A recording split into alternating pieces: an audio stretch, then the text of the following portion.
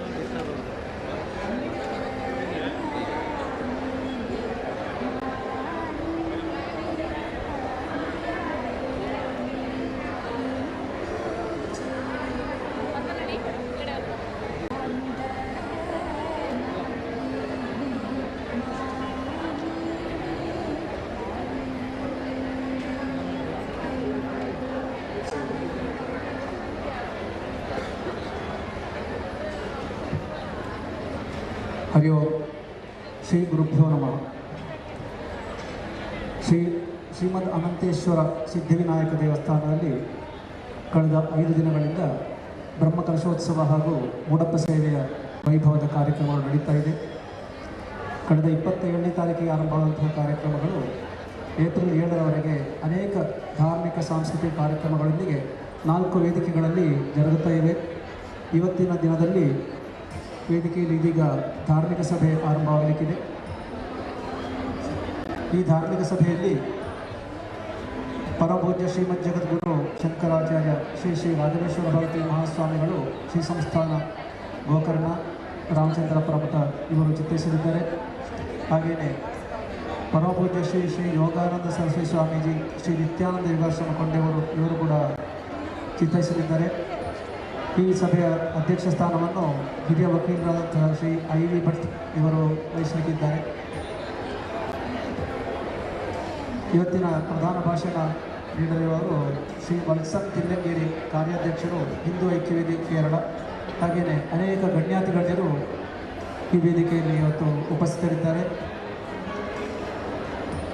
ಬ್ರಹ್ಮಶ್ರೀ ಕುಂಟಾರು ವಾಸುದೇವ ತಂತ್ರಿಗಳು, ಹಾಗೆಯೇ ಶ್ರೀ ರಘುರಾಮ ಶೆಟ್ಟಿ ಕನ್ಯಾನ ಉದ್ಯಮಿ ಮುಂಬೈ, ಶ್ರೀ ರವೀಂದ್ರನಾಥ ರೈ ಮೊಕ್ತೇಸರು, ಶ್ರೀ ಸೋಮೇಶ್ವರ ದೇವಸ್ಥಾನ Mangaluru, Shri Pramod Kumar circle inspector of police Udupi, Shri Bhaskara Shetty ಮೊಕ್ತೇಸರು, ಶ್ರೀ ಸಿದ್ಧಿವಿನಾಯಕ ಕ್ಷೇತ್ರ ಮುಂಬೈ, ಶ್ರೀ ಪದ್ಮರಾಜರಾಮಯ್ಯ ಕೋಶಾಧಿಕಾರಿಗಳು, ಶ್ರೀ ಗೋಕರ್ಣನಾಥೇಶ್ವರ ದೇವಸ್ಥಾನ ಕುದ್ರೋಳಿ ಮಂಗಳೂರು, ಶ್ರೀ ಹೆಗ್ಗುಂಜೆ ಧನಂಜಯ ಶೆಟ್ಟಿ ಅಧ್ಯಕ್ಷರು, ವ್ಯವಸ್ಥಾಪನಾ ಸಮಿತಿ ಮಂದಾರ್ತಿ ಶ್ರೀ ದುರ್ಗಾಪರಮೇಶ್ವರ ದೇವಸ್ಥಾನ, ಶ್ರೀ MD ಸದಾಶಿವ ಮೊಕ್ತೇಶ್ವರರು ಸಂಪಾಜಿ ಪಂಚಲಿಂಗೇಶ್ವರ ದೇವಸ್ಥಾನ, ಡಾಕ್ಟರ್ ಲೀಲಾಧರ ಪ್ರಾಂಶುಪಾಲರು KVJ ಆಯುರ್ವೇದ ವೈದ್ಯಕೀಯ ಕಾಲೇಜು ಸುಳ್ಯ, ಶ್ರೀ ಮುಖೇಶ್ ಯೋಜನಾಧಿಕಾರಿಗಳು, ಶ್ರೀ ಕ್ಷೇತ್ರ ಧರ್ಮಸ್ಥಳ ಗ್ರಾಮಾಭಿವೃದ್ಧಿ ಯೋಜನೆ, ಶ್ರೀ ಯೋಗೇಶ್ವರರಾವ್ ಚಿಗುರ್ಪಾದೆ ಮಾಜಿ ಸದಸ್ಯರು ಕರ್ನಾಟಕ ಯಕ್ಷಗಾನ ಅಕಾಡೆಮಿ, ಶ್ರೀ ವಿಶ್ವನಾಥ್ ಕುದೂರು ಮೊಕ್ತೇಶ್ವರರು, ಶ್ರೀ ಭಗವತಿ ಕ್ಷೇತ್ರ ಕನಿಲ, ಶ್ರೀ ಜಗದೀಶ್ ಕಾಮತ್ ಕೆ ಆಡಳಿತ ಮೊಕ್ತೇಶ್ವರರು, ಶ್ರೀ ವರದರಾಜ ವೆಂಕಟರಮಣ ದೇವಸ್ಥಾನ ಕಾಸರಗೋಡು,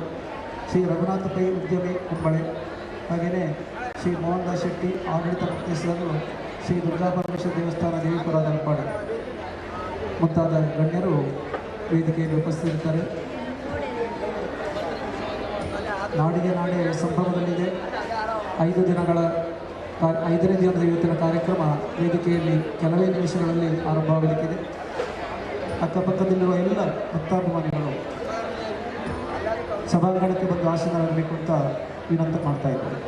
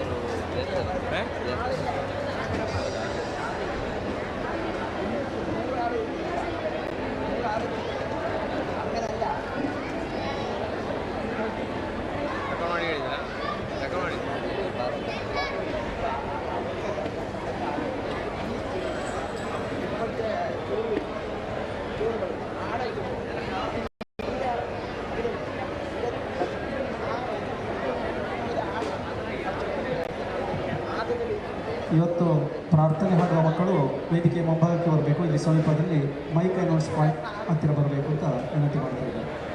ಇವತ್ತು ಪ್ರಾರ್ಥನೆ ಹಾಡುವ ಮಕ್ಕಳು ಇಲ್ಲಿಗೆ ಬರಬೇಕು.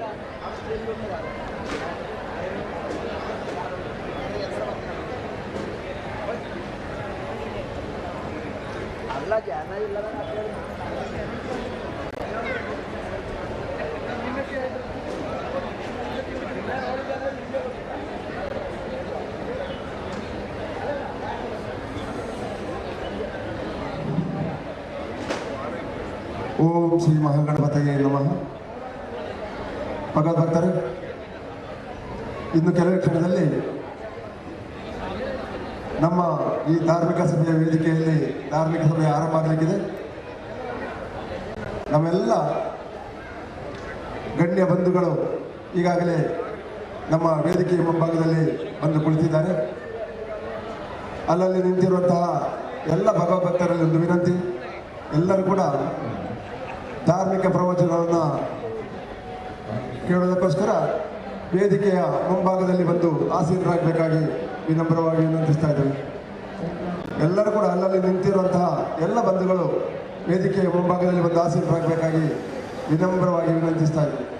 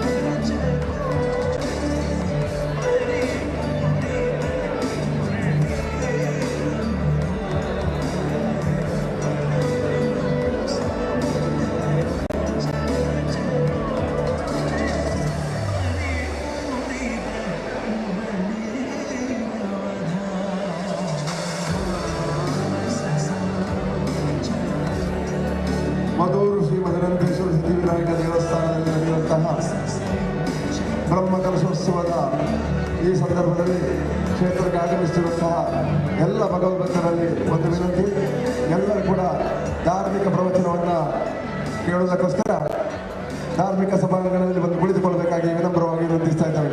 ಇನ್ನು ಕೆಲವೇ ಕ್ಷಣದಲ್ಲಿ ನಮ್ಮ ಧಾರ್ಮಿಕ ಸಭೆ ಆರಂಭ ಆಗಲಿಕ್ಕಿದೆ. ನಮ್ಮ ಧಾರ್ಮಿಕ ಸಭೆಯ ಅಧ್ಯಕ್ಷ ಸ್ಥಾನವನ್ನು ಅಡ್ವೊಕೇಟ್ ಐ.ವಿ. ಭಟ್ ಹಿರಿಯ ವಕೀಲರವರು ಹಾಗೂ ಕಾಸರಗೋಡಿನ ಕನ್ನಡ ಹೋರಾಟಗಾರರ ಪ್ರಥಮ ಶ್ರೇಣಿಯಲ್ಲಿರುವಂತಹ ಮಹಾನ್ ವ್ಯಕ್ತಿತ್ವ ಅವರು ಈಗಾಗಲೇ ನಮ್ಮ ವೇದಿಕೆಯ ಮುಂಭಾಗದಲ್ಲಿ ಒಂದು ಆಸೀನರಾಗಿದ್ದಾರೆ. ಇನ್ನು ಕೆಲವೇ ಕ್ಷಣದಲ್ಲಿ ನಮ್ಮ ಕಾರ್ಯಕ್ರಮ ಆರಂಭ ಆಗಲಿಕ್ಕಿದೆ. ಅಲ್ಲಲ್ಲಿ ನಿಂತಿರುವಂತಹ ಎಲ್ಲ ಭಗವದ್ಭಕ್ತರು ಧಾರ್ಮಿಕ ಸಭೆಯ ವೇದಿಕೆಯ ಮುಂಭಾಗದಲ್ಲಿ ಒಂದು ಆಸೀನರಾಗಬೇಕಾಗಿ ವಿನಂತಿಸ್ತಾ ಇದ್ದಾರೆ.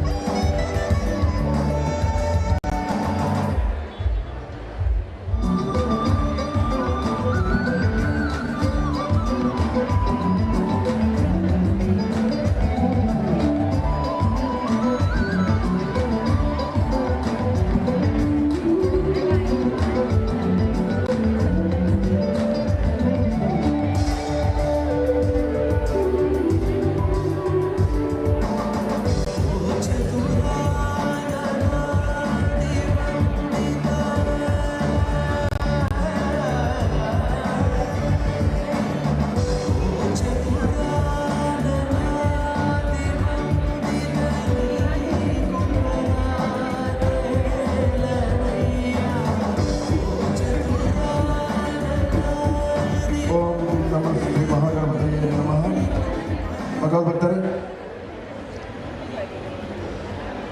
ಮಾಣಿನ ಶ್ರೀ ಮೋಹನ್ ದಾಸ್ ಸ್ವಾಮೀಜಿಯವರು ನಮ್ಮ ವೇದಿಕೆಗೆ ಆಗಮಿಸ್ತಾ ಇದ್ದಾರೆ.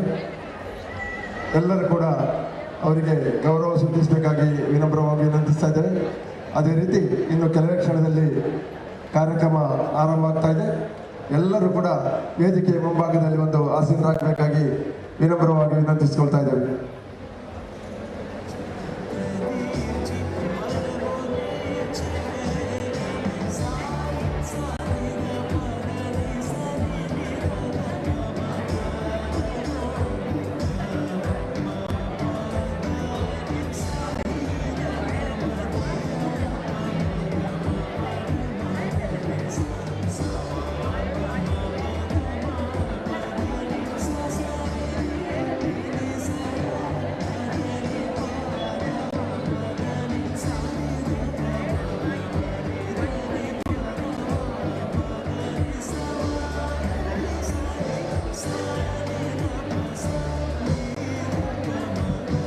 ಕಾರ್ಯಕ್ರಮ ಇದೀಗ ಆರಂಭ ಆಗಲಿಕ್ಕಿದೆ. ಎಲ್ಲ ಅತಿಥಿಗಳನ್ನು ವೇದಿಕೆಗೆ ಕರ್ಕೊಂಡು ಬರಬೇಕು ಅಂತ ಸಮಿತಿಯ ಪದಾಧಿಕಾರಿಗಳಲ್ಲಿ, ಬ್ರಹ್ಮಕಲಶೋತ್ಸವ ಸಮಿತಿಯ ಪದಾಧಿಕಾರಿಗಳಲ್ಲಿ ವಿನಂತಿ ಮಾಡ್ತಾ ಇದ್ದೇನೆ.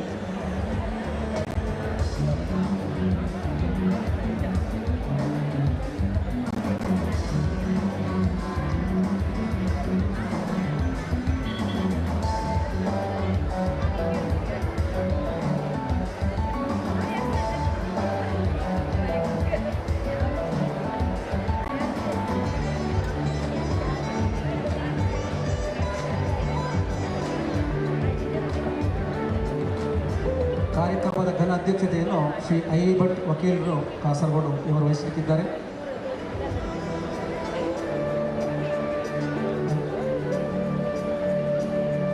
ಎಲ್ಲ ಧನ ವಿದ್ವಾನ್ ಅತಿಥಿಗಳನ್ನು ಕೂಡ ವೇದಿಕೆಗೆ ಆತ್ಮೀಯವಾಗಿ ಬರಮಾಡಿಕೊಳ್ಳೋಣ.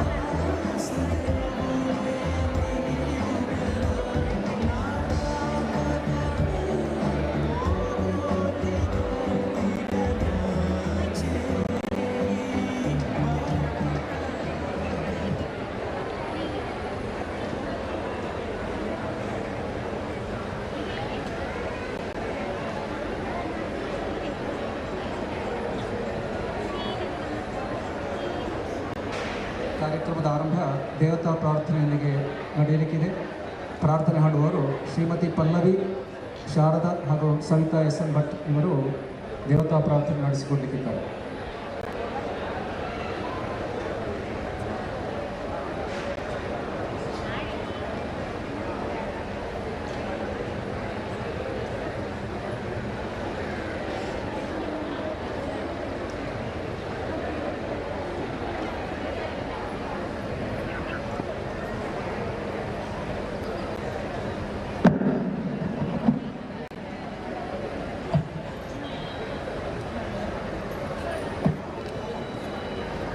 ಒಲಿದು ಬಾರೋ ಗಣಪ ವರವಾಗಿ ಬಾರೋ ಬೆನಕ, ಒಲಿದು ಬಾರೋ ಗಣಪ ವರವಾಗಿ ಬಾರೋ ಬೆನಕ. ಅರಳಿದ ಹೂವಲ್ಲಿ ನಿನ್ನ ದಿವ್ಯ ರೂಪವ ಕಂಡೆ, ಆಲದ ಎಲೆಯಲ್ಲಿ ನಿನ್ನ ಚಂದ ಮೊಗವ ಕಂಡೆ.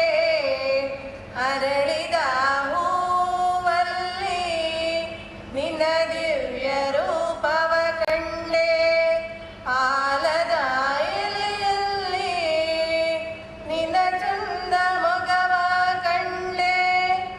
ಎಲ್ಲೆಲ್ಲಿ ನೋಡಿದರೂ ನಿನ್ನನ್ನೇ ಕಾಣುವೆ, ಎಲ್ಲೆಲ್ಲಿ ನೋಡಿದರೂ ನಿನ್ನನ್ನೇ ಕಾಣುವೆ.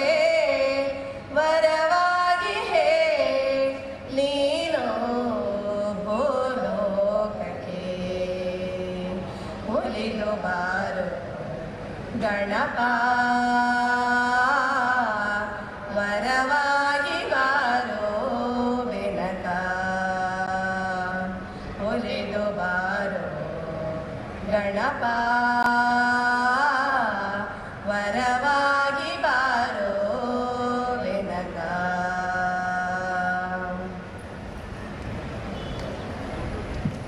ವೇದಿಕೆಯಲ್ಲಿ ಪರಮಪೂಜ್ಯ ಶ್ರೀ ಶ್ರೀ ಯೋಗಿ ಕಸ್ತೂಭ ಮೋಹನ್ ದಾಸ್ ಪರಮಹಂಸ ಸ್ವಾಮೀಜಿಯವರಿದ್ದಾರೆ. ಅವರ ಚರಣಾರಣ ವಂದನೆಗಳಿಗೆ ನಮನಗಳನ್ನು ಸಲ್ಲಿಸ್ತಾ ಹಾಗೆಯೇ ಬಂದ ಎಲ್ಲ ಗಣ್ಯರನ್ನು ಸ್ವಾಗತಿಸಲಿಕ್ಕಿದ್ದಾರೆ. ಶ್ರೀ ಬಿ ಸುರೇಶ್ ನಾಯ್ಕ, ಜದಿ ಕಾರ್ಯದರ್ಶಿ, ಧರ್ಮಕಲಶೋತ್ಸವ ಸಮಿತಿ ಅವರು ವೇದಿಕೆಗೆ ಬಂದು ಸ್ವಾಗತವನ್ನು ನಿರ್ವಹಿಸಬೇಕು ಅಂತ ಕೇಳಿಕೊಳ್ತಾ ಇದ್ದಾರೆ.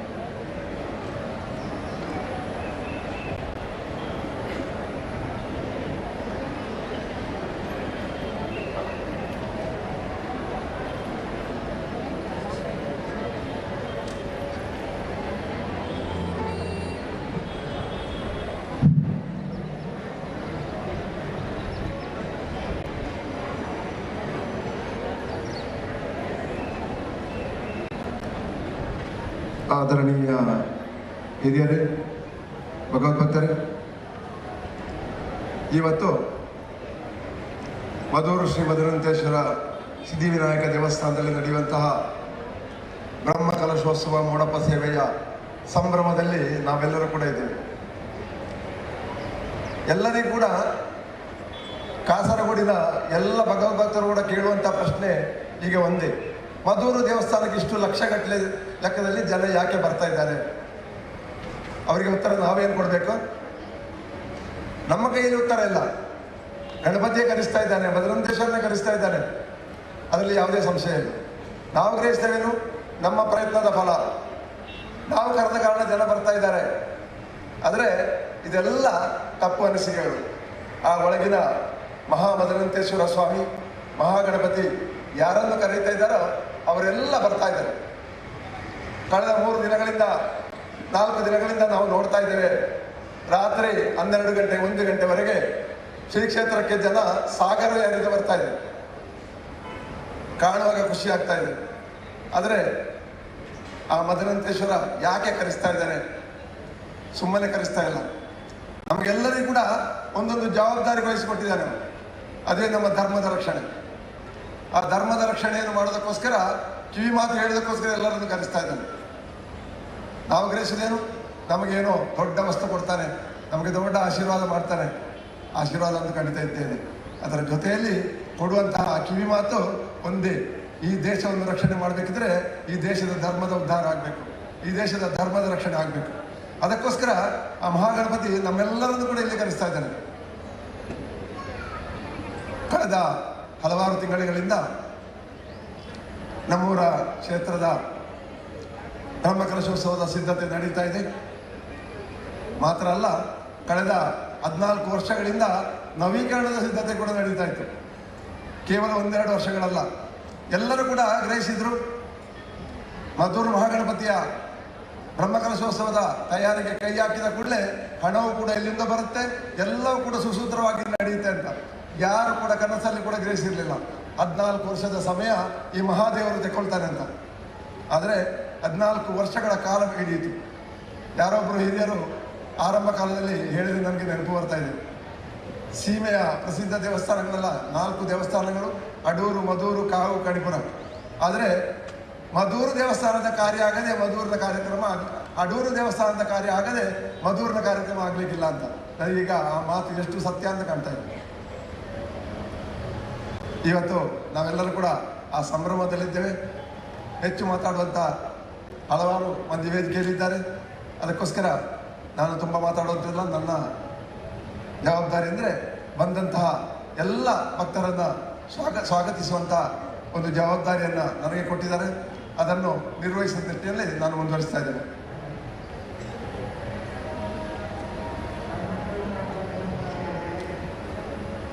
ಭಗವದ್ಭಕ್ತರೇ, ನಮ್ಮ ಈ ವೇದಿಕೆಯಲ್ಲಿ ಆಸೀನರಾಗಿರುವಂತಹ ಪರಮ ಪೂಜ್ಯ ಮಾಣಿಲ ಮೋಹನ್ ದಾಸ್ ಸ್ವಾಮೀಜಿಯವರಿದ್ದಾರೆ. ಇವರಿಗೆ ಒಂದು ಲೆಕ್ಕದಲ್ಲಿ ಇಡೀ ಬ್ರಹ್ಮಕಲಶೋತ್ಸವದ ಅಸ್ತ್ರವನ್ನು ಕೈಯಲ್ಲಿಟ್ಟುಕೊಂಡಂತಹ ಮಹಾನ್ ಯೋಗಿಯವರು. ಅವರಿಗೆ ಸಾಷ್ಟಾಂಗ ಪ್ರಣಾಮ ಮಾಡ್ತಾ ಈ ವೇದಿಕೆಗೆ ಅವರನ್ನು ಸ್ವಾಗತಿಸ್ತಾ ಇದ್ದೇನೆ.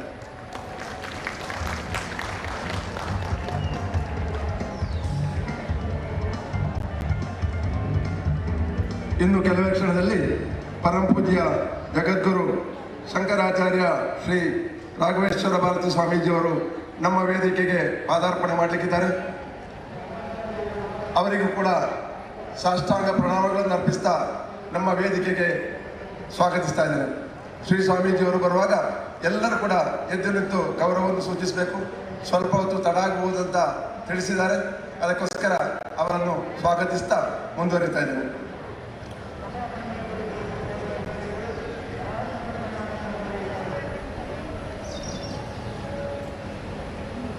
ಇವತ್ತಿನ ಈ ಧಾರ್ಮಿಕ ಸಭೆಯ ಅಧ್ಯಕ್ಷ ಸ್ಥಾನವನ್ನು ವಹಿಸಲಿಕ್ಕಿದ್ದಾರೆ ಹಿರಿಯರಾದ ಶ್ರೀ ಐ.ವಿ. ಭಟ್, ಕಾಸರಗೋಡಿನ ಪ್ರಖ್ಯಾತ ಹಿರಿಯ ವಕೀಲರು ಹಾಗೂ ನಮಗೆಲ್ಲರಿಗೂ ತಿಳಿದಿರುವಂತೆ ಕಾಸರಗೋಡಿನ ಕನ್ನಡ ಹೋರಾಟಗಾರರ ಮುಂಚೂಣಿಯಲ್ಲಿ ನಿಂತು ಪ್ರವರ್ತಿಸಿದಂತಹ ಮಹಾನ್ ಮೇಧಾವಿ ಅವರು ನಮ್ಮ ಅಧ್ಯಕ್ಷರಾಗಿ ಬಂದಿರುವಂಥದ್ದು ನಮಗೆಲ್ಲರಿಗೂ ಕೂಡ ಸಂತಸದ ವಿಷಯ. ಅವರಿಗೆ ನಿಮ್ಮೆಲ್ಲರ ಪರವಾಗಿ ಆದರದ ಸ್ವಾಗತವನ್ನು ಬಯಸ್ತಾ ಇದ್ದೇನೆ.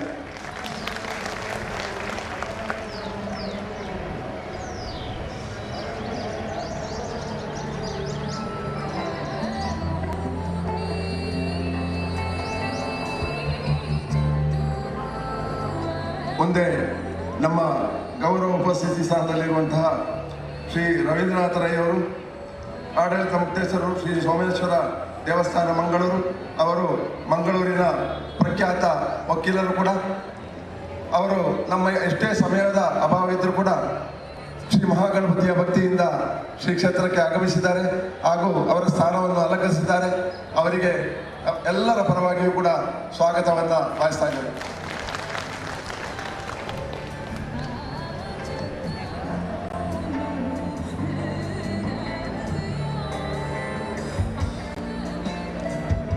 ಮುಂದೆ ನಮ್ಮ ಕೇರಳದ ಹಾಗೂ ಕರ್ನಾಟಕದ ಎಲ್ಲರಿಗೂ ಕೂಡ ಚಿರಪರಿಚಿತರಾಗಿರುವಂತಹ ಶ್ರೀ ವಲ್ಸೇಟನ್ ಅಂದರೆ ಶ್ರೀ ವಲ್ಸನ್ ತಿಲ್ಲಂಗೇರಿ ಕಾರ್ಯಾಧ್ಯಕ್ಷರು, ಹಿಂದೂ ಐಕ್ಯವೇದಿ ಕೇರಳ, ಹಾಗೂ ಇವರು ರಾಷ್ಟ್ರೀಯ ಸ್ವಯಂ ಸೇವಕ ಸಂಘದ ಪ್ರಾಂತ ಕಾರ್ಯಕಾರಿಣಿ ಸದಸ್ಯರು ಕೂಡ ಆಗಿದ್ದಾರೆ.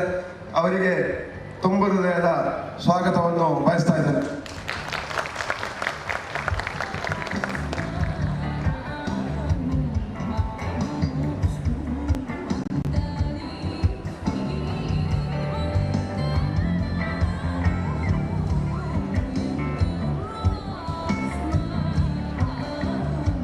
ಮುಂದೆ ನಮ್ಮವರಾದ Shri Pramod Kumar, circle inspector of police Udupi.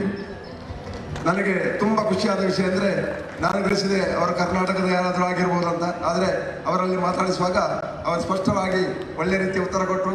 ನಾನು ಹತ್ತಿರದ ಬೇಕಲದವರೇ, ಮಧುರಿಗೆ ನಿತ್ಯವೂ ಬರುತ್ತಿದ್ದಂತಹ ಒಬ್ಬ ಭಕ್ತ ಅಂತ. ನಿಜವಾಗಿ ತುಂಬ ಖುಷಿಯ ವಿಚಾರ. ಅವರನ್ನು ತುಂಬು ಹೃದಯದಿಂದ ಈ ಕಾರ್ಯಕ್ರಮಕ್ಕೆ ಸ್ವಾಗತಿಸ್ತಾ ಇದ್ದೇನೆ.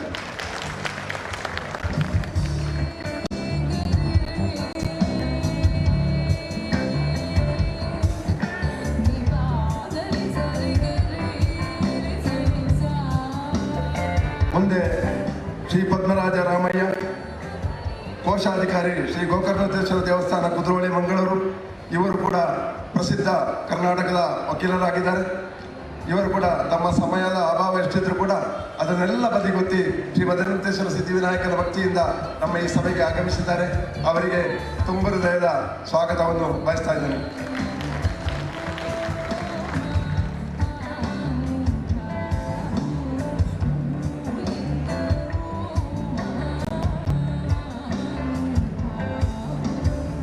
ಮುಂದೆ ಶ್ರೀ ಯೋಗೀಶ್ ರಾವ್ ಚಿಗುರುಪಾದೆ, ಮಾಜಿ ಸದಸ್ಯರು, ಕರ್ನಾಟಕ ಯಕ್ಷಗಾನ ಅಕಾಡೆಮಿ.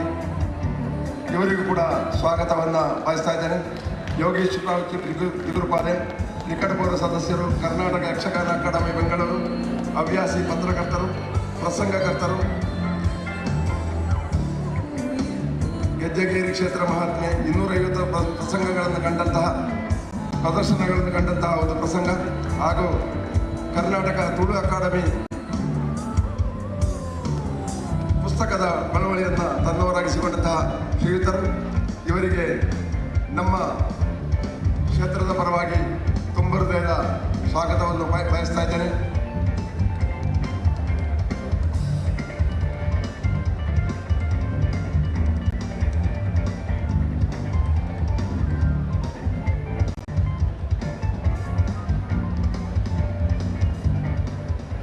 ಮುಂದೆ ನಮ್ಮವರಾದ ಕಾಸರಗೋಡಿನ ಪ್ರಖ್ಯಾತ ವ್ಯಾಪಾರಿ ಶ್ರೀ ಜಗದೀಶ್ ಕಾಮತ್ಕೆ, ಆಡಳಿತ ಮುಕ್ತೇಶ್ವರರು, ಶ್ರೀ ವರದರಾಜ ವೆಂಕಟರಮಣ ದೇವಸ್ಥಾನ ಕಾಸರಗೋಡು. ಇವರು ನಮ್ಮ ವೇದಿಕೆಯಲ್ಲಿದ್ದಾರೆ, ನಮ್ಮವರೇ. ಅವರಿಗೂ ಕೂಡ ತುಂಬ ಹೃದಯದ ಸ್ವಾಗತವನ್ನು ಬಯಸ್ತಾ ಇದ್ದೇನೆ.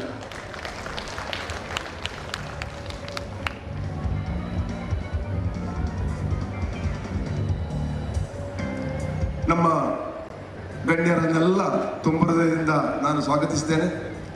ಮುಂದೆ ಇಲ್ಲಿ ಬಂದು ಸೇರಿರುವಂತಹ ಸಹಸ್ರ ಭಕ್ತಜನ ಬಂಧುಗಳಿಗೆ ಈ ಕಾರ್ಯಕ್ರಮಕ್ಕೆ ತುಂಬ ಹೃದಯದ ಸ್ವಾಗತವನ್ನು ಬಯಸ್ತೇನೆ. ಎಲ್ಲರೂ ಕೂಡ ಈ ಕಾರ್ಯಕ್ರಮದ ಪೂರ್ತಿ ಇದ್ದು ಈ ಕಾರ್ಯಕ್ರಮದ ವಿಜಯಕ್ಕೆ ಸಾಕ್ಷಿಗಳಾಗಬೇಕಾಗಿ ವಿನಮ್ರವಾಗಿ ವಿನಂತಿಸ್ತಾ ಇದ್ದೇನೆ.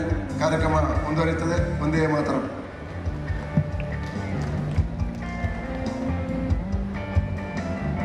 ಮುಂದಕ್ಕೆ ಶ್ರೀ ರವೀಂದ್ರನಾಥ ರೈ ಮೊಕ್ತೇಸರು ಶ್ರೀ ಸೋಮೇಶ್ವರ ದೇವಸ್ಥಾನ ಮಂಗಳೂರು ಇವರು ಖ್ಯಾತ ವಕೀಲರು ಹೌದು. ಧಾರ್ಮಿಕವಾಗಿ ಸಾಮಾಜಿಕವಾಗಿ ತಮ್ಮ ತೊಡಗಿಸಿಕೊಂಡವರು. ಕಾರ್ಯಕ್ರಮಕ್ಕೆ 2 ಶುಭನುಡಿಗಳನ್ನು ಆಡಬೇಕು ಅಂತ ಅವರಲ್ಲಿ ವಿನಂತಿ ಮಾಡ್ತಾ ಇದ್ದಾರೆ. ಮೊದಲಿಗೆ ದೀಪ ಪ್ರಜ್ವಲನೆ, ಅತಿಥಿಗಳು ಹಾಗೂ ಸ್ವಾಮೀಜಿಗಳು ಎಲ್ಲರೂ ಸೇರಿಕೊಂಡು ಅಧ್ಯಕ್ಷರು ದೀಪ ಪ್ರಜ್ವಲನೆ ನಡೆಸಿಕೊಡಬೇಕು ಅಂತ ವಿನಂತಿ ಮಾಡ್ತಾರೆ.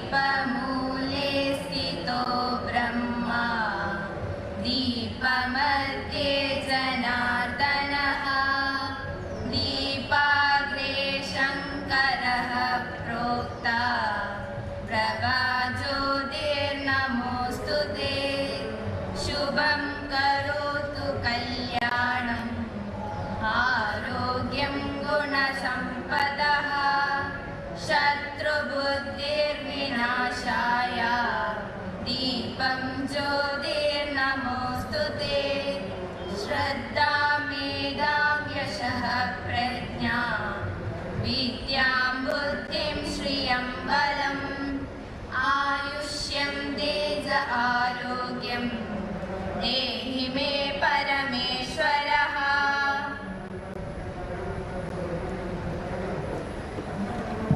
ಸ್ವಾಮೀಜಿಯವರ ಮುಂದಾಳದಲ್ಲಿ ದೀಪಜ್ವಲನೆಯೊಂದಿಗೆ ಕಾರ್ಯಕ್ರಮ ಶುಭಾರಂಭಗೊಂಡಿದೆ. ಶುಭನುಡಿಗಳನ್ನು ಆಡಬೇಕು ಅಂತ ಶ್ರೀ ರವೀಂದ್ರನಾಥ ರೈ ಅವರಲ್ಲಿ ವಿನಂತಿ ಮಾಡ್ತಾ ಇದ್ದಾರೆ.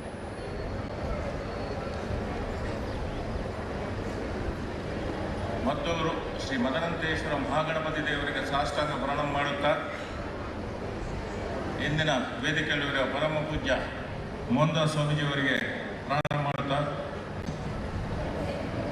ಹಿರಿಯ ವಕೀಲರು, ಇಂದಿನ ಸಭಾ ಕಾರ್ಯಕ್ರಮದ ಅಧ್ಯಕ್ಷರು ವಕೀಲರಾದ ಐವಿ ಭಟ್ರು ಅವ್ರ ಜೊತೆ ವೇದಿಕೆ ಹಂಚಿಕೊಳ್ಳುವುದೇ ಒಂದು ನಮ್ಮ ಪುಣ್ಯ ಅಂತ ಎನಿಸ್ತೇನೆ. ಯಾಕೆಂತ ಹೇಳಿದರೆ ಈಗ ಗೊತ್ತಾಯಿತು ಕನ್ನಡ ಪರ ಹೋರಾಟಗಾರರು, ಅವರಿಗೆ ಪ್ರಣಾಮವನ್ನು ಸಲ್ಲಿಸುತ್ತಾ ನನ್ನ ಆತ್ಮೀಯ ಮಿತ್ರರಾದ ಪದ್ಮರಾಜು ಅವರು, ನನ್ನ ಸಹೋದ್ಯೋಗಿ, ಅವರಿಗೂ ನಮಸ್ಕರಿಸುತ್ತಾ ಇನ್ನೊಬ್ಬರು ಆತ್ಮೀಯರು ನಮ್ಮ ಪ್ರಮೋದ್ ಕುಮಾರ್ ಸರ್ಕಲ್ ಇನ್ಸ್ಪೆಕ್ಟರ್ ಅವರು, ಅವರಿಗೂ ನಮಸ್ಕರಿಸುತ್ತಾ ವೇದಿಕೆಯಲ್ಲಿರುವ ವಸಂತಿ ಲಂಗೇರಿ ಕಾರ್ಯಾಧ್ಯಕ್ಷರು ಇಂದು ಐಕ್ಯ ವೇದಿ ಅವರಿಗೆ ನಮಸ್ಕರಿಸುತ್ತಾ, ಜಗದೀಶ್ ಕಾಮತ್ ಅವರಿಗೆ ವಂದಿಸುತ್ತಾ, ಯೋಗೇಶ್ವರ ಚಿಗುರುಪಾದೆ ಇವರಿಗೂ ವಂದಿಸುತ್ತಾ, ಇಲ್ಲಿ ಸೇರಿರುವ ಎಲ್ಲ ಭಕ್ತಾಭಿಮಾನಿಗಳಿಗೆ, ಇದು ನನ್ನ ಸೋಮನಾಥ ದೇವಸ್ಥಾನದ ನನ್ನ ಆಡಳಿತ ಪಕ್ಷ ನಮ್ಮ ಟ್ರಸ್ಟಿಗಳು ಇಲ್ಲಿ ಎಲ್ಲ ಬಂದಿದ್ದಾರೆ. ಇದು ನಮ್ಮ ಒಂದು ಯೋಗ ಭಾಗ್ಯ ಅಂತ ಎನಿಸ್ತೇವೆ. ಯಾಕೆಂದರೆ ಮದ್ದೂರು ಮಹಾಗಣಪತಿ ದೇವರ ಒಂದು ಬ್ರಹ್ಮ ಕೆಲಸಕ್ಕೆ ಇಲ್ಲಿ ಬರುವುದು ಅಂತ ಹೇಳಿದರೆ ನಮ್ಮೊಂದು ಪುಣ್ಯ ಅಂತ ಎನಿಸ್ತೇನೆ. ಈ ವೇದಿಕೆಯಲ್ಲಿ ಹಂಚಿಕೊಳ್ಳುವುದೇ ನಮಗೆ ಪುಣ್ಯ ಅಂತ. ಮೊನ್ನೆ ಒಬ್ಬರು ಮಹಿಳೆಯರೊಬ್ಬರು ಪ್ರಧಾನ ಭಾಷಣ ಮಾಡ್ತಿರುವಾಗ ನಾನು ಕೇಳಿದೆ, ಯಾಕೆಂತೇಳಿ ಮದ್ದೂರು ಮಹಾಗಣಪತಿ ದೇವರ 2009ಕ್ಕೆ ಅದು ಬಾಲ್ಯವಾಗಿ 14 ವರ್ಷ ಬೇಕಾಯಿತು ದೇವರನ್ನು ಪುನಃ ಪ್ರತಿಷ್ಠೆ ಮಾಡಬೇಕಂದ್ರೆ. ಇದರಲ್ಲಿ ನಾವು ಎಲ್ಲ ಭಕ್ತರು ಇದರ ಬಗ್ಗೆ ಆತ್ಮಾವಲೋಕನ ಮಾಡಬೇಕು. ಒಂದು ಇದಿದೆ, ಯಾಕಂತ ಹೇಳಿದ್ರೆ ಮನುಷ್ಯ ಪ್ರಯತ್ನ, ದೈವ ಸಂಕಲ್ಪ, ದೇವರಿಗೆ ಹೇಗೆ ಆಗಬೇಕಾದನ್ನು ಅವರು ಯಾವಾಗ ಬೇಕಾದ್ರೂ ಮಾಡಿಸ್ಕೊಳ್ತಾರೆ. ಉದಾಹರಣೆಗೆ ನಮ್ಮ ಅಯೋಧ್ಯೆಯ ರಾಮ ಮಂದಿರ ಒಂದು 500-600 ವರ್ಷಗಳ ಹಿಂದೆ ನೆಲಸಭಾದ ಮಂದಿರ ಯಾವಾಗಲೂ ಭಕ್ತರು ಕಟ್ಟಬಹುದು. ಆದರೆ ರಾಮ ಯಾಕೆ ಬೇಡ ಅಂತ ಎನಿಸಿದ್ರೆ, ಯಾಕೆ ಇದಾಗಬೇಕಂತ ನಂಗೆ ಗೊತ್ತಿಲ್ಲ. ಮೋದಿ ಅಂತ ಒಬ್ಬ ಮಹಾನ್ ವ್ಯಕ್ತಿ ಬರಬೇಕಾಯ್ತು, ಸಾವಿರಾರು ಭಕ್ತರ ಬಲಿದಾನ ಆಗಬೇಕಾಯಿತು, ಕೋಟ್ಯಾಂತರ ಫ್ರಮ್ ಉತ್ತರ ಭಾರತದಿಂದ ದಕ್ಷಿಣ ಭಾರತದವರೆಗೆ ಎಲ್ಲ ಕೋಟ್ಯಾಂತರ ಭಕ್ತರ ಕಾಣಿಕೆ ಅದಕ್ಕೆ ಸಮರ್ಪಣೆ ಆಗಬೇಕಿತ್ತೋ ಏನೋ. ಸೊ ಭವ್ಯವಾದ ಒಂದು ಅಯೋಧ್ಯೆ ಮಂದಿರ ಈಗ ನಮಗೆ ನೋಡಲಿಕ್ಕೆ ಆಯಿತು. ಅದು ರಾಮನ ಇಚ್ಛೆ ಇರ್ಬೋದು. ಹಾಗೆ ಇಲ್ಲಿ ಮದ್ದೂರು ಮಹಾಗಣಪತಿ ಇಚ್ಛೆ ಇರ್ಬೋದು.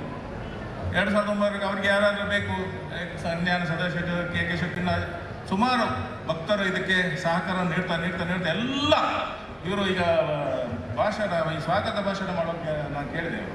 ಅಂದರೆ ಧರ್ಮ ರಕ್ಷಣೆಗೆ ಎಲ್ಲರೂ ಸೇರಬೇಕು, ಆಗ ಮಾತ್ರ ನಮ್ಮ ರಾಷ್ಟ್ರ ಉಳಿತದೆ ಅಂತ. ಸೊ ಅದನ್ನು ಈಗ ಎಲ್ಲ ಭಕ್ತರು ತೋರಿಸ್ತಿದ್ದಾರೆ. ಈ ಸಂದರ್ಭವನ್ನು ಮಹಾಗಣಪತಿ ಕಾಯ್ತಿದ್ದಾರೆ ಅನ್ನೋ. ಸೊ ಬಹಳ ಒಂದು ಅಚ್ಚುಕಟ್ಟಿನ ವ್ಯವಸ್ಥೆ, ಅಚ್ಚುಕಟ್ಟು ಅಷ್ಟೊಂದು ವ್ಯವಸ್ಥೆಯಲ್ಲಿ ಬ್ರಹ್ಮಕಲಶ ನಡೆಯುತ್ತಿದೆ. ನಿಜವಾಗಿಯೂ ಇದು ದೈವ ಇಚ್ಛೆ, ದೈವ ಇದು ಸಂಕಲ್ಪ.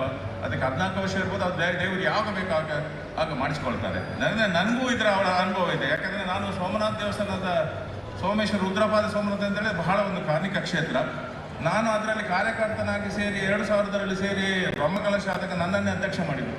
ಆಗ ನಮ್ಮ ನೀಲೇಶ್ವರ ಪದ್ಮನಾಭ ತಂತ್ರ ಹತ್ರ ಹೋಗಿ ಕೇಳಿದೆ, ನನ್ನನ್ನು ಅಧ್ಯಕ್ಷ ನನಗೇನು ಗೊತ್ತಿಲ್ಲ, ಏನು ನೀವು ಇಷ್ಟು ಕೆಲಸ ಮಾಡ್ತೀನಿ, ನೀವು ಅಧ್ಯಕ್ಷರಾಗಿ, ನಾವು ತಂತ್ರ ಕೆಲಸ ನಾವು ಮಾಡ್ತೀವಿ, ನಿಮ್ಮ ಚಾಕರಿ ಸೋಮನಾಥನ ಮಾಡಿ. 2005ರಲ್ಲಿ ಬ್ರಹ್ಮಕಲಶ ಆದ ನಮಗೂ ಹಣದ ಅಡಚಣೆ ಆದಾಗ ಎಲ್ಲೋ ಒಂದು ದೇವರು ಎಲ್ಲೊಂದು ಕೊಟ್ಟರು. ನಾವು ಹಾಗೆ ಮಾಡ್ತೀವಿ ಅಂತಂದು ಆಗೋದಿಲ್ಲ, ದೇವರೇ ಕೊಡಿಸ್ತಾರೆ, ಎಲ್ಲಿಂದ ಅದು ಭಕ್ತರು ಕೊಡ್ತಾರೆ. ವಿಜೃಂಭಣೆಯಿಂದಾಯಿತು. ಆದ ನಂತರ 15 ವರ್ಷ ಮೊನ್ನೆ 2019ಕ್ಕೆ ನಾವು ದೇವರಿಗೆ ಬ್ರಹ್ಮರಥ ಕೊಡಬೇಕು ಅಂತಾಯಿತು. ಇದೆಲ್ಲ ಸಮರ್ಪಣೆ ಮಾಡುವಾಗ ಕೊರೋನಾ ಬಂತು, ಲಾಕ್ಡೌನ್ ಆಯಿತು, ಬ್ರಹ್ಮಕಲಶ ಕ್ಯಾನ್ಸಲ್ ಆಯಿತು. 2020ಕ್ಕೆ ಬ್ರಹ್ಮಕಲಶ ನಾವು ಮಾಡ್ತೇವೆ ಅಂತ ಹೇಳುವಾಗ ಹೊರ ಕಾಣಿಕೆ ಭಾರಿ ವಿಜೃಂಭಣೆದಾಯಿತು. ಆಗಲೂ ಲಾಕ್ಡೌನ್ ಇದು ಬರ್ತಾಯಿತ್ತು. ಆಮೇಲೆ 5 ಬ್ರಹ್ಮಕಲಶ ಆದ ದಿವಸ ಮಧ್ಯಾಹ್ನ ನನಗೆ ಸರಿ ನೆನಪಿದೆ, ನಮ್ಮ ಬ್ರಹ್ಮಕಲಶ ಆದದಷ್ಟೇ ರಥ ಸಮರ್ಪಣೆ ಆಗಿದೆ, ರಥೋತ್ಸವ ಆಗಬೇಕು. ಫುಲ್ ಪೊಲೀಸ್ ಬಂತು, AC BC ಎಲ್ಲ ಬಂದರು, ಬಂದ್ ಮಾಡಿ ಗಲಾಟೆ ಎಲ್ಲ. ಭಕ್ತರೆಲ್ಲ ಸಮುದ್ರ ತೀರದಲ್ಲಿ ಊಟ ಅದೆಲ್ಲ ನೋಡಲಿಲ್ಲ, ಅವರು ಮಾಡೋದು ಎಂತಂತಾಗಲಿಲ್ಲ. ಹಾಗೆ ನಾನು AC ಅವ್ರ ಹೋಗಿದ್ದೆ, ಯಾಕೆ ಇದು ಮಾಡ್ತಾರೆ, ದೇವಸ್ಥಾನ ಎಲ್ಲ ಬಂದ್ ಮಾಡಿದ್ರು. ಬ್ರಹ್ಮಕಲಶ ಆದಷ್ಟೇ. ಅಲ್ಲ ನಾನು ಶಿವಭಕ್ತ, ಅಲ್ಲ ಪ್ರಸಾದ ತಗೊಂಡಿದ್ದೆ. ಆಮೇಲೆ ಮಾತಾಡೋದು ಪ್ರಸಾದ ತಗೊಂಡು ಅವ್ರು ಅಲ್ಲಿಗೆ ಸ್ವಲ್ಪ ಏನು ಸೋಮನಾಥನ ದಯೆ ಏನೋ ಗೊತ್ತಿಲ್ಲ. ಅಲ್ಲ ವಕೀಲರು, ಅವ್ರಿಗೆ ನಾನು ವಕೀಲರು ಇಷ್ಟು ಜನ ಸೇರಿಸಿ ಅಲ್ಲ, ಈಗ ಬ್ರಹ್ಮರಥ ಕಲಶ ಆದದಷ್ಟೇ, ಅನ್ನ ಸಂತರ್ಪಣೆ ಆಗಿ ಅನ್ನ ಸಂತರ್ಪಣೆ ಎಲ್ಲ ಕಲಿಸಿ ಅದು ನೀವು ಪೊಲೀಸ್ನವರಿಗೆ ಹೇಳಿ. ಸ್ವಲ್ಪ ಮುಂದೆ ಹೋಗುವಾಗ ಹೇಳಿದ್ದಾರೆ, ಇವತ್ತು ರಾತ್ರಿ ರಥೋತ್ಸವ ಇದ್ದೇವೆ, ನಮಗೆ ಅದನ್ನು ಮಾಡಲೇಬೇಕು, ಜನ ಸೇರಿಸಬೇಡಿ. ನೋಡಿ ಇದರಲ್ಲಿ ನ್ಯೂಸಲ್ಲಿ ಬರ್ತಾ ಇದೆ. ಇಲ್ಲ ಸರ್, ಜನ ಸೇರಿಸೋದಿಲ್ಲ, ನೀವು ಪೊಲೀಸ್ನವ್ರಿಗೆ ಹೇಳಿ, ಆ ಥರ ರಥೋತ್ಸವ ಮಾಡ್ತೇವೆ ಅಂತೇಳಿ. ಅವ್ರು ಜೀಪ್ ಹತ್ತವ್ರು ಹೇಳಿದೆ, ನಾಳೆಯಿಂದ ಜಾತ್ರೆ ಅಂತ. ಅವ್ರಿಗೆ ಅವ್ರಿಗೆ ನೀವು ತಲೆ ಸರಿ ಇಲ್ವ ಅಂತ. ಜಾತ್ರೆ ಎಲ್ಲಿ? ದೇವಸ್ಥಾನದಲ್ಲಿ. ಆಯಿತು ಮಾಡಿ ನೋಡಿ ಅಂತೇಳಿ ಅವ್ರು ಹೋದ್ರು. ಅವರಷ್ಟೇ ಪೊಲೀಸ್ನವರೇ ಏನು ಮಾಡಲಿಲ್ಲ. ಮೇಲೆ ಬಂದು ಅಲ್ಲಿ ಅಡ್ಕ ಭಗವತಿ ನಮಗೆ ಭೇಟಿ ಇದೆ, ಅವರು ಬಂದರು. ಅವ್ರು ಹೇಳಿದ್ರು, ತಂತ್ರಿ ಅವ್ರು ಹೇಳಿದ್ರು, ಜಾತ್ರೆ ಮಾಡಲಿಕ್ಕೆ ಆಗೋದಿಲ್ಲ, ರಥೋತ್ಸವ ಹೇಗೂ ಆಗುತ್ತಲ್ಲ, ದೇವರ ಉತ್ಸವ ಆಗುತ್ತಲ್ಲ, ಜಾತ್ರೆ ರದ್ದು ಮಾಡುವ. ನೀವು ನಾನು ಫೋನ್ ಮಾಡಿ, ಸರ್ ನಾಳೆ ಜಾತ್ರೆ ರದ್ದು ಮಾಡ್ತೇವೆ. ಆಗ ಅವರೊಂದು ಮಾತಾಡಿದ್ರು ಫೋನಲ್ಲಿ, 50 ರಾತ್ರಿ ಕಣ್ಮುಚ್ತೇನೆ ಅಂತ. ಆಯಿತು, ನಾವು ರಥೋತ್ಸವ ಎಲ್ಲಿಂದ ಜನ ಬಂದಿದ್ದಾರೆ ಅಂತಲೇ ಗೊತ್ತಿಲ್ಲ. ಅಷ್ಟು ಜನ ಭಾರಿ ವಿಜೃಂಭಣೆಯಿಂದ ರಥೋತ್ಸವ ಆಯಿತು. ಎಲ್ಲ ಖುಷಿಯಾಗಿ ದೇವರು ಬಂದು ಪ್ರತಿಷ್ಠೆ ಆದರು, ಎಲ್ಲ ಇದಾಗಿ. ನಾನು ಬೆಳಿಗ್ಗೆ ಬರುವಾಗ ಅವ್ರದ್ದು ಫೋನ್ ಬಂತು, AC ಅವರು. ಅಲ್ರಿ ಎಂತ ಅರ್ಥ ಉಂಟ ಇದಕ್ಕೆ, ಎಂತ ಸರ್ ನೋಡಿದ್ದೀರಾ TV ನೀವು ಅಂತ? ಎಂತ ನೋಡಿ TV ನೋಡುವಾಗ ಇಲ್ಲ ನ್ಯಾಷನಲ್ ನ್ಯೂಸಲ್ಲೆಲ್ಲ ಬರ್ತಾ ಇದೆ. ಸೊ ಇದು lakhs of people gathered for the auspicious Brahma Rathotsava Someshwara Somnath, but Covid ನಾವು ಸಹ ಥ್ರೋನ್ ಔಟ್ ಅಂತ. ನನಗೇನಾಗಲಿ, ಇಲ್ಲ ಸರ್ ಇದು ಜಾತ್ರೆ ಅಂತ ನೀವು ಫೋಟೋ ಎಲ್ಲ ತೆಗೆದು ಕಳಿಸಿದೆ. ಜಾತ್ರೆ ಆದಾಗ ಎಲ್ಲ ನಮಗೆ ಸಂತೃಪ್ತಿ ಆಯಿತು. ನಾವು ಬಂದು 2 ಕೇಸ್ ಇತ್ತು ನಮಗೆ. ಆದರೆ ನಾನು ವಕೀಲರಾದಿಂದ ಜನತೆ ಸ್ವಲ್ಪ ಏನೋ ರಿಕ್ವೆಸ್ಟ್ ಮಾಡಿ ನಮಗೆ ಚಿಕ್ಕದ ಫೈನಲ್ಲಿ ಕೇಸ್ ಬಿಟ್ಟು, ಅದು ಸೋಮನಾಥನ ಕೃಪೆ, ದೇವರ ಕೃಪೆ.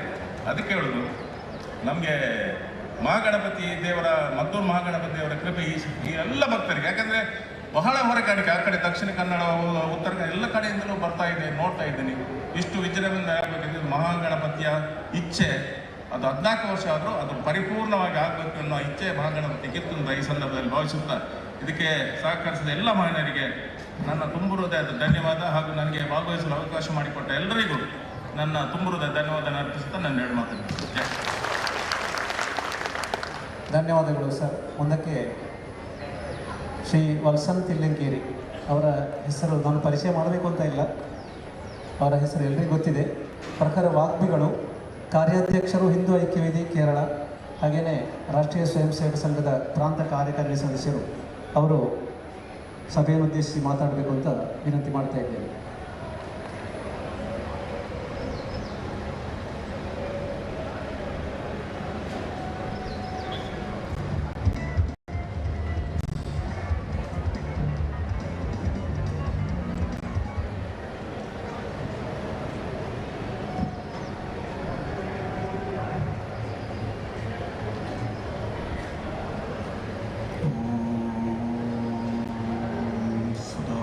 ಶಿವ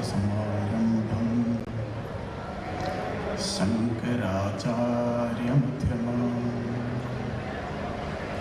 അസ്മദാചാര്യപര്യന്താം വന്ദേ ഗുരുപരമ്പരാം.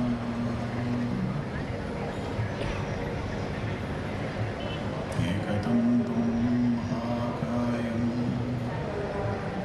തപ്തകാഞ്ചനസൂലിഭം ലംബോദരം വിശാലാക്ഷം വന്ദേഹം ഗണനായകം.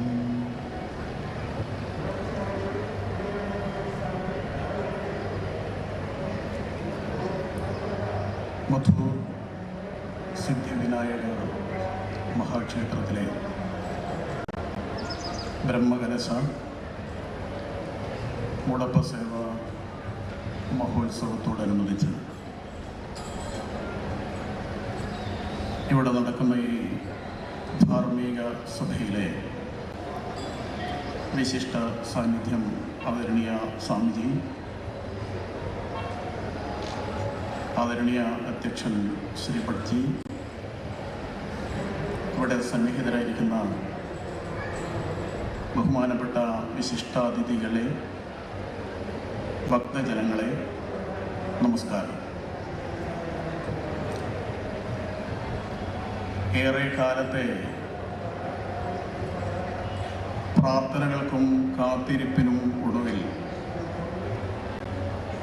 നേരത്തെ ഇവിടെ പറഞ്ഞതുപോലെ ഒരുപാട് തടസ്സങ്ങളൊക്കെ വന്നുവിട്ടെങ്കിലും അതിനെയെല്ലാം വിഘ്നേശ്വര ഭഗവാന്റെ അനുഗ്രഹം കൊണ്ട് മറികടന്ന് ഇപ്പോൾ കഴിഞ്ഞ ദിവസം ആരംഭിച്ച് 6-ാം തീയതി വരെ നീണ്ടു നിൽക്കുന്ന ബ്രഹ്മകലശ മഹോത്സവം ഈ മഹാഗണേശ തിരുസന്നിധിയിൽ നടക്കുകയാണ്. അക്ഷരാർത്ഥത്തിൽ സ്വാഭിമാന ഹിന്ദുക്കളുടെ ഒരു മഹാസംഗമമാണ് വിനായക ഭഗവാന്റെ ഭക്തരുടെ ഒരു മഹാസംഗമമാണ് ഇവിടെ നടന്നു വരുന്നത് എന്ന് നമുക്കെല്ലാവർക്കും അറിയാം. കാസർഗോഡ് നഗരത്തിൽ നിന്നിങ്ങോട്ടേക്ക് ഈ ക്ഷേത്രത്തിലേക്കുള്ള രാജപാതയിലേക്ക് പ്രവേശിക്കുമ്പോൾ ഏതൊരു ഹിന്ദുവിൻ്റെയും ഉള്ളിൽ അഭിമാനവും ആവേശവും നുരഞ്ഞു പൊന്തുന്ന നിലയിൽ നമ്മുടെ രാജപാതയെ മുഴുവനും കാവിക്കടലാക്കി മാറ്റി ഭഗവപതാകകൾ പാടിച്ച് കിലോമീറ്ററുകളോളം ഈ ഒരു മഹോത്സവത്തിൽ പങ്കെടുക്കുന്നവരെ ഹർഷാന്മോദത്തോടുകൂടി വരവേൽക്കാൻ വേണ്ടി ഇവിടുത്തെ ഭക്തജനങ്ങൾ, വിശേഷിച്ച് യുവാക്കൾ നടത്തിയ ഒരുക്കം കാണുമ്പോൾ എത്ര ആവേശത്തോടു കൂടിയാണ് ഈ മഹോത്സവത്തെ ഈ നാട് ഉൾക്കൊണ്ടത് എന്ന് അതിൽ നിന്നും തന്നെ വ്യക്തമാണ്. നിശ്ചയമായും ഇത് നമ്മുടെ ഹിന്ദു ജനതയെ സംബന്ധിച്ചിടത്തോളം വലിയ ഐക്യത്തിൻ്റെ, ഒരുമയുടെ, ഭഗവാന്റെ തിരുനാമത്തിൽ കൂടിച്ചേരുവാനുള്ള ഒരു മഹാ അവസരമായി മാറിയിരിക്കുകയാണ്. ഗണേശ ഭഗവാൻ നമ്മുടെ ഈ രാഷ്ട്രത്തിൻ്റെ സംസ്കൃതിയുടെ ധർമ്മത്തിൻ്റെ മൂർത്തിമദ്ഭാവമാണ്. വേദം തൊട്ട് മഹാഗണപതിയുടെ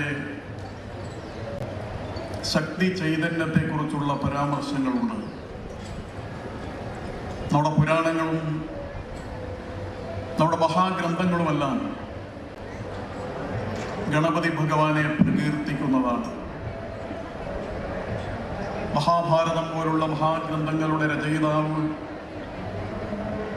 അത് എഴുത്തുകാരൻ കൂടിയായി ഭഗവാൻ മാറുകയാണ്. നമ്മുടെ നാട്ടിൽ, ഭാരതത്തിൽ ഏതെങ്കിലും ഒരു ചെറിയ കാര്യത്തിന് തുടക്കം കുറിക്കണമെങ്കിൽ നമ്മൾ ഗണപതി ഭഗവാനെ സ്മരിച്ചുകൊണ്ടാണ് അത് ചെയ്യുന്നത്. നമ്മളൊരു വീടിന് പണി ആരംഭിക്കുമ്പോൾ, തുടക്കം കുറിക്കുമ്പോൾ ഗണപതിക്ക് വയ്ക്കും. നമ്മളൊരു സംരംഭം ആരംഭിക്കുമ്പോൾ അവിടെ ഗണപതി ഹവനം നടത്തും. കാരണം ഗണപതി വിഘ്നേശ്വരനാണ്. ഗണപതി ഭഗവാൻ വരാവുന്ന പലതരത്തിലുള്ള വിഘ്നങ്ങളെ, തടസ്സങ്ങളെ ഇല്ലാതാക്കാൻ നമുക്ക് അനുഗ്രഹ വർഷം ചൊരിയുന്ന ക്ഷിപ്രപ്രസാദിയായ മഹാദേവനാണ്.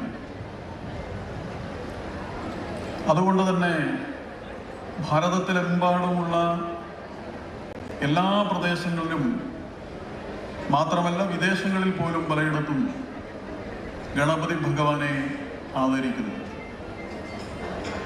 ഗാണപത്യം എന്നത് ഒരു സമ്പ്രദായമാണ്. പക്ഷെ എല്ലാ സമ്പ്രദായക്കാർക്കും ഗണപതി ഭഗവാൻ ആദരണീയനാണ്. നമ്മുടെ ശിവകുടുംബമുണ്ട്. അവിടെ സാക്ഷാൽ മഹാദേവനും ഗണപതി ഭഗവാനും സുബ്രഹ്മണ്യനും ശ്രീപാർവതിയും എല്ലാം ചേർന്ന ആ കുടുംബം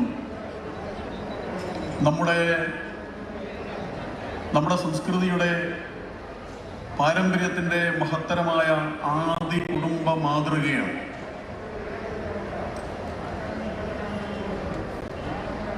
നമ്മുടെ ഋഷീശ്വരന്മാർ പഴയ കാലത്ത് അവര് ജന്മലക്ഷ്യത്തിനുള്ള, മോക്ഷത്തിനുള്ള പലതരത്തിലുള്ള വഴികൾ അന്വേഷിച്ചപ്പോൾ അവര് തപസ്സിലൂടെ അവരന്വേഷണം നടത്തിയപ്പോൾ പലതരത്തിലുള്ള ഈശ്വരാംശങ്ങൾ അവരുടെ മനോമുകുരത്തിൽ, കണ്ണാടിയിൽ തെളിഞ്ഞു വരികയാണ്. അങ്ങനെ അവർ ദർശിച്ചത് അവരുടെ ഈശ്വര സങ്കല്പങ്ങളെ അവർ പലതരത്തിൽ സ്തുതികളായും സ്തോത്രങ്ങളായുമെല്ലാം രേഖപ്പെടുത്തി വച്ചിട്ടുണ്ട്, മന്ത്രങ്ങളായുമെല്ലാം. അങ്ങനെ ആ മന്ത്രങ്ങളുടെ അടിസ്ഥാനത്തിലാണ് ദേവതകളെ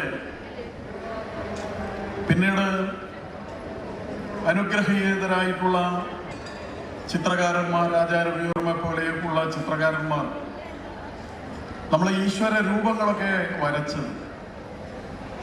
അപ്പോൾ ഋഷിമാർ ദർശിച്ച, നേരിട്ട് കണ്ട, എന്നിട്ട് അവർ രേഖപ്പെടുത്തിയ കാര്യം അനുഗ്രഹീതരായ ചിത്രകാരന്മാർ ആലേഖനം ചെയ്തപ്പോഴാണ് ദേവതാരൂപങ്ങൾ, നമുക്ക് കാണുന്ന രീതിയിലുള്ള ദേവതാരൂപങ്ങൾ ഉണ്ടാവും. അതിൽ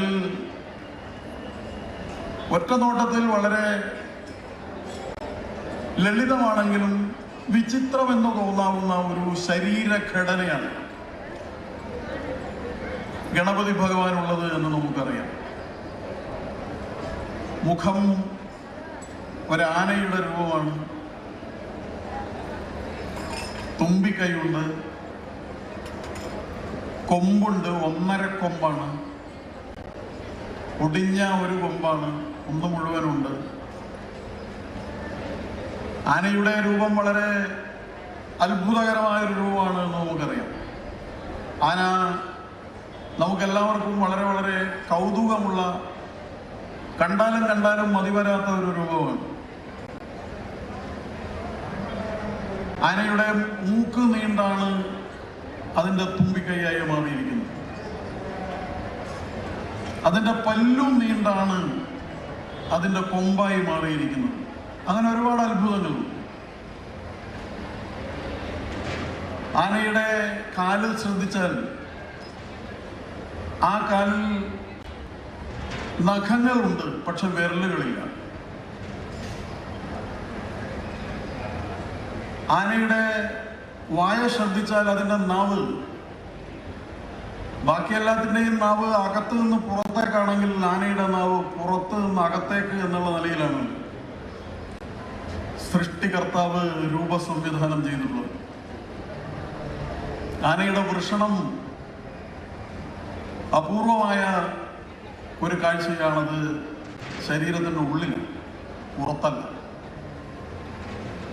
ശരീരത്തിൻ്റെ എല്ലാ ഭാഗത്തുകൂടിയും ആനയ്ക്ക് വിയർപ്പ് പുറത്തു കളയാൻ കഴിയില്ല. അതിൻ്റെ തുമ്പിക്കൈയിലൂടെയാണ് അതിൻ്റെ വിയർപ്പ് അത് പുറത്തേക്ക് കളയുന്നത്. അങ്ങനെ ഒരുപാട് അത്ഭുതങ്ങളുടെ ഒരു പ്രതീകമാണ് ആന എന്ന് പറയുന്നത്. ആന നടന്നു പോകുമ്പോൾ ശ്രദ്ധിച്ചാൽ നമുക്ക് കാണാം, വളരെ സൂക്ഷ്മതയോടുകൂടിയാണ് അത് നടക്കുന്നത്.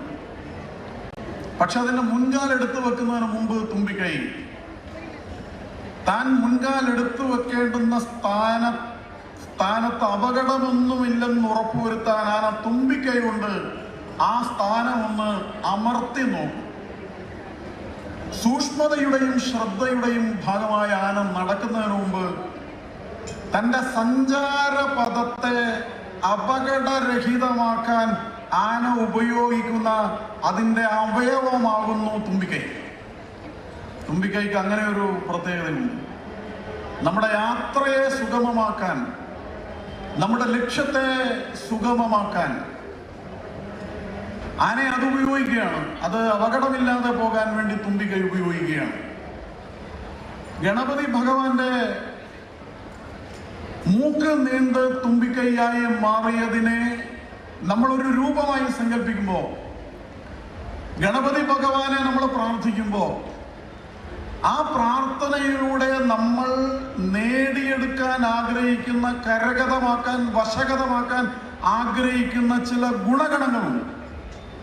ആ ഗുണഗണങ്ങൾ നമുക്ക് കൈവരുമ്പോഴാണ് നമ്മൾ അനുഗ്രഹീതന്മാരാകുന്നതും നമ്മൾ ആഗ്രഹിക്കുന്നത് നേടാൻ നാം പ്രാപ്തരാകുന്നു.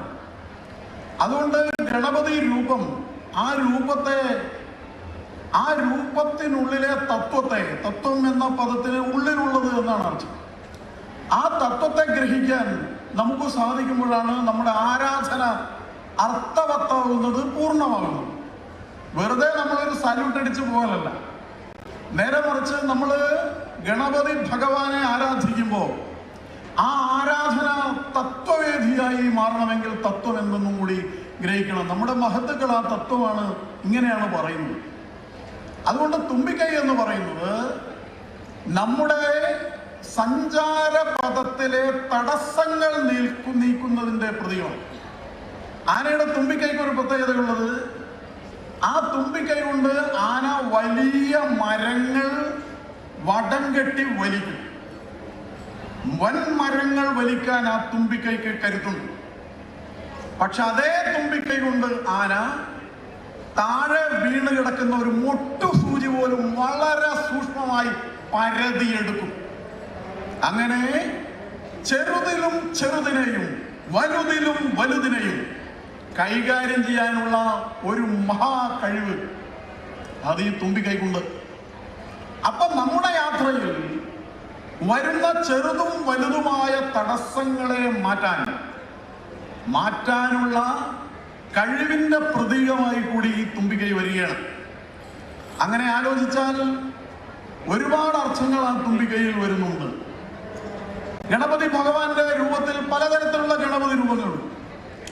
ചിലര് 64 തരത്തിലുള്ള ഗണപതി രൂപങ്ങളെ കുറിച്ചൊക്കെ പറയുന്നു. പലതരത്തിലുണ്ട്. അത് ഓരോരുത്തരുടെയും കാഴ്ചപ്പാടിന്റെയും ഭാവനയുടെയും ചിന്താശേഷിയുടെയും ഒക്കെ അടിസ്ഥാനത്തിലാവാം.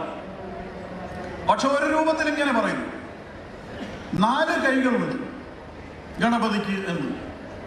4 കൈ എന്തിനാണ്? 4 കൈ 2 കൈ കൊണ്ട് ചെയ്യുന്നതിനേക്കാൾ കൂടുതൽ കാര്യങ്ങൾ ചെയ്യാൻ തന്നെയാണ്. ഒരുപാട് കാര്യങ്ങൾ ചെയ്യാനുള്ള കഴിവുണ്ട് എന്നാണ്. പ്രവൃത്തിയുടെ ഒരു പ്രതീകമാണ് കൈകൾ. അപ്പൊ 4 കൈയുണ്ട്. ആ 4 കൈയിൽ ഗണപതി ഭഗവാന്റെ ഒരു രൂപത്തിൽ പറയുന്നു, ആ 4 കൈയിൽ ഒരു കൈയിൽ ഒരു കയറുണ്ട്, പാശം എന്ന് പറയും. വേറൊരു കയ്യിൽ ഒരു തോട്ടിയും അങ്കുശം. ലളിതാ സഹസ്രനാമത്തിൽ ധൃതപാശാങ്കുശ പുഷ്പബാണചാപാം എന്നൊക്കെ ഒരു പ്രയോഗം, പാശവും അങ്കുശവും എന്ന് പറയും. അപ്പോൾ ഒരു കയറുണ്ട്, ഒരു തോട്ടിയുണ്ട്. ഒരു കയ്യിൽ ഒരു മഴുണ്ട്, വേറൊരു കയ്യിൽ, ആ കയ്യിലൊരു പാത്രത്തിൽ മോദകം, നമുക്ക് ലഡു എന്ന് വിളിക്കാം, കയ്യിലിങ്ങനെ ലഡു ഒക്കെ ഉണ്ട്. മറ്റേ മൂപ്പരുടെ കയ്യിലും കാണാം ഒരു എലിയുണ്ട് താഴെ നിൽക്കുന്നു. കക്ഷി രണ്ട് കാലിലേക്ക് എന്നിട്ട് രണ്ട് കൈ ഇങ്ങനെ ഉയർത്തിയിട്ട് ഒരു കയ്യിൽ ലഡു ഇങ്ങനെ പിടിച്ചു നിൽക്കുന്നതാണ്. എന്തോ ചോദിക്കുകയാണ്. അപ്പൊ അങ്ങനെ ആ നാല് കൈകൾ, ആ നാല് കൈയിൽ ഒരു കയ്യിൽ കയറുണ്ട്, തോട്ടിയുണ്ട്, മഴുണ്ട്, മോദകമുണ്ട്. മോദകം എന്ന് പറഞ്ഞത് മോദിപ്പിക്കുന്നത് എന്ന്, സന്തോഷിപ്പിക്കുന്നത് എന്ന്, ആനന്ദിപ്പിക്കുന്നത് എന്ന് ഒരർത്ഥം പറയുന്നു. എന്താണ് ഈ കയറ്? കയറ് കെട്ടാൻ വേണ്ടിയാണ്. നമ്മൾ വീട്ടിലൊരു പശുവൊക്കെ ഉണ്ടെങ്കിൽ കെട്ടിയില്ലെങ്കിൽ അതിങ്ങനെ പോകും. ഒരു നിയന്ത്രണവും ഇല്ലാതെ അപ്പുറത്തെ പറമ്പിൽ പോവും, അവിടെ പോയി ഉപദ്രവം ഉണ്ടാക്കും, അങ്ങനെയൊക്കെ ചെയ്യും. അപ്പൊ കയറ് നിയന്ത്രണത്തിനുള്ളതാണ്, കെട്ടിയിടാൻ വേണ്ടിയുള്ളതാണ്. എന്തിനെയാണ് കെട്ടിയിടുന്നത്? ആ കയറ് കാണുമ്പോൾ നമ്മൾ ആലോചിക്കേണ്ടത്, അഴിച്ചിട്ട പശുവിനെ പോലെ ലക്ഷ്യമില്ലാതെ പോകാതിരിക്കാൻ, നമ്മൾ ഒരു സ്ഥലത്ത് നിയന്ത്രിച്ച് നിർത്താൻ, നമ്മൾ ആഗ്രഹങ്ങളെ നിയന്ത്രിച്ച് നിർത്താൻ നമ്മളെ ബോധിപ്പിക്കുന്ന, നമ്മളെ പ്രേരിപ്പിക്കുന്ന, നമ്മളെ പഠിപ്പിക്കുന്ന ഒന്നാകുന്നു ആ കയറ്. ചിലർക്ക് കയറ് കൊണ്ട് കെട്ടിയാലും നിൽക്കില്ല. ആനയെ കയറ് കൊണ്ട് കെട്ടിയാൽ നിൽക്കുമോ? ആന അതൊക്കെ പൊട്ടിച്ചു പോകും. പല വികാരങ്ങളും നമ്മൾക്ക് നിയന്ത്രിച്ച് നിർത്താൻ പറ്റാത്ത വികാരങ്ങൾ ഉണ്ടാവാം. അങ്ങനെ വരുമ്പോൾ പ്രബലമായ അത്തരം വികാരങ്ങൾ, ഉദാഹരണത്തിന് കാമവികാരം, ആസക്തി, ആർത്തി, അതൊക്കെ വരുമ്പോ ചിലപ്പോൾ നമ്മളെ എല്ലാ കയറുകളും കെട്ടുപാടുകളും തകർത്ത് ബലപൂർവം ഒരു കൊമ്പനാനയെ പോലെ, മതയാനയെ പോലെ കുതിച്ച് മുന്നോട്ട് പോയേക്കാം. അവിടെ ഒരു കയറുകൊണ്ട് കാര്യമില്ല. മിനിമം ആഗ്രഹങ്ങളെ പിടിച്ചു കെട്ടാനേ കയറിന് പറ്റൂ. മാക്സിമം ആകുമ്പോൾ കയറ് പോരാ. അപ്പൊ എന്ത് വേണം? അപ്പൊ ഒരു തോട്ടി വേണം. ഒരു മതയാന കുതിച്ച് മുന്നോട്ട് പോകുമ്പോ അതിന്റെ ചെവിയിലൊക്കെ പാപ്പാൻ കൊളുത്തിയിൽ വലിയുണ്ട്. ആ വലിയിൽ മുന്നോട്ട് കുതിക്കുന്ന ഏത് മതയാനയെ കൂച്ചി പുറകോട്ടിങ്ങനെ നേരെ സ്റ്റഡിയായിട്ട് നിൽക്കും. നമ്മുടെ ഉള്ളിൽ ഉയർന്നു വരുന്ന പ്രബലമായ വികാരങ്ങളെ, ആ വികാരങ്ങളെ തോട്ടി പോലെ പിടിച്ചു നിർത്താൻ, ബലപൂർവം പിടിച്ചു നിർത്താൻ നമുക്ക് സാധിക്കേണ്ടതുണ്ട് എന്നതിൻ്റെ പ്രതീകമായ തോട്ടി വരികയാണ്. കാര്യം ഇത്രയാണ്.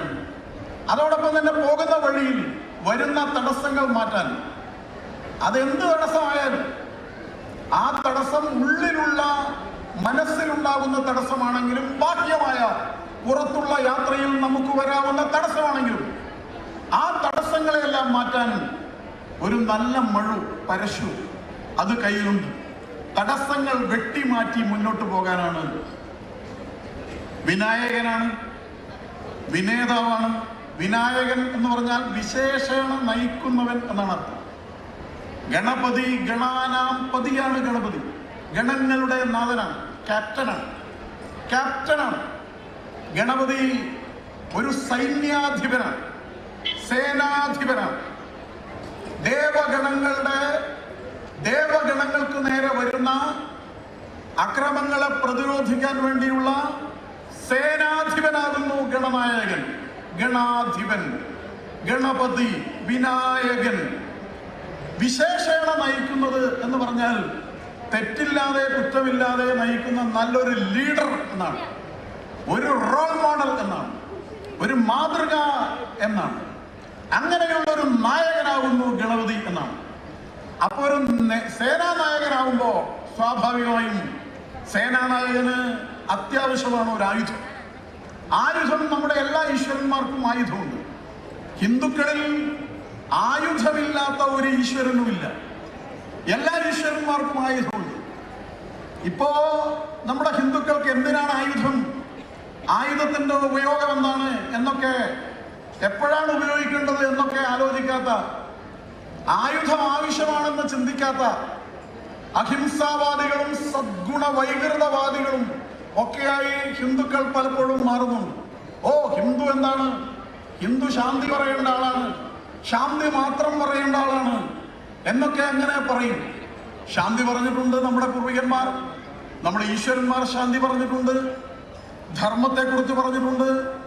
പക്ഷെ ധർമ്മത്തെ രക്ഷിക്കണമെങ്കിൽ, അതാണ് പറയുന്നത്, ധർമ്മത്തെ രക്ഷിക്കണമെങ്കിൽ, വിജയമുണ്ടാകണമെങ്കിൽ നമുക്ക് ആയുധവും ആവശ്യമാണ്. ഭഗവത്ഗീതയുടെ അവസാനത്തെ ശ്ലോകത്തിൽ അത് ഖണ്ഡിതമായിട്ട് തന്നെ പറയുക.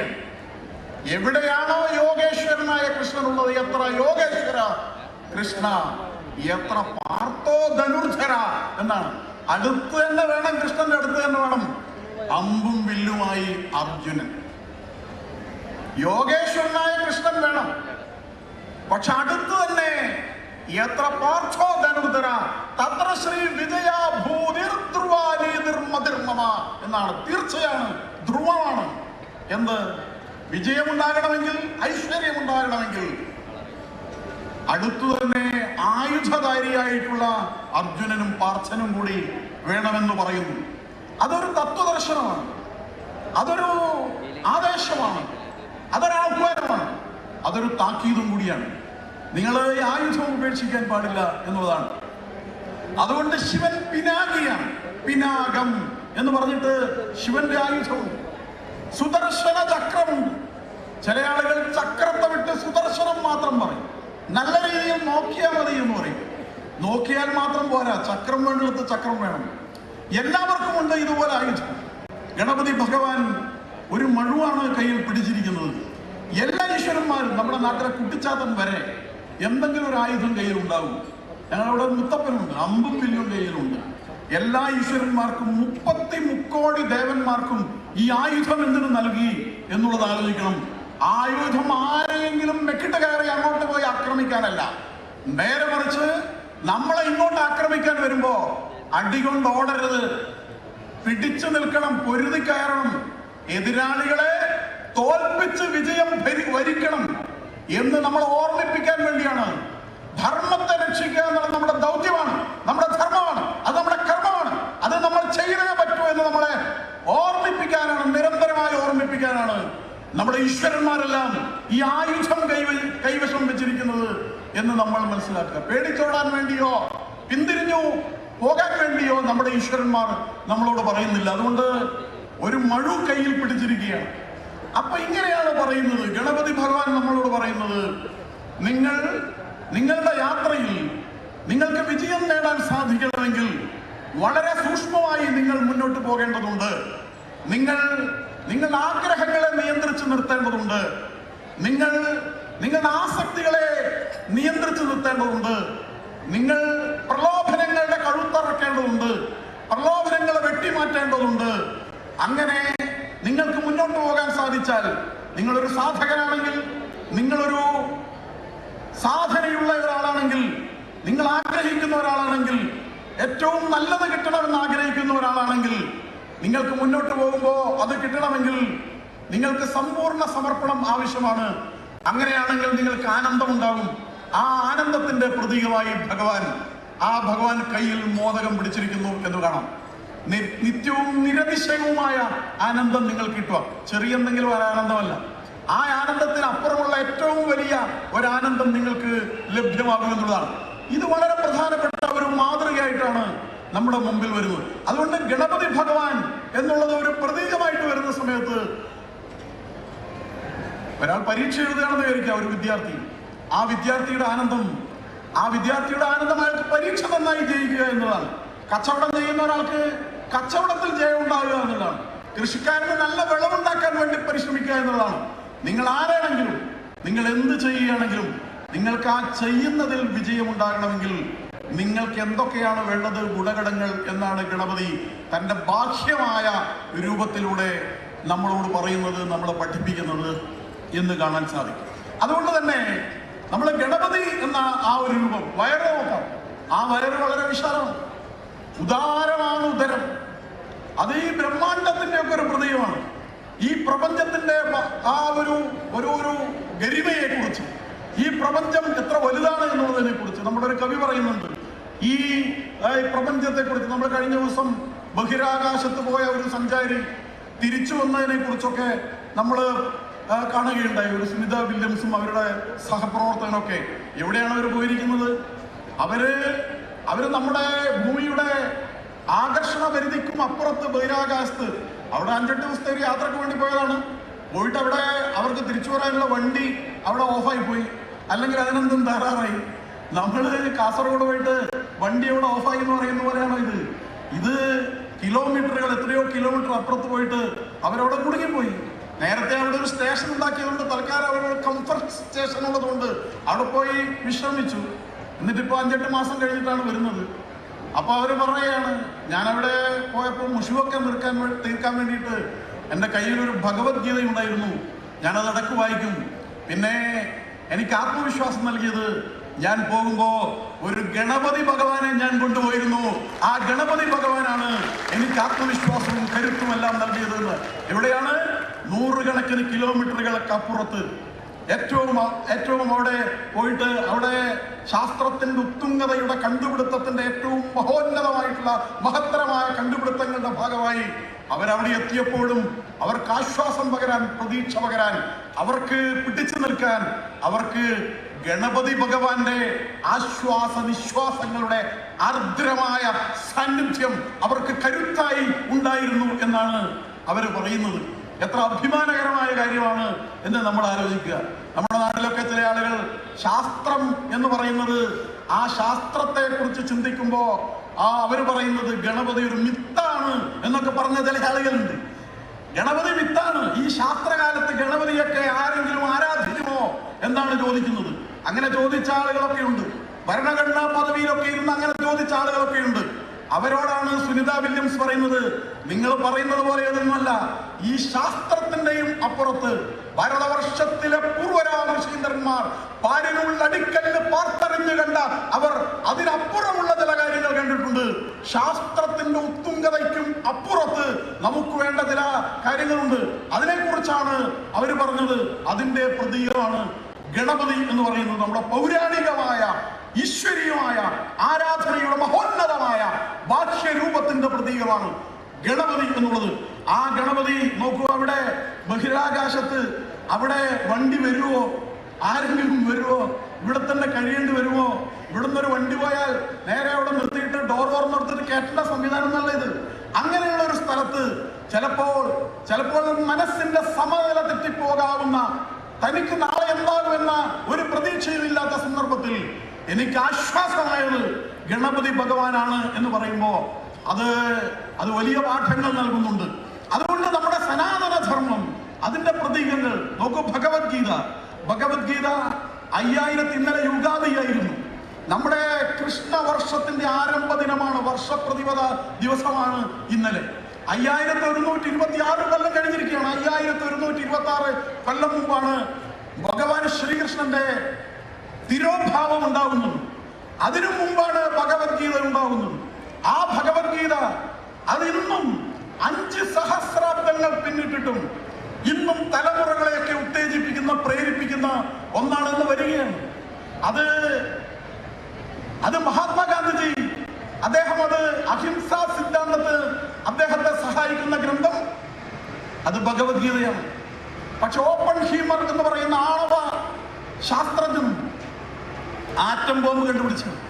അദ്ദേഹം ആ ആറ്റം ബോംബ് ആദ്യമായി ഹിരോഷിമയിൽ അത് പൊട്ടിയ ദൃശ്യത്തെ കുറിച്ച് അദ്ദേഹം ഒരു ഗീതാശ്ലോകം ഉദ്ധരിച്ചു. ദിവ്യ സൂര്യസഹസ്ര 1000 സൂര്യന്മാരുടെ പ്രഭയോടുകൂടി എന്ന് ഗീതയെ ഉദ്ധരിച്ചുകൊണ്ടാണ് പറയുന്നത്. വിപ്ലവകാരിയായിട്ടുള്ള അരവിന്ദ ഘോഷ് അദ്ദേഹം ഭഗവത്ഗീതയിലൂടെയാണ് ഭഗവാനിലേക്ക് എത്തുന്നത്. ജയിലിൽ വെച്ച് തിലകനുണ്ട്, നമ്മുടെ സ്വാതന്ത്ര്യ സമരത്തിന്റെ ഉജ്ജ്വല പ്രതി. ഗീതാ രഹസ്യമാണ് അദ്ദേഹം എഴുതിയത്. അങ്ങനെ ഓരോരുത്തരും അഹിംസാവാദികളും വിപ്ലവകാരികളും ശാസ്ത്രജ്ഞന്മാരും അവരെല്ലാവരും ഇപ്പോ ഏറ്റവും അവസാനം ബഹിരാകാശ ശാസ്ത്രജ്ഞന്മാരുമെല്ലാം അവരെല്ലാം അവരുടെ പ്രതീക്ഷയായി കാണുന്നത് നമ്മുടെ സനാതന ധർമ്മത്തിന്റെ ഏറ്റവും പ്രധാനമായ ഗ്രന്ഥങ്ങളിലൊന്നായ ഭഗവത്ഗീതയാണ് എന്നുള്ളത് വളരെ പ്രത്യേകതയുണ്ട്, വളരെ പ്രധാനമാണെന്ന് ചില ആളുകൾ ഇപ്പൊ പറയുന്നുണ്ട്. സനാതന ധർമ്മം എന്ന് പറയുന്നത് അത് പകർച്ചവ്യാധിയാണ് എന്ന് ആക്ഷേപിക്കുന്ന ആളുകളുണ്ട്. അത് കുഷ്ഠം പോലെ, പ്ലേഗ് പോലെ, എയ്ഡ്സ് പോലെ ഒരു പകർച്ചവ്യാധിയാണ് എന്ന് ചില്ലറക്കാരൊന്നുമല്ല പറയുന്നത്. ഭരണഘടനാ സ്ഥാപനങ്ങളിലൊക്കെ ഇരിക്കുന്ന ആളുകളാണ് പറയുന്നത്, പുറത്തുള്ള ആളുകളൊന്നുമല്ല പറയുന്നത്. അവർക്ക് ഇതിനോടൊക്കെ വലിയ ആദരവാണ്.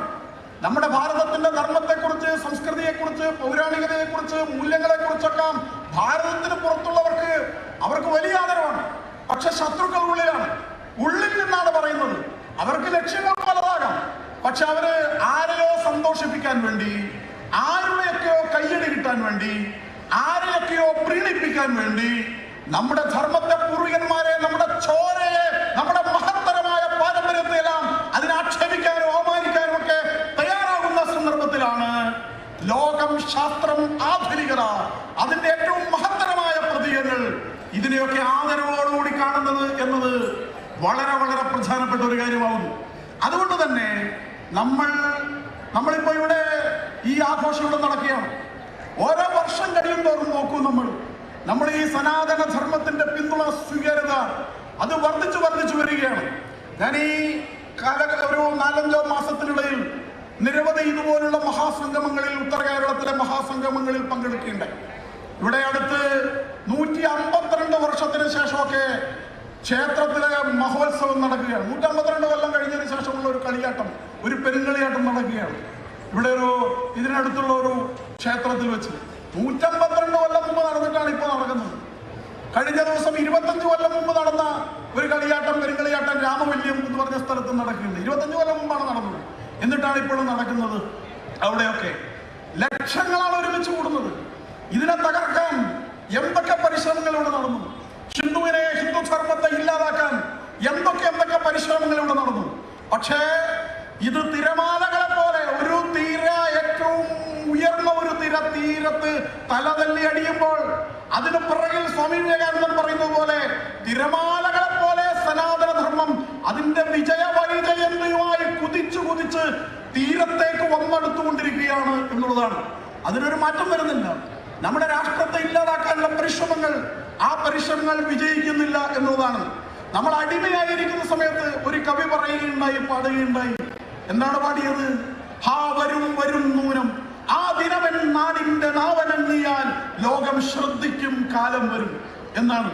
എന്റെ നാടിന്റെ നാവനങ്ങിയാൽ ലോകം ശ്രദ്ധിക്കുന്ന ഒരു കാലം വരും എന്ന് കവി എഴുതുന്നത് നമ്മൾ അടിമയായിരിക്കുന്ന സമയത്താണ്. ഹാ വരും നൂനം, ആ ദിനവൻ നാടിന്റെ നാവനങ്ങിയാൽ ലോകം ശ്രദ്ധിക്കും കാലം വരും. ഹാ വരും നൂനമൻ നാടിന്റെ പാവന പതാകകൾ കടലിൽ തത്തിപ്പാറും എന്നാണ്. എന്റെ നാടിന്റെ പതാക സപ്തസമുദ്രങ്ങളിലും പാറിക്കളിക്കുന്ന ഒരു കാലം വരും എന്നാണ്. അങ്ങനെ ഒരു കാലം വരുമെന്ന് നമുക്ക് സ്വപ്നം കാണാൻ പോലും കഴിയാതിരുന്ന സമയത്താണ് നമ്മുടെ ഋഷി കവി എന്നൊരു ചൊല്ലുണ്ട്. ഋഷി കവിയാണ്. നമ്മുടെ നാട്ടിൽ എല്ലാ ഋഷികളും കവികളായിരുന്നു. നമ്മുടെ വ്യാസൻ ഋഷിയായിരുന്നു, വാത്മീകി ഋഷിയായിരുന്നു, അവർ കവികളുമായിരുന്നു. അങ്ങനെയുള്ള ഒരു കവി പറയുകയാണ്, നമ്മുടെ നാടിന്റെ നാവനങ്ങിയാൽ ശ്രദ്ധിക്കും കാലം വരുമെന്ന്. ഇന്ന് നമ്മുടെ നാടിന്റെ നാവനങ്ങുമ്പോൾ ശ്രദ്ധിക്കുന്ന കാലം വന്നിരിക്കുന്നു എന്നുള്ളത് നമ്മുടെ മുമ്പിൽ ഉദാഹരണമുണ്ട്. നമ്മുടെ അടുത്ത് ചില രാജ്യങ്ങളൊക്കെ ഉണ്ടായിരുന്നു. നമ്മുടെ നാടിന് നേരെ എപ്പോഴും ഏനക്കേടുണ്ടാക്കുന്ന ചില രാജ്യങ്ങൾ, നമ്മളെ എപ്പോഴും ആക്രമിച്ചുകൊണ്ടിരിക്കുന്ന രാജ്യങ്ങൾ, നമുക്ക് സ്വൈര്യം തരാത്ത രാജ്യങ്ങൾ, അതിൽ ചിലർ നമ്മുടെ ഭാഗമായിരുന്ന ആളുകളാണ്. മതത്തിന്റെ പേരിൽ അവകാശവും പറഞ്ഞ് കണക്കും പറഞ്ഞ് പോയ ആളുകളാണ്.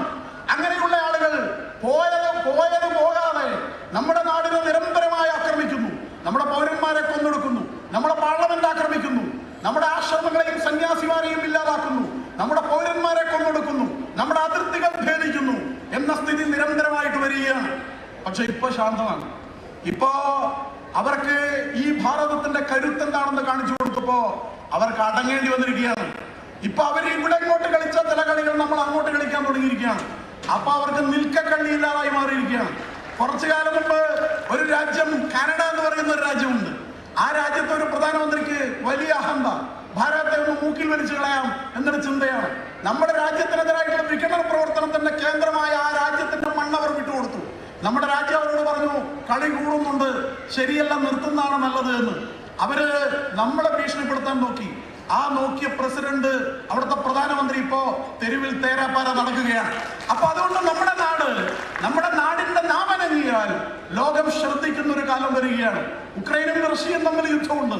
ആ യുദ്ധത്തിന്റെ സന്ദർഭത്തിൽ ആ രണ്ട് പ്രധാനമന്ത്രിമാരും, നമ്മുടെ നാട്ടിലെ ഒരു വലിയ നേതാവ് കഴിഞ്ഞ ദിവസം പറയുകയുണ്ടായി, ഒരു വലിയ നേതാവ്, ഒരു MP പറയുകയുണ്ടായി, നമ്മുടെ രാജ്യത്തിന്റെ പ്രധാനമന്ത്രിക്ക് രണ്ടുപേരോടും ഒരുപോലെ സംസാരിക്കാൻ കഴിയുന്ന ഏക ലോക നേതാവ് നമ്മുടെ ഭാരതത്തിന്റെ പ്രധാനമന്ത്രിയാണെന്ന്.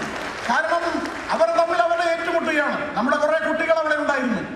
നമ്മുടെ പ്രധാനമന്ത്രി അവരോട് രണ്ടുപേരോടും പറഞ്ഞു, നമ്മുടെ റഷ്യയുടെ പ്രധാനമന്ത്രിയോട് പറഞ്ഞു, അതുപോലെ യുക്രൈന്റെ പ്രധാനമന്ത്രിയോട് പറഞ്ഞു, ഒരു 4000 കുട്ടികൾ അവിടെ ഉണ്ട്, അവരവിടെ നിന്ന് ഇങ്ങോട്ട് വരേണ്ടതുണ്ട്, അതൊരു 12 മണിക്കൂർ നിങ്ങൾ വെടിവെക്കാൻ പാടില്ല എന്നാണ്. രണ്ടുപേരും തോക്ക് താഴെ വെച്ചു. എന്നിട്ട് നമ്മുടെ കുട്ടികളെല്ലാം വരുമ്പോ ഭാരത് മാതാ കി ജയ് വിളിച്ചുകൊണ്ട് വരുമ്പോ അവർ വെടിയുതിർത്തില്ല. ആ കൂട്ടത്തിൽ ഭാരത് മാതാ കി ജയ് വിളിച്ച് കുറെ പേര് വരുന്നപ്പോ നമ്മുടെ കുട്ടികൾ തിരിഞ്ഞു നോക്കുമ്പോ പാകിസ്ഥാനിലെ കുട്ടികളും ഭാരത് മാതാ കി ജയ് വിളിച്ചുകൊണ്ട് ഇവരുടെ കൂടെ ഇങ്ങനെ വരികയാണ് എന്നുള്ളതാണ്. അപ്പൊ അതുകൊണ്ട് നമ്മുടെ നാടിന്റെ നാവനങ്ങിയാൽ ലോകം ശ്രദ്ധിക്കുന്ന ഒരു കാലം വരും എന്ന് പറയുന്നത് നമ്മുടെ സനാതന ധർമ്മത്തിന്റെ വിജയ വൈജയന്തിയാണ് കാണിക്കുന്നത്. നമ്മുടെ നാട്ടിലെ മഹാനായ ഒരു കവി ഉണ്ടായിരുന്നു, നിങ്ങൾ കേട്ടു കാണും അദ്ദേഹത്തെ കുറിച്ച്, വയലാർ രാമവർമ്മ എന്ന് കേട്ടിട്ടുണ്ടോ? അദ്ദേഹം ഒരു വിപ്ലവ കവിയായിരുന്നു. വളരെ മനോഹരമായ കവിതകൾ എഴുതുമായിരുന്നു. അദ്ദേഹത്തിന്റെ വിപ്ലവ കവിതയെ കുറിച്ചൊന്നും ഞാൻ പറയുന്നില്ല. ഏറ്റവും അവസാനം അദ്ദേഹം ഒരു കവിത എഴുതിയിട്ടുണ്ട്. ആ കവിതയിൽ സർഗസംഗീതം എന്നാണ് അതിന്റെ പേര്. ആ സർഗസംഗീതം എന്ന കവിതയിൽ അദ്ദേഹത്തിന്റെ ആദ്യത്തെ വരിയുണ്ട്, ആരണ്യാന്തര ഗഹ്വരോദര തപസ്ഥാനങ്ങളിൽ സൈന്ധവോദാര ശ്യാമ മനോഭിരാമ പുളിരോ പാന്തപ്രദേശങ്ങളിൽ ആരന്തർമുഖമിരുന്നി പ്രപഞ്ച പരിണാമോദ്ഭിന്ന സർഗക്രിയാസാരം തേടിയലഞ്ഞു പണ്ട് അവരിലെ ചൈതന്യമെൻ ദർശനം എന്നാണ് പറയുന്നത്.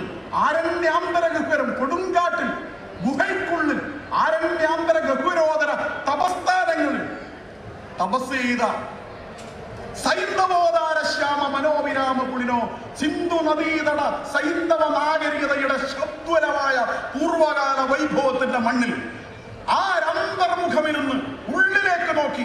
നമ്മുടെ ഋഷിമാർ അങ്ങനെയാണ്, അവർ പുറത്തേക്കല്ല നോക്കിയത്, അവർ ഉള്ളിലേക്കാണ് നോക്കിയത്. അവർ സെൽഫ് സെർച്ചിങ് ആയിരുന്നു, ആത്മാന്വേഷണമായിരുന്നു. ആരന്തർമുഖമിരുന്നി പ്രപഞ്ച പരിണാമോദ്ഭിന്ന സർഗക്രിയാസാരം തേടി അലഞ്ഞു പണ്ട്. ആരാണോ പണ്ട് ഈ പ്രപഞ്ചം എങ്ങനെ ഉണ്ടായി, എവിടത്തേക്കാണ് ഇത് പോകുന്നത്, എങ്ങനെയാണ് ഈ ഭൂമി ഉണ്ടായത്, ഈ പ്രപഞ്ചം ഉണ്ടായത്, ഇതിന്റെ പരിണാമം എന്താണ്, ഈ യാത്ര എങ്ങോട്ടേക്കാണ് എന്നതിനെ കുറിച്ചെല്ലാം ശാന്തമായി മനനം ചെയ്തത്, തപസ് ചെയ്തത്. തപസ് ഏതെങ്കിലും ഒരു കാര്യത്തിന് മനസ്സിട്ട് തപിപ്പിക്കുന്നതിനാണ് തപസ് എന്ന് പറയുന്നത്. ഉത്തരം കിട്ടിയാലേ അടങ്ങൂ, ലക്ഷ്യത്തിലെത്തിയാലേ നിൽക്കൂ എന്ന ഉദ്ദേശത്തോടുകൂടി നേതി നേതി എന്ന് ഉപനിഷത്തിൽ പറയും. അങ്ങനെ മുന്നോട്ട് പോയിട്ട് സത്യം കണ്ടുപിടിച്ച ആ ആളുകളുടെ അവരുടെ ദർശനമാണ് എന്റെ ദർശനം എന്ന് അദ്ദേഹം ഏറ്റവും അവസാനം വിപ്ലവമൊക്കെ മാറ്റി വാളല്ലൻ സമരായുധം ജനജനദ്വാനം മുഴക്കിയിടുവാൻ ആളല്ലൻ കരവാള് വിറ്റൊരു മണിപ്പൻ വീണ വാങ്ങിച്ചു ഞാൻ എന്നാണ് പറയുന്നത്. എന്റെ വാള് വിറ്റ് ഞാനൊരു വീണ വാങ്ങിയിരിക്കുകയാണ് എന്നാണ്. ആ വീണ സരസ്വതി ദേവതയുടെ കൈയുള്ള മണിപ്പൻ വീണയാണ്. ആ വീണ ഭാരതീയ സംസ്കൃതിയുടെ മഹോന്നതമായ പ്രതീകമാണ്. സംഗീതം എന്ന് പറയുന്നത്, ആ സംഗീതം എന്ന് പറയുന്നത്, ഭാരതീയ സംഗീതം എന്ന് പറയുന്നത് ഈശ്വരനെ ഉണർത്താനുള്ള, ഈശ്വരനെ തന്റെ ആ വരദാനം തനിക്ക് കിട്ടാൻ വേണ്ടി തന്നെ ഉള്ളുണർത്താൻ വേണ്ടിയിട്ടുള്ള പ്രാർത്ഥനയാണ്. അങ്ങനെ നമ്മുടെ സനാതന ധർമ്മം എന്ന് പറയുന്നത് ആക്ഷേപങ്ങളും അവമാനങ്ങളും എല്ലാം ഉണ്ടായെങ്കിലും നമ്മുടെ ധർമ്മം അത് കരുത്താർജിച്ചുകൊണ്ട് തിരിച്ചു വരുന്നു എന്ന അഭിമാനകരമായ ഒരു കാര്യമുണ്ട്. നമുക്ക് നമ്മുടെ ഈ ധർമ്മത്തെ ധർമ്മം എന്നതിന് നിലനിർത്തുന്നത് എന്നാണ് അർത്ഥം. നിലനിർത്തുന്നത്, നമ്മുടെ ഒരു മഹത്തായ സങ്കല്പമുണ്ട്, നമ്മുടെ ത്രിമൂർത്തി സങ്കല്പമുണ്ട്. അതിലൊന്ന് ഉണ്ടാവുക എന്നുള്ളതാണ്, സൃഷ്ടിയാണ്. മറ്റൊന്ന് നിലനിർത്തുക എന്നുള്ളതാണ്, സ്ഥിതിയാണ്. മറ്റൊന്നിനെ ലയമാണ്, അത് തിരോഭവിക്കലാണ്, സംഹാരമാണ്, അത് സംഹാരമാണ്. ഇങ്ങനെ 3 സങ്കല്പമുണ്ട്. ഉണ്ടാവുകയും വേണം, നിലനിൽക്കുകയും വേണം, ഇല്ലാതാവുകയും വേണം എന്നുള്ളത് പ്രപഞ്ചത്തിന്റെ നിലനിൽപ്പിന്റെ ആധാരമാണ്. അപ്പൊ സ്ഥിതിയുണ്ട്. നമ്മുടെ വിഷ്ണു, മഹാവിഷ്ണു എന്ന് പറയുന്നത് സ്ഥിതിയുടെ പ്രതീകമാണ്. അതൊരു പ്രതീകമാണ്. അതിൽ ചിലതില്ലാതാകണം, പക്ഷെ ചിലതില്ലാതാകരുത്. ചിലത് നിലനിന്നേ പറ്റൂ. അങ്ങനെ നിലനിൽക്കേണ്ട ചിലതുണ്ട്. അതാണ് ധർമ്മം എന്ന് പറയുന്നത്. ധർമ്മം എന്നത് സ്വാമി വിവേകാനന്ദൻ വിദേശികളോട് അവിടെ പോയി സംസാരിക്കുന്നതിനിടയിൽ പറയുകയുണ്ടായി, നിങ്ങളുടെ ഭാഷയിൽ, അതായത് അവരുടെ ഇംഗ്ലീഷ് ഭാഷയിൽ വിവർത്തനം ചെയ്യാൻ പറ്റാത്ത ഒരു വാക്ക് ഞങ്ങളുടെ ഭാഷയിലുണ്ട്, സംസ്കൃതത്തിൽ. അതിന്റെ പേര് ധർമ്മം എന്നാണ്. അതിന് സമാനമായ ഒരു പദം നിങ്ങളുടെ ഭാഷയിൽ ഇല്ല എന്ന് അദ്ദേഹം പറയുണ്ടായി. അവരതിന് സമാനമായ ഒരു പദമായ അവർ ഇംഗ്ലീഷിൽ പറയുന്ന റിലീജിയൻ എന്നാണ്. അത് മതമാണ്. ധർമ്മവും മതവും ഒന്നല്ല. ധർമ്മവും മതവും എന്ന് പറയുന്നത് സമാനവുമല്ല. മതം എന്ന് പറയുന്നത് തീർത്തും വ്യത്യസ്തമായ ഒന്നാണ്. നമ്മുടേത് ഈ ധർമ്മമാണ്. അതുകൊണ്ടാണ് നമ്മുടെ ധർമ്മം എന്നത് നമ്മൾ നിലനിന്നേ പറ്റൂ. അത് ധരിപ്പിച്ച് നിലനിർത്തുന്നതാണ്. ഈ ഭാരതം നിലനിൽക്കണമെങ്കിൽ എന്തിനാണ് ഭാരതം നിലനിൽക്കുന്നത്? ഭാരതം നിലനിൽക്കുന്നത് ഭാരതത്തിന് വേണ്ടിയല്ല.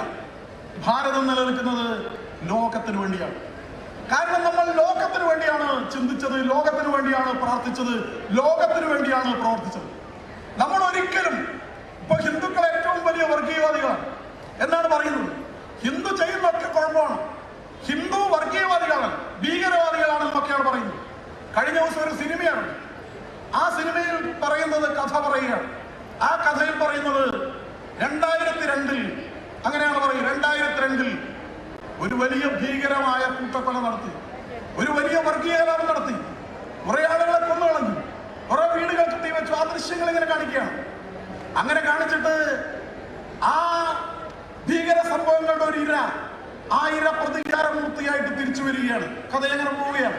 ഞാൻ കഥയുടെ വിശദാംശങ്ങളിലേക്ക് പോകുന്നില്ല. പക്ഷെ ഒരു കാര്യമുണ്ട്, ഗുജറാത്താണ് പറയുന്നത്.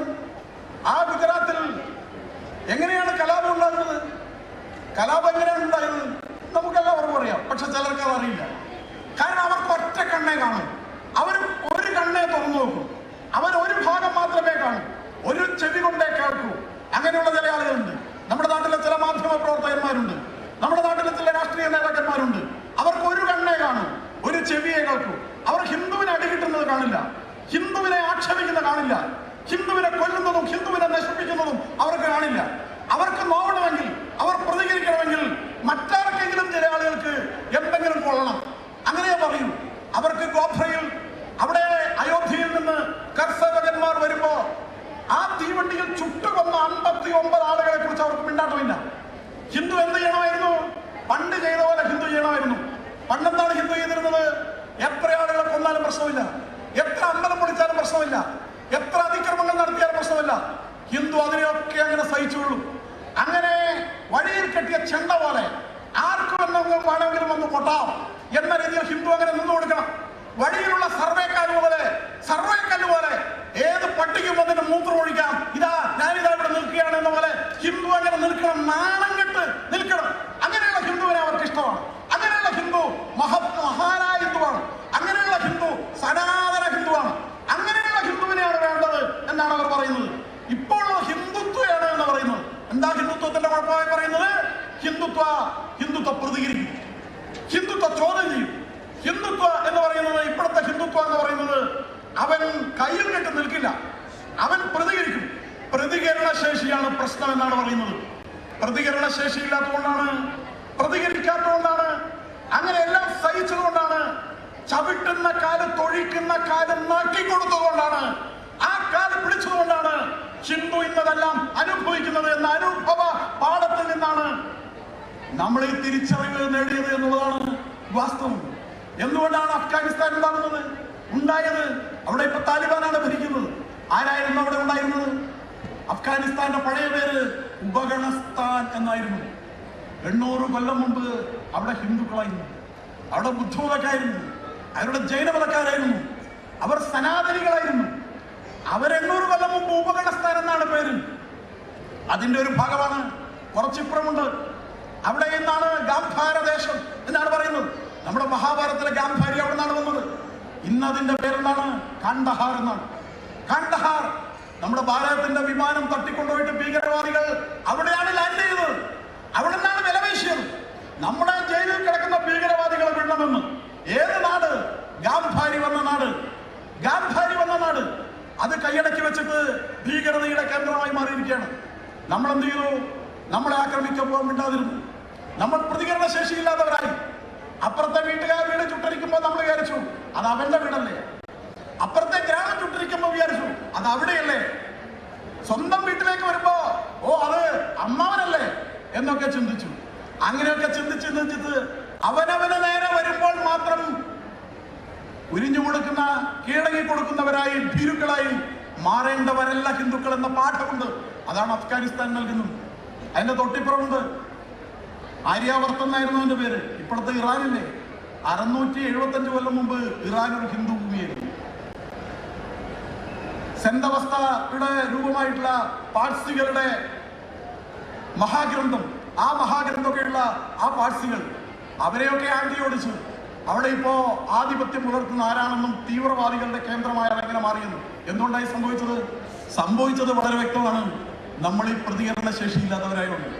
ഏതായാലും ഇവിടെ ഇരിക്കുന്ന പല ആളുകളും 1947 ആഗസ്റ്റ് 15 മുമ്പ് ജനിച്ചവരാണല്ലോ. അവരുടെ കുട്ടിക്കാലത്ത് എവിടെയായിരുന്നു? അവർ ഈ ബംഗ്ലാദേശും പാകിസ്ഥാനൊക്കെ ഈ ഭാരതത്തിന്റെ ഭാഗമായിരുന്നു. 1947 ആഗസ്റ്റ് മാസം 15-ാം തീയതി വരെ നമ്മുടെ നാടിന്റെ ഭാഗമായിരുന്നല്ലോ പാകിസ്ഥാനും ബംഗ്ലാദേശും. എന്താ 3 മാസം മുമ്പ് നടന്നത്? ആ ബംഗ്ലാദേശിൽ എന്താ നടന്നത്? കഴിഞ്ഞ വർഷത്തെ ഇന്നിപ്പോ പെരുന്നാളാണല്ലോ. കഴിഞ്ഞ പെരുന്നാളിന് ധാക്കയിലെ ഒരു മഹാക്ഷേത്രം, അവിടെ സന്യാസിമാരുടെയൊക്കെ നേതൃത്വത്തിൽ തന്നെ അവിടെ വലിയ ഒരു ഈദ് ആഘോഷം നടന്നു. നോമ്പുതുറ അമ്പലത്തിൽ വെച്ചാൽ നടന്നു. എല്ലാവരും വളരെ സന്തോഷമായിട്ടാണ് നടത്തിയത്. അങ്ങോട്ടും ഇങ്ങോട്ടും സ്നേഹവും സാഹോദര്യവും എല്ലാം കൈമാറി. കഴിഞ്ഞ വർഷം നോമ്പുതുറ നടന്ന ക്ഷേത്രമാണ്. പക്ഷെ ഈ വർഷം 2 മാസം മുമ്പ് ആ അമ്പലം ഭംഗിയായി, അന്ന് നോമ്പുതുറയിൽ പങ്കെടുത്തവരെല്ലാം കൂടി വന്ന് ആയുധമെടുത്ത് അത് കത്തിച്ച് പൊളിച്ചു കളഞ്ഞു. നമ്മുടെ സൗഹാർദ്ദം എന്ന് പറയുന്നത്, നമ്മുടെ സ്നേഹം എന്ന് പറയുന്നത്, നമ്മൾ അങ്ങോട്ട് കൈനീട്ടുന്നത് ഏകപക്ഷീയമായി പോകുന്നു എന്നുള്ളിടത്താണ് പ്രശ്നം. ആ ക്ഷേത്രം തകർത്തു. അവിടുത്തെ സന്യാസിയെ പിടിച്ചുകൊണ്ടുപോയിട്ട് ജയിലിട്ടിരിക്കുകയാണ്. ജയിലിട്ടതിന്റെ കാരണം എന്താണ്? ഇപ്പോഴും ജയിലിൽ കിടക്കുകയാണ്. അദ്ദേഹത്തെ ജയിലിൽ കിടക്കുന്ന അദ്ദേഹത്തിന് വേണ്ടി കോടതിയിൽ ഹാജരാകാൻ പോകുന്ന അഭിഭാഷകരെ വെടിവെച്ചു, വക്കീലന്മാരെ വെടിവെച്ചു കൊണ്ടിരിക്കുന്നു. ചില ആളുകൾ പറയും ഇവിടെ അസഹിഷ്ണുതയാണ്, ഇവിടെ സ്വാതന്ത്ര്യമില്ല, അങ്ങനെയാണ് ഇങ്ങനെയാണെന്നൊക്കെ പറയും. ഇവിടെ എന്ത് സ്വാതന്ത്ര്യമുണ്ട്? പക്ഷെ ഒരു കാര്യമുണ്ട്, പ്രതികരണം എന്നുള്ള ഒരു കാര്യം അത് പാടില്ല എന്നാണ്. പ്രതികരണം ഇല്ലായിരുന്നു. പഴയ ആളുകൾക്ക് ഓർമ്മയുണ്ട, MD വാസുദേവൻ നായർ ഒരു സിനിമ ഇറക്കി ഇവിടെ. ആ സിനിമയുടെ പേര് നിർമാല്യം എന്നായിരുന്നു. അതിലൊരു കഥാപാത്രം ഉണ്ടായിരുന്നു, PJ ആന്റണിയുടെ കഥാപാത്രമാണ്. ആ കഥാപാത്രം ഒരു വെളിച്ചപ്പാടായിരുന്നു. ആ വെളിച്ചപ്പാട് ഉറഞ്ഞു കൊള്ളിയിട്ട് ഒരു ക്ഷേത്രത്തിന്റെ മുമ്പിൽ, ശ്രീകോവിലിന്റെ മുമ്പിൽ ചെന്നു. എന്നിട്ട് ആ ശ്രീകോവിലുള്ള വിഗ്രഹത്തിന് നേരെ, ദേവി വിഗ്രഹത്തിന് നേരെ കാർക്കിച്ചു തുപ്പി. ജനങ്ങൾ ഇട്ടിച്ചു കയറി സിനിമ കാണാൻ. നമ്മളെ ദേവിയെ കാർക്കിച്ചു തുപ്പിയ വെളിച്ചപ്പാടിനെ ഒന്ന് കാണണമല്ലോ. കണ്ട് രോമാഞ്ച കഞ്ചുകമണിയാൻ വേണ്ടിയാണ് പോയത്. എന്നിട്ട് സിനിമയൊക്കെ കണ്ട് തിരിച്ചു വന്നു. ആ സിനിമക്ക് ദേശീയ അവാർഡ് കിട്ടി, വെളിച്ചപ്പാടിന് ദേശീയ അവാർഡ് കിട്ടി. ഒരു ഹിന്ദുവും മിണ്ടാനുണ്ടായിരുന്നില്ല. ശ്രീകോവിലിൽ നമ്മുടെ വിഗ്രഹത്തിന്റെ മുഖത്തേക്ക് കാർക്കിച്ചു തുപ്പിയപ്പോ പ്രതികരണ ശേഷിയില്ലാത്ത ഒരു സമൂഹമായിരുന്നു നമ്മുടെ. പ്രതികരണ ശേഷിയില്ലായ്മയുടെ പ്രതീകമാണ്. പണ്ടങ്ങനെയായിരുന്നു. ഈ തൂണ് പോലെ എന്നുള്ള പറയുന്നില്ല. ഈ തൂണിനെ എത്ര അടിച്ചാലും തൂണ് മിണ്ടില്ലല്ലോ, തൂണിനെ എത്ര വെട്ടിയാലും തൂണ് മിണ്ടില്ലല്ലോ. പക്ഷെ പുരാണത്തിൽ ഒരു തൂണുണ്ടായിരുന്നു. നിന്റെ നാരായണൻ എല്ലായിടത്തും ഉണ്ടെന്ന് പറഞ്ഞല്ലോ, ഈ തൂണിലുണ്ടോ എന്ന് ചോദിച്ചു.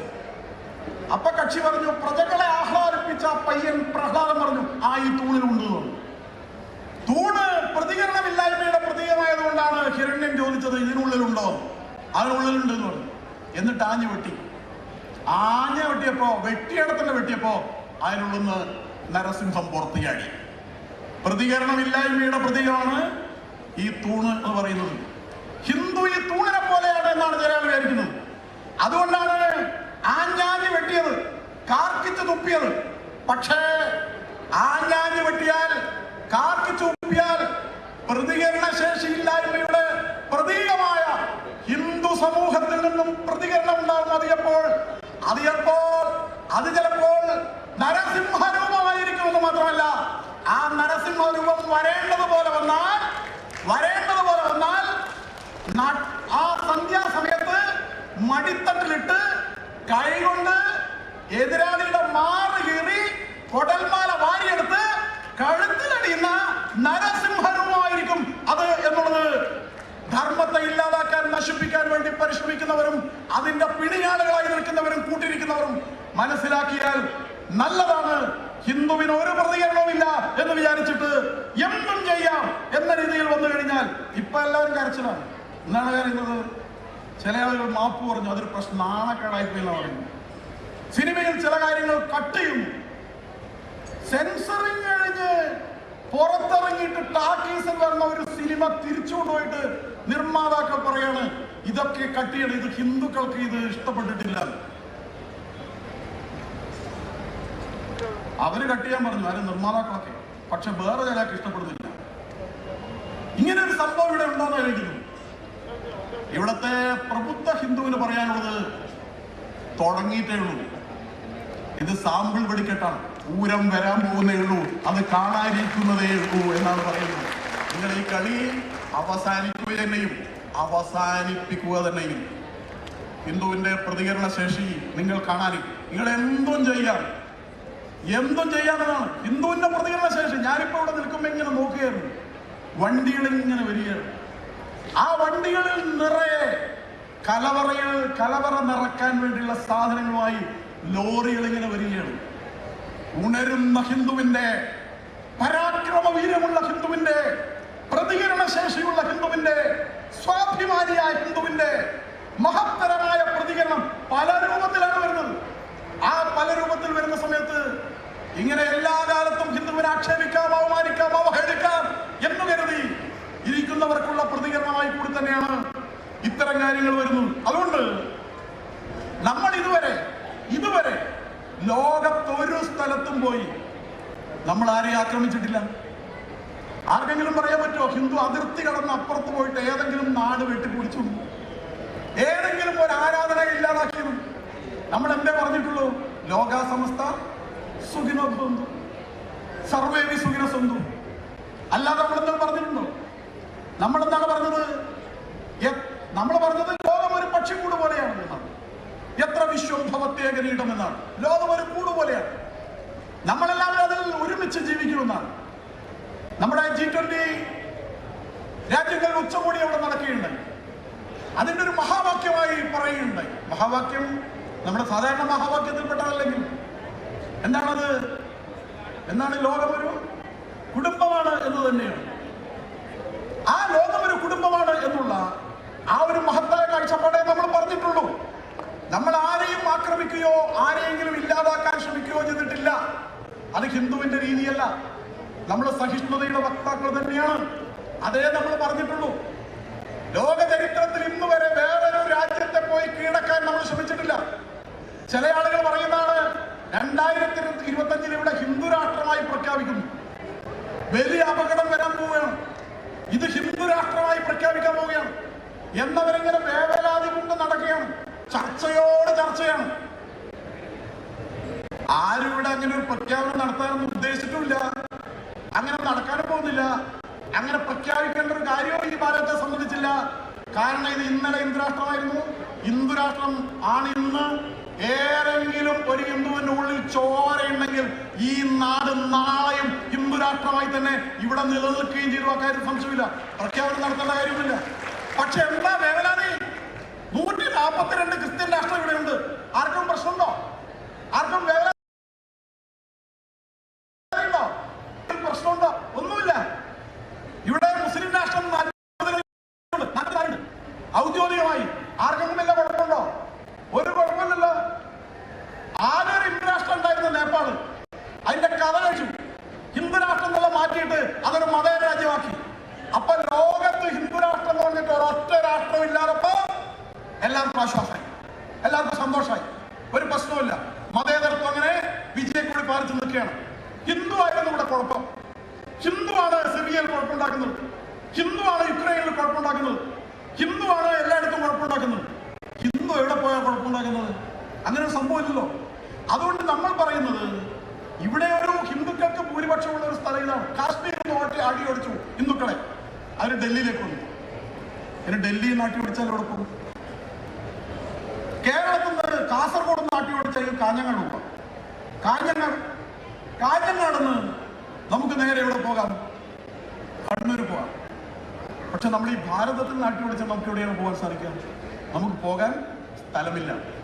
അതുകൊണ്ട് നമുക്ക് ഈ മണ്ണ് സംരക്ഷിക്കണം, നമ്മുടെ ധർമ്മം സംരക്ഷിക്കണം, നമ്മുടെ വിശ്വാസം സംരക്ഷിക്കണം, നമ്മുടെ പാരമ്പര്യം സംരക്ഷിക്കണം, നമ്മുടെ ഈശ്വരന്മാരെ സംരക്ഷിക്കണം, നമ്മുടെ ദൈവങ്ങളെ സംരക്ഷിക്കണം. എന്നാലേ നമ്മളെ ദൈവങ്ങൾ നമ്മളെ സംരക്ഷിക്കുകയുള്ളൂ. നമ്മുടെ ധർമ്മത്തെ രക്ഷിച്ചാലേ ധർമ്മം നമ്മളെ രക്ഷിക്കുകയുള്ളൂ. ധർമ്മോ രക്ഷതി രക്ഷിത എന്നാണ്. ധർമ്മത്തെ രക്ഷിച്ചാൽ ധർമ്മം നമ്മളെ രക്ഷിക്കും. അതുകൊണ്ട് നമ്മൾ നമ്മുടെ ഈ മഹാക്ഷേത്ര സന്നിധികളെ കാത്തു സൂക്ഷിക്കേണ്ടതുണ്ട്. ഞാൻ കേട്ടു പണ്ട് ഇവിടെ ഈ ക്ഷേത്രത്തിൽ ടിപ്പുവിന്റെ പടയോട്ടം നടന്നിരുന്നു, അതിൽ ആക്രമണത്തിന്റെ അടയാളങ്ങൾ ഇവിടെ ഉണ്ടായിരുന്നു ഒക്കെ. പിന്നെ ആരോ ആ അടയാളങ്ങളൊക്കെ മായ്ച്ചു കളഞ്ഞു എന്നൊക്കെ. മായ്ച്ചു കളഞ്ഞതുകൊണ്ട് ആ ആക്രമണം ഉണ്ടാക്കിയ വേദനയുടെ, ആ ആക്രമണം ഉണ്ടാക്കിയ പരിക്കിന്റെ അടയാളങ്ങൾ മായ്ച്ചതുകൊണ്ട് ആ ആക്രമണത്തിന്റെ അസഹിഷ്ണുതയുടെ ഭാവം ഇല്ലാതാവുന്നില്ല. നമ്മൾ ഇനിയൊരു ആക്രമണം നമ്മുടെ ഈശ്വരന്മാർക്കും സന്നിധിക്ക് നേരെ ഉണ്ടാകാതിരിക്കണം. നമ്മൾ ആരെയും ആക്രമിക്കില്ല, പക്ഷെ നമ്മളെ ആക്രമിക്കാൻ ആരെയും അനുവദിക്കരുത്. അതിനനുസൃതമായ ഒരു പ്രതിരോധം, അതിനനുസൃതമായ ഒരു ഒരുമ, അതിനനുസൃതമായ ഒരൈക്യം നമുക്ക് വേണം. ഞാൻ എൻ്റെ ഭാഷണം അവസാനിപ്പിക്കുകയാണ്. ഒറ്റൊരു കാര്യം കൂടി പറഞ്ഞുകൊണ്ട് ഞാൻ നിർത്തുകയാണ്. മഹാഭാരതത്തിൽ ഒരു സന്ദർഭം പറയുന്നുണ്ട്. ആ സന്ദർഭം ഒരു വനവാസം ഇങ്ങനെ നടത്തിക്കൊണ്ടിരിക്കുകയാണ്. പാണ്ഡവന്മാർ വെള്ളം കുടിക്കുന്ന ഒരു കുളമുണ്ടായിരുന്നു. അവരാ വെള്ളം കുടിച്ച് വിശ്രമിക്കാൻ പോയ സന്ദർഭത്തിൽ അവിടെ കൗരവന്മാർ അവിടെ പോയിരുന്നു കാട്ടിൽ. ആ കൗരവന്മാർ പാണ്ഡവന്മാർ വെള്ളം കുടിക്കുന്ന ആ കുളത്തിൽ നഞ്ഞു കലക്കി, വിഷം കലക്കി. പക്ഷെ ഇത് ഗന്ധർവന്മാർ കണ്ടു. ഗന്ധർവന്മാർ ഈ പാതകം നടത്തിയ കൗരവന്മാരെ പിടിച്ച് മരത്തോട് കെട്ടിയിട്ടു. ഈ വിവരം അറിഞ്ഞ് പാണ്ഡവന്മാർ അവിടെ വന്നു. ധർമ്മോത്തരൊക്കെ വന്നു. ധർമ്മോത്തര ഭീമനും ഒക്കെ വരുമ്പോൾ കണ്ടത് ദുര്യോധനും ദുശാസനൊക്കെ മരത്തോട് പിടിച്ച് കെട്ടിയതാണ്. ഭീമൻ തുള്ളിച്ചാടി. അങ്ങനെ തന്നെ വേണ്ട, സഹദേവൻ പറഞ്ഞു ഇങ്ങനെ തന്നെ വേണമെന്ന് പറഞ്ഞു. എല്ലാവരും ആഹ്ലാദിക്കുകയാണ്. അങ്ങനെ ആഹ്ലാദിക്കുമ്പോൾ ശാന്തനായ ഒരാൾ അവിടെ നിൽക്കുന്നുണ്ട്. അത് ധർമ്മോത്തരായിരുന്നു. ധർമ്മോത്തര അവരോട് പറഞ്ഞു അടങ്ങ്. ആ കെട്ടിയിട്ടിരിക്കുന്ന ആരെയാണെന്നറിയാമോ? ആ കെട്ടിയിട്ടിരിക്കുന്ന നമ്മുടെ സഹോദരന്മാരാണ്, നമ്മുടെ വെല്ലിച്ചന്റെ മക്കളാണ്. ശരിയാണ്, അവർ നമ്മളെ ഉപദ്രവിച്ചു, അവരൊരുപാട് ദ്രോഹിച്ചിട്ടുണ്ട്. പക്ഷെ ഒരു കാര്യമുണ്ട്, അവർ നമ്മുടെ സഹോദരന്മാരാണ്. നമ്മളും അവരും നമ്മൾ യുദ്ധം ചെയ്തിട്ടുണ്ട്. അപ്പൊ നമ്മൾ 100ഉം അവരും 5ഉമാണ്. നമ്മൾ 5ഉം അവർ 100 പേരാണ്. പക്ഷെ പുറത്തു നിന്നുള്ള ആളുകളാണ് ഇപ്പോൾ വന്നിരിക്കുന്നത്, ഈ ചെയ്തിരിക്കുന്നത്. അങ്ങനെ വന്നിട്ട് ചെയ്യുമ്പോൾ നമ്മൾ 105ആണ്. ഇങ്ങനെയാണ് മഹാഭാരതം പറയുന്നത്. അന്യസഹേർ വിവാദേതു വയം 500 പരസ്പരം വിവാദേതു വയം 500. നമ്മളെ മറ്റുള്ളവർ വന്ന് നമ്മളെ ഉപദ്രവിക്കുമ്പോൾ നമ്മളിവിടെയുള്ള എല്ലാ ഭിന്നിപ്പുകളും മാറ്റിവെക്കണം. നമ്മൾ 105 പേരും ഒറ്റക്കെട്ടായി മാറണം എന്നുള്ളതാണ്. ഇപ്പോ പുറത്തു നിന്ന് ഒരുപാട് വെല്ലുവിളികളുണ്ട്. ആ വെല്ലുവിളികൾ നമ്മുടെ ധർമ്മത്തെയും സംസ്കാരത്തെയും നശിപ്പിക്കാനാണ്. ഇപ്പൊ നമ്മുടെ ഇടയിലുള്ള ഭിന്നതകളെ കുറിച്ച് പറയാനുള്ള സമയമല്ല. നേരെ മറിച്ച് നമ്മൾ ഒരുമിച്ച് നിൽക്കേണ്ട സമയമാണ്.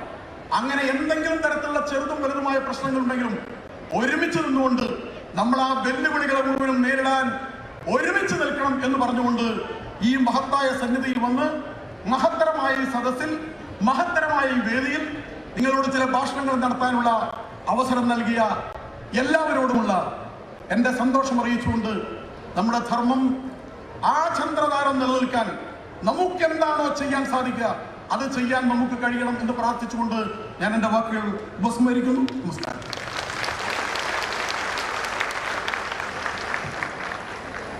ಯಾರನ್ನು ಬಡಿದೆಪ್ಪಿಸುವಂಥ ವಾಗ್ಚರ್ಯ ಶ್ರೀ ವಲ್ಸಂತ್ ಇಲ್ಲೇಕೇರಿ ಸಿದ್ಧಿವಿನಾಯಕನ ಬಗ್ಗೆ ಪುರಾಣಗಳಲ್ಲಿ ಹೇಳಿದಂಥ ಸುಂದರ ಚಿತ್ರಣವನ್ನು ನಮ್ಮ ಮುಂದೆ ಇಟ್ಟಿದ್ದಾರೆ. ಹಾಗೆಯೇ ಆಧ್ಯಾತ್ಮ ಹಾಗೂ ವಿಜ್ಞಾನ ಇದನ್ನು ಸಮನ್ವಯಗೊಳಿಸಿ ಅವರ ಮಾತುಗಳನ್ನು ಕೇಳೋದೇ ಚಂದ. ಅವರಿಗೆ ಎಲ್ಲರ ಪರವಾಗಿ ವಂದನೆಗಳು. ಇನ್ನು ಮುಂದಕ್ಕೆ ಶ್ರೀ ಪ್ರಮೋದ್ ಕುಮಾರ್ ಸರ್ಕಲ್ ಇನ್ಸ್ಪೆಕ್ಟರ್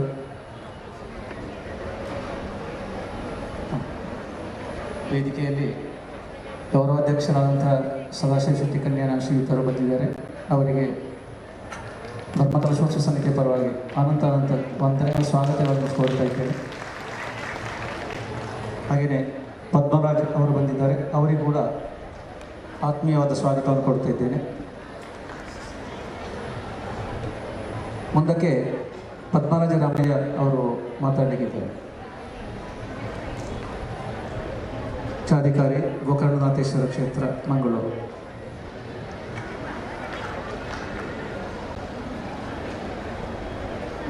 ಸಾನ್ನಿಧ್ಯದ ಮದನಂತೇಶ್ವರ ಹಾಗೆಯೇ ಸಿದ್ಧಿವಿನಾಯಕ ದೇವರ ಪಾದಾರವಿಂದಗಳಿಗೆ ನಮಸ್ಕಾರ ಮಾಡುತ್ತಾ, ಇವತ್ತು ಅಷ್ಟಬಂಧ ಬ್ರಹ್ಮಕಲಶೋತ್ಸವ ಮತ್ತು ಮೂಡಪ್ಪ ಸೇವೆ ಈ ಕಾರ್ಯಕ್ರಮದ ಧಾರ್ಮಿಕ ಸಭೆಯಲ್ಲಿ ಆಶೀರ್ವಚನ ನೀಡಲಿರುವಂತಹ ಪರಮ ಪೂಜ್ಯ ಮಾಡಿಲ ಸ್ವಾಮೀಜಿಯವರೇ, ಹಾಗೆಯೇ ಅಧ್ಯಕ್ಷತೆಯನ್ನು ವಹಿಸಿರುವಂತಹ ಹಿರಿಯ ವಕೀಲರು ಆದಂತಹ ಐ.ವಿ. ಭಟ್ರವರೇ, ವೇದಿಕೆಯಲ್ಲಿರುವಂತಹ ಎಲ್ಲ ಗಣ್ಯರೇ, ಯಾರ ಹೆಸರು ಹೇಳಲಿಕ್ಕೆ ಹೋಗ್ತಾ ಇಲ್ಲ, ಬಹಳ ಸಮಯ ಆಯಿತು ಅಂತ ತಿಳ್ಕೊಳ್ತೇನೆ.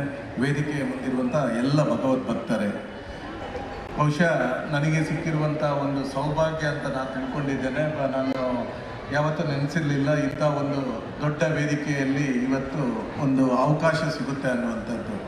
ಖಂಡಿತವಾಗಲೂ ನಾನು ಕೂಡ ಒಂದು ದೇವಸ್ಥಾನದಲ್ಲಿ ಸುಮಾರು 28 ವರ್ಷಗಳಿಂದ ಒಬ್ಬ ಸೇವಕನಾಗಿ ಕೆಲಸ ಮಾಡಿಕೊಂಡು ಬರ್ತಾ ಇದ್ದೇನೆ. ಬಹುಶಃ ಆ ಒಂದು ಪುಣ್ಯದ ಫಲ ಇವತ್ತು ನನಗೆ ಈ ಮಧುರ್ನಂಥ ಒಂದು ದೊಡ್ಡ ಕ್ಷೇತ್ರದಲ್ಲಿ ಇವತ್ತು ಭಾಗವಹಿಸುವಂಥ ಸೌಭಾಗ್ಯ ಸಿಗ್ತಾ ಅನ್ನುವಂಥದ್ದು. ನಾನು ಎಲ್ಲರಲ್ಲೂ ಕೇಳೋದಷ್ಟೇ, ಮದನಂತೇಶ್ವರ ಹಾಗೆ ಸಿದ್ಧಿವಿನಾಯಕ ದೇವರು ನಮಗೆಲ್ಲರಿಗೂ ಸಹನೆ ತಾಳ್ಮೆಯನ್ನು ಕೊಡಲಿ, ದ್ವೇಷವನ್ನು ನಮ್ಮಿಂದ ದೂರ ಮಾಡುವಂತಾಗಲಿ, ಎಲ್ರಿಗೂ ಪ್ರೀತಿ ಹಂಚುವಂಥ ಕೆಲಸವಾಗಲಿ, ಈ ಎಲ್ಲರನ್ನು ಪ್ರೀತಿಯಿಂದ ನಾವು ಗೆಲ್ಲುವಂಥ ಆ ಬುದ್ಧಿಯನ್ನು ನಮಗೆ ಮದನಂತೇಶ್ವರ ಹಾಗೆ ಸಿದ್ಧಿವಿನಾಯಕ ದೇವರು ಕರುಣಿಸಲಿ ಅಂತ ಹೇಳ್ತಾ ಅವಕಾಶಕ್ಕಾಗಿ ವಂದಿಸ್ತಾ ನನ್ನ 2 ಮಾತುಗಳನ್ನು ಮುಗಿಸ್ತಿದ್ದೇನೆ. ಜೈ ಹಿಂದ್. ಧನ್ಯವಾದಗಳು ಸರ್. ಮುಂದಕ್ಕೆ ಶ್ರೀ ಯೋಗೇಶ್ವರ ಚಿಗುರುಪಾದೆ ಮಾಜಿ ಸದಸ್ಯರು ಕರ್ನಾಟಕ ಯಕ್ಷಗಾನ ಅಕಾಡೆಮಿ ಅವರು ನಮ್ಮನ್ನುದ್ದೇಶಿಸಿ ಮಾತನಾಡುತ್ತಿದ್ದಾರೆ. ಶ್ರೀ ಯೋಗೇಶ್ವರ ಚಿಗುರುಪಾದೆ. ಸುರೇಂದ್ರ ಕುಮಾರ್ ಹೆಗಡೆ ಅವರು ವೇದಿಕೆಯಲ್ಲಿದ್ದಾರೆ. ಅವರಿಗೆ ಎಲ್ಲರ ಪರವಾಗಿಯೂ ಆತ್ಮೀಯವಾದ ಸ್ವಾಗತವನ್ನು ಕೊಡ್ತೇವೆ. ಮುದದಿಂದ ನಿನ್ನ ಕೊಂಡಾಡುವೆನು ಮಧುರ ಗಣಪತಿ. ಇದು ಪಾರ್ಥಿಸುಬ್ಬನ ಹೇಳಿದಂತಹ ಮಧುರು ಮಹಾಗಣಪತಿಯ ಸ್ತುತಿಯನ್ನು ನೆನಪಿಸಿಕೊಳ್ಳುತ್ತಾ ಶ್ರೀ ಮಧುರು ಮಹಾಗಣಪತಿ ಹಾಗೂ ಶಿವದೇವರಿಗೆ ವಂದಿಸಿಕೊಂಡು ವೇದಿಕೆಯಲ್ಲಿರುವಂತಹ ಪೂಜ್ಯ ಗುರುಗಳಿಗೆ ಹಾಗೂ ಎಲ್ಲ ಗಣ್ಯಾಧಿಕಾರಿ ವ್ಯಕ್ತಿಗಳಿಗೆ ಅಭಿವಂದಿಸಿಕೊಂಡು ಸಭೆಯಲ್ಲಿರುವಂತಹ ಎಲ್ಲ ವಿದ್ವಜ್ಜನರಿಗೂ ತಲೆಬಾಗಿ 1-2 ಮಾತುಗಳನ್ನಷ್ಟೇ ಇಲ್ಲಿ ಹೇಳೋದಕ್ಕೆ ಇಚ್ಛೆಪಡ್ತೇನೆ. ಮಧುರು ಎನ್ನುವುದು ನಮಗೆಲ್ಲ ಆರಾಧ್ಯವಾದಂಥ ಕ್ಷೇತ್ರ.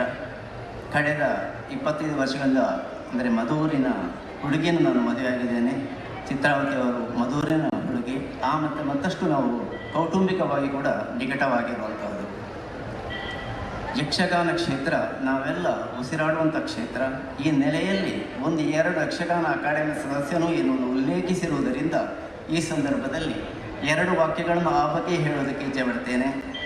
ಸಾಕಷ್ಟು ನಾವು ಗಮನಿಸಿದರೆ ಹೊಸದುರ್ಗದಿಂದ ಬೈಂದೂರಿನವರೆಗೆ ಸಾಕಷ್ಟು ಕ್ಷೇತ್ರಗಳಲ್ಲಿ ಬ್ರಹ್ಮಕಲಶೋತ್ಸವ ವಿಜೃಂಭಣೆಯಿಂದ ಜರುಗುತ್ತದೆ.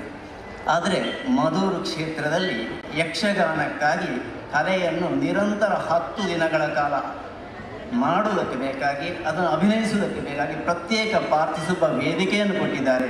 ಇದಕ್ಕಾಗಿ ನಾನು ಸಮಸ್ತ ಕಲಾವಿದರ ಪರವಾಗಿ ಅವರಿಗೆ ಇಡೀ ಸಮಿತಿಯವರಿಗೆ ಅಭಿನಂದನೆಗಳನ್ನು ಸಲ್ಲಿಸ್ತಾ ಇದ್ದೇನೆ. ಇದು ಸಣ್ಣ ಕಾರ್ಯ ನಿರಂತರವಾಗಿ ನಡೆಯುತ್ತದೆ. ಇಲ್ಲದಿದ್ದರೆ ಸಾಂಸ್ಕೃತಿಕ ಕಾರ್ಯಕ್ರಮಗಳಿಗೆ ಯಕ್ಷಗಾನಕ್ಕೆ ನಮ್ಮ ಉಸಿರು, ಯಕ್ಷಗಾನ ಎನ್ನುವುದು ನಮ್ಮ ಉಸಿರು. ಅದಕ್ಕೆ ಅವಕಾಶ ಕೊಟ್ಟದ್ದಕ್ಕಾಗಿ ಯಕ್ಷಗಾನ ಕಲಾವಿದರ ಮತ್ತು ಸಂಘಟಕರ ಪರವಾಗಿ ಮತ್ತು ಇದರ ಹಿಂದೆ ದುಡಿದಂಥ ಸಿರುವಾಗಿ ರಾಮಕೃಷ್ಣ ಮಯ್ಯರಿದ್ದಾರೆ ಎಲ್ಲ ತಂಡದವರನ್ನು ಕೂಡ ಅಭಿನಂದಿಸ್ತೇನೆ. ದೊಡ್ಡ ವೇದಿಕೆ. ಈ ವೇದಿಕೆಯಲ್ಲಿ ನನಗೆ ಭಾಗವಹಿಸಿ ನನ್ನ ಪೂರ್ವಜನ್ಮದ ಪುಣ್ಯ ಅಂತ ಹೇಳ್ತೇನೆ. ಮಿತ್ರರಾದ ಕಾರ್ತಿಕ್ ಶೆಟ್ಟಿ ಇರ್ಬೋದು, ಎಲ್ಲ ಮಿತ್ರರು ಹೆಸರು ಸೂಚಿಸಿದಾಗ ಇದೊಂದು ಭಾಗ್ಯ ಅಂತ ಕೇಳಿ ನಾನು ಒಪ್ಪಿಕೊಂಡವು. ಯಾಕೆಂದರೆ ಧಾರ್ಮಿಕ ಸಭೆಯಲ್ಲಿ ಮಾತನಾಡುವಷ್ಟು ದೊಡ್ಡ ವ್ಯಕ್ತಿ ನಾನಲ್ಲ. 2 ವಿಚಾರಗಳಿಗಾಗಿ ಈ ಕ್ಷೇತ್ರವನ್ನು ನಾನು ಈಗ ಈ ಧಾರ್ಮಿಕ ಸಭೆಯ ನೆಲೆಯಲ್ಲಿ ನಾನು ಅಭಿನಂದಿಸ್ತೇನೆ. ಮುಖ್ಯವಾಗಿ ಈಗಲೇ ಹೇಳಿದಾಗೆ ಯಕ್ಷಗಾನಕ್ಕೆ ಪ್ರತ್ಯೇಕವಾದಂತಹ ಒಂದು ಅವಕಾಶ ಒದಗಿಸಿಕೊಟ್ಟದ್ದು.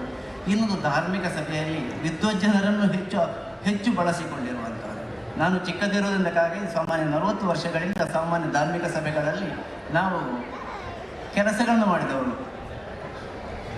ಕರಸೇವಕರಾಗಿ ಕೆಲಸವನ್ನು ಮಾಡಿದವರು. ಆಗ ಎಲ್ಲ ಒಂದು ದಿಕ್ಸೂಚಿ ಭಾಷಣ ಅಂತೇಳಿ ಧಾರ್ಮಿಕ ಸಭೆಗಳಲ್ಲಿತ್ತು.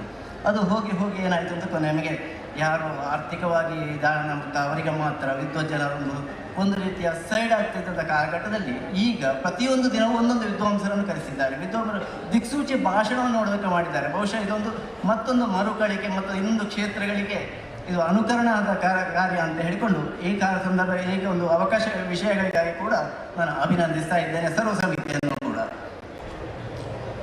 ಆಗಲೇ ಹೇಳಿದಾಗೆ ಯಕ್ಷಗಾನಕ್ಕೆ ಉಸಿರಾಗಿರುವಂತಹ ಪಾರ್ಥಸುಬ್ಬ ಮಹಾಕವಿಯ ಮುದದಿಂದ ನಿನ್ನ ಕೊಂಡಾಡುವೆನು ಅನವರತ ಎನ್ನುವಂತಹ ಹಾಡು ಯಾವ ಗಣಪತಿಯ ಸ್ತುತಿ ಎನ್ನುವಂಥದ್ದು ದಿನವೊಂದಕ್ಕೆ ವರ್ಷವೊಂದಕ್ಕೆ ಸುಮಾರು 9,000 ಬಾರಿ ಅನುರಣಿಸ್ತದೆ.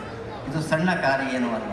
ಸಾಮಾನ್ಯವಾಗಿ ನಾವು ಹೇಳಿದರೆ ಒಂದು 50 ಮೇಳಗಳಿದೆ, ಉಪಮೇಳಗಳಿದೆ, ಅದೇ ರೀತಿ ಹವ್ಯಾಸಿಗಳಿದೆ, ಭಾಗವತಿ ಕಲಿಯವರಿದ್ದಾರೆ. ಅಂದರೆ ಅಷ್ಟು ಜನರಲ್ಲಿ ನಾನು ಒಂದು ತರ್ಕಿಸಿದಾಗೆ ಸುಮಾರು ವರ್ಷಕ್ಕೆ 12,000 ಬಾರಿ ಮದನಂತೇಶ್ವರನ ಸ್ತುತಿ ಒಂದು ಅನುರಣಿಸ್ತದೆ. ಇಂತಹ ದೊಡ್ಡ ಕ್ಷೇತ್ರ ಇದು ಯಕ್ಷಗಾನಕ್ಕೂ ಕೂಡ ಕಾಶಿ ಎನ್ನುವುದನ್ನು ನಾನು ಈ ಸಂದರ್ಭದಲ್ಲಿ ಹೇಳೋದಕ್ಕೆ ಇಚ್ಛೆ ಪಡ್ತೇನೆ. ಇಲ್ಲಿಯ ಮಧುರ್ ಗಣಪತಿರವರಂಥ ಹಿರಿಯರೊಂದಿಗೆ ಕೂಡ ಸಣ್ಣ ಪುಟ್ಟ ಪಾತ್ರಗಳನ್ನು ಮಾಡಿದಂಥ ಹಿರಿಯ ಯಕ್ಷಗಾನ ಕಲಾವಿದರೊಂದಿಗೆ ಬೆರೆದಂಥ ಆ ದಿನಗಳನ್ನು ನಾನು ನೆನಪಿಸಿಕೊಳ್ಳುತ್ತೇನೆ. ನನ್ನ ಮಾವ ಕೂಡ ಸಾಕಷ್ಟು ಸೋಮನಾಥ ಹೆರಡು ಪ್ರಸಂಗ ಸಂಗ್ರಹಿಸಿದವರು, ಅದನ್ನು ಕೂಡ ಈ ಸಂದರ್ಭದಲ್ಲಿ ನೆನಪಿಸಿಕೊಳ್ಳುತ್ತೇನೆ. ಧಾರ್ಮಿಕ ಸಭೆಯಂಥ ಈ ಒಂದು ಒಳ್ಳೆಯ ಚೌಕಟ್ಟಿನ ಮಧ್ಯೆ ಧರ್ಮ ಎನ್ನುವಂಥದ್ದು, ನಾವು ಆಚರಿಸಬೇಕಿರುವಂಥದ್ದು, ಸತ್ಯ ಎನ್ನುವುದು ಹೇಳುವುದಕ್ಕಿರುವಂತಹ ಮೂಲ ವಿಚಾರವನ್ನು ನೆನಪಿಸಿಕೊಂಡು ಇಂತಹ ಧಾರ್ಮಿಕ ಕಾರ್ಯಗಳು ಇನ್ನಷ್ಟು ನಡೆಯಲಿ. ಮಾತ್ರವಲ್ಲ, ನಾವು ಎಲ್ಲ ನಮ್ಮ ಮಕ್ಕಳಿಗೆ ನಮ್ಮ ಸಂಪತ್ತನ್ನು, ಧನವನ್ನು, ಹಣವನ್ನೆಲ್ಲ ಕೊಡ್ತೇವೆ. ಆದರೆ ನಮ್ಮ ಸಂಸ್ಕೃತಿಯನ್ನು ಹಸ್ತಾಂತರಿಸುವಂಥ ಮುಂದಿನ ತಲೆಗೆ ಹಸ್ತಾಂತರಿಸುವಂಥ ಕಾರ್ಯಗಳು ಇಂತಹ ಕ್ಷೇತ್ರಗಳಲ್ಲಿ, ಇಂತಹ ಮನೆಗಳಲ್ಲಿ, ಸಂಘಟನೆಗಳಲ್ಲಿ ಮಾತನಾಡುವುದಕ್ಕೆ ಸಾಧ್ಯ. ಅದು ಇನ್ನಷ್ಟು ಬೆಳಗಲಿ, ಹಿಂದೂ ಧರ್ಮ ವಿಶ್ವಧರ್ಮವಾಗಿ ಬೆಳಗುತ್ತಾ ಇರಲಿ ಎನ್ನುವಂಥ ಶುಭ ಹಾರೈಸಿಗಳೊಂದಿಗೆ ನನಗೆ ಒಂದು ಅವಕಾಶ ನೀಡಿದಂತಹ ಎಲ್ಲರಿಗೂ ಕೂಡ ಅಭಿವಂದಿಸಿಕೊಂಡು, ವೇದಿಕೆಗಳು ಎಲ್ಲರನ್ನು ಹಿರಿಯನ್ನು ವಂದಿಸಿಕೊಂಡು ನನ್ನ ಮಾತನ್ನು ಮುಗಿಸ್ತೇನೆ. ನಮಸ್ಕಾರ. ಧನ್ಯವಾದಗಳು ಸರ್. ಯೋಗೇಶ್ವರ ಚಿಗುರುಪಾದಿಯವರು ನಿಕಟಪೂರ್ವ ಸದಸ್ಯರು, ಕರ್ನಾಟಕ ಯಕ್ಷಗಾನ ಅಕಾಡೆಮಿ ಬೆಂಗಳೂರು. ಹಾಗೆಯೇ ಗೆಜ್ಜೆಗಿರಿ ಕ್ಷೇತ್ರ ಮಹಾತ್ಮೆ ಅಂತ ಹೇಳುವ ಪ್ರಸಂಗವನ್ನು ಬರೆದಿದ್ದಾರೆ. 250ಕ್ಕಿಂತ ಹೆಚ್ಚು ಪ್ರಸಂಗಗಳು ಅದು ಪ್ರದರ್ಶನಗೊಂಡಿದೆ. ಸರ್, ನಿಮಗೆ ಅರಿವಿಗೆ ಒಂದು ವೇದಿಕೆಯನ್ನು ಯಕ್ಷಗಾನಕ್ಕೆ ಬೇಕಾಗಿ ನಾವು ಮೀಸಲಾಗಿಟ್ಟಿದ್ದೇವೆ. 4 ವೇದಿಕೆಗಳಲ್ಲಿ ಕಾರ್ಯಕ್ರಮ ನಡೀತಾ ಇದೆ, ಅಭೂತಪೂರ್ವವಾಗಿ ನಡೀತಾ ಇದೆ. ಒಂದು ವೇದಿಕೆ ಯಕ್ಷಗಾನ, ತಾಳಮದ್ದಳೆ ಹಾಗೂ ಹರಿಕಥೆ ನಡೀತಾ ಇದೆ. ಒಂದಕ್ಕೆ Shri Pramod Kumar, circle inspector of police Udupi ಅವರು ನಮ್ಮ ಸಮೀಪದ ಬೇಕಲದವರು, ಅವರು ಶುಭ ನುಡಿಗಳನ್ನು ಹೇಳಬೇಕು ಅಂತ ಹೇಳ್ತಾ ಇದ್ದೆ. ಮೊದಲಿಗೆ ಸೀಮೆಯ ದೇವರಾದಂಥ ಶ್ರೀ ಮದನಂತೇಶ್ವರ ಸಿದ್ಧಿವಿನಾಯಕ ದೇವರಿಗೆ ಸಾಷ್ಟಾಂಗ ನಮಸ್ಕಾರವನ್ನು ಮಾಡುತ್ತಾ, ವೇದಿಕೆಯಲ್ಲಿ ಇರುವಂಥ ಪೂಜ್ಯ ಸ್ವಾಮೀಜಿಯವರೇ, ಹಿರಿಯ ವಕೀಲರಾದ ಶ್ರೀಯುತ ಐ.ವಿ. ಭಟ್ರೆ, ನನ್ನ ಆತ್ಮೀಯ ಸ್ನೇಹಿತರಾದಂಥ ಶ್ರೀಯುತ ರವೀಂದ್ರನಾಥ್ ರೈ ಅವರೇ, ಹಾಗೆ ಈಗಷ್ಟೇ ದಿಕ್ಸೂಚಿ ಭಾಷಣವನ್ನು ಮಾಡಿದಂತಹ ಶ್ರೀ ವತ್ಸನ್ ತಲ್ಲಂಗೇರಿ ರವರೇ, ಹಾಗೆ ಜಗದೀಶ್ ಕಾಮತ್ರೆ, ಯೋಗೀಶ್ ಚಿಗುರುಪಾದೆಯವರೇ, ಮತ್ತು ಎಲ್ಲ ವೇದಿಕೆಯಲ್ಲಿರುವ ಅತಿಥಿ ಅಭ್ಯಾಗತರೇ, ಎಲ್ಲದಕ್ಕಿಂತ ಹೆಚ್ಚಾಗಿ ಇಲ್ಲಿ ಬಂದಂತಹ ಭಗವತ್ ಭಕ್ತರೇ. ನಾನು ಮೂಲತಃ ಈ ಕಾಸರಗೋಡು ಜಿಲ್ಲೆಯು 1992ರಲ್ಲಿ ನನ್ನ ತಾಯಿ ಮತ್ತು ಅಜ್ಜಿ, ನಮ್ಮ ತಾಯಿಯ ತಂಗಿ ಅವರೊಂದಿಗೆ ಆಗ ನಡೆದಂಥ ಮೂಡಪ್ಪ ಸೇವೆ ಮತ್ತು ಏನು ಪುನರ್ ಪ್ರತಿಷ್ಠೆ ಇತ್ತು ಅದರಲ್ಲಿ ಭಾಗವಹಿಸಿದ್ದು. ಅದಲ್ಲದೆ ಈಗ 33 ವರ್ಷಗಳ ಬಳಿಕ ಈ ಒಂದು ಪುನರ್ ಪ್ರತಿಷ್ಠೆ ಮತ್ತು ಮೂಡಪ್ಪ ಸೇವೆಯ ಈ ಒಂದು ಅವಧಿಯಲ್ಲಿ ಭಾಗವಹಿಸಲಿಕ್ಕೆ ಅವಕಾಶ ಸಿಕ್ಕಿದ್ದು ಈ ಮಹಾಗಣಪತಿಯ ಆಶೀರ್ವಾದ ಮತ್ತು ನನ್ನ ಪುಣ್ಯ ಅಂತ ಹೇಳಿಬಿಟ್ಟು ಈ ಸಭೆಯಲ್ಲಿ ಹೇಳಲಿಕ್ಕೆ ಇಚ್ಛೆ ಪಡ್ತೇನೆ. ಅದೇ ರೀತಿಯಾಗಿ ನಾನು ಗಮನಿಸಿದ್ದು ಏನು ಅಂತ ಹೇಳಿದರೆ, ಇಲ್ಲಿ ನಾನು ಕಳೆದ 1 ವರ್ಷದಿಂದ ನಮ್ಮ ಬ್ರಹ್ಮಕಲಶೋತ್ಸವ ಸಮಿತಿಯವರೊಂದಿಗೆ ನಿರಂತರವಾಗಿ ಒಬ್ಬ ಸಾಮಾನ್ಯ ಕಾರ್ಯಕರ್ತನಾಗಿ ಕೆಲಸ ಮಾಡಿಕೊಂಡಿದ್ದು, ಇಲ್ಲಿ ಎಲ್ಲ ಭಾಗದ ಜನರು, ಬೇರೆ ಬೇರೆ ಊರುಗಳವರಿದ್ದಾರೆ, ಬೇರೆ ಬೇರೆ ಭಾಷೆಯವರು ಇದ್ದಾರೆ, ಮಹಿಳೆಯರಿದ್ದಾರೆ, ಮಕ್ಕಳಿದ್ದಾರೆ, ಹಿರಿಯರಿದ್ದಾರೆ. ಸೊ ಎಲ್ಲರೂ ಕೂಡ ಒಂದು ಅಚ್ಚುಕಟ್ಟಾಗಿ ಇಷ್ಟೊಂದು ಜನ ಬಂದರೆ ಕೂಡ ಅವರಿಗೆ ಯಾವುದೇ ರೀತಿಯ ಮನಸ್ಸಿಗೆ ಬೇಜಾರಾಗದ ಹಾಗೆ ಒಳ್ಳೆ ರೀತಿಯಲ್ಲಿ ನಡ್ಕೊಂಡು ಒಳ್ಳೆ ರೀತಿಯ ಸೇವೆಯನ್ನು ಕೊಟ್ಟಿದ್ದಾರೆ. ಅದಕ್ಕೆ ಬಹುಶಃ ಈ ಮಹಾಗಣಪತಿಯ ಕಾರ್ಣಿಕ ಶಕ್ತಿ ಕಾರಣ ಅಂತ ನಾನು ಹೇಳಲಿಕ್ಕೆ ಇಚ್ಛೆ ಪಡ್ತೇನೆ. ಅದೇ ರೀತಿಯಾಗಿ ನಾವು ಮನೆಯಲ್ಲಿ ಒಂದು ನಮ್ಮ ತಂದೆ ತಾಯಿಗಳು ಯಾರಾದರೂ ಅಣ್ಣ ತಮ್ಮಂದಿರು ಹಿರಿಯರು ಚಿಕ್ಕ ಕೆಲಸ ಹೇಳಿದಾಗೆ ಅದನ್ನು ಮಾಡಲಿಕ್ಕೆ ಸ್ವಲ್ಪ ನಾವು ಸಿಟ್ಟು ಮಾಡೋದು, ಹಿಂದೇಟು ಹಾಕೋದು ಎಲ್ಲ ಮಾಡ್ತೇವೆ. ಆದರೆ ಇಲ್ಲಿ ಬ್ರಹ್ಮ ಕಲಶೋತ್ಸವ ಸಮಿತಿಯವರು ಯಾರ್ಯಾರಿಗೆ ಯಾವ ಜವಾಬ್ದಾರಿಯನ್ನು ವಹಿಸಿದ್ದಾರೋ ಅದನ್ನೆಲ್ಲ ಅವರು ಯಾವುದೇ ರೀತಿಯ ಸಮಸ್ಯೆ ಇಲ್ಲದೆ ಸಮನ್ವಯತೆಯೊಂದಿಗೆ ಸಹಭಾಗಿತ್ವದೊಂದಿಗೆ ಒಳ್ಳೆಯ ರೀತಿಯಲ್ಲಿ ಕೆಲಸ ಮಾಡಿಕೊಂಡು ಬರುವುದನ್ನು ನೋಡಿದರೆ ನಮಗೆ ಬಹಳ ಸಂತೋಷ ಆಗ್ತದೆ. ಒಗ್ಗಟ್ಟಿನಲ್ಲಿ ಬಲವಿದೆ. ಮತ್ತೆ ಯಾವುದೇ ರೀತಿಯ ಕಷ್ಟ ಕಾರ್ಪಣ್ಯಗಳಿದ್ದರೆ ಕೂಡ ಅದನ್ನೆಲ್ಲ ಬದಿಗಿರಿಸಿ ಇಲ್ಲಿರುವ ಈ ಒಂದು ವ್ಯವಸ್ಥೆಯಲ್ಲಿ ಕೆಲಸ ನಿರ್ವಹಿಸ್ತಾ ಸಂಭ್ರಮಿಸುವುದನ್ನು ನೋಡಿದರೆ ಬಹುಶಃ ಇದಕ್ಕೆ ಬೇರೆ ಯಾವುದೇ ಒಂದು ಸಾಮಾಜಿಕವಾಗಿ ಒಂದು ಸಮಾಜದಲ್ಲಿ ಹೇಗೆ ಕೆಲಸ ಮಾಡಬೇಕೆಂದು ಹೇಳಿಕೊಡುವಂಥ ಯಾವುದೇ ರೀತಿಯ ವಿಶ್ವವಿದ್ಯಾನಿಲಯದ ಅಗತ್ಯವಿಲ್ಲ. ಬಹುಶಃ ಮಧುರ್ನ ಬ್ರಹ್ಮಕಲಶೋತ್ಸವ ಸಮಿತಿಯವರು ನೋಡಿದರೆ ಇಲ್ಲಿ ಬಂದು ಸಾಕಷ್ಟು ಬಂದಂಥ ಸ್ವಯಂ ಸೇವಕರು ಮಾಡುವ ಸೇವೆಯನ್ನು ನೋಡಿದರೆ ಅವರಿಗೆ ಬಹುಶಃ 10 ದಿನಗಳಲ್ಲಿ ಮಾಡಿದಂಥ ಸೇವೆ ಅವರ ಅನುಭವಗಳನ್ನು ಹೆಚ್ಚು ಮಾಡ್ತದೆ ಅಂತ ಈ ಸಂದರ್ಭದಲ್ಲಿ ಹೇಳ್ತೇನೆ. ಅದೇ ರೀತಿಯಾಗಿ ದೇವಸ್ಥಾನಗಳು ಅಂತ ಹೇಳಿದರೆ ಸಂಸ್ಕಾರದ ಕೇಂದ್ರಗಳು. ಈಗಷ್ಟೇ ಯೋಗೀಶ್ ಚಿಗುರುಪಾದೆಯವರು ಹೇಳಿದ್ರು, ನಾವು ನಮ್ಮ ಮುಂದಿನ ಜನಾಂಗಕ್ಕೆ ಸಂಸ್ಕೃತಿಯನ್ನ ಮತ್ತೆ ಸಂಸ್ಕಾರವನ್ನ ಪಾಸೋವರ್ ಮಾಡಬೇಕು ಅಂತ ಹೇಳಿ ನಾವು ಪೊಲೀಸ್ ಇಲಾಖೆಯಲ್ಲಿ ಸಾಕಷ್ಟು ಗಮನಿಸಿದ್ದೇವೆ. ಬೇರೆ ಬೇರೆ ರೀತಿಯಿಂದ ಸಂಸ್ಕಾರದ ಕೊರತೆಯಿಂದಾಗಿ ಯುವಕರು ಯುವತಿಯರು ಹಾದಿ ತಪ್ಪುವುದನ್ನ ನೋಡ್ತಾ ಇದ್ದೇವೆ. ಬಹುಶಃ ಎಲ್ಲ ಹಿರಿಯರು ತಂದೆ ತಾಯಿಗಳು ಅವರ ದೇವಸ್ಥಾನಕ್ಕೆ ಬರಬೇಕಾದ್ರೆ ಅವರ ಮಕ್ಕಳನ್ನ ಇಲ್ಲಿ ಕರ್ಕೊಂಡು ಬಂದ್ರೆ ಇಲ್ಲಿಯ ವ್ಯವಸ್ಥೆಗಳು ಇಲ್ಲಿಯ ಜನರನ್ನ ನೋಡಿ ಖಂಡಿತವಾಗಿ ಅವರಿಗೆ ಆ ಸಂಸ್ಕಾರವು ಆಟೋಮ್ಯಾಟಿಕ್ ಆಗಿ ಅವರ ಮುಂದಿನ ಜೀವನದಲ್ಲಿ ಬರುವಂಥದ್ದು ಆಗ್ತದೆ. ಇದರಿಂದ ಮುಂದೆ ರಾಷ್ಟ್ರ ಪ್ರೇಮವು ಜಾಸ್ತಿ ಆಗ್ತದೆ, ರಾಷ್ಟ್ರೀಯತೆಯು ಜಾಸ್ತಿ ಆಗ್ತದೆ, ನಮ್ಮ ಕಾರ್ಯಾಂಗ ಮತ್ತೆ ನ್ಯಾಯಾಂಗಕ್ಕೆ ಸ್ವಲ್ಪ ಕೆಲಸ ಕೂಡ ಕಮ್ಮಿ ಆಗ್ತದೆ ಅಂತ ಈ ಸಂದರ್ಭದಲ್ಲಿ ಹೇಳ್ತೇನೆ. ಸೊ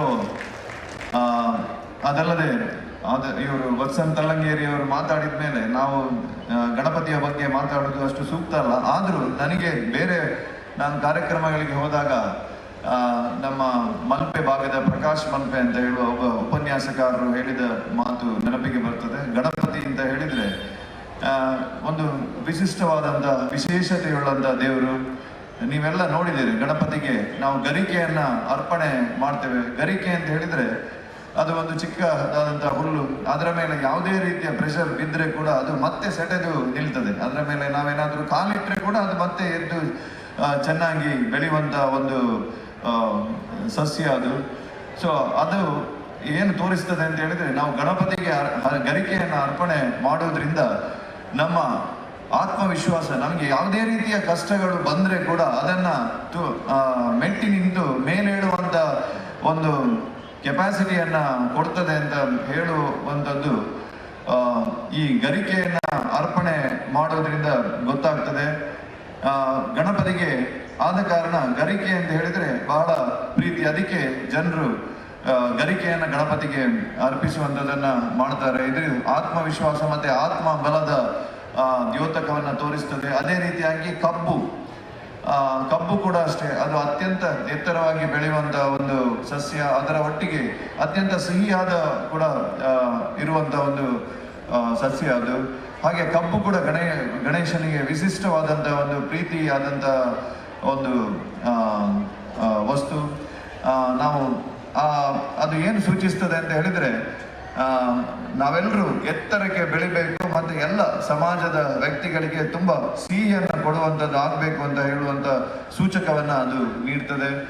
ಅದಲ್ಲದೆ ಗಣಪತಿಯ ಕುಟುಂಬದ ಇದನ್ನು ನೋಡಿದರೆ ಈಶ್ವರ, ಪಾರ್ವತಿ, ಷಣ್ಮುಖ ಗಣಪತಿಯ ಫ್ಯಾಮಿಲಿಯನ್ನು ನೋಡಿದರೆ ಗಣಪತಿಯ ವಾಹನ ಇಲಿ, ಈಶ್ವರನ ಕುತ್ತಿಗೆಯಲ್ಲಿ ಹಾವು ಇರುತ್ತದೆ, ಪಾರ್ವತಿಯ ವಾಹನ ಸಿಂಹ, ಈಶ್ವರನ ವಾಹನ ನಂದಿ. ಹಾಗೆ ಪರಸ್ಪರ ಒಬ್ರಿಗೊಬ್ರಿಗೆ ವಿರೋಧಾಭಾಸಗಳು ಇದ್ದರೆ ಕೂಡ ಆ ಒಂದು ಸಾಮರಸ್ಯವನ್ನು ನಾವು ಗಣಪತಿಯ ಕುಟುಂಬವನ್ನು ನೋಡಿ ಕಲಿಯುವಂಥದ್ದು ಬಹಳ ಇದೆ ಅಂತ ಹೇಳ್ತಾ, ಬಹುಶಃ ಈ ಮದನಂತೇಶ್ವರ ದೇವರಿಗೆ ನಾವು ಬರೇ ಮೂರ್ತಿಗೆ ಚೈತನ್ಯವನ್ನ ತುಂಬುವುದರ ಒಂದಿಗೆ ಈ ಭಾಗದ ಅಥವಾ ಇಡೀ ನಮ್ಮ ದೇಶದ ಎಲ್ಲ ಜನರಿಗೆ ಬುದ್ಧಿ ಪ್ರದಾಯಕನಾದ ಗಣಪತಿ ಒಳ್ಳೆಯ ರೀತಿಯ ಬುದ್ಧಿಯನ್ನ ಕೊಡ್ಲಿ, ಒಳ್ಳೆಯ ರೀತಿಯ ಸಕಾರಾತ್ಮಕ ಚಿಂತನೆಯನ್ನ ತುಂಬಲಿ, ನಮ್ಮ ರಾಷ್ಟ್ರ ಒಂದು ಸದೃಢವಾಗಿ ಬೆಳೆಯುವಂಥ ರಾಷ್ಟ್ರವಾಗಲಿ ಮತ್ತು ಇಡೀ ಪ್ರಪಂಚದಲ್ಲಿ ಒಂದು ನಂಬರ್ 1 ರಾಷ್ಟ್ರವಾಗಿ ಪರಿಣಮಿಸಲಿ ಅಂತ ಹೇಳ್ತಾ, ಮತ್ತೆ ನನಗೆ ಈ ಸಭೆಯಲ್ಲಿ ಭಾಗವಹಿಸಲಿಕ್ಕೆ ಅವಕಾಶ ಮಾಡಿಕೊಟ್ಟಂತಹ ಈ ಬ್ರಹ್ಮಕಲಶೋತ್ಸವ ಸಮಿತಿಯಲ್ಲಿರುವಂತಹ ಶ್ರೀ ಮುರಳೀಧರನ್ ನಾಯರ್ ಮತ್ತು ಮುರಳೀಕುಮಾರ್ ಹಾಗೆ ನಮ್ಮ ಶ್ರೀ ಜಯದೇವ್ ಕಣ್ಣಿಗೆ ಅವರಿಗೆ ಮತ್ತೊಮ್ಮೆ, ಯಾಕಂತ ಹೇಳಿದ್ರೆ ಈ ಧಾರ್ಮಿಕ ಸಭೆಯಲ್ಲಿ ನಾನೊಬ್ಬ ಸಾಮಾನ್ಯ ಇನ್ಸ್ಪೆಕ್ಟರ್, ಆದರೆ ಇಲ್ಲಿ ನನಗೆ ಕರ್ನಾಟಕದಲ್ಲಿ ಅಲ್ಲಿಂದ ಇಲ್ಲಿಗೆ ಬಂದು ಅದು ನಮಗೆ ಪೊಲೀಸಲ್ಲಿ ರಜೆ ಸಿಗೋದು ಕಷ್ಟ, ಆದರೂ ಗಣಪತಿಯ ಆಶೀರ್ವಾದದಿಂದ ನಿಮ್ಮೊಟ್ಟಿಗೆ ಈ ಸಭೆಯಲ್ಲಿ ಭಾಗವಹಿಸಲಿಕ್ಕೆ ಕೂಡ ಅವಕಾಶ ಸಿಕ್ಕಿದೆ. ಇದಕ್ಕಿಂತ ಪುಣ್ಯ ನನಗೆ ಬೇರೆ ಇಲ್ಲ ಅಂತ ಹೇಳ್ತಾ, ಎಲ್ಲರಿಗೆ ಕೂಡ ಒಳ್ಳೆಯದಾಗಲಿ, ಎಲ್ಲರಿಗೆ ಆಯುಷ್ಯ ಆರೋಗ್ಯ ಶ್ರೇಯೋಭಿವೃದ್ಧಿಯನ್ನ ಮಾಡಲಿ ಅಂತ ಆ ಮಹಾಗಣಪತಿಯಲ್ಲಿ ಪ್ರಾರ್ಥನೆಯನ್ನ ಮಾಡ್ತಾ, ನನಗೆ ನನ್ನ ಅವಕಾಶಗಳನ್ನು ಹಂಚಲಿಕ್ಕೆ ಅವಕಾಶ ಮಾಡಿಕೊಟ್ಟಂತ ಎಲ್ಲ ಬ್ರಹ್ಮಕಲಶೋತ್ಸವ ಸಮಿತಿಯ ಅಧ್ಯಕ್ಷರಿಗೆ, ಸದಸ್ಯರಿಗೆ ನನ್ನ ಕೃತಜ್ಞತೆಗಳನ್ನು ಹೇಳ್ತಾ ನನ್ನ ಮಾತನ್ನು ಮುಗಿಸ್ತೇನೆ. ಜೈ ಹಿಂದ್. ಧನ್ಯವಾದಗಳು ಶ್ರೀ ಪ್ರಮೋದ್ ಕುಮಾರ್ ಇವರಿಗೆ. ಮುಂದಕ್ಕೆ ಪರಮಪೂಜ್ಯ ಶ್ರೀ ಶ್ರೀ ಯೋಗಿ ಕಸ್ತೂರ ಮೋಹನ್ ದಾಸ್ ಪರಮಹಂಸ ಸ್ವಾಮೀಜಿಯವರು ಆಶೀರ್ವಚನ ಪೂರ್ವಕ ಶುಭ ನುಡಿಗಳನ್ನು ಆಡಬೇಕು. ಕಳೆದ ಅನೇಕ ದಿನಗಳಿಂದ ಸಾಮಾನ್ಯ ಕಾರ್ಯಕರ್ತರ ಜೊತೆಗೆ ಸೇರಿಕೊಂಡು ಅವರು ಈ ಅಭೂತಪೂರ್ವವಾದ ಕಾರ್ಯಕ್ರಮ ಯಶಸ್ವಿಯಾಗುತ್ತೆ ನಮ್ಮ ಜೊತೆಗಿದ್ದಾರೆ. ಸಾಮಾನ್ಯ ಸ್ವಯಂ ಸೇವಕರನ್ನು ಹುರಿದುಂಬಿಸ್ತಾ ಇದರ ಎಲ್ಲ ಬೆನ್ನೆಲುಬಾಗಿ ಅವರು ಕೆಲಸ ಮಾಡ್ತಾ ಇದ್ದಾರೆ. ಅವರು ನಮ್ಮೊಂದಿಗೆ ಇವಾಗ ಮಾತನಾಡಲಿಕ್ಕಿದ್ದಾರೆ. ವೇದಿಕೆ ಅವರಿಗಾಗಿ.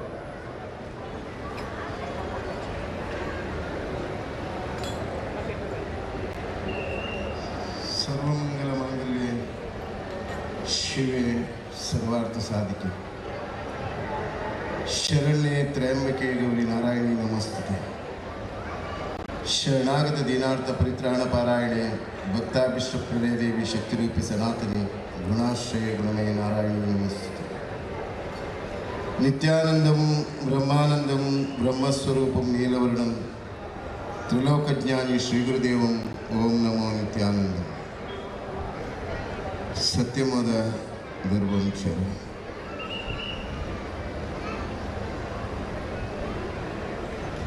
ಚಂದ್ರಗಿರಿಯ ಹಿಂದೆ ಹಿಡಿದು ಬಾರ್ಕೂರಿನ ತನಕ ತುಳುನಾಡಿನ ಮಣ್ಣಿನ ಇತಿಹಾಸದಲ್ಲಿ ಕೇರಳ ರಾಜ್ಯದ ದೇವರ ನಾಡಿನಲ್ಲಿ ಮದವೂರಿನ ಮದನಂತೇಶ್ವರನ ಆ ದಿವ್ಯವಾದಂಥ ಲಿಂಗ, ಮಧುರು ಅನ್ನುವಂಥ ಮುಗ್ಧ ಭಕ್ತಿಗೆ ಎಲ್ಲ ಅವಕಾಶ ವಂಚಿತವಾದಂಥ ಸಂಸಾರಕ್ಕೆ ಭಗವಂತ ಒಲಿದು ಮಧುರನೇ ಹೆಸರಿನ ಜೊತೆಗೆ ಮಧುರನ್ನು ತರಿಸುವುದರ ಜೊತೆಯಲ್ಲಿ ಗೋಡೆಯಲ್ಲಿ ಆ ಮಹಾಗಣೇಶ ಉದ್ಭವಿಸಿ ಇವತ್ತಿಗೂ ಆ ಗೋಡೆಯ ಆ ಮಹಾಗಣೇಶನ ಮೂರ್ತಿಯ ಬೆಳವಣಿಗೆ ಆಗ್ತಾ ಇದೆ. ಅದಕ್ಕೆ ಅಭಿಷೇಕ ಇಲ್ಲ, ಬರೇ ಭಕ್ತರ ಭಕ್ತಿಯ ಪರವಶತೆ ಮತ್ತು ಆಚಾರ್ಯರ ಪೂಜಾ ಕೈಂಕರ್ಯದ ಏನು ಪ್ರಭಾವ ಇದೆ, ಇದು ನಿರಂತರವಾಗಿ ಈ ಮದವೂರಲ್ಲಿ ಬೆಳಗ್ತಾ ಇರತಕ್ಕಂಥ ಈ ಸಾನ್ನಿಧ್ಯದಲ್ಲಿ ಕಳೆದ 30 ವರ್ಷಗಳಿಂದ ಬಹಳಷ್ಟು ಪ್ರಯತ್ನಗಳು ಈ ಜೀರ್ಣೋದ್ಧಾರದ ಪ್ರಕ್ರಿಯೆಯಲ್ಲಿ ಬಹಳಷ್ಟು ಸಂದರ್ಭ ಸನ್ನಿವೇಶದಲ್ಲಿ ಆಗತಕ್ಕಂಥ ವೈಪರೀತ್ಯದಿಂದ ಮಾನಸಿಕವಾಗಿ ಯಾವೊಂದು ಸತ್ಸಂಕಲ್ಪ ಇಟ್ಟುಕೊಂಡಂಥ ಎಷ್ಟೋ ಸಂಸಾರಗಳಿದ್ರು. ಈ ಒಂದು ಭಗವತ್ ಸಾನ್ನಿಧ್ಯದ ಈ ಚೇತನದ ಪ್ರಭಾವವನ್ನು ನಾವು ಅರ್ಥ ಮಾಡ್ಕೊಳ್ಬೇಕು. ನೀರಿನ ಮೇಲಿನ ಗುಳ್ಳೆ ಅಂತಿರತಕ್ಕಂಥ ಈ ಜೀವ ಆತ್ಮ ಮತ್ತು ಪರಮಾತ್ಮ ತತ್ವದ ಸಮ್ಮಿಲನ, ಪಂಚಭೂತದಿಂದ ನಿರ್ಮಾಣ ಆಗಿರತಕ್ಕಂಥ ಈ ದೇಹ ನಶ್ವರ ಬದುಕಾಗಿದ್ರೂ ಕ್ರಾಮ, ಕ್ರೋಧ, ಮೋಹ, ಲೋಭ, ಮದ, ಮತ್ಸರ ಎಂಬ ಎಲ್ಲ ಷಡ್ವರ್ಗಗಳು ಈ ದೇಹದಲ್ಲಿದ್ದರೂ ಅದಕ್ಕೆ ಮಹಾಗಣೇಶ ಅಧಿನಾಯಕನಾಗಿ, ವಿನಾಯಕನಾಗಿ, ಪ್ರತಿಯೊಬ್ಬರ ಜೀವನದ ಬದ್ಧತೆಗಾಗಿ ವಿಘ್ನೇಶ್ವರರನ್ನು ಆರಾಧಿಸಿ ಪ್ರಥಮ ಪೂಜೆಗೆ ಅರ್ಹನಾದವನು. ತಂದೆ ತಾಯಿಯನ್ನ ಬಹಳ ಭಕ್ತಿಯಲ್ಲಿ, ಪ್ರೀತಿಯಲ್ಲಿ ನೋಡಿದಂಥ ಒಂದು ದೊಡ್ಡ ಸಂದೇಶವನ್ನ ಗಣೇಶ ಕೊಟ್ಟಿದ್ದಾನೆ. ಅಂತ ಒಂದು ದಿವ್ಯ ವಿನಾಯಕನ ಆರಾಧನೆ ಪ್ರತಿಯೊಬ್ಬ ಮನುಷ್ಯನ ಬದುಕಿನಲ್ಲಿ ಸಾತ್ವಿಕ ಮೌಲ್ಯಗಳನ್ನು, ಸಾತ್ವಿಕ ಚಿಂತನೆಗಳನ್ನು, ಸಾತ್ವಿಕ ಮನೋಭಾವಗಳನ್ನು ಬಡಿದೆಬ್ಬಿಸುವಂಥ ಒಂದು ದೊಡ್ಡ ಆರಾಧನೆ. ಅಂತ ಮಧುರಲ್ಲಿ ಇವತ್ತು ಏನಾಗ್ತಾ ಇದೆ, ಕಳೆದ ಇಷ್ಟು ವರ್ಷಗಳಿಂದ ಈ ಬ್ರಹ್ಮ ಕಲಶಕ್ಕೆ ಬಂದಂಥ ಎಲ್ಲ ಸುದಿನಗಳನ್ನು ಕಳ್ಕೊಂಡಂಥ ಎಷ್ಟೋ ಸಂಸಾರಗಳನ್ನು ನಾವು ಕಳ್ಕೊಂಡಿದ್ದೇವೆ. ಜೀರ್ಣೋದ್ಧಾರ ಸಮಿತಿಯಲ್ಲಿರತಕ್ಕಂಥ KT ಆಳ್ವರಂಥವರು ಅವರ ಸಮಯದಲ್ಲಿ ಈ ದೇವಸ್ಥಾನದ ದೊಡ್ಡ ಪರಿಕಲ್ಪನೆ ಜೀರ್ಣೋದ್ಧಾರ ಬ್ರಹ್ಮಕಲಶ ಆಗಬೇಕನ್ನುವಂಥ ಆಯಾಮವನ್ನು ಭಾಳಷ್ಟು ಪ್ರಯತ್ನಗಳು ಅದಕ್ಕಿಂತ ಮೊದಲಿನ ಎಲ್ಲ ಹಿರಿಯರ ನೇತೃತ್ವದಲ್ಲಿ ನಡೆದಿದೆ. ಆದರೆ ಇದನ್ನು ನೋಡುವ ಸೌಭಾಗ್ಯ ಇವತ್ತು ಎಲ್ಲರಿಗೂ ಸಿಕ್ಕಿದ್ರು. ಒಂದು ಕಡೆ ನಾವೆಲ್ಲ ಶತಪುರುಷರಾಗಬೇಕೇ ಹೊರತು ಇಡೀ ಸಮಾಜ ನತದೃಷ್ಟರಾಗಬಾರ್ದು. ಇದೊಂದು ದೊಡ್ಡ ಅವಕಾಶವನ್ನು ಭಗವಂತ ಕಲ್ಪಿಸಿಕೊಟ್ಟಿದ್ದಾನೆ. ಬಹಳಷ್ಟು ಈ ದೇಶದ ಇತಿಹಾಸ ಮತ್ತು ಈ ದೇಶದ ಸಂಸ್ಕೃತಿಯ ಬಗ್ಗೆ ನಾವು ಬಹಳ ಯೋಚಿಸುವಂಥ ಕಾಲಸ್ಥಿತಿಯಲ್ಲಿ ನಾವೆಲ್ಲ ಇದ್ದೇವೆ. ಇವತ್ತಿನ ಈ ಕಾರ್ಯಕ್ರಮದಲ್ಲಿ ಮೊನ್ನೆಯಿಂದ ತಾನೇ ಬಹಳಷ್ಟು ಯತಿಶ್ರೇಷ್ಠರು, ಪೀಠಾಧೀಶರು ಬಂದು ಈ ಮಣ್ಣಿಗೆ ಪಾದಸ್ಪರ್ಶ ಮಾಡಿದ್ದಾರೆ. ಇವಷ್ಟು ಶಂಕರಾಚಾರ್ಯರ ಪರಂಪರೆ ಇರತಕ್ಕಂಥ ಶ್ರೀರಾಮಚಂದ್ರಪುರ ಮಠದ ಪರಮ ಪೂಜ್ಯ ಶ್ರೀ ಶ್ರೀ ರಾಘವೇಶ್ವರ ಭಾರತಿಗಳು ಪಾದಸ್ಪರ್ಶ ಆಗಲಿಕ್ಕಿದೆ. ಗೋವಿನ ಬಗ್ಗೆ, ಗೋವಿನ ಮಹತ್ತರವಾದಂಥ ಸಂದೇಶದ ಬಗ್ಗೆ, ಹಿಂದೂಗಳಲ್ಲಿ ಗೋವಿನ ಮಹತ್ವದ ಬಗ್ಗೆ, ಗೋವಿನ ಎಲ್ಲ ಗೋವಿನಿಂದ ಆಗತಕ್ಕಂಥ ಆರೋಗ್ಯವಂತ ಸುದೃಢವಾದಂಥ ಜೀವನ ಮೌಲ್ಯಕ್ಕೆ ಬೇಕಾದಂಥ ಪುಷ್ಟಿಯನ್ನು ಕೊಡತಕ್ಕಂಥ ಅದರ ಹಾಲು, ಮೊಸರು, ಮಜ್ಜಿಗೆ ಎಲ್ಲದರಿಂದ ಈ ದೇಹಕ್ಕೆ ಎಷ್ಟು ಸತ್ವವನ್ನು ಕೊಡಬಹುದು, ಆ ಸತ್ವದ ಮೂಲಕ ಎಷ್ಟು ಸಂಜೀವಿನಿಯನ್ನು ಮಾಡಬಹುದು ಅನ್ನುವಂಥ ಸಂದೇಶ ಕೊಟ್ಟಂಥ, ಅದರಲ್ಲಿ ವಿಶೇಷವಾಗಿ ಹಣೆಯಲ್ಲಿ ಹಾಕುವಂಥ ಕುಂಕುಮ ಇರ್ಬೋದು, ಭಸ್ಮ ಇರ್ಬೋದು, ಇವತ್ತಿನ ಕಾಲಸ್ಥಿತಿಯಲ್ಲಿ ರಾಸಾಯನಿಕವಾಗಿ ಅದನ್ನು ತಯಾರು ಮಾಡತಕ್ಕಂಥ ಕಾಲಸ್ಥಿತಿಯಲ್ಲಿ ಅದನ್ನು ಮತ್ತೆ ಒಂದು ಪ್ರಬುದ್ಧತೆಯಲ್ಲಿ ಅದಕ್ಕೆ ಬೇಕಾದಂಥ ರಾಸಾಯನಿಕ ಇಲ್ಲದೆ ಅದನ್ನು ತಯಾರಿಸಿಕೊಂಡು ಸಮಾಜಕ್ಕೆ ಕೊಡತಕ್ಕಂಥ ಒಂದು ಶಕ್ತಿಯಾಗಿ ಪರಮ ಪೂಜ್ಯ ಶ್ರೀಗಳು ಅದನ್ನು ತಮ್ಮ ಮಠದ ಮೂಲಕ ನಿರಂತರವಾಗಿ ಮಾಡ್ತಾ ಇದ್ದಾರೆ. ಅಂಥ ಪೂಜ್ಯರ ಆಗಮನ ಈಗ ಆಗಲಿಕ್ಕಿದೆ. ನಾವೆಲ್ಲರೂ ಗಮನಿಸಬೇಕು, ಇದು ಬರೀ ಬ್ರಹ್ಮಕಲಶೋತ್ಸವ ಮಾತ್ರ ಅಲ್ಲ, ಇದು ಪುಣ್ಯೋತ್ಸವದ ಸಂದೇಶ ಕೊಡ್ತಾ ಇದೆ. ಪುಣ್ಯೋತ್ಸವದ ಸಂದೇಶ ಕೊಡ್ತಾ ಇದೆ. ಎಲ್ಲರೂ ಯೋಚನೆ ಮಾಡಬೇಕು, ದೇವಸ್ಥಾನದಲ್ಲಿ ಬ್ರಹ್ಮಕಲಶ ಎಷ್ಟು ಅವಶ್ಯವೋ, ಸಾನ್ನಿಧ್ಯದ ಪುಷ್ಟೀಕರಣಗೊಳಿಸುವಂಥದ್ದು ಎಷ್ಟು ಅವಶ್ಯವೋ ಅಷ್ಟೇ ಅವಶ್ಯ ಇವತ್ತು ಇಡೀ ಹಿಂದೂ ಸಮಾಜದ ಎಲ್ಲರ ಮನಸ್ಸು, ಎಲ್ಲರ ಮನೋಭಾವ, ಎಲ್ಲರ ಭಾವನೆ, ಎಲ್ಲರ ಕರ್ಮ ಸಿದ್ಧಾಂತ, ಎಲ್ಲರ ಸತ್ವಗಳು ಸನಾತನವಾದಂಥ ಪದದ ಅರ್ಥವನ್ನು ಮತ್ತು ದೇವಾಲಯದ ಮಹತ್ವವನ್ನು, ದೇವಾಲಯದ ಒಳಗಿನ ಸಾನ್ನಿಧ್ಯದ ಗರ್ಭಗುಡಿಯಿಂದ ಹಿಡಿದು, ಕಲಶದಿಂದ ಹಿಡಿದು ಇಡೀ ದೇವಸ್ಥಾನದ ಆವರಣದಲ್ಲಿ ನಾವು ಯಾವ ರೀತಿ ನಮ್ಮ ಆಚಾರ ಮತ್ತು ವಿಚಾರದ ಬದ್ಧತೆಯನ್ನು ಉಳಿಸಬೇಕು, ಬೆಳೆಸಬೇಕು ಅಂತ ತಿಳಿಯುವಂಥದ್ದು ಭಾಳಷ್ಟು ಅವಶ್ಯಕತೆ ಇದೆ.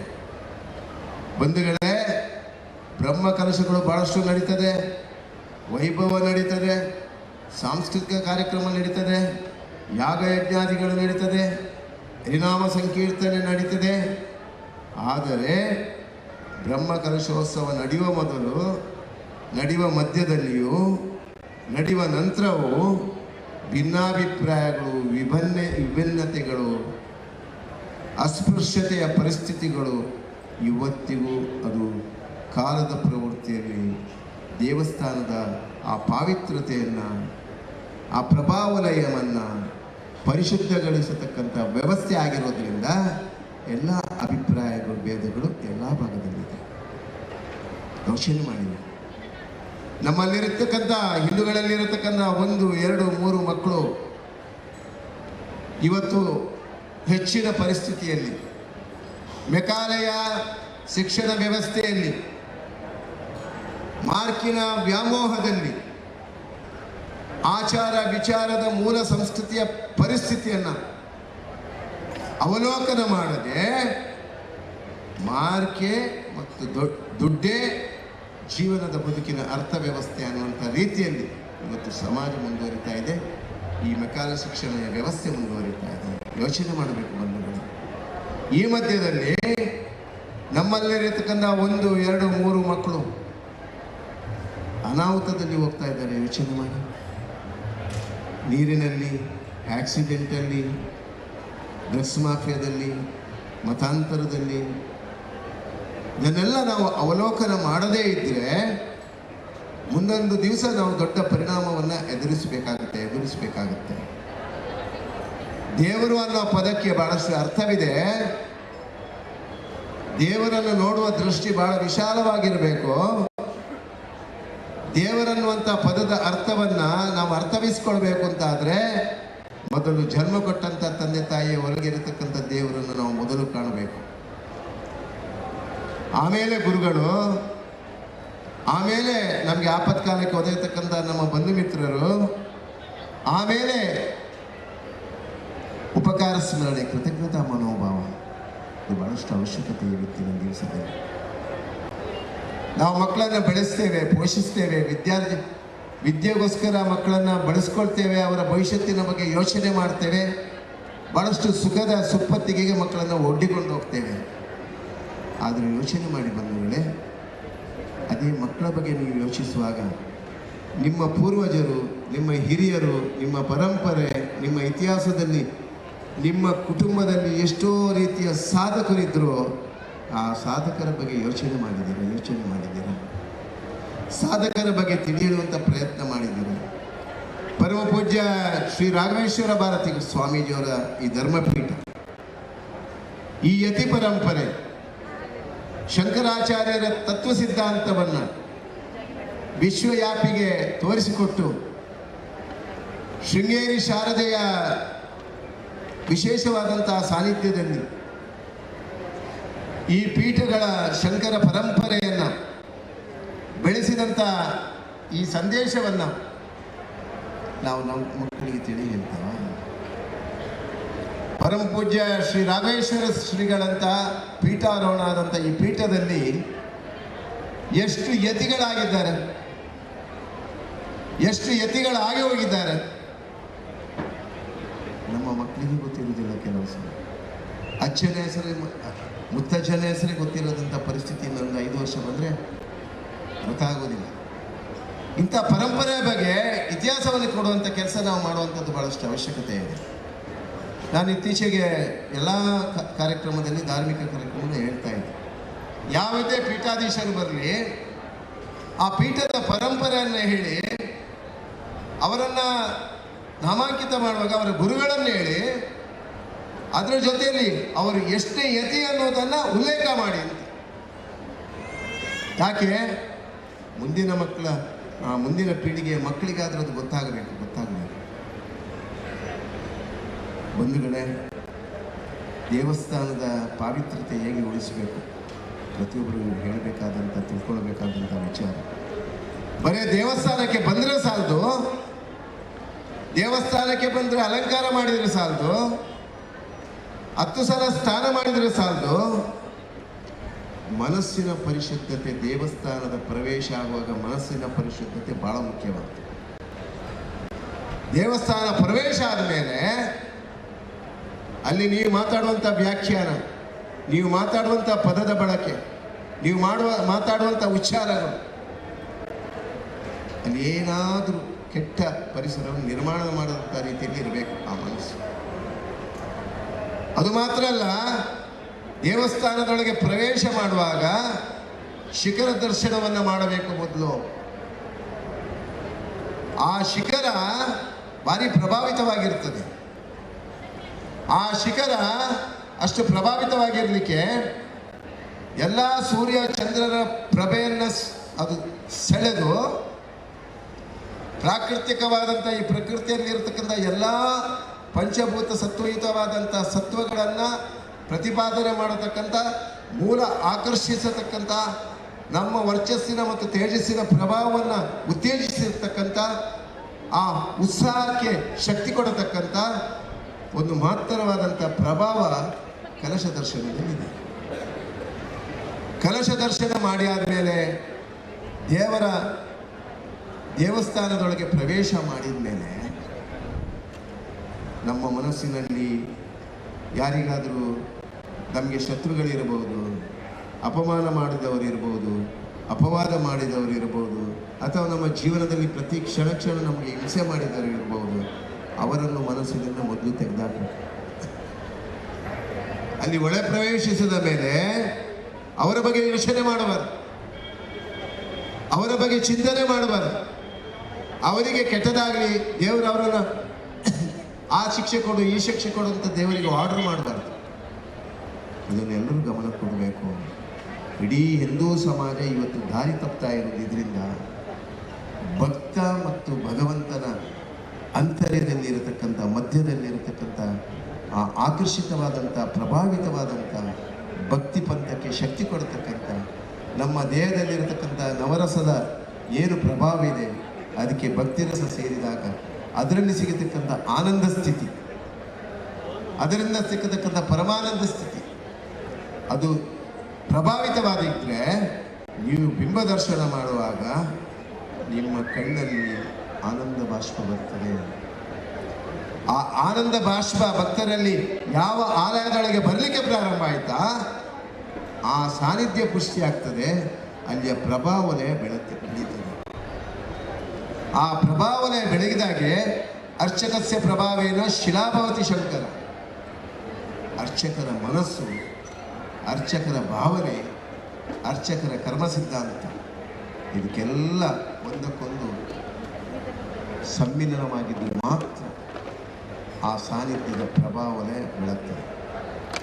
ಅದಕ್ಕೋಸ್ಕರ ಹೇಳೋದು, ದೇವಸ್ಥಾನದ ಒಳಗೆ ಹೋಗಿ ನೀವು ಪ್ರದಕ್ಷಿಣೆ ಮಾಡುವಾಗ, ದೇವರವನ್ನು ದರ್ಶನ ಮಾಡುವಾಗ ಆ ಗಂಭೀರ ಸ್ಥಿತಿಯಲ್ಲಿ ನಿಮಗೆ ತಿರುಪತಿಗೆ ಹೋಗ್ತೀವಿ, ಶಬರಿಮಲೆಗೆ ಹೋಗ್ತೀವಿ, ಎಂತೆಂಥ ಕ್ಷೇತ್ರಕ್ಕೆ ನೀವು ಹೋಗ್ತೀವಿ.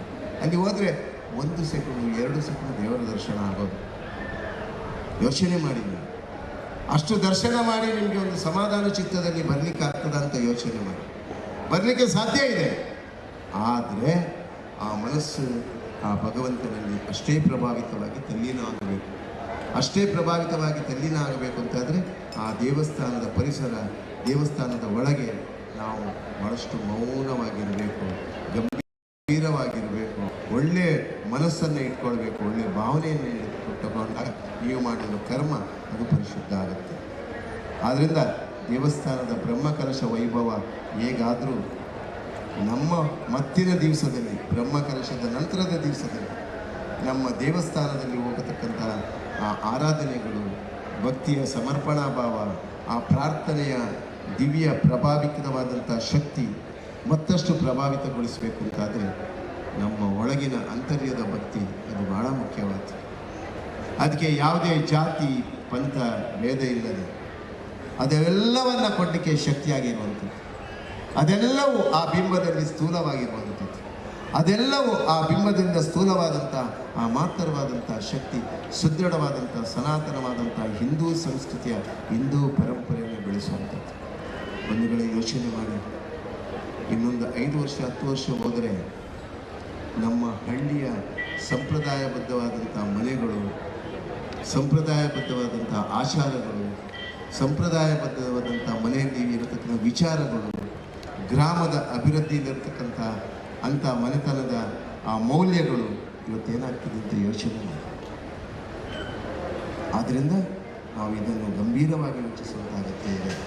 ಬರೇ ನಾವು ಹಿಂದೂಗಳು ಅಂತ ಹೇಳಿದರೆ ಸಾಲದು, ಸನಾತನ ಪದವನ್ನು ಉಲ್ಲೇಖ ಮಾಡಿದರೆ ಸಾಲದು, ನಮ್ಮ ಕರ್ಮ ಸಿದ್ಧಾಂತವನ್ನು ನಾವು ಪರಿಶುದ್ಧತೆಗೊಳಿಸಲು ಭಾಳಷ್ಟು ಅವಶ್ಯಕತೆ ಇದೆ. ಆ ನಿಟ್ಟಿನಲ್ಲಿ ಇವತ್ತು ಸಮಾಜ ಯೋಚಿಸಬೇಕಾಗಿದೆ. ನಾನು ಆಗಲೇ ಹೇಳಿದೆ, ಮಕ್ಕಳು ಅನಾಹುತದಲ್ಲಿ ಇವತ್ತು ವ್ಯತಿರಿಕ್ತವಾಗಿ ಹೋಗ್ತಾ ಇದೆ. ನಾನು LSS ಸೆಕೆಂಡ್ PU ಅಲ್ಲಿ ಒಂದು ಸ್ವಲ್ಪ ಓದ್ತಾ ಇರೋ ಒಂದು ಲೈಬ್ರರಿಯಲ್ಲಿ ಬುಕ್ ಇತ್ತು.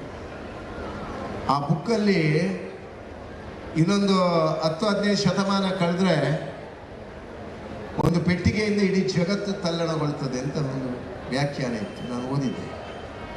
ನಾನು ಯೋಚನೆ ಮಾಡ್ತಾ ಇದ್ದೆ ಭಾಳ ಸಮಯದಿಂದ, ಏನಿದು ಪೆಟ್ಟಿಗೆ ಅಂತ.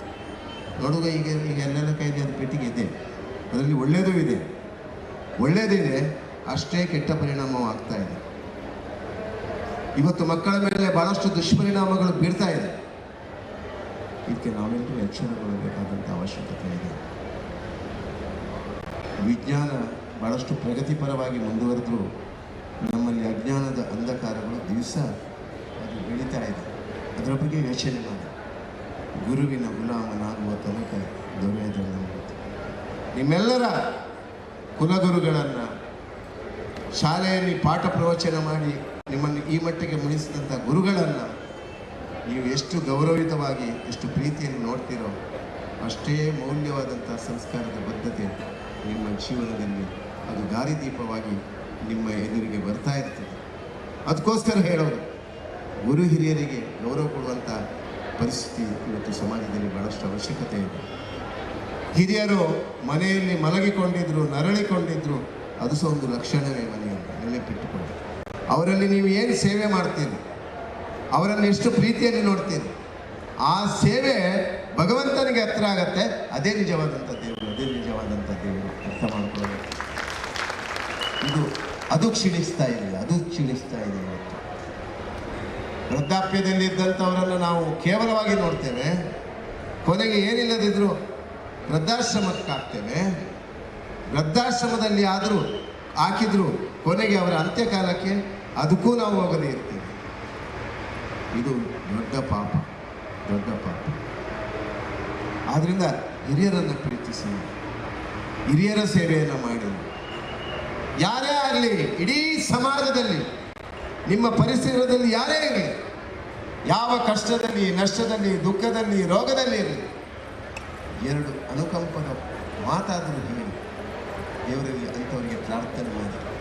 ಅವರು ಯಾವುದೇ ಜಾತಿಯಲ್ಲಿ ಇರಲಿ, ಅವರೆಲ್ಲ ನಮ್ಮವರು. ಕೆಟ್ಟವರು ನಮ್ಮವರೇ, ಒಳ್ಳೆಯವರು ನಮ್ಮವರು. ಪರಿವರ್ತನೆ ಮತ್ತು ಪರಿಮಾರ್ಜನೆ ಜಗದ ನಿಯಮ, ಇದು ಎಲ್ಲರಿಗೂ ಗೊತ್ತಿದೆ. ಬಂಧುಗಳೇ, ಬಿಸಿತಾಪ ಭೂಮಿಯಲ್ಲಿ ಏರ್ತಾ ಇದೆ. ಯೋಚನೆ ಮಾಡಿದ್ದೇವೆ ನಾವು. ಪ್ರಕೃತಿ ಒಂದು ಕಡೆ ಮುನಿತಾ ಇದೆ, ಇನ್ನೊಂದು ಕಡೆ ಅಜ್ಞಾನದ ಅಂಧಕಾರ ಸಮಾಜವನ್ನು ತುಳಿತಾ ಇದೆ, ಇನ್ನೊಂದು ಕಡೆ ಇಡೀ ದೇಶವನ್ನು ಲೂಟಿ ಮಾಡುವ ಪ್ರವೃತ್ತಿ ಹೆಚ್ಚುತ್ತಾ ಇದೆ. ಮಧ್ಯಮಾರ್ಗದ ಉದ್ಯಮಗಳು, ವ್ಯವಹಾರ ಕ್ಷೇತ್ರಗಳು ಮೌಲ್ಯಗಳನ್ನು ಕಳ್ಕೊಳ್ತಾ ಇದೆ. ಇದ್ರ ಬಗ್ಗೆ ನಾವು ಯೋಚನೆ ಮಾಡಿದ್ದೇವೆ. ಇದರ ಬಗ್ಗೆ ಯಾರಾದರೂ ಯೋಚನೆ ಮಾಡಬೇಕು. ಮಧ್ಯಮದ ಉದ್ಯಮ ಸಂಸ್ಥೆ, ಮಧ್ಯಮದ ಕೃಷಿಕರು, ಮಧ್ಯಮದ ವ್ಯವಹಾರ ಕ್ಷೇತ್ರಗಳು, ಮಧ್ಯಮದ ಉದ್ಯೋಗ ಕ್ಷೇತ್ರಗಳ ಬಗ್ಗೆ ಈ ದೇಶ ಯಾವಾಗ ಯೋಚಿಸುವುದು ಅಂತ ನಾವು ಯೋಚನೆ ಮಾಡಬೇಕಾಗಿದೆ. ಆ ನಿರೀಕ್ಷೆಯಲ್ಲಿ ಇರಬೇಕಾಗಿದೆ. ಆದ್ದರಿಂದ ಒಂದೇ ಹೇಳ್ತೇನೆ, ಈ ದೇಶದ ಪ್ರತಿಯೊಬ್ಬ ನಾಗರಿಕ ಚೆನ್ನಾಗಿ ದುಡಿಬೇಕು, ಶ್ರಮಜೀವಿ ಆಗಬೇಕು. ಶ್ರಮದ ಫಲವೇ ನೆಮ್ಮದಿ, ಶಾಂತಿ, ಸಮಾಧಾನವನ್ನು ಕೊಡುವಂಥದ್ದು. ಶ್ರಮದ ಫಲವೇ ಅಭ್ಯುದಯ, ಅಭಿವೃದ್ಧಿಯ ದಾರಿಯನ್ನು ತೋರಿಸುವಂಥದ್ದು. ಶ್ರಮದ ಫಲವೇ ಸಂತೃಪ್ತಿಯ ಜೀವನವನ್ನು ಕೊಡುವಂಥದ್ದು. ಶ್ರಮದ ಫಲವೇ ಈ ದೇಶದ ದೊಡ್ಡ ಶಕ್ತಿ, ತ್ಯಾಗ ಮತ್ತು ಸೇವೆ. ಇದನ್ನು ಪ್ರತಿಯೊಬ್ಬ ಈ ದೇಶದ ನಾಗರಿಕ ಅರ್ಥ ಮಾಡಿಕೊಳ್ಳೋದು ಭಾಳಷ್ಟು ಅವಶ್ಯಕತೆ ಇದೆ. ಬಿಸಿ ಏರ್ತಾ ಇದೆ, ಇಲ್ಲಿಗೆ ಹಾಗೆ ಆಗಿದೆ, ಬಿಸಿ ಏರ್ತಾ ಇದೆ. ಒಂದು ಕಡೆ ಜಠರಾಗ್ನಿಯ ಬಿಸಿ ಏರ್ತಾ ಇದೆ, ಒಂದು ಕಡೆ ಮೇಲಿನ ಬಿಸಿ ಏರ್ತಾ ಇದೆ. ಎಷ್ಟು ಹೇಳಿದ್ರೆ ಇದು ಎಷ್ಟು ತೆಕ್ಕೊಳ್ತೀರಿ ಅಂತ ಪ್ರಶ್ನೆ ಆಗ್ತಾ ಇದೆ ನನಗೆ. ಆದರೆ ನನಗೆ ಮಾತಾಡೋದು ಅನಿವಾರ್ಯ ಆಗಿದೆ, ಪೂಜ್ಯ ಶ್ರೀಗಳ ಆಗಮನ ಆಗಲಿಕ್ಕೆ. ಕೆಲವರಿಗೆ ಹೇಳಿದರೆ ಬೇಸರ ಆಗುತ್ತೆ. ಮಾಡಿರೋ ಸ್ವಾಮೀಜಿಯವರು ನೇರ ಮಾಡ್ತಾರೆ, ನಾವು ನೇರವೇ ಮಾತಾಡೋದು. ನೇರ ಮಾತಾಡಿ ಅಭ್ಯಾಸ. ನೇರ ಮಾತಾಡಿದ್ದು ಮಾತ್ರ ಅಲ್ಲ, ನೇರ ಮಾತಾಡಿದಾಗೆ ನಡೆ, ನುಡಿ, ನಡೆ, ಇದು ನಾನು ಇಟ್ಕೊಂಡು ಬಂದವ.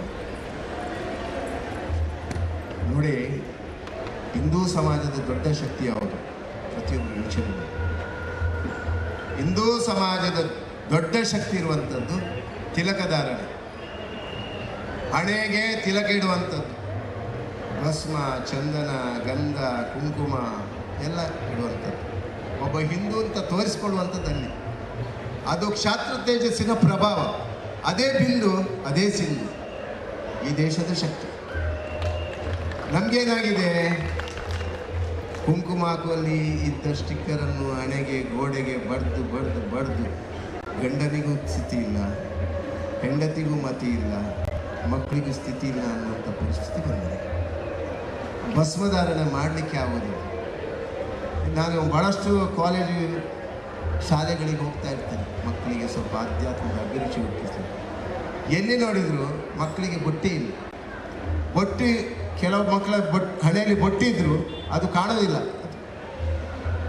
ಪಾಪ ತಾಯಿಗೆ ಹೇಳಲಿಕ್ಕೆ ಬೇಸರ ಆಗ್ತದೆ.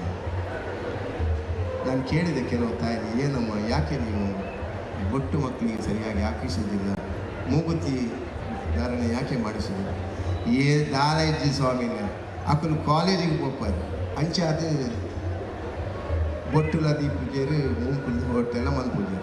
ಆಗ ನಾನು ಹೇಳಿದೆ, ಮಲ್ಲೆಜ್ಜಿ ಒಂಜಿ ದಿನ ಅಕ್ಕಲು ಪೊನ್ನಾನಿಗೆ ಬೇರೆ ಪಕ್ಕ ಘೋಷ ಬಾಡ್ವೇರು ಅಪ್ಪಗನೇ ಗೊತ್ತಾಪಿನಿ ಜೋಕುಲು ಪೋತೇನೆ. ನೋಡಿ, ನೆನಪಿಟ್ಟುಕೊಳ್ಳಿ, ಹಿಂದೂ ಸಮಾಜದಲ್ಲಿ ಪ್ರತಿಯೊಂದು ಆಚರಣೆಯಲ್ಲಿ ಸೂಕ್ಷ್ಮತೆ ಇದೆ, ಶಕ್ತಿಯ ಪ್ರಭಾವ ಇದೆ, ಜೀವನದ ಮೌಲ್ಯದ ಬದುಕಿಗೆ ಸಾರ್ಥಕತೆ ಇದೆ. ಇದನ್ನೆಲ್ಲರೂ ಅರ್ಥ ಮಾಡ್ಕೊಳ್ಬೇಕು. ರಾಘವೇಶ್ವರ ಭಾರತಿ ಸ್ವಾಮೀಜಿಯವರು ಈ ಅನುಷ್ಠಾನ ಮಾಡುವ ಪದ್ಧತಿಯನ್ನು ಭಾಳಷ್ಟು ಪ್ರಭಾವಿತವಾಗಿ ಓಡಿಸಿದರು. ನಾನು ಗಮನಿಸಿದ ಮಟ್ಟಿಗೆ ಗೋವಿನ ಬಗ್ಗೆ ಮೌಲ್ಯಯುತವಾಗಿ ಭಾಳಷ್ಟು ಪ್ರಭಾವಿತಗೊಳಿಸುವಂಥ ಕಾರ್ಯವನ್ನು ಮಾಡಿದರು. ಇಲ್ಲಂದರೆ ಪ್ರತಿಯೊಬ್ಬ ಗೋವಿನ ಬಗ್ಗೆ ತಿಳಿಯುವಂಥದ್ದು ಭಾಳಷ್ಟು, ಗೋವಿನ ಆ ಸಂಪನ್ಮೂಲಗಳು ಅಷ್ಟು ಇದೆ, ಅದರಿಂದ ಅಷ್ಟು ತಯಾರು ಮಾಡಬಹುದು ಅನ್ನೋದನ್ನು ಕೂಡ ಅಷ್ಟು ಸ್ವಾಭಿತಪಡುವಂಥ ಕಾರ್ಯಕ್ರಮಗಳು ಭಾಳಷ್ಟು ನಿರಂತರ ನಡ್ಕೊಂಡು ಬಂದಿದೆ. ಇದನ್ನು ನಾವೆಲ್ಲ ಅರ್ಥ ಮಾಡ್ಕೊಳ್ಬೇಕು. ಆಚರಣೆ ಮತ್ತು ಆಚಾರವೇ ನಮ್ಮ ಬದುಕಿನ ಅರ್ಥ. ನಾನು ಎಲ್ಲರ ಹತ್ರ ಕೇಳೋದುಂಟು, ಇವತ್ತು ಗಣಪತಿಯ ಭಾಳ ಪುಣ್ಯಕ್ಷೇತ್ರ ಇದೆ, ನಾನು ಇಲ್ಲೇ ಹೇಳಬೇಕಾಗಿದೆ. ಹಿಂದೂಗಳ ಮನೆಯಲ್ಲಿ ಪ್ರತಿಯೊಬ್ಬರ ಮನೆಯಲ್ಲಿ ಗಣೋಮ ಆಗುತ್ತೆ, ಎಲ್ಲರಿಗೂ ಗೊತ್ತುಂಟು. ಪ್ರತಿಯೊಬ್ಬರ ಮನೆಯಲ್ಲಿ ಗಣೋಮ ಆಗುತ್ತೆ. ಆದರೆ ಗಣೋಮದ ಬಗ್ಗೆ ಕೇಳಿ, ಭಗವದ್ಗೀತೆ ಬಗ್ಗೆ ಗೊತ್ತಿಲ್ಲ ಬಿಡಿ, ಗಣೋಮದ ಬಗ್ಗೆ ಕೇಳಿ, ಯಾರಿಗೂ ಗೊತ್ತಿಲ್ಲ. ರವೀಂದ್ರನಾಥ ರವಿ ಅವರ ಮನೆಯಲ್ಲಿ ಗಣ ಮಾಡರ ರೈಕಲೆ ಅಂತ ಕೇಳಿದರೆ ಗಣೋ ಮಾಡಿದ್ರು ಲೈಕ್ ಸ್ವಾಮಿಗೆ ಬಾರಿ ಪೊರ್ಲಾಣ ಬಟ್ ಬಾರಿ ಪೊರ್ಲು ಪೂಜೆ ಮಾಡ್ತಾರೆ. ఒక ಅಷ್ಟದ್ರವ್ಯರ ತಿಂಡಿ ಈತು ಗುಂಡ ಬೇತ ವಿಷಯ ನೀಚಿ. ಯಾವುದೇ ಪೂಜೆ ಆಗಲಿ, ನಿಮ್ಮ ಮನೆಯಲ್ಲಿ ದುರ್ಗಾ ಪೂಜೆ ಆಗಲಿ, ಸತ್ಯನಾರಾಯಣ ಪೂಜೆ ಆಗಲಿ, ಗಣಹೋಮ ಆಗಲಿ, ಯಾವುದೇ ಪೂಜೆಯನ್ನು ಮಾಡಿಸಿ ಅದರ ವಿವರಣೆಯನ್ನು ಕೇಳಿ. ಅಷ್ಟದ್ರವ್ಯ ಅಂದರೆ ಏನು, ಅಷ್ಟದ್ರವ್ಯ ಆ ಹೋಮಕ್ಕೆ ಸಮರ್ಪಿಸುವುದರಿಂದ ಅದರ ಪ್ರಭಾವಿತವಾದಂಥ ಧೂಮದಿಂದ ಯಾವ ಪ್ರಭಾವ ಬರ್ತದೆ, ಅದರಿಂದ ಯಾವ ರೀತಿ ಪರಿಶುದ್ಧಗೊಳ್ತದೆ, ಅಲ್ಲಿ ಮನಸ್ಸು ಮಾತ್ರ ಅಲ್ಲ ಆ ಪ್ರದೇಶ ಕೂಡ ಪರಿಶುದ್ಧಗೊಳ್ತದೆ, ಅದರಿಂದ ಕ್ಷುದ್ರ ಗಣಗಳು ದೂರ ಆಗ್ತದೆ. ಭಾಳ ಅರ್ಥ ಇದೆ. ಇದನ್ನೆಲ್ಲ ಅರ್ಥವಿಸ್ಕೊಂಡು ಪೂಜೆ ಮಾಡಬೇಕು. ಪೂಜೆಯ ಅರ್ಥವನ್ನು ಮನನ ಮಾಡಿದರೆ, ಪೂಜೆ ಮಾಡಿದರೆ ಮಾತ್ರ ಹೆಚ್ಚಿನ ಫಲ ಸಿಗೋದು. ನೆನಪಿಟ್ಟುಕೊಳ್ಳಿ. ಯಾವುದೇ ಯಾಗ ಮಾಡಿ, ಯಾವುದೇ ಸತ್ಯನಾರಾಯಣ ಪೂಜೆ ಮಾಡಿ, ದುರ್ಗಾ ಪೂಜೆ ಮಾಡಿ, ಮನಸ್ಸು ಶಕ್ತಿ ಇದೆ, ಪ್ರಭಾವಿತ. ಅದನ್ನು ಅರ್ಚಕರು, ಆಚಾರ್ಯರು ಕೆಲವರು ಹೇಳ್ತಾರೆ, ಕೆಲವರು ಹೇಳಲಿಕ್ಕೆ ಸಮಯ ಇರುವುದಿಲ್ಲ. ಕೇಳುವಂಥ ಸಾವಧಾನವೂ ಕೂಡ ಭಕ್ತರಿಗೆ ಇರುವುದಿಲ್ಲ. ಇದು ನಮ್ಮ ಸಮಸ್ಯೆ. ನಿನ್ನೆ ಒಬ್ಬರು ವೇದಿಕೆಯಲ್ಲಿ ಹೇಳಿದರು, ಸಂಕಲ್ಪ ಮಾಡಿದರೆ ಸಂಕಲ್ಪ ನಕ್ಷತ್ರ ಹೇಳಬೇಕು, ಹೆಸರು ಹೇಳಬೇಕು ಅಂತ ಪ್ರತಿಯೊಂದನ್ನು ಹೇಳಬೇಕು. ಸಂಕಲ್ಪ ಮಾಡಿದರೆ ನೀವು ಕೇಳಲಿಕ್ಕೆ ಅವಕಾಶ ಕೊಡಬೇಡಿ. ನಿಮಗೆ ನಕ್ಷತ್ರ ಗೊತ್ತಿದ್ದರೆ, ಹೆಸರು ಗೊತ್ತಿದ್ರೆ ನೀವೇ ಹೇಳ್ತಾ ಇರಿ. ನಿಮ್ಮ ಮನೆಯಲ್ಲಿ ಎಷ್ಟು ಜನ ಇರ್ತಾರೆ ಅಷ್ಟು ಜನರ ಸಂಕಲ್ಪ ಒಟ್ಟಿಗೆ ಮಾಡಿಕೊಡಿ.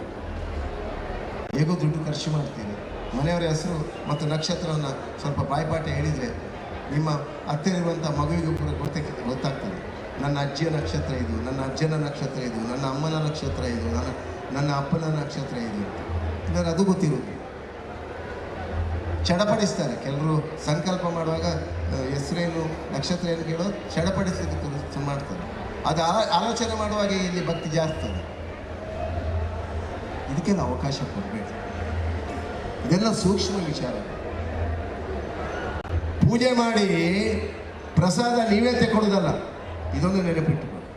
ನೀವು ಎಲ್ಲೇ ದೇವಸ್ಥಾನಕ್ಕೆ ಹೋಗಿ, ಎಲ್ಲೇ ಶ್ರದ್ಧಾ ಕೇಂದ್ರಕ್ಕೆ ಹೋಗಿ, ಆ ಪೂಜೆಯ ಪ್ರಸಾದ ತಂದರೆ ನೀವು ದಾರಿಯಲ್ಲಿ ಬರುವಾಗ ಹೋಗುವ ತನಕ ಎಲ್ಲಿ ಯಾರಿಗೆಲ್ಲ ನಿಮಗೆ ಆತ್ಮೀಯರು, ಬಂಧು ಮಿತ್ರರು ಕೊಡ್ತಾರೆ, ಸಿಗ್ತಾರೆ, ಅವರಿಗೆ ಆ ಪ್ರಸಾದವನ್ನು ಕೊಡಬೇಕು. ಮನೆಯಲ್ಲಿ ಪೂಜೆ ಮಾಡಿ, ನೀವು ಸೇವನೆ ಮಾಡಿ, ನಿಮ್ಮ ಕುಟುಂಬ, ನಿಮ್ಮ ಸಂಸಾರ ತಿನ್ನುವುದಕ್ಕಿಂತ ಹೆಚ್ಚು, ಪ್ರಸಾದ ಸ್ವೀಕಾರ ಮಾಡೋದಕ್ಕಿಂತ ಹೆಚ್ಚು ಒಂದು ಮನೆಯಲ್ಲಿ ಪೂಜೆ ಮಾಡಿದರೆ ಹೊರಗಿನ 10 ಜನರಿಗೆ ಪ್ರಸಾದ ಕೊಡಬೇಕು. ಅದು ಬಹಳ ಪ್ರಭಾವಿತವಾದಂಥ ಶಕ್ತಿ. ಇದು ಮೂಲ ಶಕ್ತಿ. ಪೂಜೆಯ ದೊಡ್ಡ ಶಕ್ತಿ ಇರೋದು ಅದರಲ್ಲಿ. ನೋಡಿ, ಈಗ ಇಲ್ಲಿ ಹೊರೆ ಕಾಣಿಕೆ ಬರ್ತಾ ಇದೆ. ಎಲ್ಲರೂ ಹೊರೆ ಕಾಣಿಕೆ ಸಮರ್ಪಣೆ ಮಾಡಿದ್ದಾರೆ. ಈಗ ಇಷ್ಟು ಜನ ಬಂದು ಅನ್ನದಾಸೋಹ ಆಗ್ತಾ ಇದೆ, ಊಟ ಮಾಡ್ತಾ ಇದ್ದಾರೆ. ನೀವು ತಿಳ್ಕೊಳ್ಬೇಡಿ, ನೀವು ಹೊರೆ ಕಾಣಿಕೆಯನ್ನು ಕೊಟ್ಟು ಸಮರ್ಪಣೆ ಮಾಡಿದಂಥ ಈ ಮೌಲ್ಯ ಇದೆಯಲ್ಲ, ಇದಕ್ಕೆ ಬೆಲೆ ಕಟ್ಟಲಿಕ್ಕೆ ಸಾಧ್ಯವೇ ಇಲ್ಲ. ಇದರಲ್ಲಿ ಸಿಗತಕ್ಕಂಥ ಫಲ ನಿಮ್ಮ ತಲತಲಾಂತರಕ್ಕೆ, ಎಷ್ಟೆಷ್ಟು ಜನ್ಮ ತನಕ ಇದರ ಫಲ ನಿಮಗೆ ಇದೆ. ಆದ್ದರಿಂದ ಅನ್ನದಾನ ವಿಶಿಷ್ಟ ದಾನ. ಮಧ್ಯಾಹ್ನ ಯಾರೇ ಮನೆ ಬಾಗಿಲಿಗೆ ಬರಲಿ, ಊಟದ ಸಮಯವಾಗಿರಲಿ, ಒಂದೊತ್ತು ಊಟ ಹಾಕಿ. ಕಡಿಮೆ ಪಕ್ಷ ನಿಮ್ಮ ಹತ್ರ ನಿಮಗೆ ಊಟ ಇಲ್ಲ, ಪರವಾಗಿಲ್ಲ, ಆ ಬಂದವನಿಗೆ ಊಟ ಹಾಕಿ. ಅವ ನಿಮ್ಮ ಅತಿಥಿ ಮಾತ್ರ ಅಲ್ಲ, ಅವನು ಕಲಿಯುಗದಲ್ಲಿ ಯಾವ ರೂಪದಲ್ಲಿ ಭಗವಂತ ಬರ್ತಾನಂತ ಹೇಳಲಿಕ್ಕೆ ಸಾಧ್ಯ ಇಲ್ಲ. ಭಗವಂತ ಕಲಿಯುಗದಲ್ಲಿ ಯಾವ ರೂಪದಲ್ಲಿ ಬರ್ತಾನಂತ ಹೇಳಲಿಕ್ಕೆ ಸಾಧ್ಯ ಇಲ್ಲ. ಇದಕ್ಕೆ ನನಗೊಂದು ದೊಡ್ಡ ಅನುಭವ ಆಗಿತ್ತು. ನಮ್ಮ ಶ್ರೀಧಾಮ ಅನ್ನುವಂಥ ಚಿಕ್ಕ ಕುಟೀರ, ಏನಿರಲಿಲ್ಲ, ಯಾವ ಸಂಪತ್ತು ಇರಲಿಲ್ಲ, ಬರೇ ಚಿಕ್ಕ ಕುಟೀರ ಆಗಿತ್ತು. ಪೂಜ್ಯ ಶ್ರೀಗಳು ಆಗಮಿಸಿದ್ದಾರೆ ಅದೇ ಸಂದರ್ಭದಲ್ಲಿ. ಆಗ ಮಾಣಿಲದಲ್ಲಿ ಪೂಜ್ಯ ಶ್ರೀಗಳನ್ನು ಬರಬೇಕು ಅಂತ ಹೇಳುವಾಗ ಎಲ್ಲರೂ ಹೇಳಿದರು, ಊರಿನವರು, ಲೋಕದವರೆಲ್ಲ ಹೇಳಿದರು, ಪೂಜ್ಯ ಶ್ರೀಗಳು ಆ ಕುಟೀರಕ್ಕೆ ಬರ್ತಾರ ಅಂತ. ಪರಮ ಪೂಜ್ಯ ರಾಘವೇಶ್ವರ ಭಾರತಿ ಸ್ವಾಮೀಜಿಯವರು ಆ ಕುಟೀರಕ್ಕೆ ಸಮೇತ ಬಂದಿದ್ದಾರೆ. ಬಂದು ಒಳ್ಳೆಯ ಅನುಗ್ರಹವನ್ನು, ಮಂತ್ರಾಕ್ಷತೆಯನ್ನು ಮಾಡಿದ್ದಾರೆ. ಆದರೆ ನಾವು ಯೋಚನೆ ಮಾಡಬೇಕು, ಇಂಥ ಒಂದು ವಿಶಿಷ್ಟವಾದಂಥ ಆ ಪರಿಸರದಲ್ಲಿ ಒಂದು ದಿವಸ ಮಧ್ಯಾಹ್ನ ನಾನು ಹೊತ್ತಿಗಿದ್ದೆ. ಒಂದು ಅಜ್ಜಿ ಬಂದರು. ನಮ್ಮಲ್ಲಿ ಬರಬೇಕು ಅಂತಾದರೆ ದಾರಿ ತುಂಬ ನಡ್ಕೊಂಡು ಬರಬೇಕು, ಸಾಧ್ಯವಿಲ್ಲ. ಅದು ಹೀಗೆ ಇದೆ. ಒಂದು 97-8 ವರ್ಷ ಪ್ರಾಯದ ಅಜ್ಜಿ ಕೋಲಿಟ್ಕೊಂಡು ಬಗ್ಗಿಕೊಂಡು ಬರ್ತಾ ಇದ್ದಾರೆ. ಬಂದರು, ಏನು ಮಗ ಇಲ್ಲಿ ಏನಿದೆ, ಇಲ್ಲಿ ಏನಿಲ್ಲಲ್ಲ ಕೇಳಿ. ಅಜ್ಜಿ ನಿಮಗೆ ಏನು ಬೇಕು ಅಂತ ಕೇಳಿದೆ. ಇಲ್ಲ, ನನಗೆ ಹಸಿವೆ ಆಗ್ತಾ ಇದೆ ಅಂತೇಳಿ ನಾನು ಅಲ್ಲಿ ಪಕ್ಕದಲ್ಲಿದ್ದಂಥ ನೀರು ಕೊಟ್ಟೆ. ಮತ್ತೆ ಹೇಳಿದೆ, ಹಸಿವೆ ಆಗ್ತಾ ಇದೆ. ಅಜ್ಜಿ ಹತ್ರ ಹೇಳಿದೆ, ನನ್ನ ಹತ್ರ ಏನಿಲ್ಲ ಅಜ್ಜಿ, ಊಟದ ವ್ಯವಸ್ಥೆ ಇಲ್ಲಿ ಏನು ಮಾಡ್ತಾ ಇಲ್ಲ, ನಾನು ಏನು ತಿಂತಾ ಇಲ್ಲ, ನಾನು ಮಧ್ಯಾಹ್ನದ ಅವಲಕ್ಕಿ, ಮಜ್ಜಿಗೆ, ಮೊಸರು ಹಾಕಿಕೊಂಡು ಅದೇ ಸೇವನೆ ಮಾಡಿದೆ, ಬೇರೆ ಏನಿಲ್ಲ. ನಿಮಗೆ ವ್ಯವಸ್ಥೆ ಮಾಡಲಿಕ್ಕೆ ಆಗೋದಿಲ್ಲ ಅಂತ ಕೇಳಿ ತಕ್ಷಣ ನನಗೆ ಉಳಿಯಿತು. ನಮ್ಮ ಮಠದ ಹಿಂದಿನ ಪರಿಸರದಲ್ಲಿ ಕೆಲವು ಬ್ರಾಹ್ಮಣರ ಮನೆ ಇದೆ, ಅವರ ಮನೆಗೆ ಕಳಿಸಿದೆ. ಸ್ವಲ್ಪ ಅನ್ನ, ಸಾರು, ಸಾಂಬಾರು ತಗೊಂಡು ಬಂದೆ, ಬಡಿಸಿದೆ. ಊಟ ಮಾಡಿದರು, ತುಂಬ ಧನ್ಯತಾ ಭಾವವನ್ನು ಹೊಂದಿದರು. ಇನ್ನೇನು ಊಟ ಮಾಡಿ ಆಯಿತು, ಅಜ್ಜಿಯನ್ನು ಮಾತಾಡಿಸಿದೆ. ನಾನು ಇನ್ನು ಬರುವಾಗ ಬರ್ತೇನೆ ಅಂತ ನಾನು ಕೇಳಿದೆ. ಮತ್ತೆ ಅಜ್ಜಿ ನೀವು ಹೇಗೆ ಹೋಗ್ತೀರಿ, ಈಗ ಭಾಳ ಇದೆ ಬಿಸಿಲಿನ ಟೈಮ್, ಹೇಗೆ ಹೋಗ್ತೀರಿ ಅಂತ ಕೇಳಿದೆ. ಇಲ್ಲ ನಾನು ಬರುವಾಗ ಬರ್ತೇನೆ, ನೀನು ಚಿಂತೆ ಮಾಡಬೇಡ, ಇವತ್ತು ಒಪ್ಪತ್ತು ಊಟ ಕೊಟ್ಟಿದ್ದಿ, ಈ ಊಟ ಇಲ್ಲಿ ಅಕ್ಷಯವಾಗ್ತದೆ ಅಂತ ಹೇಳಿದರು. ನಾನೇನು ಮಾಡಿದೆ, ಅವರನ್ನು ನಮ್ಮ ಮಠದಿಂದ ಸ್ವಲ್ಪ ಎತ್ತರ ಜಾಗ, ಅಲ್ಲಿಂದ ಸ್ವಲ್ಪ ಕೆಳಗೆ ಇಳಿಯೋ ತನಕ ನಾನು ಅವ್ರ ಜೊತೆಯಲ್ಲಿ ಹೋದೆ. ಮತ್ತೆ ಹೇಳಿದರು, ಮಗ ನೀನು ಹೋಗು, ಮುಂದೆ ಹೋಗು, ನಾನು ಬರುವ ಸಮಯದಲ್ಲಿ ನಿನ್ನ ಬೆನ್ನ ಹಿಂದೆ ಇರ್ತೇನೆ, ನೀನು ಹೋಗಲ್ಲಿ ಬೆನ್ನ ಹಿಂದೆ ಇರ್ತೇನೆ. ಇವತ್ತಿನವರೆಗೆ ಈ ಕಥೆಯನ್ನು ಯಾರ ಹತ್ರ ಹೇಳಲಿಲ್ಲ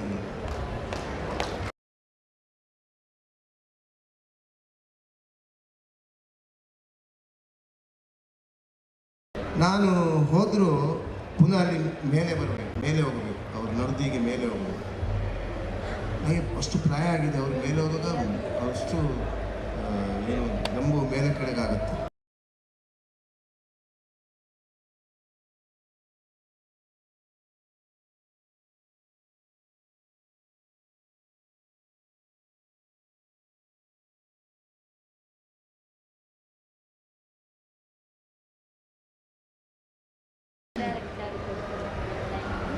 ಬಾಯಲಿಕ್ಕೆ ಮತ್ತು ಊಟ ಮಾಡುವ ಟೈಮಿಗೆ ಅನ್ನ ತುತ್ತು ಯಾರಿಗೂ ತಪ್ಪಿಸಬೇಕು. ನೀವು ಊಟ ಮಾಡೋದಿದ್ರು ಅದನ್ನು ಎತ್ತಿಕೊಡಿ. ಅದಕ್ಕೋಸ್ಕರ ಈಗಲೂ ನನ್ನ ಆಶ್ರಮದಲ್ಲಿ ಎಲ್ಲರ ಭೋಜನ ಆದಮೇಲೆ ನಾನು ಊಟ ಮಾಡ್ತೀನಿ. ಎಲ್ಲರ ಭೋಜನ ಅದನ್ನು ಆವತ್ತಿನಿಂದ ಇವತ್ತಿನವರೆಗೆ ಇಲ್ಲಿ ಕೂಡ ಈಗ ಅದನ್ನೇ ಮಾಡ್ತಾ ಇದ್ದೀನಿ. ಯಾಕಂದರೆ ಕೊನೆಗೊಂದು ಮಾತು ಆಚೆ ಹೇಳಿದ್ರು, ನೋಡೋ ಎಲ್ಲರ ಹಸಿವು ತಂದಾದ ಮೇಲೆ ನೋಡಿ ನಿನ್ನ ಹಸಿವನ್ನು ತಡಿಸು, ಅದು ಆಧ್ಯಾತ್ಮದ ಹಸಿವು ಕೂಡ ಆಗಿರುತ್ತದೆ ಅಂತ ಹೇಳಿ ಅದನ್ನು ನಮ್ಮ ಜೀವನದಲ್ಲಿ ಅಳವಡಿಸಿಕೊಳ್ಬೇಕು. ಇದನ್ನು ನಿಮ್ಮ ಮಕ್ಕಳಿಗೆ ತಿಳಿಯಿರೋದ್ರ ಪ್ರಯತ್ನ. ನಾನು ಇದನ್ನು ಹೇಳಿದ್ದು ಯಾಕೆ ಅಂತ ಇಷ್ಟವರೆಗೆ ಹೇಳಿಲ್ಲ, ಮಾಡಿಲ್ಲದಲ್ಲಿ ಗೊತ್ತು, ಇಷ್ಟವರೆಗೆ ಹೇಳಿಲ್ಲ. ಆದರೆ ಇವತ್ತೇ ಹೇಳಿದ್ದು ಯಾಕೆ ಅಂತೇಳಿ ನಿಮ್ಮ ಮಕ್ಕಳಿಗೆ ಇದನ್ನು ತಿಳಿಯಿಡುವಂಥ ಪ್ರಯತ್ನ ಮಾಡಿ. ರಾಮಚಂದ್ರಾಪುರ ಮಠದ ಈ ಪೀಠದಲ್ಲಿ ಕೂಡ ಇಂಥ ಮಹಿಮೆಗಳು ಎಷ್ಟೋ ನಡೀತಾ ಇರ್ತದೆ. ಅದರ ಅವಶ್ಯಕತೆ ಇವತ್ತಿನ ಸಮಾಜದಲ್ಲಿದೆ. ಇದನ್ನು ನೀವು ಎಲ್ಲರೂ ಅರ್ಥ ಮಾಡ್ಕೊಳ್ಳೋಣ. ಯಾವುದೇ ಮಠ ಇರಲಿ, ಯಾವುದೇ ದೇವಸ್ಥಾನ ಇರಲಿ, ಯಾವುದೇ ಶ್ರದ್ಧಾ ಇರಲಿ, ನಮ್ಮದು ಅನ್ನುವಂಥ ಭಾವನೆ ಬರಲಿ. ಇದು ಮಾತ್ರ ನಮ್ಮದು, ಬಾಕಿದು ನಮ್ಮದಲ್ಲ, ಇಲ್ಲ, ಎಲ್ಲವೂ ನಮ್ಮದು. ಪರಮ ಪೂಜ್ಯ ರಾಘವೇಶ್ವರ ಶ್ರೀಗಳು ಕೂಡ ಹೇಳುವುದಷ್ಟೇ, ಎಲ್ಲ ಸಂತರು ನಮ್ಮವರು, ನಾವೆಲ್ಲ ಒಂದೇ, ಎಲ್ಲರೊಳಗೊಂದಾಗುವ ಇದನ್ನು ನಾವೆಲ್ಲರೂ ಅರ್ಥ ಮಾಡ್ಕೊಳ್ಬೇಕು. ಹಾಗಾದರೆ ಮಾತ್ರ ಈ ಹಿಂದೂ ಸಮಾಜ ಸುದೃಢವಾಗಿರುವಂಥದ್ದು ಸಾಧ್ಯತೆ ಇದೆ. ಮನುಷ್ಯನಲ್ಲಿ ಒಳ್ಳೆಯದು ಕೆಟ್ಟದ್ದು ಇದ್ದೇ ಇದೆ, ಆದರೆ ಯಾರ ಕೆಟ್ಟದನ್ನು ನೋಡಲಿಕ್ಕೆ ಹೋಗಬೇಡಿ. ಯಾರಲ್ಲಿ ಒಳ್ಳೆಯದನ್ನಿದೆ ಅದನ್ನು ಸ್ವೀಕಾರ ಮಾಡಿ, ನಿಮ್ಮಲ್ಲಿದ್ದ ಕೆಟ್ಟದನ್ನು ಬಿಟ್ಟು ಬಿಡಿ. ಯಾರನ್ನು ಕೇವಲ ಅಂತ ಭಾವಿಸ್ಕೊಳ್ಬೇಡಿ. ಎಲ್ಲರೂ ನಮ್ಮವರು, ಎಲ್ಲರೂ ಆಪತ್ ಬಾಂಧವರೇ, ಎಲ್ಲರೂ ನಿಮಗೆ ಆಪತ್ಕಾಲಕ್ಕೆ ಒದಗುವವರೇ. ಅದನ್ನೊಂದು ನೆನಪಿಟ್ಟುಕೊಳ್ಳಿ.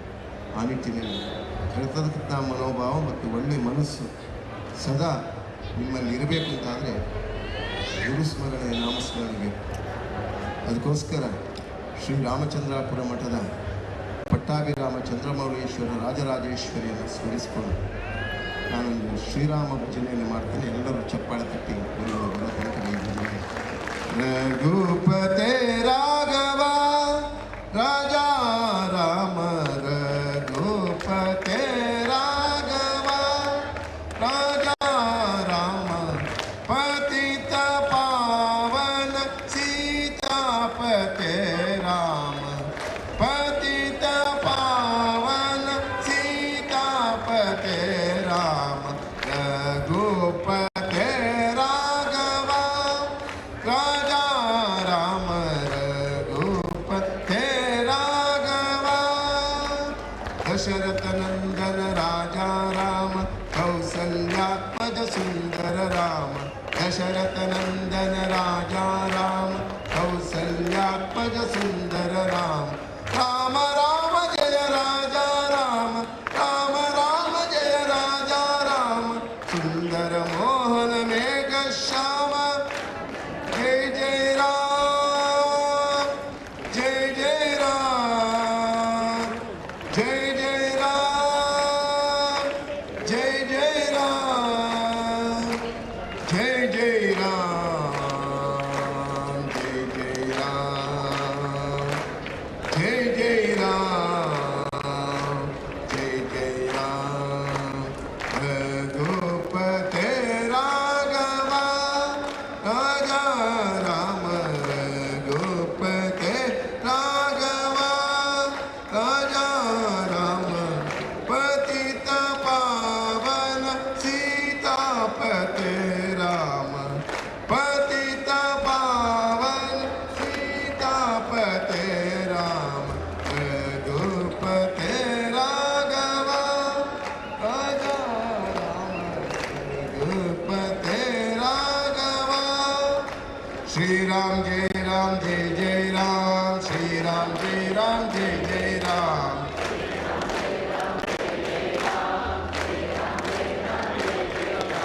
श्री राम जय जय राम श्री राम जय जय राम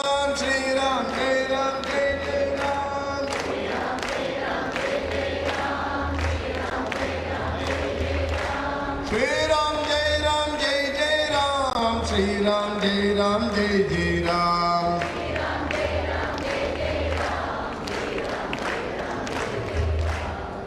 रघुपते राघव राजा राम रघुपते राघव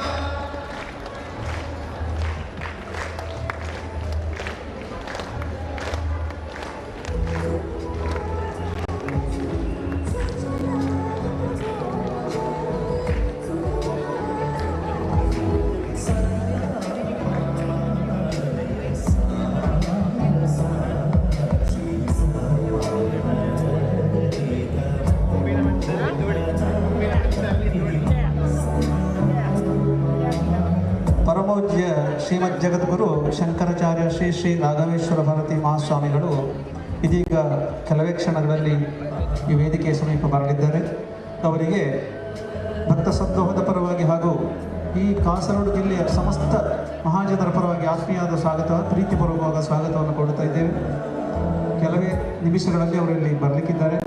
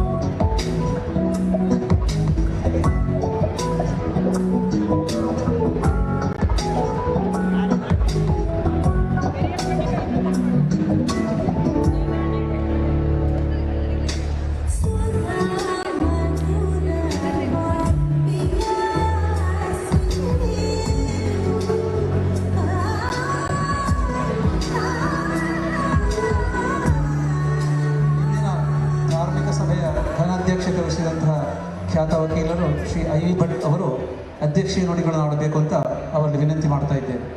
ಅಧ್ಯಕ್ಷೀಯ ನುಡಿಗಳಾಗಿ ಶ್ರೀ ಐ.ವಿ. ಭಟ್ ಅವರು ಅವರನ್ನು ವೇದಿಕೆಗೆ ಆಹ್ವಾನಿಸ್ತಾ ಇದ್ದೇವೆ. ಸರ್.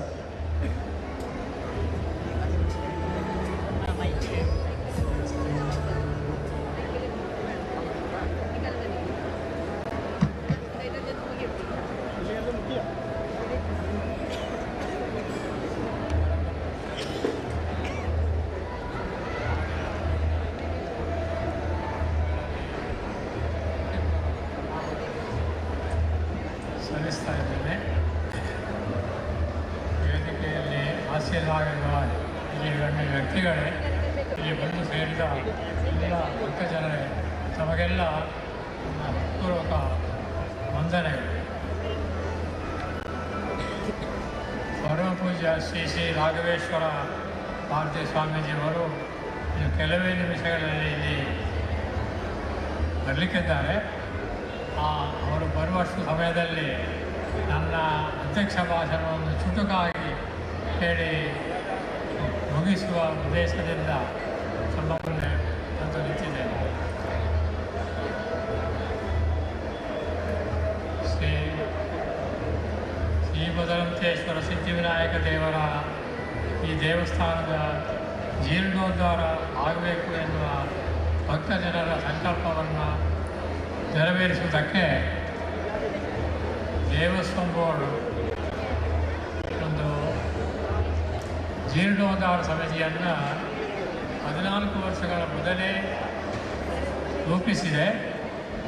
ಆ ಜೀರ್ಣೋದ್ಧಾರ ಸಮಿತಿಯಲ್ಲಿ ನಮ್ಮ ಈ ಊರಿನ ಕೆಲವರನ್ನು ಸೇರಿಸಿಕೊಂಡು ಜೀರ್ಣೋದ್ಧಾರ ಸಮಿತಿಯನ್ನು ಮಾಡಿದ್ದಾರೆ. ಅದರ ನಂತರ ಅದರ ಕೆಲಸ ಸಾಮಾನ್ಯವಾಗಿ ಪೂರೈಸುವ ಹಂತದಲ್ಲಿರುವಾಗ ಬ್ರಹ್ಮಕಲಶ ಸಮಿತಿಯನ್ನು ಕೂಡ ರೂಪೀಕರಿಸಿದರು. ಆ ಸಮಿತಿಯಲ್ಲಿ ನಮ್ಮ ಹಿರಿಯ ಸದಸ್ಯರು ಕೆಲವರು ನಮ್ಮನ್ನು ಬಿಟ್ಟು ಹೋಗುವಷ್ಟು ಕಾಲ ಆಯಿತು. ಸರಕಾರ ದೇವಸ್ವಂ ನಿರ್ಮಿಸಿದ ಜೀರ್ಣೋದ್ಧಾರ ಸಮಿತಿ, ಅವರು ರೂಪಿಸಿದ ಬ್ರಹ್ಮಕಲಶ ಸಮಿತಿ, ಈ ಸಮಿತಿಗಳ ಕಾರ್ಯ ಅದು ಸರ್ಕಾರಿ ನಿಯಮಗಳ ಅಡಿಯಲ್ಲಿ ಅದಕ್ಕೆ ಅನುಸರಿಸಿ ಮಾಡಬೇಕಾದ ಕಾರಣ ಬಂದದ್ದರಿಂದ ಈ ಜೀರ್ಣೋದ್ಧಾರ ಕಾರ್ಯ ತುಂಬ ಮುಂದೆ ಹೋಯಿತು, ತುಂಬ ವಿಳಂಬವಾಯಿತು. ಆದರೆ ಈ ವಿಳಂಬವಾದರೂ ಕೂಡ ಜೀರ್ಣೋದ್ಧಾರ ಸಮಿತಿಗೆ, ಬ್ರಹ್ಮಕಲಶ ಸಮಿತಿಗೆ ಬಹಳಷ್ಟು ದೂರದ ಭಕ್ತ ಜನರನ್ನು ಸಂಪರ್ಕಿಸುವುದು ಸಾಧ್ಯ ಆಯಿತು. ಆದರೆ ನಮ್ಮ ಕಾರ್ಯಕ್ರಮ ತುಂಬ ವಿಳಂಬವಾದದ್ದು ಹೌದು. ಆದರೆ ಬಹಳಷ್ಟು ಭಕ್ತ ಜನರು ನಮ್ಮೊಂದಿಗೆ ಕೈ ಜೋಡಿಸುವುದಕ್ಕೆ ಅನುಕೂಲ ಆಯಿತು. ಭಕ್ತ ಜನರನ್ನು ನಾವು ಸಂಪರ್ಕಿಸುವುದಕ್ಕೆ ಸಾಧ್ಯ ಆಯಿತು. ಆ ದೃಷ್ಟಿಯಿಂದ ಇವತ್ತು ನಮ್ಮ ಜೀರ್ಣೋದ್ಧಾರ ಸಮಿತಿಯು, ಬ್ರಹ್ಮಕಲಶ ಸಮಿತಿಯವರು ಬಹಳ ಶ್ರಮಪಟ್ಟು ಇಷ್ಟೆಲ್ಲ ವ್ಯವಸ್ಥೆಯನ್ನು ಮಾಡಿದ್ದಾರೆ. ಅವರಿಗೆ ನಾನು ಎಲ್ಲ ಭಕ್ತ ವೃಂದದ ಪರವಾಗಿ ಅವರಿಗೆ ಧನ್ಯವಾದ ಹೇಳುವೆ. ಯಾಕೆಂದರೆ ಬಹಳ ವಿಶಿಷ್ಟ ರೀತಿಯಲ್ಲಿ ಆಕರ್ಣಿಸಿ ರಾತ್ರಿ ಹಗಲು ಅಂತ ಎನ್ನದೆ ನಮ್ಮ ಸ್ವಯಂ ಸೇವಕರು, ನಮ್ಮ ಕಾರ್ಯಕರ್ತರು ವಿಶೇಷವಾದ ಶ್ರಮಪಟ್ಟಿದ್ದಾರೆ. ಆ ಶ್ರಮಪಟ್ಟದರಿಂದ ಇಷ್ಟು ದೊಡ್ಡ ಕೆಲಸ ಮಾಡುವುದು ಸಾಧ್ಯ ಆಯಿತು. ಆದುದರಿಂದ ವಿಳಂಬವಾದರೂ ಕೂಡ ಇವತ್ತು ಬಹಳ ವಿಜೃಂಭಣೆಯಿಂದ ವಿಶೇಷವಾದ ರೀತಿಯಲ್ಲಿ ದೇವಸ್ಥಾನ ರೂಪುಗೊಂಡಿದೆ. ಅದಕ್ಕೆ ಈ ಸಂದರ್ಭದಲ್ಲಿ, ಈ ಸಂಭ್ರಮೋತ್ಸವದಲ್ಲಿ ಬಹಳಷ್ಟು ಜನ ದೂರದಿಂದ ಭಕ್ತರು ಬಂದು ತಮ್ಮ ಸೇವೆ ಸಲ್ಲಿಸಿದ್ದಾರೆ. ಅವರ ಆ ಉತ್ಸಾಹ ನೋಡಿದರೆ ನಮ್ಮ ಧಾರ್ಮಿಕ ಪ್ರಜ್ಞೆ ನಿಜವಾಗಿ ಜಾಗೃತಗೊಂಡ ಹಾಗೆ ಕಾಣ್ತದೆ. ಪರಮಪೂಜ್ಯ ಶ್ರೀಮದ್ ಜಗದ್ಗುರು ಶಂಕರಾಚಾರ್ಯ ಶ್ರೀ ಶ್ರೀ ರಾಘವೇಶ್ವರ ಭಾರತಿ ಮಹಾಸ್ವಾಮಿಗಳು ಶ್ರೀ ಸಂಸ್ಥಾನ ಗೋಕರ್ಣ ರಾಮಚಂದ್ರ ಪ್ರಮುಖ ಅವರು ಚಿತ್ತೈಸ್ತಾ ಇದ್ದಾರೆ. ಅವರಿಗೆ ಎಲ್ಲ ಸಂಘದ ಪರವಾಗಿ ಕಾಸರೂರಿನ ಮಹಾಜನತೆಯ ಪರವಾಗಿ ಸಾಷ್ಟಾಂಗ ಪ್ರಣಾಮಪೂರ್ವಕ ಸ್ವಾಗತವನ್ನು ಕೋರ್ತಾ ಇದ್ದೇವೆ.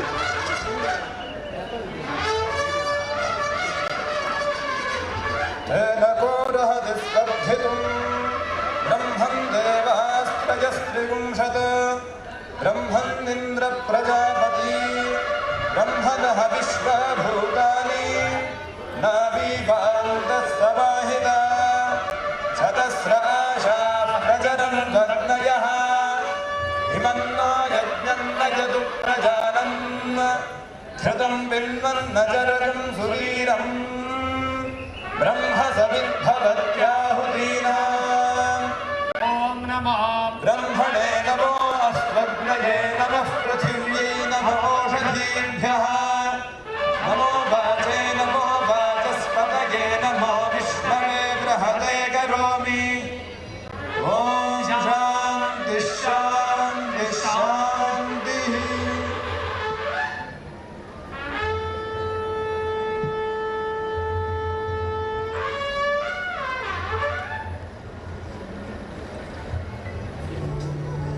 श्रीमद्राजाधिराज पूजित वैभव शास्त्रादि सर्व विद्या विशारद दिव्यानुष्ठान फल सिद्ध विद्या बुद्धि धर्म विकास कार्य कारण निरत श्रीमज्जगद्गुरु शंकराचार्य श्रीमद् राघवेश्वर भारतीन्द्र प्रभो बहुपराग संयमेन्द्र मूर्धारूढ़ गरुडारूढ़ पावनैक बलमारूढ़ राजयोग समारूढ़ गुरु गोकर्ण मंडलाधीश्वरो बहुपराग गोकर्ण मंडलाधीश्वर श्रीमद् जगद्गुरु शंकराचार्य श्री श्री राघवेश्वर भारती स्वामी महाराज की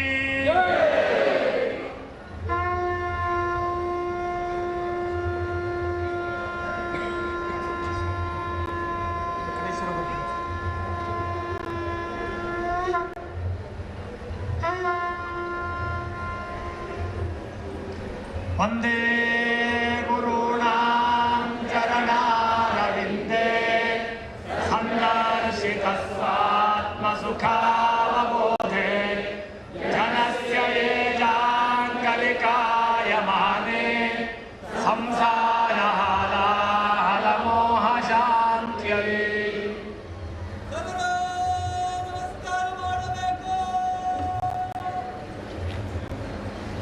आनन्दमानन्दकरं प्रसन्नं ज्ञानस्वरूपं निरबोधरूपं योगीन्द्रमेद्यं भौरोगवैद्यं श्रीमद्गुरुं नित्यमहं नमामि.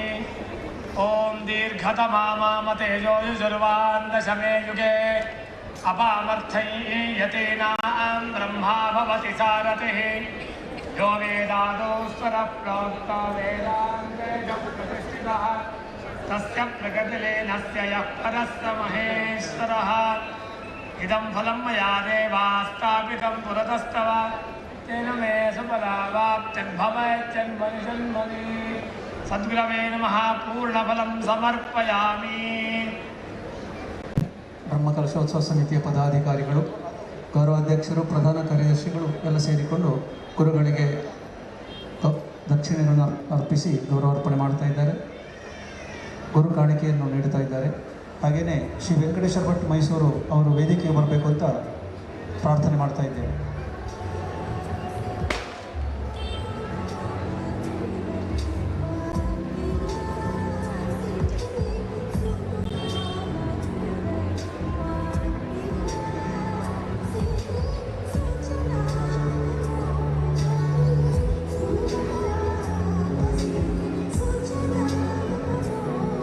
ಅಭೂತಪೂರ್ವವಾಗಿ ನಡೆಯುತ್ತಿರುವಂತಹ ಬ್ರಹ್ಮಕಲಶೋತ್ಸವ ಹಾಗೂ ಮೂಡಪ್ಪ ಸೇವೆಯ ಕಿರು ಪರಿಚಯ ಹಾಗೂ ಅದರ ಪೂರ್ತಿ ವಿವರಗಳನ್ನು ಮಾಣಿಲ ಶ್ರೀಧಾಮದ ಮೋಹನ್ದಾಸ್ ಸ್ವಾಮೀಜಿಯವರು ಶ್ರೀ ಮೋಹನ್ದಾಸ್ ಸ್ವಾಮೀಜಿಯವರು ನಡೆಸಿಕೊಂಡಿದ್ದಾರೆ.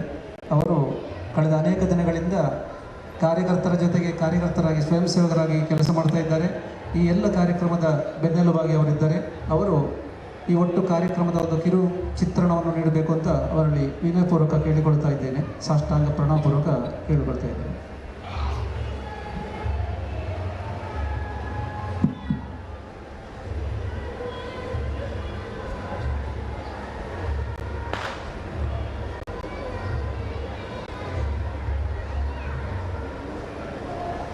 ಸರ್ವಮಂಗಲ ಮಾಂಗಲ್ಯ ಶಿವೆ ಸರ್ವಾರ್ಥ ಸಾಧಕೆ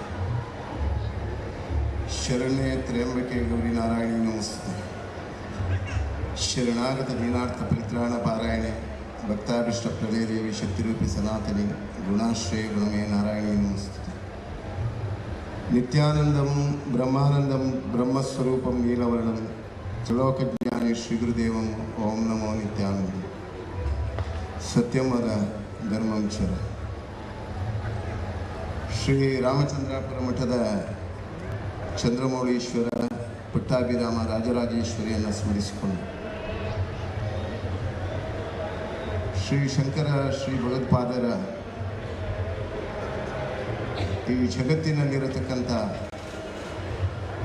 ಮಾನವೀಯತೆ ಮತ್ತು ಐಕ್ಯತೆಯ ಜೊತೆಯಲ್ಲಿ ಆತ್ಮ ಮತ್ತು ಪರಮಾತ್ಮ ತತ್ವವನ್ನು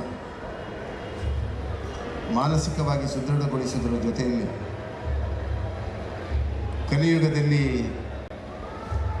ಗೋವನ್ನು ಧೇನುವಾಗಿ ಮಾಡತಕ್ಕಂಥ ಪ್ರಯತ್ನದಲ್ಲಿ ಆ ಕಾಮಧೇನುವನ್ನು ಇಡೀ ಸಮಾಜ ಅರ್ಥವಿಸಿಕೊಳ್ಳಬೇಕು ಅನ್ನುವಂಥ ಸಂದೇಶವನ್ನು ನಿರಂತರವಾಗಿ ಶ್ರೀ ರಾಮಚಂದ್ರಾಪುರ ಮಠದ 37 ಯತಿಗಳ ಪರಂಪರೆಯನ್ನು ಉಳಿಸಿ ಬೆಳೆಸಿದಂಥ ಶ್ರದ್ಧಾ ಕೇಂದ್ರವಾಗಿರತಕ್ಕಂಥ ಮಠದ ಹಿನ್ನೆಲೆಯಲ್ಲಿ ಎಷ್ಟೋ ಯತಿಗಳು ಬ್ರಹ್ಮೈಕ್ಯರಾದಂಥ ಎಲ್ಲ ಯತಿಗಳನ್ನು ಸ್ಮರಿಸಿಕೊಂಡು ಇವತ್ತು ಚಂದ್ರಮೌಳೀಶ್ವರ ಮತ್ತು ರಾಜರಾಜೇಶ್ವರಿ ಪಟ್ಟಾಭಿರಾಮನ ಆ ಆರಾಧನಾ ಸಾನ್ನಿಧ್ಯವನ್ನು ಕೂಡ ಸ್ಮರಿಸಿಕೊಂಡು ಪೂಜ್ಯರು ನಮಗೆ ಆದರಣೀಯರಾಗಿರ್ತಕ್ಕಂಥ ಸನಾತನವಾದಂಥ ಈ ಪರಂಪರೆಯನ್ನು ಸರ್ವೇ ಜನ ಸುಖಿನೋ ಭವಂತು ಲೋಕ ಸಮಸ್ತ ಸುಖಿನೋ ಭವಂತು. ಒಂದು ದೇವಸ್ಥಾನಗಳು, ಮಠ ಮಂದಿರಗಳು, ಶ್ರದ್ಧಾ ಕೇಂದ್ರಗಳು ಸಮಾಜದಲ್ಲಿ ಒಗ್ಗೂಡಿಕೊಂಡು ಕಾರ್ಯತತ್ಪರತೆಯಲ್ಲಿ ತೊಡಗಿಕೊಂಡಾಗ ಇತಿಹಾಸದ ಪುಟದಲ್ಲಿ ಯಾವ ರೀತಿಯ ಪರಿವರ್ತನೆ ಸಮಾಜದಲ್ಲಿ ಪರಿಮಾರ್ಜನೆ ಆಗುವಂಥ ಒಂದು ದೊಡ್ಡ ಸಂದೇಶವನ್ನು ಕಳೆದ ಹಲವು ವರ್ಷಗಳಿಂದ ಪೂಜ್ಯ ಶ್ರೀಗಳು ಸಮಾಜದಲ್ಲಿ ಮಾಡ್ತಾ ಇದ್ದಾರೆ. ಅಂಥ ಯತಿಗಳ ಪಾದಸ್ಪರ್ಶ ಚಂದ್ರಗಿರಿಯ ಈ ಪ್ರದೇಶ, ದೇವರ ನಾಡಿನ ಕೇರಳ ರಾಜ್ಯದ ಈ ಮಣ್ಣಿನಲ್ಲಿ ಜನಸಾಮಾನ್ಯ ಮುಗ್ಧ ಭಕ್ತಿಗೆ ಎಲ್ಲ ಪರಿಸ್ಥಿತಿಯಲ್ಲಿ ವಂಚಿತ ಆದಂಥ ಸಮಾಜದಲ್ಲಿ, ಅಜ್ಞಾನ ಇರತಕ್ಕಂಥ ಸಮಾಜದಲ್ಲಿ ಇದ್ದರೂ ದೇವರು ಭಕ್ತಿ ಅನ್ನೋದು ಕೂಡ ತಿಳಿಯದಂಥ ಮುಗ್ಧ ಆ ಮನಸ್ಸಿಗೆ ಕಾಡಿನಲ್ಲಿ ಮಾಡತಕ್ಕಂಥ ತನ್ನ ವೃತ್ತಿಯಲ್ಲಿ ಬೆತ್ತವನ್ನು ಕಡಿಯುವಾಗ ಆ ಕತ್ತಿಯ ಮೊನಚಿಗೆ ಕಲ್ಲು ತಾಗಿದ, ಶಿವಲಿಂಗ ತಾಗಿ ರಕ್ತ ಬಂದಾಗ ಆ ನೆಲೆಯಲ್ಲಿ ಮದರು ಅನ್ನುವಂಥ ತಾಯಿಯ ಮುಗ್ಧತೆಯ ಭಕ್ತಿಗೆ ಮಧುರು ಅನ್ನುವಂಥ ಹೆಸರನ್ನು ನಾಮಾಂಕಿತಗೊಳಿಸಿದಂಥ ಭಗವಂತ ಗೋಡೆಯಲ್ಲಿ ಆ ಸಿದ್ಧಿವಿನಾಯಕ ವಿರಾಜಿಸಿಕೊಂಡು ಮಣ್ಣಿನಿಂದ ಬಂದಂಥ ಈ ಎಲ್ಲ ಜೀವಕಲ್ಪಗಳು ಮಣ್ಣಿನ ಅಂತರ್ಸತ್ವವನ್ನು ಪಡ್ಕೊಂಡು ಮತ್ತೆ ಪ್ರಕೃತಿಗೆ ವಿಲೀನ ಆಗತಕ್ಕಂಥ ಎಲ್ಲ ಜೀವ ಸಂಕುಲಗಳಿಗೆ ಒಂದು ಸಂದೇಶ ಕೊಡತಕ್ಕಂಥ ದಿವ್ಯ ಕ್ಷೇತ್ರ ಮಧುರು. ಈ ಮಾಗಣೇಶ ಮಣ್ಣಿನ ಚಿನ್ಮಯ ಮೂರ್ತಿಯವ. ಆ ಸ್ವಾಮಿ ಆ ಗರ್ಭಗುಡಿಯಲ್ಲಿ ಬೆಳೀತಾ ಇದ್ದಾರೆ. ಬೆಳೆಯುವುದು ಮಾತ್ರ ಅಲ್ಲ, ಸಮಾಜದಲ್ಲಿರತಕ್ಕಂಥ ಅಜ್ಞಾನವನ್ನು ಸುಜ್ಞಾನಗೊಳಿಸಬೇಕು. ಸೂರ್ಯ ಉದಯದಿಂದ ಸೂರ್ಯ ಅಸ್ತಮದವರೆಗೆ ಆಗತಕ್ಕಂಥ ದಿನಚರಿಯಲ್ಲಿ ಮನುಷ್ಯನ ಪಾಪ ಪುಣ್ಯಗಳ ಆ ಮೌಲ್ಯಗಳು ಉದಯದಿಂದ ಅಸ್ತಮದವರೆಗೆ ಆಗತಕ್ಕಂಥ ಎಲ್ಲ ಕಾಯಕಲ್ಪಗಳಲ್ಲಿ ಆ ದಿನದಲ್ಲಿ ಮಾಡಿದಂಥ ಪಾಪವನ್ನು ಕ್ಷಯಿಸಿ ಪುಣ್ಯ ಸಂಚಯಗೊಳಿಸಬೇಕು ಅನ್ನುವಂಥ ಸದುದ್ದೇಶದಿಂದ ಸ್ವಾಮಿ ಮಧುರಲ್ಲಿ ದರ್ಶನ ಕೊಡ್ತಾ ಇದ್ದಾನೆ ಗೋಡೆಯಲ್ಲಿ. ಇಂಥ ಒಂದು ಪವಿತ್ರವಾದಂಥ ಪುನೀತ ಸ್ಥಳದಲ್ಲಿ ಬಹಳಷ್ಟು ವರ್ಷದಿಂದ ನಮ್ಮ ಪೂರ್ವಜರು ಹಿರಿಯರು ಬಹಳಷ್ಟು ಪ್ರಯತ್ನವನ್ನು ಮಾಡಿಕೊಂಡು ಬಂದಿದ್ದಾರೆ. ಈ ದೇವಸ್ಥಾನದ ಜೀರ್ಣೋದ್ಧಾರ ಆಗಬೇಕು. ಜೀರ್ಣೋದ್ಧಾರ ಮಾಡುವಾಗ ಪ್ರಶ್ನೆ ಇದ್ದದ್ದು ಎರಡು ಉದ್ಭವ ಸಾನ್ನಿಧ್ಯ.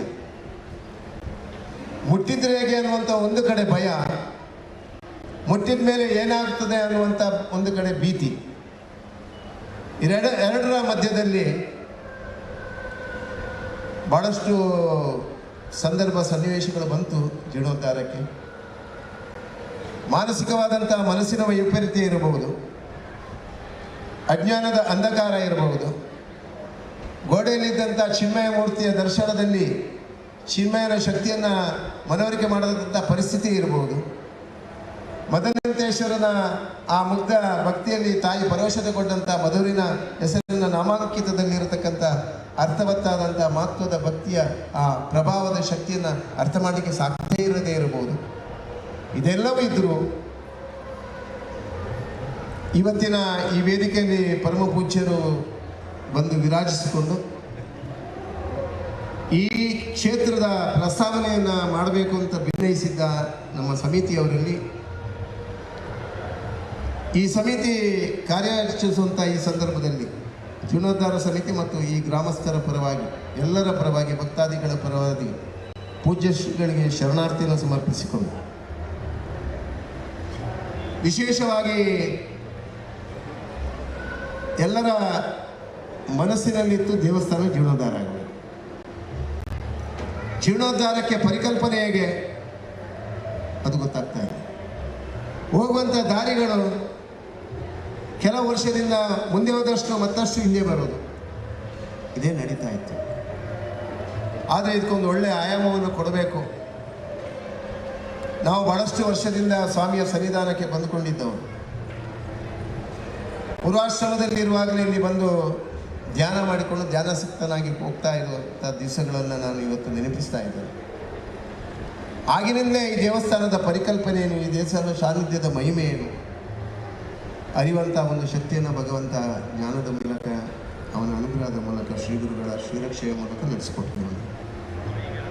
ಅದನ್ನೆಲ್ಲ ಅರ್ಥವಿಸಿಕೊಂಡು ಇವತ್ತು ಈ ದೇವಸ್ಥಾನದ ಜೀರ್ಣೋದ್ಧಾರ ಭಾಳ ಚೆನ್ನಾಗಿ ಬೇಸರ ಇರೋಂಥ ಹಿರಿಯರ ಕಾಲ, ಕೆ ಟಿ ಆಳ್ವರು ನಮ್ಮ ಜೊತೆಯಲ್ಲಿ ಇದ್ದಂಥ ದಿವಸಗಳು, ಕಳೆದಂಥ ದಿವಸ, ಈ ಸಂದರ್ಭಗಳು ಎಷ್ಟೋ ಹಿರಿಯರು, ಈಗಿನ ಜೀರ್ಣೋದ್ಧಾರ ಸಮಿತಿ, ಬ್ರಹ್ಮಕಲಶೋತ್ಸವ ಸಮಿತಿಯವರ ಮತ್ತು ಊರ ಪರವರುಗಳ ದಾನಿಗಳ ಸಾಕಾರ, ಸದಾಶಿವಣ್ಣನವರ ಗೌರವಾಧ್ಯಕ್ಷತೆ ನೇತೃತ್ವ, ಊರ ಪುರವರುಗಳ ಭಕ್ತಾದಿಗಳ ಶ್ರಮದಾನ, ರಾತ್ರಿ ಹಗಲು ಶ್ರಮಿಸಿದಂಥ ಸ್ವಯಂ ಸೇವಕರ ಶಕ್ತಿಯ ಪ್ರಭಾವ, ಆ ಶಕ್ತಿಯ ಪ್ರಭಾವದ ಜೊತೆಗೆ ಮುಗ್ಧ ಭಕ್ತಿಯ ಸಮರ್ಪಣಾ ಭಾವದ ಪ್ರಭಾವ, ಇದೆಲ್ಲ ಸಂಬಂಧಿತಗೊಂಡು ಇವತ್ತು ಈ ಜೀರ್ಣೋದ್ಧಾರ ಪ್ರಕ್ರಿಯೆ ನಡೀತಾ ಇದೆ. ಇನ್ನು ಕೋಶಾಧಿಕಾರಿಗಳಾದಂಥ ಖಂಡಿಗೆ ಜಯದೇವ ಖಂಡಿಗೆಯವರು ಮತ್ತು ಎಷ್ಟೋ ಜನ ಈ ಸಮಿತಿಯಲ್ಲಿರತಕ್ಕಂಥ ಪದಾಧಿಕಾರಿಗಳು, ಹೆಸರು ಎಲ್ಲರ ಹೆಸರು ಹೇಳಲಿಕ್ಕೆ ಸಮಯದ ಇತಿಮಿತಿ ಇದೆ. ಆದ್ದರಿಂದ ಅವರನ್ನೆಲ್ಲ ಅವರ ಎಲ್ಲ ಭಾವುಕ ಭಕ್ತಿಯಲ್ಲಿ ಮತ್ತು ದೇವಸ್ಥಾನದ ಆಚಾರ್ಯರು, ತಂತ್ರಿಗಳ ಪ್ರಾತಿನಿಧ್ಯದಲ್ಲಿ ಇವತ್ತು ಭಾಳಷ್ಟು ನೋವುಗಳು, ಬೇಸರಗಳು, ಅಸಮಾಧಾನಗಳು ಬಂದಿದ್ದರೂ ಈ ಬ್ರಹ್ಮಕಲಶೋತ್ಸವ ಇತಿಹಾಸದಲ್ಲಿ ಒಂದು ದೊಡ್ಡ ಚರಿತ್ರೆಯನ್ನು ಮಾಡ್ತಾ ಇದೆ. ಇದು ಬರೇ ಬ್ರಹ್ಮಕಲಶೋತ್ಸವ ಅಲ್ಲ, ಬ್ರಹ್ಮಕಲಶೋತ್ಸವದ ಜೊತೆಯಲ್ಲಿ ಪುಣ್ಯೋತ್ಸವದ ಕಾರ್ಯಕ್ರಮ ಆಗ್ತಾ ಇದೆ.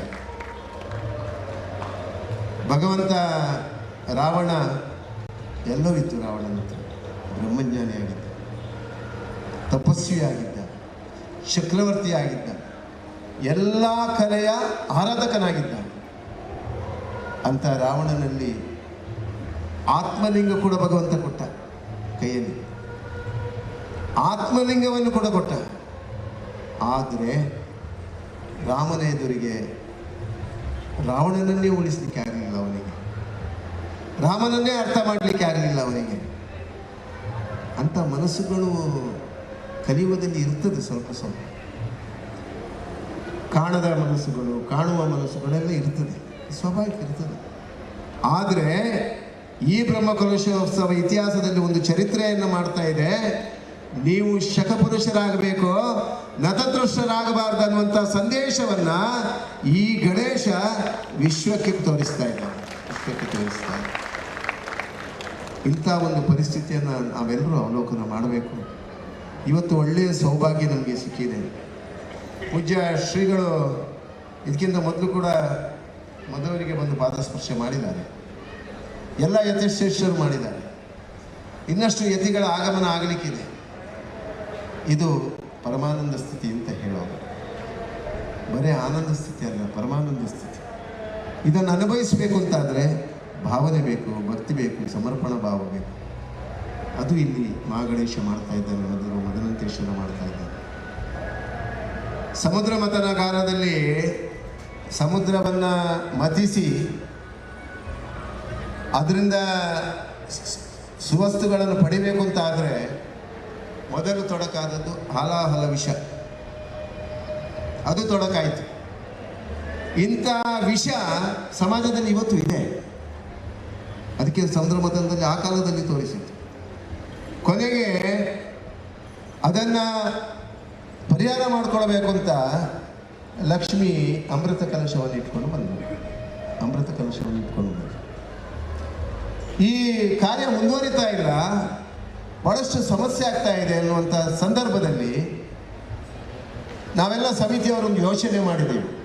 ಜಯದೇವ ಖಂಡಿಗೆಯವರು ನಾವೆಲ್ಲರೂ ಕೂತ್ಕೊಂಡು ಯೋಚನೆ ಮಾಡಿ 48 ದಿವಸದ ಭಜನೆ ಮಾಡೋದು ಅಂತ. ಬರೀ 2 ಗಂಟೆ 48 ದಿವಸದ ಭಜನೆ ಪ್ರಾರಂಭ ಆಯಿತು. ಕಾರ್ಯಗಳು ದುಡ್ಡು ಬರದಂಥ ಪರಿಸ್ಥಿತಿಯಲ್ಲಿ ದುಡ್ಡು ಬರಲಿಕ್ಕೆ ಪ್ರಾರಂಭ ಆಯಿತು. ಚಿಕ್ಕ ಪುಟ್ಟ ಸಮಸ್ಯೆಗಳಿದ್ದು ದೂರ ಆಗಲಿಕ್ಕೆ ಪ್ರಾರಂಭ ಆಯಿತು. ಕಾರ್ಯಪ್ರವೃತ್ತಿಯಲ್ಲಿ ಮತ್ತಷ್ಟು ಅಭಿರುಚಿ ಜನರಿಗೆ ಗೊತ್ತಿತ್ತು, ಉತ್ಸಾಹ ಹುಟ್ಟಿತು. ಒಂದಾವರ್ತಿ 48 ದಿವಸ ಆಯಿತು, ಎರಡಾವರ್ತಿ 48 ದಿವಸ ಆಯಿತು, ಮೂರಾವರ್ತಿ 48 ದಿವಸ ಆಯಿತು, ನಾಲ್ಕಾವರ್ತಿ 48 ದಿವಸ ಆಯಿತು, ಐದಾವರ್ತಿ 48 ದಿವಸ ಆಯಿತು. ಈಗ ರಾತ್ರಿ ಹಗಲು ಮೊನ್ನೆ ಪ್ರಾರಂಭ ಆದಂಥ ಭಜನಾ ಸಂಕೀರ್ತನೆ 4ರವರೆಗೆ ಅಖಂಡವಾಗಿ ಭಜನೆ ನಡೀತಾ ಇದೆ, 24 ಗಂಟೆ. ಇದು ಇಲ್ಲಿ ಮಾತ್ರ ಅಲ್ಲ, ಕುಂಬ್ಳೆ ಗೋಪಾಲಕೃಷ್ಣನ ಸನ್ನಿಧಿಯಲ್ಲಿ ಇದೇ ಪರಿಸ್ಥಿತಿ ಆಯಿತು. ಆದರೆ ಅಲ್ಲಿ ಭಜನೆ ಮಾತ್ರ ಅಲ್ಲ, ಪ್ರತಿಯೊಬ್ಬರು ಭಕ್ತರು ಬಂದವರು ಓಂ ನಮೋ ಭಗವತೆ ವಾಸುದೇವಾಯ ಪ್ರತಿ ಸಾಯಂ ಸಂಧ್ಯಾ ಅಲ್ಲಿ ಈಗಲೂ ನಡೀತಾ ಇದೆ. ಇದು ಪ್ರಭಾವಗೊಳಿಸಿತು. ಅದಕ್ಕೋಸ್ಕರ ಬಂಧುಗಳೇ, ನಾನು ಇಷ್ಟೇ ನಿಮ್ಮ ಹತ್ರ ಭಿನ್ನವಿಸೋದು, ಪೂಜ್ಯರ ಎದುರಿಗೆ ನಿಮ್ಮ ಹತ್ರ ಭಿನ್ನವಿಸೋದಿಷ್ಟೇ. ಪ್ರತಿ ಮನೆಯಲ್ಲಿ ಸಾಯಂ ಸಂಧ್ಯಾ ಮತ್ತು ಬೆಳಗಾತ, ಪ್ರತಿ ಹಿಂದೂಗಳ ಮನೆಯಲ್ಲಿ ಶಿವ ಪಂಚಾಕ್ಷರಿ, ರಾಮನಾಮ ತಾರಕ, ಓಂ ನಮೋ ಭಗವತಿ ವಾಸುದೇವಾಯ, ಸರ್ವಮಂಗ ಇಂಥ ಸ್ತೋತ್ರಗಳನ್ನು ಮನೆಯಲ್ಲಿದ್ದವರು ಒಟ್ಟಿಗೆ ಕೂತ್ಕೊಂಡು ಒಂದು 10-15 ನಿಮಿಷ ವಿಶ್ವಶಾಂತಿಗೋಸ್ಕರ ಪಠಿಸುವಂಥದ್ದು ಭಾಳಷ್ಟು ಅವಶ್ಯಕತೆ ಇದೆ. ಇದನ್ನು ಪೂಜ್ಯ ಗುರುಗಳ ಸಮಕ್ಷಮದಲ್ಲಿ ನಾವು ಭಿನ್ನವಿಸ್ತಾ ಇದ್ದೇವೆ. ಇದನ್ನು ಪ್ರತಿಯೊಂದು ಮನೆಯಲ್ಲಿ ಆಚರಣೆಗೆ ತರಬೇಕು. ಮತ್ತು ಒಪ್ಪತ್ತಾದರೂ ಒಂದು ಮನೆಯಲ್ಲಿ ಒಂದು ಹೊತ್ತಾದರೂ ಎಲ್ಲರೂ ಕೂತ್ಕೊಂಡು ಮನೆಯವರ ಒಳಗೆ ಇರುವವರು ಆಹಾರ ಸೇವನೆ ಮಾಡುವಂಥ ಪದ್ಧತಿಯನ್ನು ಅಂಥ ಪದ್ಧತಿ ಈಗ ಕ್ಷೀಣಿಸ್ತಾ ಇದೆ. ಅದನ್ನು ಮತ್ತು ಮರುಜೀವಗೊಳಿಸ್ತಕ್ಕಂಥ ಪ್ರಯತ್ನ ಪೂಜ್ಯ ಶ್ರೀಗಳು ಭಾಳಷ್ಟು ವರ್ಷದಿಂದ ಮಾಡ್ತಾ ಇದ್ದಾರೆ. ಅದನ್ನು ಇನ್ನು ಅಲ್ಲಲ್ಲಿ ಮಾಡಬೇಕಾದಂಥ ಅವಶ್ಯಕತೆ ಇದೆ ಅನ್ನೋದನ್ನು ಈ ವೇದಿಕೆಯಲ್ಲಿ ಹೇಳಿ, ಈ ಒಂದು ಕಾರ್ಯದಲ್ಲಿ ಇವತ್ತು ಬ್ರಹ್ಮಕಲಶೋತ್ಸವದ ಉತ್ಸಾಹದಲ್ಲಿ ಎಷ್ಟೋ ಜನ ರಾತ್ರಿಯಾಗಲು ದುಡಿದವರಿದ್ದಾರೆ. ಭಾವುಕ ಭಕ್ತಿಯ ಪರೋಕ್ಷತೆ, ಮಾನಸಿಕವಾದಂಥ ಬದ್ಧತೆ, ಜೀವನದ ಮೌಲ್ಯ, ಸಮರ್ಪಣಾ ಭಾವದ ಸೇವೆ, ತ್ಯಾಗ ಮತ್ತು ಸೇವೆಗೆ ಆ ಪ್ರಾಕಾರದಲ್ಲಿರತಕ್ಕಂಥ ಮನೋವಿಕಾಸತೆ ನಾವೆಲ್ಲರನ್ನ ಪ್ರೀತಿಸಬೇಕು. ಎಲ್ಲರೊಳಗೊಂದಾಗ ಮಂಕುತಿಮ್ಮ ಅನ್ನುವಂಥ ಎಲ್ಲರೊಳಗೆ ಆ ಭಗವಂತನನ್ನು ನೋಡತಕ್ಕಂಥ ಔದಾರ್ಯ ಇಡೀ ಹಿಂದೂ ಸಮಾಜದಲ್ಲಿ ಇರಲಿ. ಲೋಕಹಿತವನ್ನು ಬಯಸುವಂಥ ಅಯೋಧ್ಯೆಯ ಮರ್ಯಾದ ಪುರುಷೋತ್ತಮನ ರಾಮ ಮಂದಿರ ಆಗಿಯೇ ಮದನಂತೇಶ್ವರನ ಬ್ರಹ್ಮಕಲಶ ಆಗಬೇಕು ಅಂತ ಇದ್ದ ಕಲ್ಪನೆ ಆ ಭಗವಂತನಿಗೆ ಇದ್ದದರಿಂದ ಅಲ್ಲಿ ಒಂದು ಕಡೆ ಅಯೋಧ್ಯೆಯಲ್ಲಿ ರಾಮ ಮಂದಿರದ ನಿರ್ಮಾಣ ಆಯಿತು. ಎರಡನೇದಾಗಿ ಮೊನ್ನೆ ಕುಂಭಮೇಳ ಆಯಿತು. ಕೋಟಿ ಕೋಟಿ ಜನ ಆ ಕುಂಭವಾಹಿನಿಯಲ್ಲಿ ಮಿದ್ದು ಪುಣ್ಯೋತ್ಸವವನ್ನು ಸಂಪಾದನೆ ಮಾಡಿದರು. ಇವತ್ತು ಮದವೂರಲ್ಲಿ ಬ್ರಹ್ಮಕಲಶೋತ್ಸವದ ಪುಣ್ಯೋತ್ಸವ ಕಾರ್ಯಕ್ರಮ ಇಲ್ಲಿ ನಡೀತಾ ಇದೆ. ಇದು ನಮ್ಮ ಇತಿಹಾಸದ ಚರಿತ್ರೆ ಅಂತ ಹೇಳ್ತಾ ಎಲ್ಲರಿಗೂ ಒಳ್ಳೆಯದಾಗಲಿ, ಲೋಕ ಕಲ್ಯಾಣ ಆಗಲಿ, ವಿಶ್ವಶಾಂತಿ ಆಗಲಿ ಅಂತ ಪ್ರಾರ್ಥಿಸಿ ಗುರುಗಳ ಚರಣಾಮೃತಿಯಲ್ಲಿ ಈ 2 ತೊದಲು ಮಾತುಗಳನ್ನು ಸಮರ್ಪಿಸ್ತಾ ಇದ್ದೇನೆ. ಜೈ ಗುರುದೇವರು ಚಿಂತ. ಸ್ವಾಮೀಜಿಯವರ ಪಾದಾರವಿಂದಗಳಿಗೆ ವಂದನೆಗಳನ್ನು ಅರ್ಪಿಸ್ತಾ ಮುಂದೆ ಈ ವೇದಿಕೆಯಲ್ಲಿ ವಿಶಿಷ್ಟವಾದ ಒಂದು ಕಾರ್ಯಕ್ರಮ ನಡೆಯಲಿಕ್ಕಿದೆ. ಉಭಯ ಯತಿಶ್ರೇಷ್ಠರ ಸಮ್ಮುಖದಲ್ಲಿ ಗಣ್ಯಾತಿಗಣ್ಯರ ಉಪಸ್ಥಿತಿಯಲ್ಲಿ ಈ ಕಾರ್ಯಕ್ರಮ ನಡೆಯಲಿಕ್ಕಿದೆ. ಮರೆಯಾಗುತ್ತಿರುವಂತಹ ಸಾಂಪ್ರದಾಯಿಕ ಕಲೆಗಳು, ಗುಡಿ ಕೈಗಾರಿಕೆ, ಇದನ್ನು ಪ್ರೋತ್ಸಾಹಿಸುವಂಥ ಒಂದು ಕಾರ್ಯಕ್ರಮ ಈಗ ವೇದಿಕೆಯಲ್ಲಿ ನೆರವೇರಲಿಕ್ಕಿದೆ. ಹುಲ್ಲಿನ ಚಾಪೆ, ಬಿದಿರಿನ ಬುಟ್ಟಿ, ಹೀಗೆ ಹಿಂದಿನ ಕಾಲದಲ್ಲಿ ನಿರಕ್ಷರಾದ ಕುಶಲಕರ್ಮಿಗಳು ಅದ್ಭುತಗಳನ್ನೇ ಸೃಷ್ಟಿಸ್ತಾ ಇದ್ದರು. ಅದರ ಮರುಕಳಿಕೆ ಎಂಬಂತೆ ಈ ಅಭೂತಪೂರ್ವವಾಗಿ ನಡೆಯುವಂತಹ ಮೂಡಪ್ಪ ಸೇವೆ ಹಾಗೂ ಬ್ರಹ್ಮಕಲಶ ಅಭಿಷೇಕ ಈ ಕಾರ್ಯಕ್ರಮಕ್ಕೆ ಬೇಕಾದಂತಹ ಸುಮಾರು 400ರಷ್ಟು ಬಿದಿರಿನ ಬುಟ್ಟಿಗಳನ್ನು ನಮ್ಮ ಕೊರಗ ಸಮುದಾಯದ ಬಂಧುಗಳು 6 ಜನ ಬಂಧುಗಳು ಸಮರ್ಪಿಸಿದ್ದಾರೆ. ಕಾರ್ಯಾಡು ಕಾಲೋನಿಯಲ್ಲಿ ಸುಮಾರು 22 ದಿನಗಳಲ್ಲಿ ಸುಮಾರು 400 ಬುಟ್ಟಿಗಳನ್ನು ತಯಾರು ಮಾಡಿ ಅದನ್ನು ತಲೆಹೊರೆಯಲ್ಲಿ ಕ್ಷೇತ್ರಕ್ಕೆ ಸಮರ್ಪಿಸಿದ್ದಾರೆ. ಅವರನ್ನು ಗೌರವಿಸುವಂಥ ಒಂದು ಕಾರ್ಯಕ್ರಮ ಇದೀಗ ನಡೆಯಲಿಕ್ಕಿದೆ. ಆಶೀರ್ವಾದ ಮಂತ್ರಾಕ್ಷತೆಯೊಂದಿಗೆ ಗುರುಗಳು ಅವರಿಗೆ ಆಶೀರ್ವಾದವನ್ನು ಮಾಡಲಿಕ್ಕಿದ್ದಾರೆ. ಇವರ 6 ಜನರ ಹೆಸರನ್ನು ಹೇಳ್ತೇನೆ. ಚೋಮು ಅವರು ಕಾರ್ಯಾಡು ಕಾಲೋನಿಯ ನಿವಾಸಿ. ಅವರು ಗುರುಗಳಿಂದ ಮಂತ್ರಾಕ್ಷತೆಯನ್ನು ಸ್ವೀಕರಿಸಬೇಕು ಅಂತ ವಿನಂತಿ ಮಾಡ್ತೇವೆ. ಒಂದಕ್ಕೆ ಕಮಲ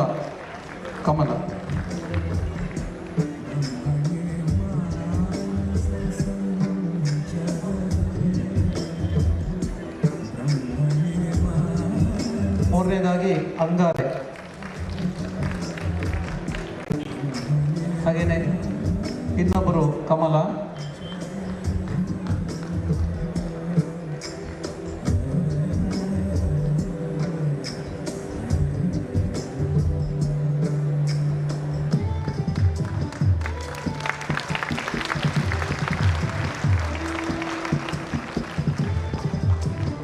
ಇನ್ನೊಬ್ಬರು ಚನಿಯ ಹಾಗೂ ಚೋಮ, ಹೀಗೆ ಈ 6 ಜನ ಸೇರಿಕೊಂಡು ಸುಮಾರು 22 ದಿನಗಳಲ್ಲಿ ಪೂಜಾ ದ್ರವ್ಯಗಳು, ಹೂ, ತುಳಸಿ, ಅಪ್ಪಗಜ್ಜಾಯ ಹಾಗೂ ನೈವೇದ್ಯ ಸಾಮಗ್ರಿಗಳನ್ನು ದೇವರಿಗೆ ಸಮರ್ಪಣೆ ಮಾಡಲಿಕ್ಕೆ ಬೇಕಾದಂತಹ ಬುಟ್ಟಿಗಳನ್ನು ತಯಾರು ಮಾಡಿ ಕ್ಷೇತ್ರಕ್ಕೆ ಸಮರ್ಪಿಸಿದ್ದಾರೆ. ಅವರೆಲ್ಲರೂ ಧನ್ಯತಾಭಾವದಿಂದ ಶ್ರೀಗಳಿಂದ ಪ್ರಸಾದವನ್ನು ಸ್ವೀಕರಿಸ್ತಾ ಇದ್ದಾರೆ. ಇದಕ್ಕೆ ಸಹಯೋಗ ನೇತೃತ್ವ ನೀಡಿದವರು ನಾರಾಯಣ ಭಟ್ ದಂಬೆಮೊಲೆ, ಅವರಿಗೆ ಕೂಡ ಅನಂತಾನಂತ ವಂದನೆಗಳನ್ನು ಅರ್ಪಿಸ್ತಾ ಇದ್ದೇವೆ.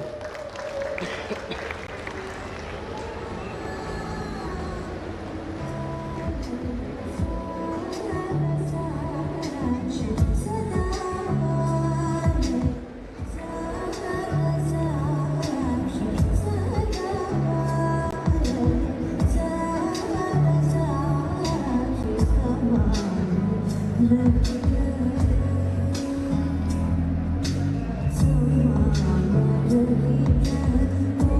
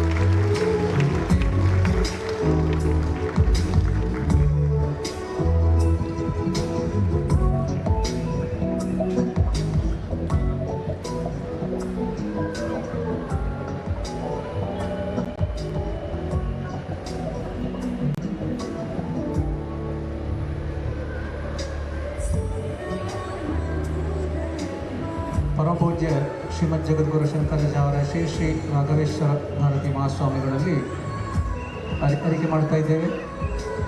ಆಶೀರ್ವಚನಗಳು ಪೂರ್ವಕ ಶುಭ ನುಡಿಗಳನ್ನು ಮಾಡಬೇಕು ಅಂತ ವಿನಂತಿ ಮಾಡ್ತಾ ಇದ್ದೇವೆ.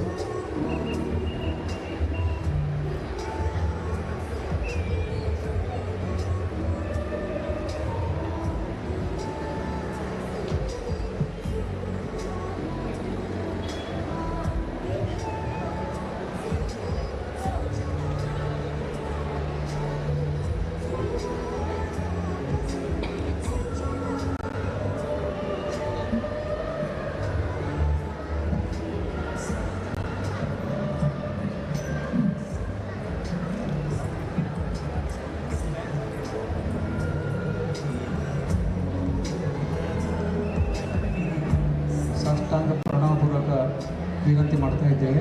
ಶ್ರೀಗಳಲ್ಲಿ ಆಶೀರ್ವಾದ ಹಾಗೆ ಶುಭ ನುಡಿಗಳನ್ನು ಆಡಬೇಕು ಅಂತ ಕೇಳಿಕೊಳ್ತಾ ಇದ್ದೇವೆ.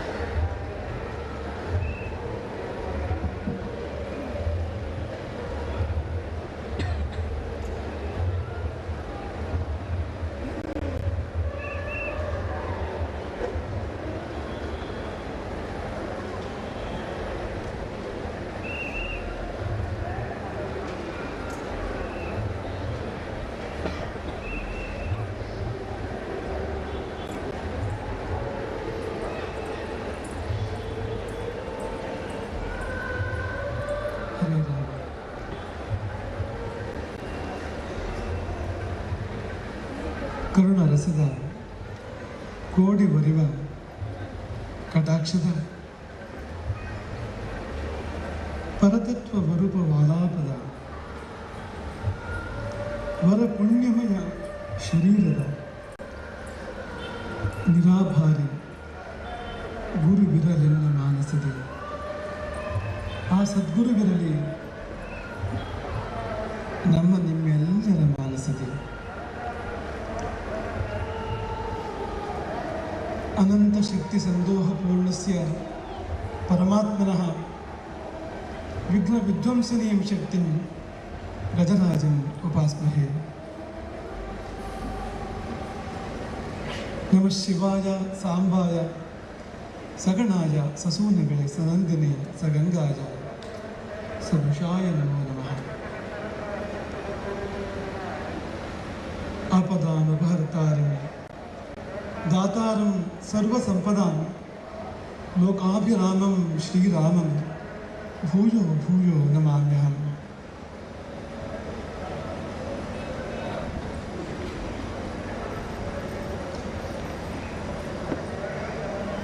ಮೊತ್ತ ಮೊದಲು ಯಾರಿಗೆ ಮೊದಲು ನಮಸ್ಕಾರ ಮಾಡಿದರೆ ಪೂಜೆ ಮಾಡಿದರೆ ಎಂತಹ ಒಂದು ಅಸಾಧ್ಯವಾದ ಕಾರ್ಯವು ಕೂಡ ಸಿದ್ಧವಾಗ್ತದೋ ಅಂತಹ ಮಹಾಗಣಪತಿಗೆ, ಸುಪ್ರಸಿದ್ಧ ಮಧೂರಿನ ಮಹಾಗಣಪತಿಗೆ ಪ್ರಣಾಮಗಳನ್ನು ಸಲ್ಲಿಸ್ತೇವೆ. ಕ್ರೋಧಿ ಸಂವತ್ಸರ ಕಳೆದಿದೆ, ವಿಶ್ವಾವಸು ಸಂವತ್ಸರ ಪ್ರಾರಂಭ ಆಗಿದೆ. ವಿಶ್ವ ಅಂದರೆ ಎಲ್ಲ ಅಂತ, ವಸು ಅಂದರೆ ಸಂಪತ್ತು. ವಿಶ್ವಾವಸು ಎನ್ನುವಾಗ ಎಲ್ಲ ಸಂಪತ್ತು ಆ ಶಬ್ದ ಕರ್ತವ್ಯ ಆಗಿದೆ. ನಿನ್ನೆ ಆ ಸಂವತ್ಸರ ಪ್ರಾರಂಭ ಆಯಿತು. ನಮ್ಮದೊಂದು ಯೋಗ ಇತ್ತು ನೋಡಿ, ನಿನ್ನೆ ಒಂದು ಪ್ರಯಾಣ ನಾವು ಮಾಡಬೇಕಾಯ್ತು. ಯುಗಾದಿ ದಿನ ಸಾಮಾನ್ಯವಾಗಿ ಪ್ರಯಾಣ ಇಲ್ಲ, ಆದರೆ ನಿನ್ನೆ ಯುಗಾದಿ ಎಂದು ಒಂದು ಪ್ರಯಾಣ ಮಾಡಿದ್ವು. ಪ್ರಯಾಣ ಯಾತಕ್ಕೋಸ್ಕರವಾಗಿ ಅಂದರೆ ಮಧೂರು ಮಹಾಗಣಪತಿಯ ದರ್ಶನಾರ್ಥವಾಗಿ. ಮಧೂರು ಮಹಾಗಣಪತಿಯ ಬ್ರಹ್ಮಕಲಶೋತ್ಸವದ ಮಹಾಪರ್ವಘಟ್ಟದಲ್ಲಿ ಇದೊಂದು ಕುಂಭಮೇಳ, ಇಲ್ಲಿ ಒಂದು ಮಿಂದು ಪುನೀತರಾಗುವ ಒಂದು ಪವಿತ್ರ ಉದ್ದೇಶದಿಂದ ನಿನ್ನೆ ಒಂದು ಪ್ರಯಾಣವನ್ನು ಮಾಡಿದ್ವು.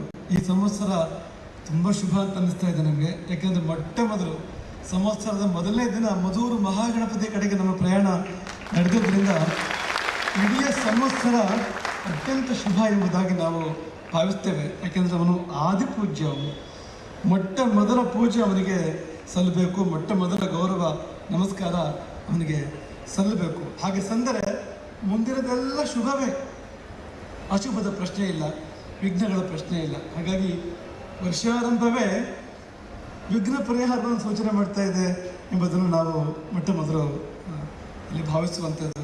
ಹಾಗಾಗಿ ಈ ವರ್ಷವೆಲ್ಲ ವಿಶ್ವಾವಸು ಎಲ್ಲ ಸಂಪತ್ತು ಈ ವರ್ಷ ಇದೆ. ಈ ಗಣಪತಿಯ ಬ್ರಹ್ಮಕಲಶದ ಮೂಲಕ ಈ ವರ್ಷ ಪ್ರಾರಂಭ ಮಾಡ್ತಾ ಇರೋದ್ರಿಂದ ಇಡೀ ವರ್ಷವೂ ಕೂಡ ಕ್ರೋಧಿ ಅಲ್ಲ, ರುಧಿರೋದ್ಗಾರ ಅಲ್ಲ, ರಕ್ತಾಕ್ಷಿ ಅಲ್ಲ, ಇದು ಕ್ಷಯ ಅಲ್ಲ, ಇದು ಮತ್ತೇನಂದರೆ ಇದು ವಿಶ್ವಾವಸು. ಎಲ್ಲ ಸಂಪತ್ತು ಎಲ್ಲರಿಗೂ ಬಂದೋಗ್ತಕ್ಕಂಥ ಸಂದರ್ಭ ಎಂಬುದಾಗಿ ನಾವು ಮೊಟ್ಟ ಮೊದಲು ಭಾವಿಸ್ತೇವೆ. ಮಧೂರಿನಲ್ಲಿ ಅಪ್ಪ ವಿಶೇಷ, ಆದರೆ ಅಪ್ಪನಿಗಿಂತ ಮಗ ವಿಶೇಷ.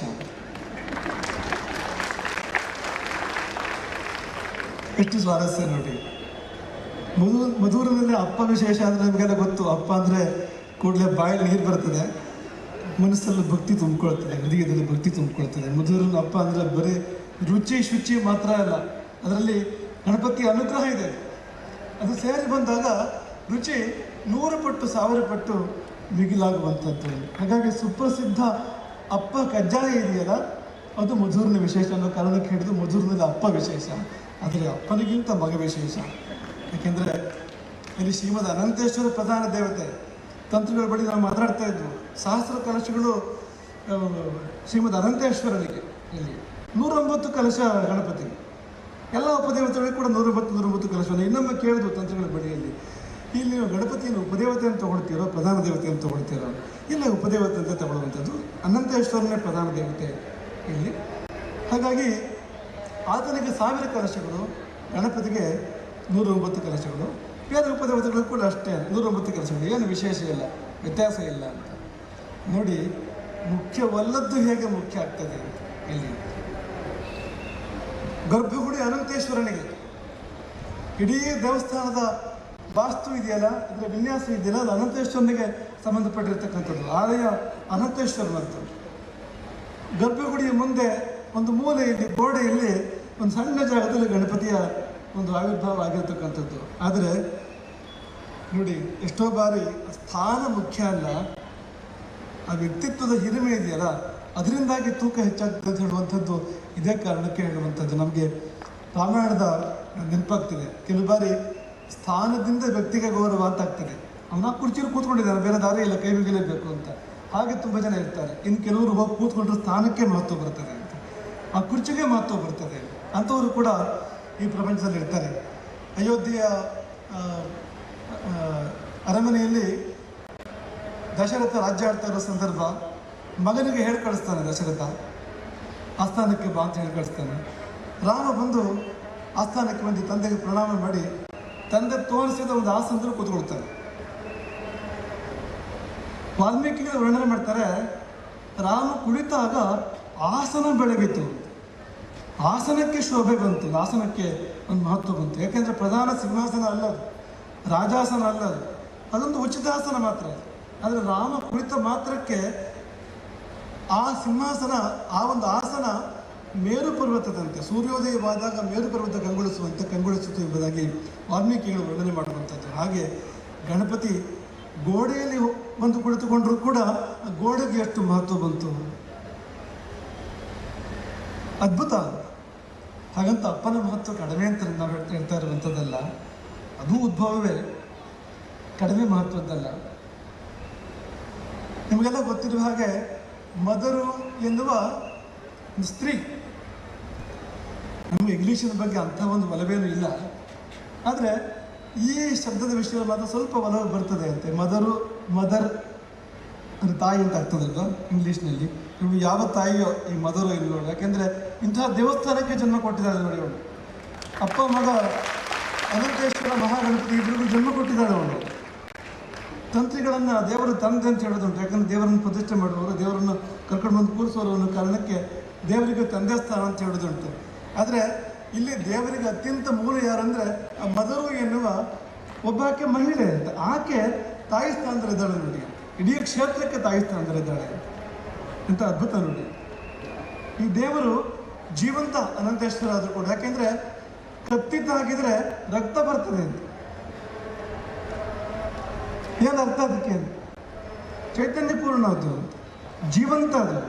ಈಗ ತಂತ್ರಿಗಳು ಮಾಡುವುದಾದ್ರೆ ಏನು, ಅಲ್ಲಿ ಜೀವವನ್ನು ತುಂಬಬೇಕು, ಅವರು ಜೀವಕಳೆಯನ್ನು ತುಂಬಬೇಕು, ಅದಿರುವಂಥದ್ದು ಮಾಡಬೇಕಾದ ಕಾರ್ಯ ಅದೇ ತಾನೇ. ದೇಹ, ಪಂಚಭೂತವಾಗಿರುವಂಥ ಶರೀರ, ಪಂಚ ತನ್ಮಾತ್ರಗಳು ಅಥವಾ ಪಂಚ ಜ್ಞಾನೇಂದ್ರಿಯಗಳು, ಪಂಚ ಕರ್ಮೇಂದ್ರಿಯಗಳು, ಮನಸ್ಸು, ಅಹಂಕಾರ, ಬುದ್ಧಿ, ಮಹತ್ವಗಳು, ಪ್ರಕೃತಿಯ ಇದೆಲ್ಲವನ್ನು ಕೂಡ ತುಂಬಬೇಕಾಗ್ತದೆ ಅವರು. ನಮ್ಮ ಹಾಗೆ ಅಂತ ತಂತ್ರಿಗಳು ಹಾಗೆ ಪ್ರತಿಷ್ಠಾಪನೆ ಮಾಡಿದ ನಂತರ ಈಗ ನಾವು ಊಟ ಮಾಡ್ತೇವೆ, ದೇವರಿಗೆ ನೈವೇದ್ಯ ಬೇಕು. ನಾವು ಸ್ನಾನ ಮಾಡ್ತೇವೆ, ದೇವರಿಗೆ ಅಭಿಷೇಕ ಬೇಕು. ಗಣಪತಿಗೆ ಇಲ್ಲ. ಗಣಪತಿ ಮುಂದೆ ಇನ್ನೊಂದು ಅಭಿಷೇಕ ಬಿಂಬ ಇಟ್ಟು ಮಾಡಬೇಕು ಹೊರತು ಈ ಗಣಪತಿಗೆ ಅಭಿಷೇಕ ಮಾಡುವಾಗಿಲ್ಲ. ಮೃಣ್ಮಯ ಗಣಪತಿ, ವಿಶೇಷ ಗಣಪತಿ. ಇದ್ರ ಅಪ್ಪ ಕಜ್ಜಾಯ ಮಾತ್ರ, ಇವತ್ತು ಬೇರೆ ಏನೂ ಇಲ್ಲ ಅಲ್ಲಿ. ಹೀಗೆ ಮನುಷ್ಯರಿಗೆ ನಾವು ಸಾಮಾನ್ಯ ಏನು ಮಾಡ್ತೇವೋ ತಂತ್ರಗಳು ಪ್ರತಿಷ್ಠಾಪನೆ ಮಾಡಿದ ಬಳಿಕ ದೇವರಿಗೆ ಅದೆಲ್ಲವನ್ನು ಕೂಡ ಮಾಡಬೇಕಾಗ್ತದೆ. ಹೀಗೆ ಅದು ಕೂಡ ಆದರೆ ದಿವ್ಯತೆ ಸೇರಿದೆ ಅಲ್ಲಿ ಅಂತ. ಹಾಗೆ ಈ ಕ್ಷೇತ್ರಕ್ಕೆ ಆಕೆ ಒಂದು ಹೆಣ್ಣುಮಗಳು, ಅದು ಯಾವುದೋ ಒಂದು ನಿಮ್ನ ಜಾತಿಗೆ ಸೇರಿರ್ತಕ್ಕಂಥ ಹೆಣ್ಣುಮಗಳು, ಏನು ಯಾವುದೋ ಒಂದು ಅಂದರೆ ದೊಡ್ಡ ಕುಲಕ್ಕೆ ಸೇರಿರ್ತಕ್ಕಂಥವಳು ಅಂತ ಅಲ್ಲ ಅಂತ, ಮುಗ್ಧ ಭಕ್ತೆಯವಳು ಅಂತ. ಆಕೆಯಿಂದ ಆಯ್ತಲ್ಲ ಈ ಕಾರ್ಯ ಅಂತ. ಹಾಗೆಯೇ ಈ ಗಣಪತಿ ದೇವರನ್ನು ಕೂಡ ಯಾರು ತಂದಿಟ್ಟಿದ್ದು ಗಣಪತಿ ದೇವರನ್ನ ಇಲ್ಲಿ ಅಂದರೆ ಅದು ಕೂಡ ಇನ್ನೊಂದು ಮುಗ್ಧ ಭಕ್ತಿ. ಮುಗ್ಧ ಭಕ್ತಿ ಇದ್ದರೆ ನೋಡಿ, ವೇದ ಮುಖ್ಯ, ಶಾಸ್ತ್ರಗಳು ಕೂಡ ಮುಖ್ಯ, ಆದರೆ ಭಕ್ತಿಗೆ ಅದರದ್ದೇ ಆಗಿರುವಂಥ ಪ್ರಾಮುಖ್ಯ ಇದೆ. ಈಗ ನೀವು ಆಗಮ ಪ್ರಕಾರ, ವಾಸ್ತು ಪ್ರಕಾರ ಅಲ್ಲಿ ಕೂರಿಸ್ಲಿಕ್ಕೆ ಆಗ್ತದೆ ಗಣಪತಿಯನ್ನು, ಆಗುತ್ತೆ ಅಂತ ಅಂದರೆ ಶಾಸ್ತ್ರ ಇಲ್ಲ. ಆದರೆ ಭಕ್ತಿಗೆ ಮಹತ್ವ ಇದೆ ಅಂತ. ಭಕ್ತಿ ಅದನ್ನು ಮೀರಿ ನಿಲ್ತದೆ ಎಷ್ಟೋ ಬಾರಿ ಅಂತ. ಹಾಗಾಗಿ ಒಂದು ಮಗು ಚಿತ್ರ ಬರೆದ್ರೆ ಚಿತ್ರಕ್ಕೆ ಜೀವ ಬಂತು, ಅಪ್ಪಕ್ಕಜಾಯಿ ತಿಂದು ಅದು ಬೆಳೀತು, ಅಪ್ಪ ಸೇವನೆ ಮಾಡಿ ಅಷ್ಟೆತ್ತರಕ್ಕೆ ಅದು ಬೆಳೀತು. ಎಷ್ಟೆತ್ತರಕ್ಕೆ ಬೆಳೀತು ಅಂದರೆ ಕ್ಷೇತ್ರವನ್ನು ಮೀರಿ ನಿಂತು, ತನ್ನ ತಂದೆಯನ್ನೇ ಮೀರಿ ನಿಂತು ಪ್ರಪಂಚ ಮುಖಕ್ಕೆ ಮಹಾಗಣಪತಿಯಾಗಿ ಪ್ರಕಟಗೊಂಡಿತ್ತು. ಕೋಟ್ಯಂತರ ಭಕ್ತರಿಗೆ ಆಶೀರ್ವಾದ ಮಾಡಿತ್ತು. ಅದೆಷ್ಟೋ ಲೆಕ್ಕವಿಲ್ಲದಷ್ಟು ಕಾರಣಕೆಗಳು, ಘಟನೆಗಳು ನಡೆದು ಹೋದವು ಅಂತಂದರೆ ಭಕ್ತಿಯ ಮಹತ್ವ ಏನು ಅಂತ ನೋಡಿ. ಈಗ ನಾವು ಈ ಕೊರಗ ಸಮಾಜದ 6 ಮಂದಿಗೆ ಇಲ್ಲಿ ಆಶೀರ್ವಾದವನ್ನು ಕೊಟ್ಟೆವು. ಇದು ಅದೇ ಥರದ ಮುಗ್ಧ ಭಕ್ತಿ, ಇದು ಅದೇ ತರಹದ ಮುಗ್ಧ ಭಕ್ತಿ. ಏನು ಈಗ ಪ್ರಶ್ನೆಗಳು ಬರ್ಬೋದು, ಯಾಕಪ್ಪ ಇಲ್ಲಿ ತುಂಬ ದೊಡ್ಡ ದೊಡ್ಡ ಸೇವೆಗಳನ್ನು ಮಾಡಿದವರಿದ್ದಾರೆ, ಈ 6 ಮಂದಿ ಕೊರಗರನ್ನು ಕರೆದು ಸನ್ಮಾನ ಮಾಡೋರು ಯಾಕೆ? ಬೇರೆ ಯಾರು ಸೇವೆ ಮಾಡಲಿಲ್ವ ಅಂದರೆ, ಹೌದು, ನೀವು ಸಾವಿರಾರು ಕಾರ್ಯಕರ್ತರು ಸೇವೆ ಮಾಡ್ತಾ ಇದ್ದೀರಿ, ಒಂದು 5,000 ಮಂದಿ ಕಾರ್ಯಕರ್ತರು ಕೆಲಸ ಮಾಡ್ತಾ ಇದ್ದೀರಿ ಅಂತ ನಾವು ಕೇಳಿದ್ದೀವಿ. ಆ ಎಲ್ಲ ಕಾರ್ಯಕರ್ತರ ಪರವಾಗಿ ಅವರಿಗೆ ಕೊಟ್ಟಿರುವಂಥ ಆಶೀರ್ವಾದ ಇವರಿಗೆ ಬೇರೆ ಭಾವಿಸ್ಬೇಕಾಗಿಲ್ಲ. ಅಷ್ಟೂ ಮಂದಿ ಕಾರ್ಯಕರ್ತರು, ಅಷ್ಟೂ ಮಂದಿ ಇಲ್ಲಿ ಸೇವೆ ಮಾಡಿರ್ತಕ್ಕಂಥವ್ರು ಎಲ್ಲರ ಪರವಾಗಿ ಕೊಟ್ಟಿದ್ದು ಯಾರಿಗೆ ಅಂದರೆ, ಅತ್ಯಂತ ತುದಿಯಲ್ಲಿ, ಕೊಟ್ಟ ಕೊನೆಯಲ್ಲಿ ಆಚೆಗೆ ಯಾರು ನಿಂತ್ಕೊಳ್ತಾರೋ ಅಂಥವ್ರಿಗೆ ಇಲ್ಲಿ ಕರೆದು ಆಶೀರ್ವಾದ ಕೊಡುವಾಗ ಅಲ್ಲಿವರೆಗೂ ಮುಟ್ಟಿತ್ತದು ಅಂತ. ಮದುವೆಯವರು ಎಲ್ಲರಿಗೂ ಸೇರಿದ್ದು, ಯಾರಿಗೂ ಬಾಕಿ ಆಗಲಿಲ್ಲ ಅಂತ. ಅದು ಒಂದು. ಮತ್ತು ಇನ್ನೊಂದು, ಅವರಿಗೆಲ್ಲ ಆಶೀರ್ವಾದ ಮಾಡಬೇಕಾ ಗುರುಪೀಠದಿಂದ ಅಂದರೆ, ಆಯಿತು, ದೇವರ ಪ್ರತಿಷ್ಠಾಪನೆಗೆ ಮೂಲವೇ ಒಂದು ಮದರು ಎನ್ನುವ ಒಂದು ಅತ್ಯಂತ ನಿಮ್ಮ ಜಾತಿಗೆ ಸೇರಿರ್ತಕ್ಕಂಥ ಒಂದು ಸ್ತ್ರೀ ಆಗಿರುವಾಗ ಇಲ್ಲಿ ಯಾಕಂತ ಆಲೋಚನೆ ಮಾಡಬೇಕು. ಹಾಗಾಗಿ ಇದೆಲ್ಲ ಮಹತ್ವದ್ದು. ವೇದ, ಶಾಸ್ತ್ರ, ಆಗಮ ಪದ್ಧತಿಗಳು, ಆಚಾರಗಳು, ಇದಕ್ಕೆ ಮಹತ್ವ ಇಲ್ಲ ಅಂತ ನಾವು ಹೇಳುವ ಪ್ರಶ್ನೆಯೇ ಇಲ್ಲ. ಇದೆಲ್ಲವೂ ಕೂಡ ತುಂಬ ಮಹತ್ವದ್ದು. ಇದು ಯಾವುದು ಬಿಡಬೇಕಾದ್ದಲ್ಲ, ಇಟ್ಕೊಳ್ಬೇಕಾಗುತ್ತೆ. ಆದರೆ ಮುಗ್ಧ ಭಕ್ತಿ ಕೆಲವೊಮ್ಮೆ ಇದೆಲ್ಲವನ್ನು ಮೀರಿ ಕೆಲಸ ಮಾಡ್ತದೆ. ಅದೇ ಶಾಸ್ತ್ರ ಆಗ್ತದೆ, ಅದೇ ವೇದ ಆಗ್ತದೆ. ಹಾಗಾಗಬಹುದು ಅನ್ನೋದಕ್ಕೆ ಈ ಕ್ಷೇತ್ರ ಬಹುದೊಡ್ಡ ಉದಾಹರಣೆ ಎಂಬುದಾಗಿ ನಾವು ಭಾವಿಸ್ತೇವೆ. ಹಾಗಾಗಿ ಈ 6 ಮಂದಿ ಮುಗ್ಧರು ಅವರು 300 ಬುಟ್ಟಿಯನ್ನು ಹೆಣೆದು ಕೊಟ್ಟರಂತೆ. ಇಲ್ಲಿ ಅಪ್ಪ ನೈವೇದ್ಯದ ಸಂದರ್ಭಕ್ಕೆ ಇರ್ಬೋದು, ಅಥವಾ ಅನ್ನಕ್ಕೆ ಇರ್ಬೋದು, ತರಕಾರಿಗಿರ್ಬೋದು, ಇನ್ನೊಂದಕ್ಕೆ ಬೇಕಾಗ್ತಕ್ಕಂಥ ಪಾತ್ರೆಗಳಾಗಿ ಈ 300 ಬುಟ್ಟಿಗಳನ್ನು ಅವರು ಹೆಣೆದು ಕೊಟ್ಟರು ತುಂಬ ಭಕ್ತಿಯಿಂದ ಅಂತ. ಒಂದು ಅಜ್ಜಿ 80 ವರ್ಷದ್ದು ತಾನು ಒಂದು ಬುಟ್ಟಿಯನ್ನು ಹಿಡಿದು ತಂದು ನಮ್ಮ ಈ ಸಂಯೋಜನೆ ಮಾಡ್ತಾ ಇದ್ದ ಕಾರ್ಯಕರ್ತ ಮನೆಗೆ ತಂದು ಕೊಟ್ಟಿದೆ ಅಂತ. ನನಗೊಂದು ಸೇವೆ ಇರಲಿ ಗಣಪತಿಗೆ ಎಂಬ ಭಾವ ಆ ಅಜ್ಜಿಗೆ ಅಂತ. ಈ ಭಕ್ತಿ ತುಂಬ ಮುಖ್ಯ. ಇನ್ನೊಂದು ಮಾತು ಈ ಸಮಯದಲ್ಲಿ ನಾವು ಹೇಳಬೇಕು, ಈ 6 ಮಂದಿ ಮುಗ್ಧ ಕೊರಗರಿಗೆ ಸನ್ಮಾನ ಮಾಡಿದ ಸಂದರ್ಭದಲ್ಲಿ ನಾವು ಹೇಳಬೇಕಾಗಿರೋದೇನೆಂದರೆ, ನಮ್ಮ ಕುಲ ಪರಂಪರೆಯನ್ನು ನಾವು ಕಾಪಾಡಿಕೊಳ್ಬೇಕು. ನಿಮ್ಮ ಸಂದೇಶ ನೀವು ಯಾರೇ ಇರ್ಬೋದು, ನೀವು ಯಾವ ಸಮಾಜ ಇರ್ಬೋದು, ಯಾವ ಜನಾಂಗ ಇರ್ಬೋದು, ನೀವು ಯಾವ ಕುಲ ಇರ್ಬೋದು, ಏನೇ ಇರ್ಬೋದು, ನಿಮ್ಮದೊಂದು ಪರಂಪರೆ ಉಂಟಲ್ವಾ? ಈ ಒಂದು ದೊಡ್ಡ ಪರಂಪರೆಗೆ ವಾರಸುದಾರರು ನೋಡಿ, ಅದನ್ನು ನೀವು ಬಿಡಬಾರ್ದು. ಅದನ್ನು ನೀವು ಪರಿಪಾಲನೆ ಮಾಡಬೇಕು. ನಿಮ್ಮ ಅಪ್ಪ ಅಜ್ಜಂದಿರು, ತಾತ ಮುತ್ತಾದಂದಿರು ಅವರು ಹೇಗೆ ಹೇಳ್ತಾ ಇದ್ರು, ಹೇಗೆ ಮಲಗ್ತಾ ಇದ್ರು, ಏನನ್ನು ಆಚರಿಸ್ತಾ ಇದ್ರು, ಯಾವ ಹಬ್ಬಗಳಿಗೆ ಯಾವ ಆಚರಣೆಗಳು ಅವ್ರದ್ದಿದ್ವು, ನೀವು ಬಿಡಬಾರ್ದು.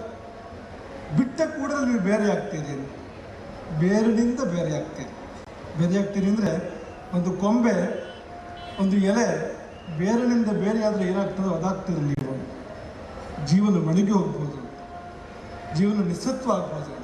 ಹಾಗಾಗಿ ನಾವೆಲ್ಲರೂ ಕೂಡ, ನಮಗೂ ನಮ್ಮ ಹಿಂದೆ ಒಂದು ಪರಂಪರೆ ಇದೆ, ನೀವೆಲ್ಲರಿಗೂ ಒಂದೊಂದು ಪರಂಪರೆ ಇದೆ ನಮ್ಮ ಹಿಂದೆ ಅಂತ. ನೀವು ಅದನ್ನು ಬಿಡಬಾರ್ದು. ನೀವು ಆ ಪರಂಪರೆ ಬಿಟ್ಟು ಇನ್ಯಾವುದೋ ಒಂದು ಚಿತ್ತಾಕರ್ಷಕ ಅನ್ನೋ ಕಾರಣಕ್ಕೆ, 4 ಕಾಸು ಸಿಗ್ತದೆ ಅನ್ನೋ ಕಾರಣಕ್ಕೆ ಅದರ ಹಿಂದೆ ಹೋದರೆ ನೀವು ನಿಮ್ಮ ಹಿನ್ನೆಲೆ ಕಳ್ಕೊಳ್ತೀರಿ, ನಿಮ್ಮ ಇತಿಹಾಸ ಕಳ್ಕೊಳ್ತೀರಿ. ಒಂದು ಕಟ್ಟಡ ಪಂಚಾಂಗವನ್ನು ಕಳ್ಕೊಂಡಂತೆ ಆಗ್ತದೆ ಅಂತ.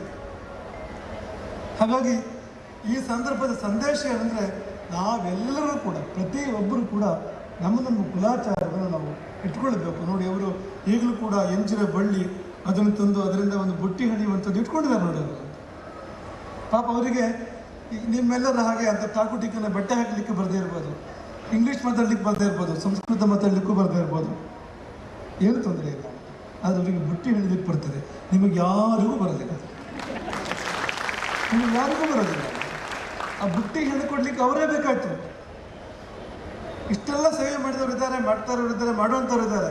ಆದರೆ ಗಣಪತಿ ಆ ಬುಟ್ಟಿಗಳನ್ನು ಅವರ ಕೈಯಿಂದ ಹೆಣೆಸಿ ತಗೊಳ್ಬೇಕಾದ್ರೆ ಒಂದು ದೃಷ್ಟಿ, ಅನುಗ್ರಹದ ದೃಷ್ಟಿ ಅವ್ರ ಮೇಲೆ ನಡೆದಿರ್ಬೇಕಲ್ವ, ಒಂದು ಆಶೀರ್ವಾದ ಅವ್ರ ಮೇಲೆ ಉಂಟಾಗಿರ್ಬೇಕಲ್ವ ಅಂತ, ಅದರ ಪ್ರತೀಕ ಅದು ಎಂಬುದಾಗಿ ನಾವು ಈ ಸಮಯದಲ್ಲಿ ನೆನಪಿಸಿಕೊಳ್ಳುವಂಥದ್ದು. ಅದ್ಭುತವಾದ ಕಾರ್ಯಕ್ರಮ ಇಲ್ಲಿ ಸಂಪನ್ನವಾಗ್ತಾ ಇದೆ. ನಾವಾಗಲೇ ಹೇಳಿದಾಗೆ ಕುಂಭಮೇಳದ ನೆನಪಾಗುವಂತೆ ಇದೆ. ಈ ಜಲಸಾಗರ ನೋಡುವಾಗ, ಧಾರ್ಮಿಕ ಮಹತ್ವವನ್ನು ನೋಡುವಾಗ, ಪ್ರಯಾಗ ಇಲ್ಲಿಗೆ ಬಂತೋ, ಅಲ್ಲಿ ಮುಗಿದ ಮೇಲೆ ಇಲ್ಲಿ ಪ್ರಾರಂಭ ಆಯಿತೋ ಎನ್ನುವಂತೆ ಇದೆ ಸಂದರ್ಭ.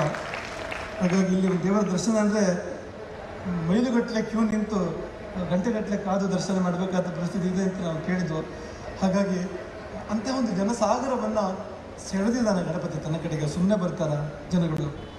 ಸುಮ್ಮನೆ ಏನು ಬರಲಿಕ್ಕಿಲ್ಲ. ಇವತ್ತಿನ ಕಾಲದಲ್ಲಂತೂ ಸುಮ್ಮನೆ ಬರಲಿಕ್ಕೆ ಇಲ್ಲ ಅಂತ. ಇವತ್ತಿನ ಕಾಲ ಹೇಗಿದೆ ಅಂದರೆ, ಒಂದು 2,000 ರೂಪಾಯಿ ಕೊಟ್ಟು ಊಟ ಹಾಕಿದರೂ ಕೂಡ ಸಭೆಗಳಿಗೆ ಜನ ಬರೋದು ಕಷ್ಟ ಅಂತ ಸಭೆಗಳು ನಡೀತಾವೆ. ದುಡ್ಡು ಕೊಟ್ಟು ಊಟ ಹಾಕಿ ಸಭೆಗೆ ಜನರನ್ನು ಕರೆದು ಕೂರಿಸ್ಬೇಕು ಅಂತ. ಅವರು ಇಲ್ಲಿಗೂ ಜಯ ಅಂತ ಹೇಳ್ತಾರೆ, ಅಲ್ಲಿಗೂ ಜಯ ಅಂತ ಹೇಳ್ತಾರೆ. ಇಲ್ಲಿಗೂ ಅವರೇ ಜನ, ಆಚೆ ಸಭೆಗೂ ಅವರೇ ಜನ. ಇಂಥದ್ದನ್ನು ಕಾಣ್ತಾ ಇವಲ್ಲ ಪ್ರಪಂಚದಲ್ಲಿ ನಾವು. ಆದರೆ ಇದು ಹಾಗಲ್ಲ ಅಂತ. ಯಾರೂ ಕರೆಯದೆ ತಾವಾಗಿ ದೂರದಿಂದ ಇಲ್ಲಿಗೆ ಬಂದು ಹಣ ತಗೊಳ್ಳೋ ಪ್ರಶ್ನೆ ಅಲ್ಲ, ತಾವೇ ಕಾಣಿಕೆ ಹಾಕಿ ದೇವರಿಗೆ ಸೇವೆ ಮಾಡಿ ಹೋಗಬೇಕಾದ್ರೆ ಅದು ಸುಮ್ಮನೆ ಅಲ್ಲ ಅಂತ. ಅವರೊಬ್ಬೊಬ್ಬರಿಗೂ ಕೂಡ ಗಣಪತಿ ಆಶೀರ್ವಾದ ಸಿಕ್ಕಿದೆ. ಅವರೊಬ್ಬೊಬ್ಬರಿಗೂ ಕೂಡ ಅವರ ಜೀವನದಲ್ಲಿ ಗಣಪತಿಯ ಕರುಣೆ ಅನುಭವಕ್ಕೆ ಬಂದಿದೆ. ಅವರಿಗೆ ಒಂದು ಬಿದ್ದದಲ್ಲಿ ಒಳ್ಳೆಯದಾಗಿದೆ ಅಂತ, ಮುಂದೆಯೇ ಒಳ್ಳೆಯದಾಗಬೇಕು ಅನ್ನೋ ಕಾರಣಕ್ಕೆ ಅವರು ಇಲ್ಲಿಗೆ ಬರಬೇಕು ಹೊರತು ಬೇರೆ ಏನೂ ಇಲ್ಲ. ಗಣಪತಿ ತನ್ನ ಶಕ್ತಿಯಿಂದ ಕರೆಸಬೇಕು ಹೊರತು ಬೇರೆ ರೀತಿಯಿಂದ ಜನ ಸೇರ್ತಾರೆ ಈ ರೀತಿಯಲ್ಲಿ ಎಲ್ಲಿಯಾದರೂ ಕೂಡ. ಹಾಗಾಗಿ ಗಣಪತಿಯ ಶಕ್ತಿಗೆ, ಅವನ ಕಾರಣಕ್ಕೆ, ಅವನ ಸಮಾಜದಲ್ಲಿ ಚೆಲ್ಲಿ ಹರಡಿದ ಒಳಿತುಗಳಿಗೆ ಪ್ರತೀಕ ಈ ಜನಸಾಗರ ಎಂಬುದಾಗಿ ನಾವು ಈ ಸಮಯದಲ್ಲಿ ಉಲ್ಲೇಖ ಮಾಡ್ತೇವೆ. ಮತ್ತು ಈ ಸಂದರ್ಭ ಕಳ್ಕೊಂಡ್ರೆ ಮತ್ತೆ ಉಂಟಾ? ಎಷ್ಟು ಕಾಲಕ್ಕೊಮ್ಮೆ ನಡೆಯುವಂಥದ್ದು ಇದು. ಇದನ್ನು ಪದೇ ಪದೇ ನಡೀತದೆ. ಇದು ವರ್ಷ ಆಗುವಂಥದ್ದು. ಅಂದರೆ 144 ವರ್ಷಕ್ಕೊಮ್ಮೆ ಅಲ್ಲಿ ಕುಂಭಮೇಳ ಆಗ್ತದೆ ಅಂತ ಹೇಳ್ತಾರಲ್ಲ, ಅಂಥದ್ದು ಆ ಮಹಾಕುಂಭಮೇಳ. ಹಾಗೆ ಇದು ಕೂಡ ಇನ್ನು ಯಾವಾಗ ಆಗ್ತದೋ ದೇವರಿಗೆ ಗೊತ್ತು. ಆಗಿದೆ ಈಗ ನಮ್ಮ ಕಾಲದಲ್ಲಿ, ನಮ್ಮ ಕಣ್ಮುಂದಾಗಿದೆ. ಅನೇಕರು ನಿಮ್ಮ ಮುಂದೆ ನಮ್ಮ ಸದಾಶಿವ ಕ್ಷೇತ್ರ ಇದ್ದಾರೆ. ಅಂಥ ಅನೇಕ ಪುಣ್ಯಾತ್ಮರಿಗೊಂದು ಸೇವೆ ಮಾಡ್ತಕ್ಕಂಥ ಸದಾವಕಾಶಗಳು ಪ್ರಾಪ್ತ ಆಗಿದ್ದಾವೆ ಅಲ್ಲಿ. ಹಾಗಾಗಿ ಅಂಥದ್ದೊಂದು ಅಪರೂಪದ ಒಂದು ಸಂದರ್ಭಕ್ಕೆ ನೀವೆಲ್ಲರೂ ಸಾಕ್ಷಿ ಆಗ್ತಾ ಇದ್ದೀರಿ. ನಿಮಗೆಲ್ಲರಿಗೂ ಶುಭವಾಗಲಿ. ಕೊನೆಯಲ್ಲಿ ಹೇಳೋದೇನೆಂದರೆ, ಈ ಊರಿನ ಹೆಸರೇ ಮಧೂರು. ಮಧೂರು ಏನಾಗಂದ್ರೆ, ಮಧು ಅಂದರೆ ಜೇನು ಅಂತ, ಸಿಹಿ ಊರು. ಪಾಪ ನೀವೆಲ್ಲ ನಿಮ್ಮ ಜೀವನದಲ್ಲಿ ಏನೇನು ಕಹಿ ಉಂಡಿದ್ದೀರೋ, ಹೊಟ್ಟೆ ಒಳಗೆ ಏನೇನು ಕಹಿ ಇಟ್ಕೊಂಡಿದ್ದಾರೆ ಯಾರಿಗೂ ಗೊತ್ತು. ಆದರೆ ಇಲ್ಲಿ ಬಂದು ನಿಮ್ಮ ಜೀವನ ಎಲ್ಲ ಸಿಹಿಯಾಗಲಿ. ಮಧುರಿಗೆ ಬಂದ ಮೇಲೂ ಜೀವನ ಮಧು ಆಗದೇ ಇದ್ದರೆ, ಸಿಹಿ ಆಗದೇ ಇದ್ದರೆ ಮತ್ತು ಇನ್ಯಾವಾಗ ಆಗೋದು? ಇನ್ನೆಲ್ಲಿ ಆಗೋದು? ಆ ಎಂಜಿನ ಬಳ್ಳಿಯೇ ಯಾಕೆ ಬೇಕಂತೆ ಬುಟ್ಟಿ ಹಣಿಲಿಕ್ಕೆ ಅಂದರೆ ಬೇರೆ ಬಳ್ಳಿಗಳಲ್ಲಿ ಕಹಿ ಆಗ್ತದಂತೆ, ಒಳಗಿಟ್ಟಿರ್ತಕ್ಕಂಥ ಆಹಾರ ವಸ್ತು ಕಹಿ ಆಗ್ತದಂತೆ, ಎಂಜಿನ ಬಳ್ಳಿಯಲ್ಲಿ ಕಹಿ ಆಗೋದಿಲ್ಲ ಅಂತ. ಹಾಗೆ ಈ ಮಧುರು ಕೂಡ ಎಂಜಿನ ಬಳ್ಳಿ ಹಾಗೆ, ಇಲ್ಲಿ ಯಾರು ಬರ್ತಾರೋ ಅವರು ಕಹಿಯಲ್ಲ ಸಿಹಿಯಾಗಿ ಹೋಗ್ತಾರೆ. ಅಲ್ಲಿ ಬಂದು ಓದಿರ್ತಕ್ಕಂಥ ನಿಮ್ಮೆಲ್ಲರ ಬದುಕು ಕೂಡ, ಒಬ್ಬೊಬ್ಬರ ಬದುಕು ಕೂಡ ಸಿಹಿಯಾಗಲಿ, ಕಹಿಗಳೆಲ್ಲ ಜೀವನದ ಕಹಿಗಳೆಲ್ಲ ಮಾಯವಾಗಲಿ ಎಂಬುದಾಗಿ ಈ ಸಮಯದಲ್ಲಿ ನಾವು ಹಾರೈಸ್ತೇವೆ. ತುಂಬ ಸಂತೋಷ. ಮಾನ್ಯದ ಸ್ವಾಮಿಗಳು ನಮ್ಮ ಪಕ್ಕದಲ್ಲಿದ್ದಾರೆ. ಅವರು ನಾವು ಎಷ್ಟೋ ಬಾರಿ ಹೇಳಿದುಂಟು, ಅವ್ರನ್ನ ಪೀಠಾಧಿಪತಿಗಳು ಅಂತ ಹೇಳಬೇಕೋ, ಸ್ವಾಮಿಗಳು ಅಂತ ಹೇಳಬೇಕೋ, ಒಬ್ಬ ಭಜಕ ಅಂತ ಹೇಳಬೇಕೋ, ಒಬ್ಬ ಕಾರ್ಯಕರ್ತ ಅಂತ ಹೇಳಬೇಕೋ, ಸೇವಕ ಅಂತ ಹೇಳಬೇಕೋ ಅಂದರೆ ಎಲ್ಲವೂ ಹೌದು ಅಂತ. ಎಲ್ಲವೂ ಹೌದು. ಸಾಮಾನ್ಯರ ಮಧ್ಯೆ ಸಾಮಾನ್ಯವಾಗಿ, ಭಜಕರ ಮಧ್ಯೆ ಭಜನೆ ಮಾಡ್ತಾರೆ, ಕಾರ್ಯಕರ್ತರ ಮಧ್ಯೆ ಕೆಲಸ ಮಾಡ್ತಾರೆ. ಇಂಥ ಒಂದು ಬ್ರಹ್ಮಕಲಶ ಅಂತ, ಮಧುರನ ಬ್ರಹ್ಮಕಲಶ ಅಂತ ಕಾರ್ಯಕ್ರಮದಲ್ಲಿ ಎಲ್ಲ ದಿನವೂ ಇದ್ದು ನಾವು ಈಗ ಬಂದು ಈಗ ಹೋಗ್ತಾ ಇದ್ದೇವೆ ನಾವು ಅಂದರೆ ಹಾಗಲ್ಲ ಅಂತ. ಎಲ್ಲ ದಿನವೂ ಇಲ್ಲಿ ಇದ್ದುಕೊಂಡು ಸೇವೆ ಮಾಡ್ತಾರಲ್ಲ, ಧನ್ಯ ಅದು ಎಂಬುದಾಗಿ ನಾವು ಈ ಸಮಯದಲ್ಲಿ ಭಾವಿಸ್ತಾ ತುಂಬ ಸಂತೋಷ. ಅವ್ರ ಜೊತೆ ಕೂತ್ಕೊಳ್ಳೋದು ಕೂಡ ತುಂಬ ಸಂತೋಷ ಅನ್ನೋದನ್ನ ಈ ಸಮಯದಲ್ಲಿ ನಾವು ಭಾವಿಸಿ, ವೇದಿಕೆಯ ಮೇಲೆ ವೇದಿಕೆ ಕೆಳಗೆ ಸೇರಿರ್ತಕ್ಕಂಥ ಎಲ್ಲರನ್ನು ಕೂಡ ತುಂಬ ಪ್ರೀತಿಯಿಂದ ಆಶೀರ್ವದಿಸ್ತೇವೆ. ನಿಮಗೆಲ್ಲ ಗಣಪತಿ ಮಧುವನ್ನು ಕೊಡಲಿ, ಮೋದಕವನ್ನು ಕೊಡಲಿ. ಅಪ್ಪ ಸಿಹಿ ಸಿಹಿ ಅಪ್ಪ, ಅಲ್ಲಿ ಬೇರೆ ಯಾವ ರಸವೂ ಇಲ್ಲ, ಮಧುರ ಮಾತ್ರ. ನಿಮ್ಮ ಬದುಕನ್ನು ಒಂದು ವಿಶೇಷವಾದ ಅಪ್ಪದಂತೆ ನಿಮ್ಮ ಬದುಕನ್ನು ಮಾರ್ಪಡಿಸಲಿ. ಎಲ್ಲರಿಗೂ ಒಳಿತಾಗಲಿ ಅಂತ ಪುಣ್ಯಾಗ್ತದೆ. ಹರೇ ರಾಮ. ಗೋಕರ್ಣ ಮಂಡಲಾಧೀಶ್ವರ ಶ್ರೀಮ ಜಗದ್ಗುರು ಶಂಕರಾಚಾರ್ಯ ಶ್ರೀಮದ್ ರಾಘವೇಶ್ವರ ಭಾರತೀ ಸ್ವಾಮಿ ಮಹಾರಾಜ್ ಕಿ. ಪರಮ ಪೂಜ್ಯರಿಗೆ ಸಾಷ್ಟಾಂಗ ಪ್ರಣಾಮಗಳನ್ನು ಸಲ್ಲಿಸ್ತಾ ಇದ್ದೇವೆ. ನಾವು ಕಾರ್ಯಕ್ರಮದ ಮುಕ್ತಾಯದ ಹಂತಕ್ಕೆ ಬಂದಿದ್ದೇವೆ.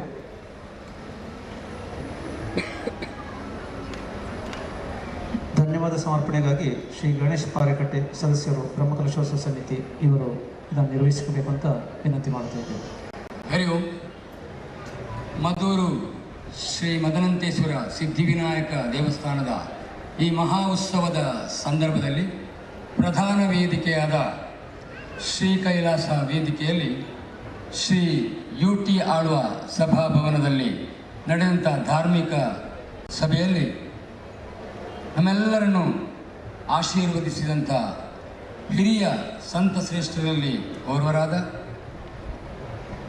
ಗೋಕರ್ಣ ಶ್ರೀ ಸಂಸ್ಥಾನ ಶ್ರೀ ರಾಮಚಂದ್ರಾಪುರ ಮಠದ ಮಠಾಧೀಶರಾದ ಪರಂಪೂಜ್ಯ ಶ್ರೀ ಜಗದ್ಗುರು ಶಂಕರಾಚಾರ್ಯ ಶ್ರೀ ಶ್ರೀ ರಾಘವೇಂದ್ರ ಭಾರತಿ ಸ್ವಾಮೀಜಿ ಅವರುಗಳಿಗೆ ಸಾಷ್ಟಾಂಗ ಪ್ರಣಾಮಗಳೊಂದಿಗೆ ವಂದಿಸ್ತಾ ಇದ್ದೇವೆ.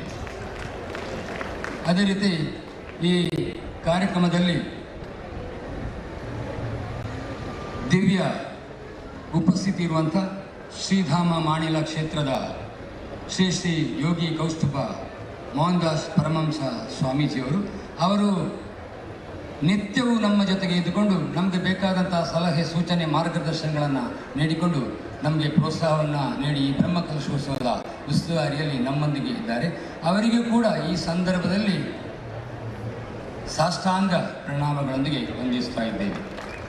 ಜೊತೆಗೆ ಇವತ್ತು ಈ ಕಾರ್ಯಕ್ರಮದಲ್ಲಿ ದಿವ್ಯ ಉಪಸ್ಥಿತಿ ಆಶೀರ್ವಚನವನ್ನು ಮಾಡಬೇಕಾದ ಇದ್ದಂಥ ಕೊಂಡೆಯೂರು ಮಠಾಧೀಶರಾದ ಶ್ರೀ ನಿತ್ಯಾನಂದ ಯೋಗಾಶ್ರಮ ಸ್ವಾಮೀಜಿಗಳಾದ ಪರಂಪೂಜ್ಯ ಶ್ರೀ ಶ್ರೀ ಯೋಗಾನಂದ ಸರಸ್ವತಿ ಸ್ವಾಮೀಜಿಯವರು ಬರಬೇಕಿತ್ತು.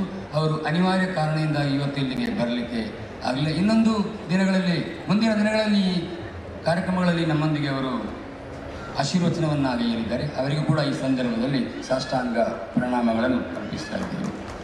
ಅದೇ ರೀತಿ ಈ ಕಾರ್ಯಕ್ರಮದ ಅಧ್ಯಕ್ಷತೆಯನ್ನು ವಹಿಸಿದಂಥ ಬ್ರಹ್ಮಕಲಶೋತ್ಸವ ಸಮಿತಿಯ ಉಪಾಧ್ಯಕ್ಷರಾದ ಶ್ರೀ IV ಭಟ್ ಅಡ್ವೊಕೇಟ್ ಅವರಿಗೂ ಕೂಡ ಈ ಕಾರ್ಯಕ್ರಮದ ಪರವಾಗಿ ಧನ್ಯವಾದವನ್ನು ಅರ್ಪಿಸ್ತಾ ಇದ್ದೇವೆ. ಈ ಕಾರ್ಯಕ್ರಮದಲ್ಲಿ ಪ್ರಧಾನ ಭಾಷಣವನ್ನು ನೆರವೇರಿಸಿಕೊಟ್ಟಂಥ ಹಿಂದೂ ಐಕ್ಯವೇದಿ ಕೇರಳ ರಾಜ್ಯದ ಕಾರ್ಯಾಧ್ಯಕ್ಷರಾದ ಶ್ರೀ ವಲ್ಸನ್ ತಿಲ್ಲಂಗೇರಿ ಅವರಿಗೂ ಕೂಡ ಈ ಕಾರ್ಯಕ್ರಮದ ಪರವಾಗಿ ಧನ್ಯವಾದವನ್ನು ಅರ್ಪಿಸ್ತಾ ಇದ್ದೇನೆ. ಈ ಕಾರ್ಯಕ್ರಮದಲ್ಲಿ ಉಪಸ್ಥಿತರಿರುವಂಥ ಬ್ರಹ್ಮಕಲಶೋತ್ಸವ ಸಮಿತಿಯ ಗೌರವಾಧ್ಯಕ್ಷರಾದ ಶ್ರೀಯುತ ಸದಾಶಿವ ಶೆಟ್ಟಿ ಕನ್ಯಾನ ಇವರಿಗೂ ಕೂಡ ಈ ಕಾರ್ಯಕ್ರಮದ ಪರವಾಗಿ ಧನ್ಯವಾದವನ್ನು ಅರ್ಪಿಸ್ತಾ ಇದ್ದೇವೆ. ಈ ಕಾರ್ಯಕ್ರಮದಲ್ಲಿ ಉಪಸ್ಥಿತರಿರುವಂಥ ಗೌರವ ಉಪಸ್ಥಿತಿಯನ್ನು ನೆರವೇರಿಸಿದಂಥ ಮುಂಬಯಿಯ ಉದ್ಯಮಿ ಶ್ರೀ ರಘುರಾಮ್ ಶೆಟ್ಟಿ, ಅದೇ ರೀತಿ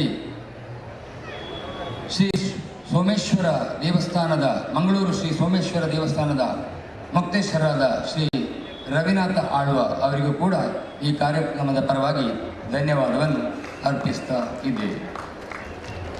ಈ ಕಾರ್ಯಕ್ರಮದಲ್ಲಿ ಮುಖ್ಯ ಅತಿಥಿಗಳಾಗಿ ಭಾಗವಹಿಸಿದ ಉಡುಪಿಯ circle inspector of police Shri Pramod Kumar ಅವರಿಗೂ ಕೂಡ ಧನ್ಯವಾದವನ್ನು ಅರ್ಪಿಸ್ತಾ ಇದ್ದೇವೆ.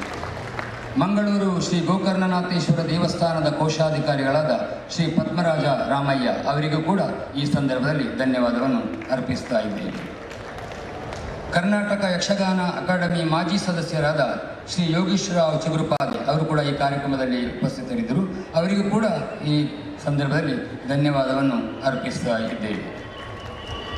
ಕಾಸರಗೋಡು ಶ್ರೀ ವರದರಾಜ ವೆಂಕಟರಮಣ ದೇವಸ್ಥಾನದ ಆಡಳಿತ ಮುಖ್ಯಸ್ಥರಾದ ಶ್ರೀ ಜಗದೀಶ್ ಕಾಮತ್ಗೆ ಅವರಿಗೂ ಈ ಸಂದರ್ಭದಲ್ಲಿ ವಂದನೆಗಳನ್ನು ಅರ್ಪಿಸ್ತಾ ಇದ್ದೇವೆ.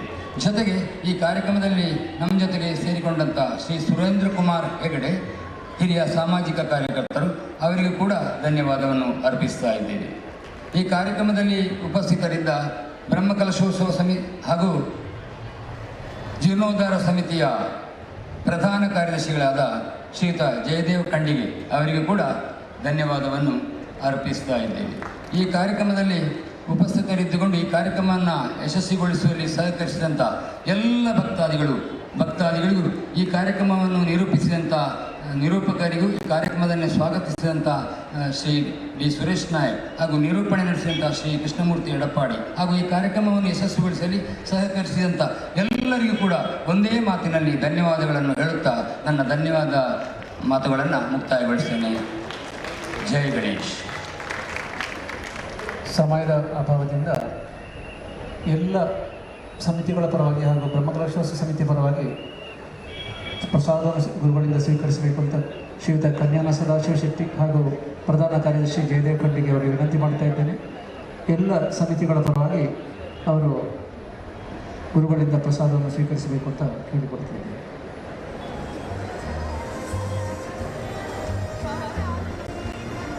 ಮುಂದಕ್ಕೆ 2:30 ಗಂಟೆಗೆ ಸರಿಯಾಗಿ ಭಕ್ತಿಗಾನಾಮೃತ ಈ ವೇದಿಕೆಯಲ್ಲಿ ಜರಗಲಿಕ್ಕಿದೆ. ಮಂಗಳ ಸುರೇಶ್ ಪಯ್ಯನೂರು ಇವರಿಂದ ಈ ಕಾರ್ಯಕ್ರಮ ನಡೆಯಲಿಕ್ಕಿದೆ. 2:30ಕ್ಕೆ ಎಲ್ಲರೂ ಕಾರ್ಯಕ್ರಮಕ್ಕೆ ಭಾಗಿಯಾಗಿ ಅದನ್ನು ಯಶಸ್ವಿಗೊಳಿಸಬೇಕು ಅಂತ ವಿನಂತಿ ಮಾಡ್ತೇವೆ.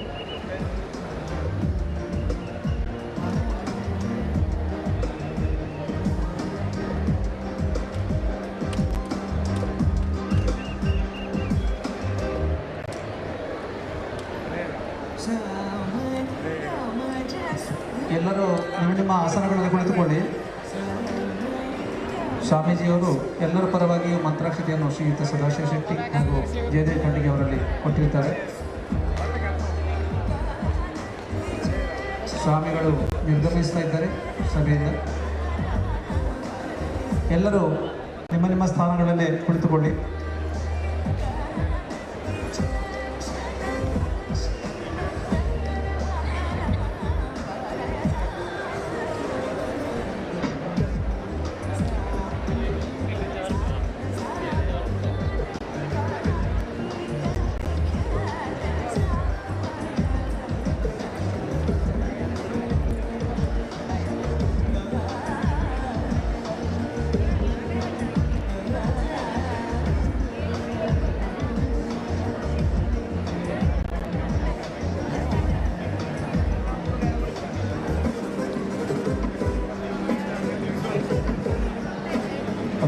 ಕಪ್ಪು ಬಣ್ಣದ ಮೊಬೈಲ್ ಇಲ್ಲಿ ಬಿದ್ದು ಸಿಕ್ಕಿರ್ತದೆ. ಕಪ್ಪು ಬಣ್ಣದ ಒಂದು ಮೊಬೈಲ್ ಬಿದ್ದು ಸಿಕ್ಕಿರ್ತದೆ. ಗುರುತು ಪರಿಚಯವನ್ನು ಹೇಳಿ ಪಡ್ಕೊಳ್ಬೋದು. ಪೂಜ್ಯರು ಸಭೆಯಿಂದ ನಿರ್ಗಮಿಸ್ತಾ ಇದ್ದಾರೆ.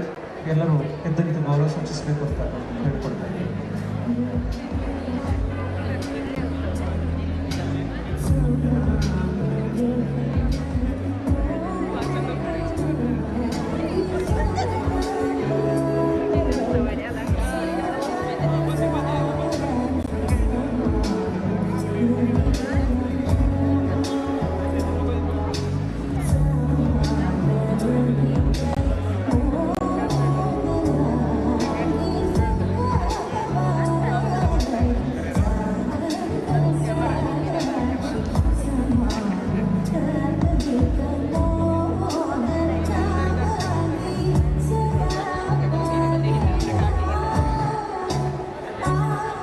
ಶಿವಾಯ. ಭಗವದ್ಭಕ್ತರೇ, ಶ್ರೀ ಸ್ವಾಮೀಜಿಗಳು ನಮ್ಮ ಈ ಕಾರ್ಯಕ್ರಮವನ್ನು ಮುಗಿಸಿಕೊಂಡು ನಿರ್ಗಮಿಸ್ತಾ ಇದ್ದಾರೆ. ಎಲ್ಲರೂ ಕೂಡ ಭಕ್ತಿಯಿಂದ ನಮಿಸಿ ಆಶೀರ್ವಾದವನ್ನು ಪಡ್ಕೊಳ್ಳಿ. ಅದೇ ರೀತಿ ಯಾರದೋ ಭಕ್ತಾದಿಗಳ ಒಂದು ಫೋನ್ ಇಲ್ಲಿ ಸಿಕ್ಕಿದೆ. ಕಳ್ಕೊಂಡವರಿದ್ದಲ್ಲಿ ದಯಮಾಡಿ ನಮ್ಮ ಪರಿಚಯವನ್ನು ಹೇಳಿ ಈ ಫೋನನ್ನು ಪಡ್ಕೊಳ್ಬೋದು.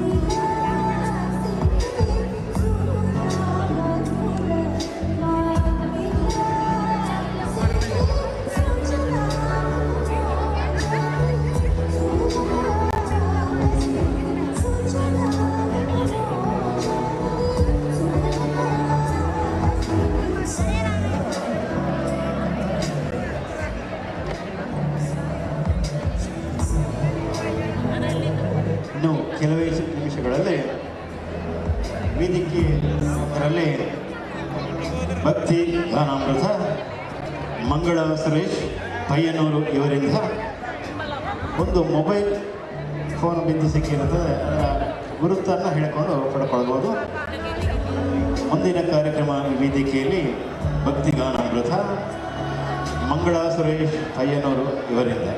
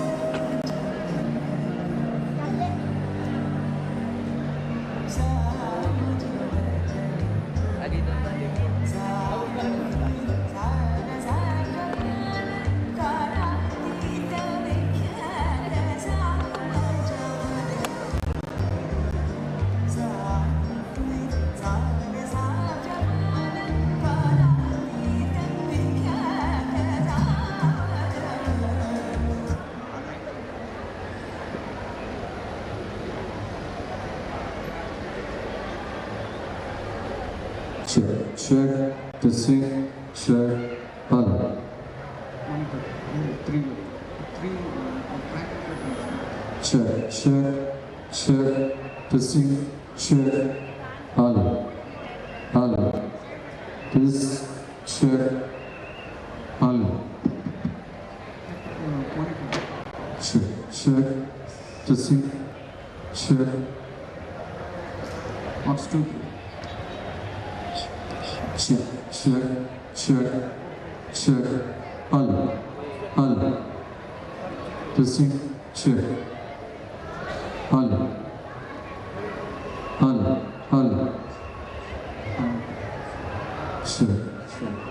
Check. Steve. Check. Hello. Check. Testing, check. Hello. Check.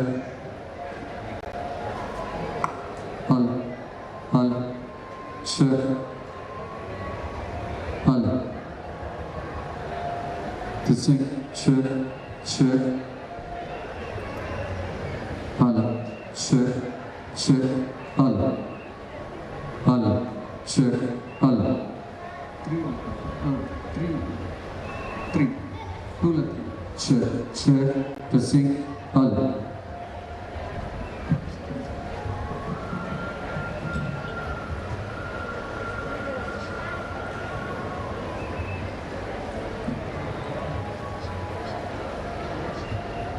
One, check, testing, check, hello. This, check, hello. Testing, check, hello. Check, this, check, hello.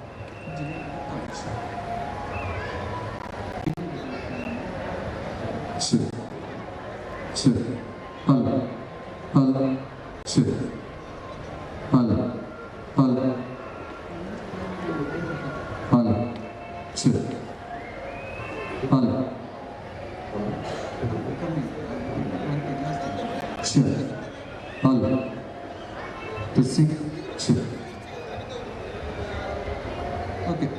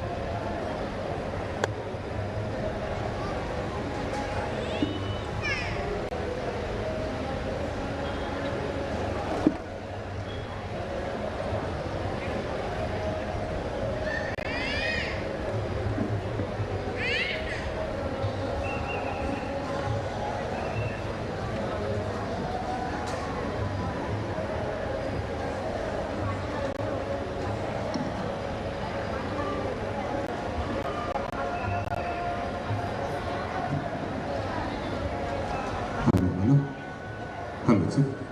Hello hello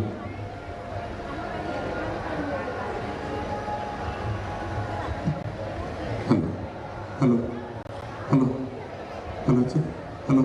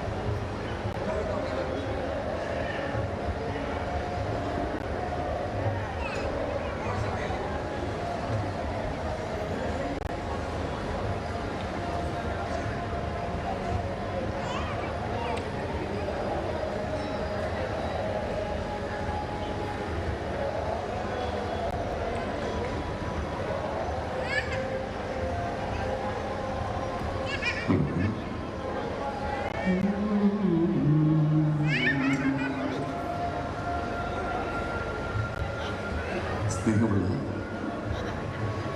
ഭക്തരെ, എനിക്കിവിടെ ശ്രീ മദനന്തീശ്വര സിദ്ധിവിനായക ക്ഷേത്രം അഷ്ടബന്ധ ബ്രഹ്മകലശോത്സവത്തോടനുബന്ധിച്ച് എനിക്കിവിടെ സുരേഷ് മംഗള പയ്യന്നൂർ എന്ന ആൾക്ക് ഇവിടെ ഈ ഒരു വേദി കിട്ടിയതിൽ, അതുപോലെ തന്നെ നമ്മുടെ കാഞ്ഞങ്ങാടുകാരത്തിയായ നമ്മുടെ സ്വന്തം കുട്ടി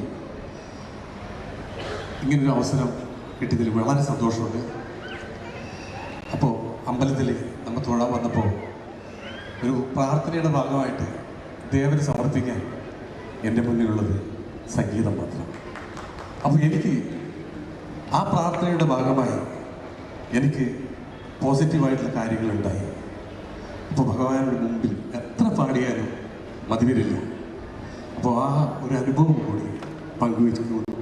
പിന്നെ നോട്ടീസിൽ മംഗള സുരേഷ് എന്നുള്ളതുകൊണ്ട് ശ്രീമതി നടിച്ചുപോയി. അതെൻ്റെ അമ്മയുടെ പേരാണ് മംഗള എന്നത്.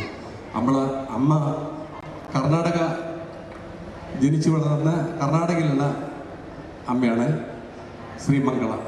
അപ്പോൾ അങ്ങനെയാണ് മംഗള സുരേഷ് പേര് വന്നത്. അപ്പോൾ പാടുന്നത് ഞാൻ തന്നെയാണ്.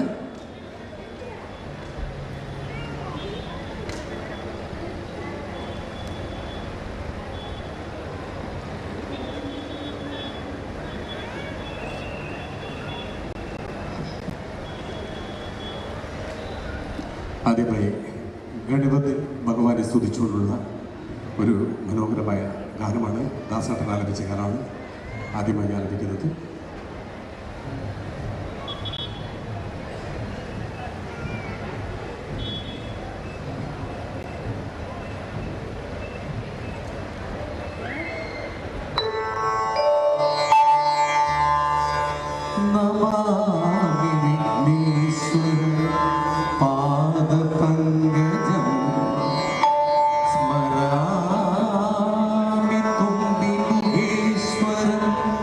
ഗണനാ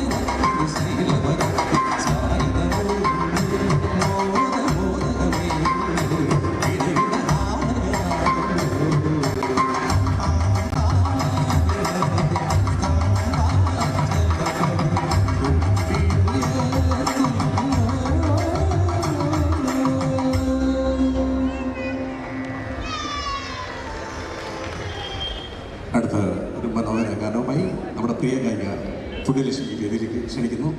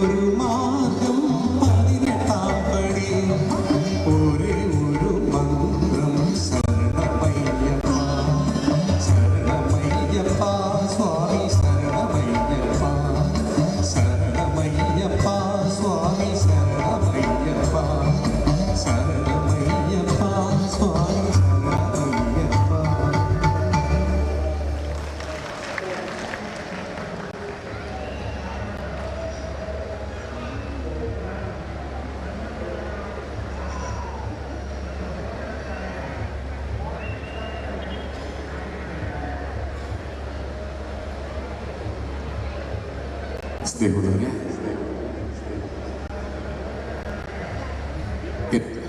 മാതാ പിതാ ഗുരു ദൈവം എന്നല്ലേ പറയുന്നത്. അപ്പോൾ അമ്മയെക്കുറിച്ച് ഒരുപാട് ഗാനങ്ങൾ വന്നിട്ടുണ്ട് എല്ലാ ഭാഷയിലും. പക്ഷെ നമ്മൾ എന്നും മനസ്സിൽ ഓർക്കുന്ന ഒരു പാട്ടുണ്ട്. നമ്മുടെ തമിഴ് സിനിമയിലെ രജനീകാന്ത് അഭിനയിച്ച അമ്മ എന്നഴക്കാതെ ഏവർക്കും ഇഷ്ടപ്പെടും. ഒരുപാട് അർത്ഥവത്തായ ഗാനമാണ്. ആലപിക്കട്ടെ.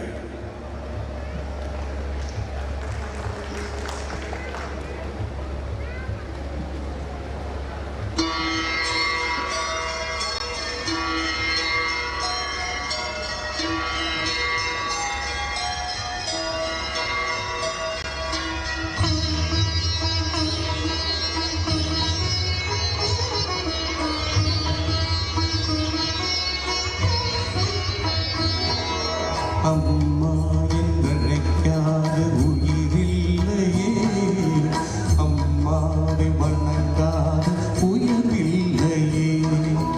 അമ്മ എന്നഴക്കാതെ ഉയിരില്ലയേ, അമ്മാവെ വണങ്ങാതെ ഉയരില്ലയേ.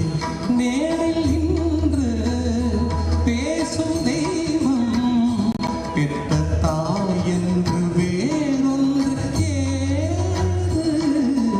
அம்மா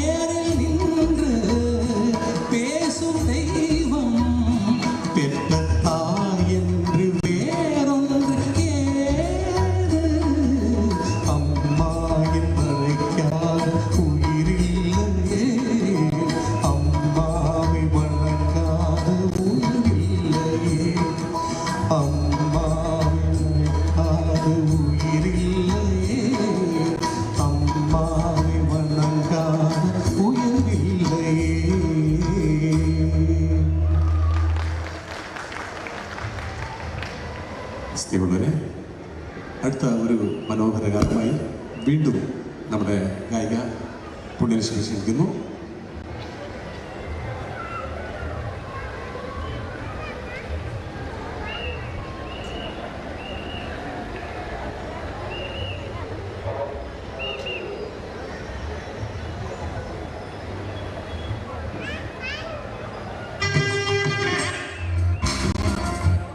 Subscribe and bell button for latest updates.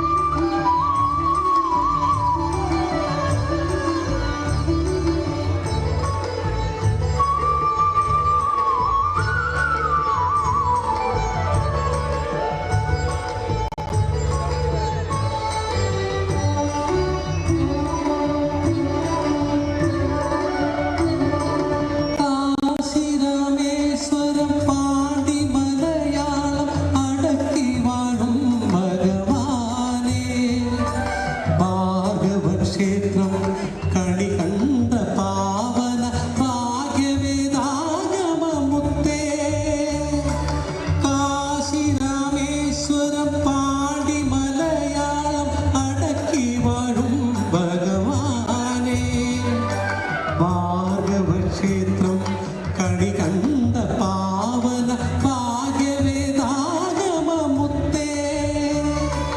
ധർമ്മശാസ്താവേ ശരണം അയ്യപ്പ സ്വാമി ശരണം ധർമ്മശാസ്താവേ ശരണം അയ്യപ്പ സ്വാമി ശരണം കാശി രാമേശ്വരം പാടി മലയാളം അടക്കി വാഴും ഭഗവാനേ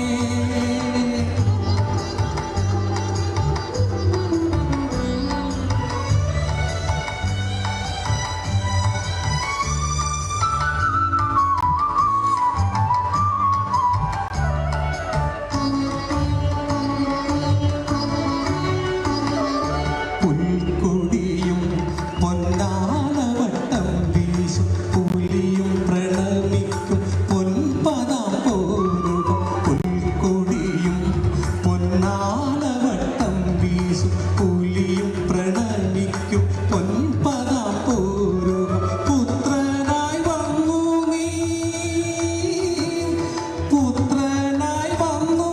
പന്തള ഭൂപന പുണ്യയായി ഭൂമി പൂജാർഹമായി കാശി രാമേശ്വരം പാടി മലയാളം അടക്കി വാഴും ഭഗവാനേ ഭാർഗവക്ഷേത്രം കണി കണ്ട പാവന ഭാഗ്യവേദാഗമമുത്തേ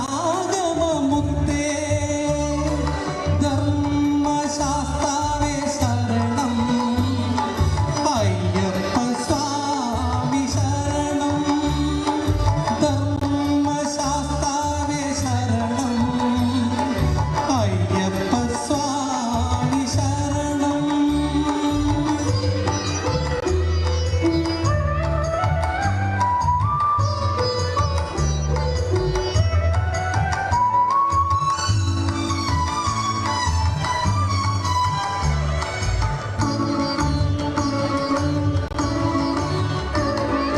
പത്തും എട്ടും പടി പൊൻപടി കേറിയ ഭക്തന്റെ ലക്ഷ്യമ പൊന്നമ്പല പത്തും എട്ടും പടി പൊൻപടി കേറിയ ഭക്തന്റെ ലക്ഷ്യമ പൊന്നമ്പല പത്മരാഗപ്രഭ പൂരം പരത്തുമാ പത്മപാദം പരം ഭാഗ്യസന്ധായം കാശി രാമേശ്വരം പാടി മലയാളം അടക്കി വാഴും ഭഗവാനേ ഭാർഗവക്ഷേത്രം കണി കണ്ട പാവന ഭാഗ്യവേദാഗമമുത്തേ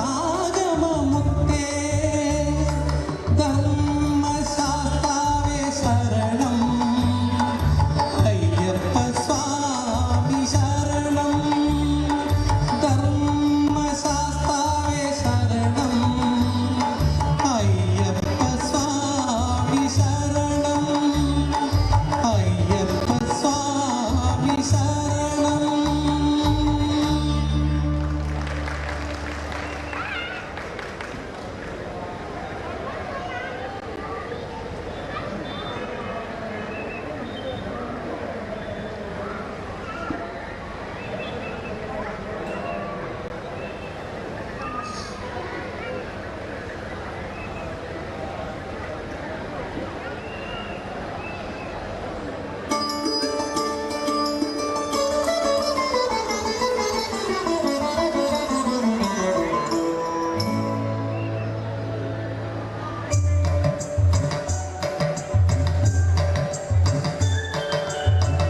എന്തേ കണ്ണനു കറുപ്പു നിറം എന്തേ കണ്ണനു കറുപ്പു നിറം എന്തേ കണ്ണനിത്ര കറുപ്പു നിറം കാളിന്തിയിൽ കുളിച്ചതിനാലോ കാളിയെ കൊന്നതിനാലോ ശ്യാ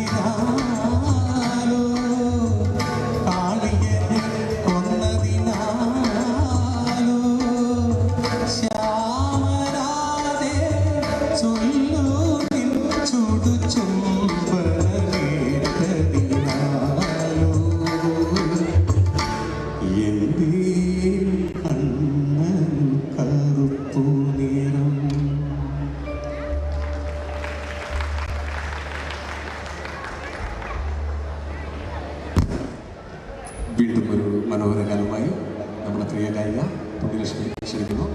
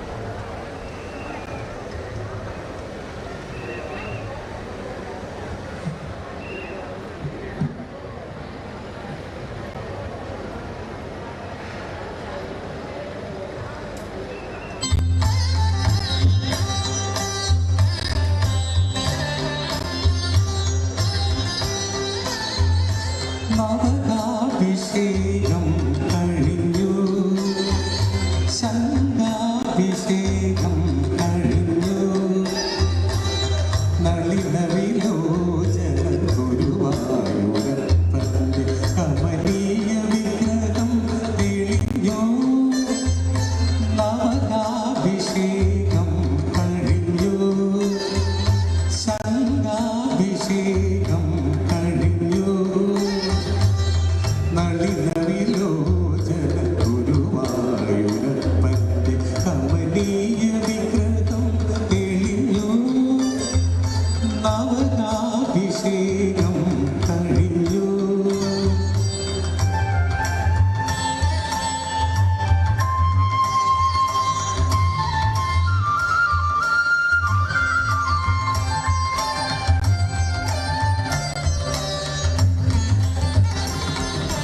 അഗ്രേ പശ്യാമി തേജോ പദയിലൂപമെന്ന സ്വർഗീയ കാവ്യസുധതൂരി അഗ്രേ പശ്യാമി തേജോ വലയിതരൂപമെന്ന സ്വർഗീയ കാവ്യസുധതൂരി മേൽപ്പത്തു കൂട്ടിയ വേദവേദാന്തസാര കൽപ്പനകരുവിനെ കണ്ടു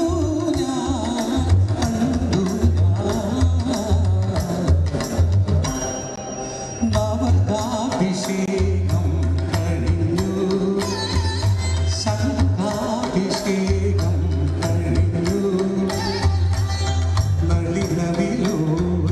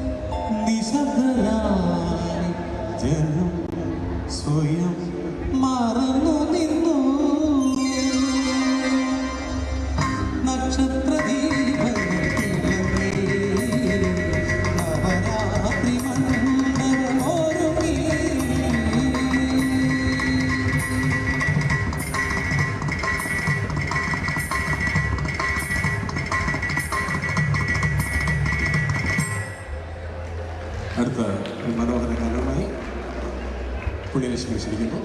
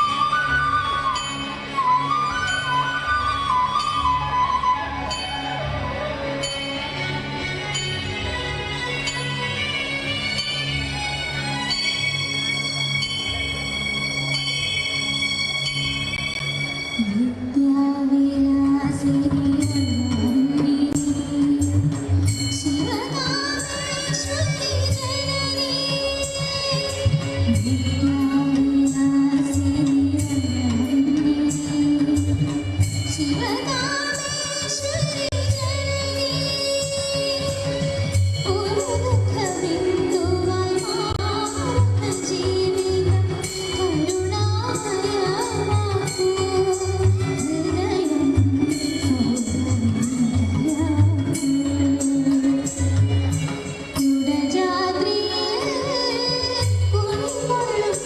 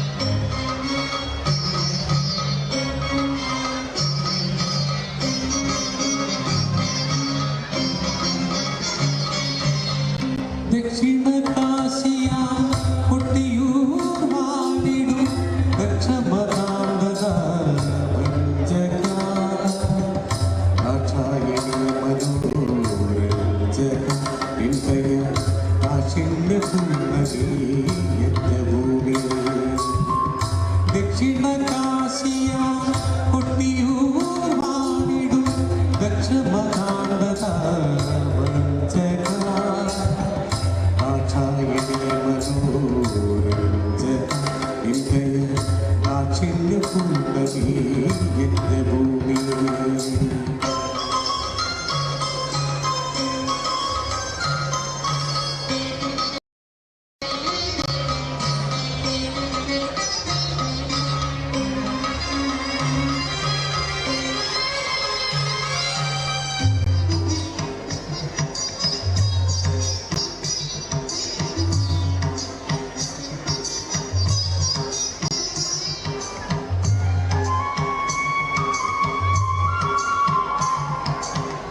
ഇളനീർ കാവുകൾ മാവതിപ്പുഴയിലെ തെളിനീരിൽ നീരാടി വരുന്നു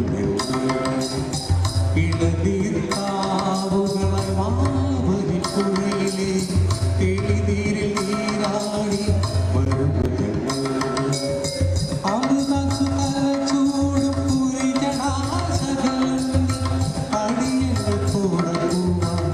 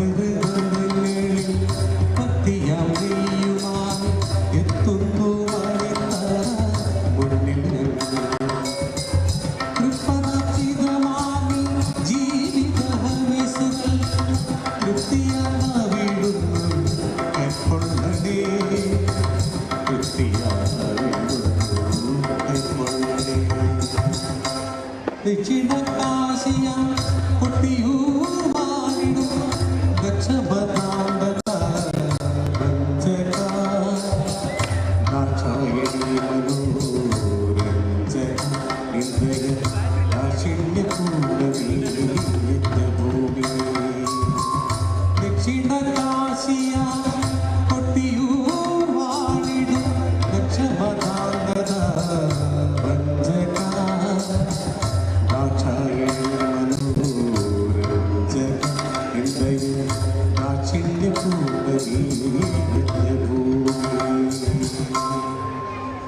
ഈയിടെ അന്തരിച്ച നമ്മുടെ ഭാവഗായകൻ ജയചന്ദ്രൻ്റെ ഒരു കൃഷ്ണഗാനമുണ്ട്. അത് ഏവർക്കും ഇഷ്ടപ്പെടും. അത്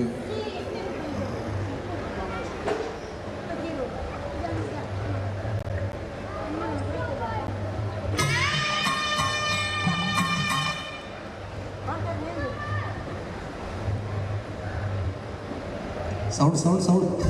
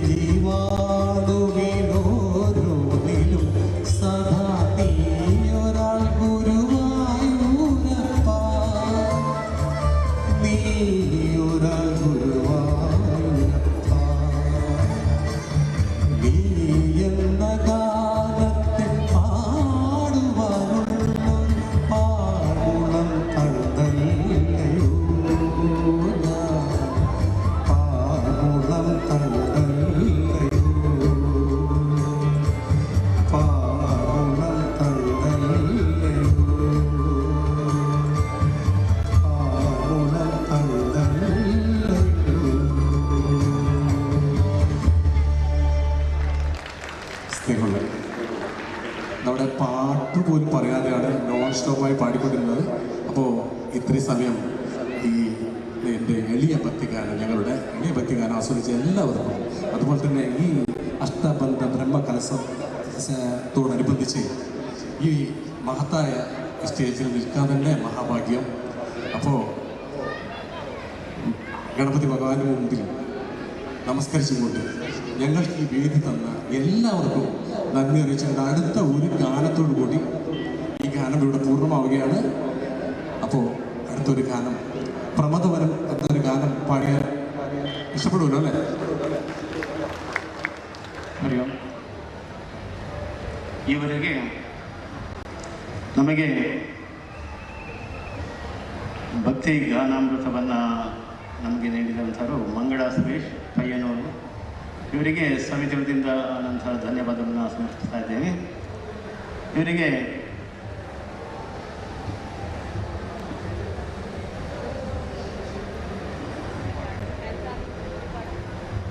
ಒಂದಾಡುಂಟ ഒരു പാട്ടുണ്ട്. ಇವರಿಗೆ Shankar Saradka, retired head master, ನಮ್ಮ ಸಮಿತಿಯ ಪ್ರಧಾನ ಕಾರ್ಯದರ್ಶಿ ಎಮ್ಮತಳ್ಳಿ ಪಂಚಾಯತ್ ಅವರು ಗೌರವಾರ್ಪಣೆಯನ್ನು ನೀಡಬೇಕು ಅಂತ ಕೇಳ್ಕೊಳ್ತಾ ಇದ್ದೀವಿ.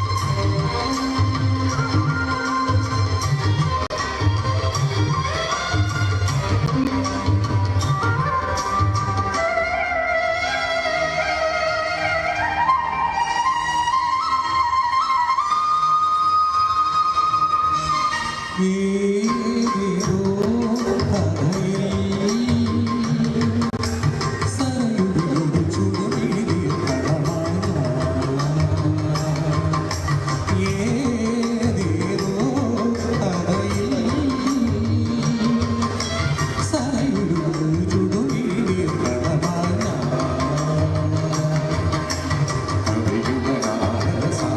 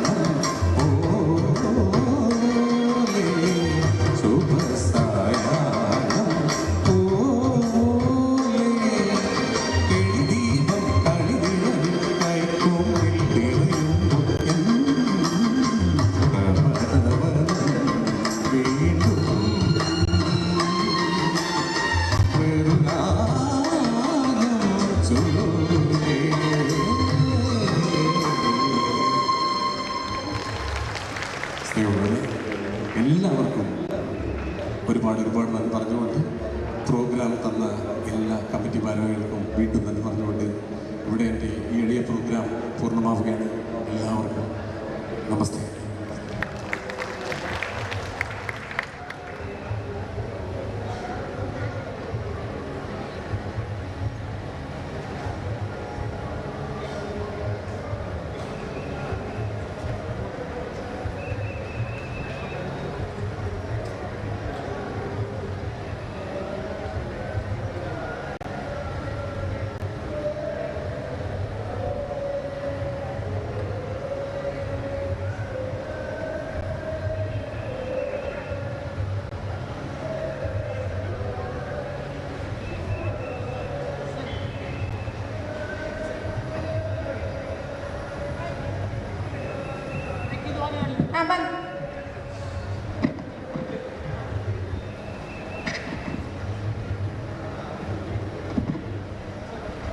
ಹರಿ ಓಂ.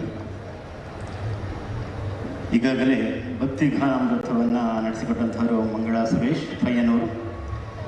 ಇವರಿಗೆ ಗೌರವಾರ್ಪಣೆನ ಶ್ರೀ ಶಂಕರ್ ಸಾರಡ್ಕ, ನಿವೃತ್ತ ಮುಖ್ಯೋಪಾಧ್ಯಾಯರು, ಪ್ರಧಾನ ಕಾರ್ಯದರ್ಶಿ ಹೆಣ್ಮಕ್ಕಳ ಪಂಚಾಯತ್ ಸಮಿತಿ, ಇವರು ಮಾಡಬೇಕು ಅಂತ ಸಮಿತಿ ವತಿಯಿಂದ ಕೇಳ್ಕೊಳ್ತಾ ಇದ್ದೀವಿ.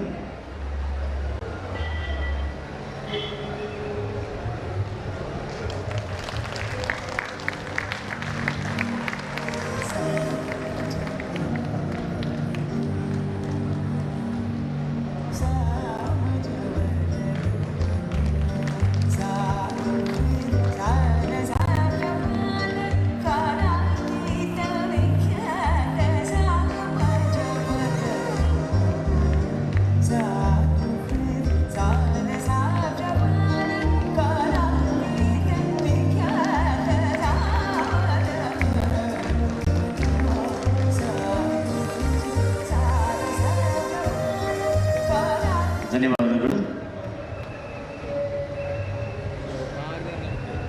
ಮುಂದೆ ಈ ವೇದಿಕೆಯಲ್ಲಿ ಧಾರ್ಮಿಕ ಸಭೆ ನಡೆಯಲಿದೆ.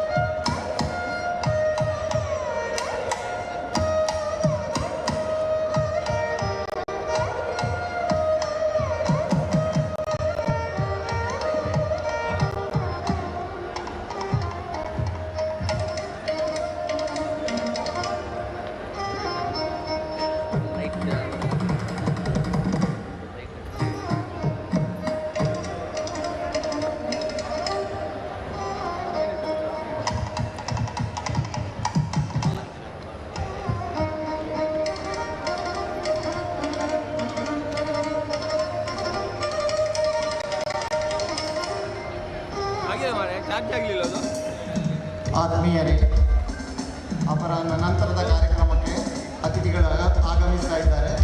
ಪರಮ ಪೂಜ್ಯ ಶ್ರೀ ಉದಿತ್ ಚೈತನ್ಯ ಸ್ವಾಮೀಜಿ ಸಂಸ್ಥಾಪಕರು, ಭಾಗವತ್ ವಿಲೇಜ್ ಟ್ರಸ್ಟ್ ಚಾಲಕುಡಿ ಅವರು ಆಗಮಿಸಿದ್ದಾರೆ.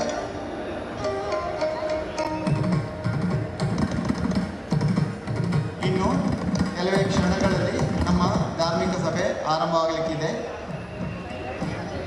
ನೀವೇ ಈಗ ಕಾಣ್ತಿರುವಂತೆ ಮಧೂರು ಕ್ಷೇತ್ರದ ಶ್ರೀ ಸಿದ್ಧಿವಿನಾಯಕ ದೇವಸ್ಥಾನ ಅದರ ಅಷ್ಟಬಂಧ ಬ್ರಹ್ಮಕಲಶೋತ್ಸವ ಹಾಗೂ ಮೂಡಪ್ಪ ಸೇವೆಯ ಕಾರ್ಯಕ್ರಮಕ್ಕೆ ನಾವು ಸಾಕ್ಷೀಭೂತರಾಗ್ತಾ ಇದ್ದೇವೆ. ಮೊನ್ನೆ 27ನೇ ತಾರೀಕಿಗೆ ಆರಂಭಗೊಂಡಂತಹ ಈ ಕಾರ್ಯಕ್ರಮ ನಾಡದು 7ನೇ ತಾರೀಕಿನವರೆಗೆ ಜರಗಲಿಕ್ಕಿದೆ. 3 ವಿವಿಧ ವೇದಿಕೆಗಳಲ್ಲಿ ಹಲವಾರು ಕಾರ್ಯಕ್ರಮಗಳು ನಡೀತಾ ಇವೆ.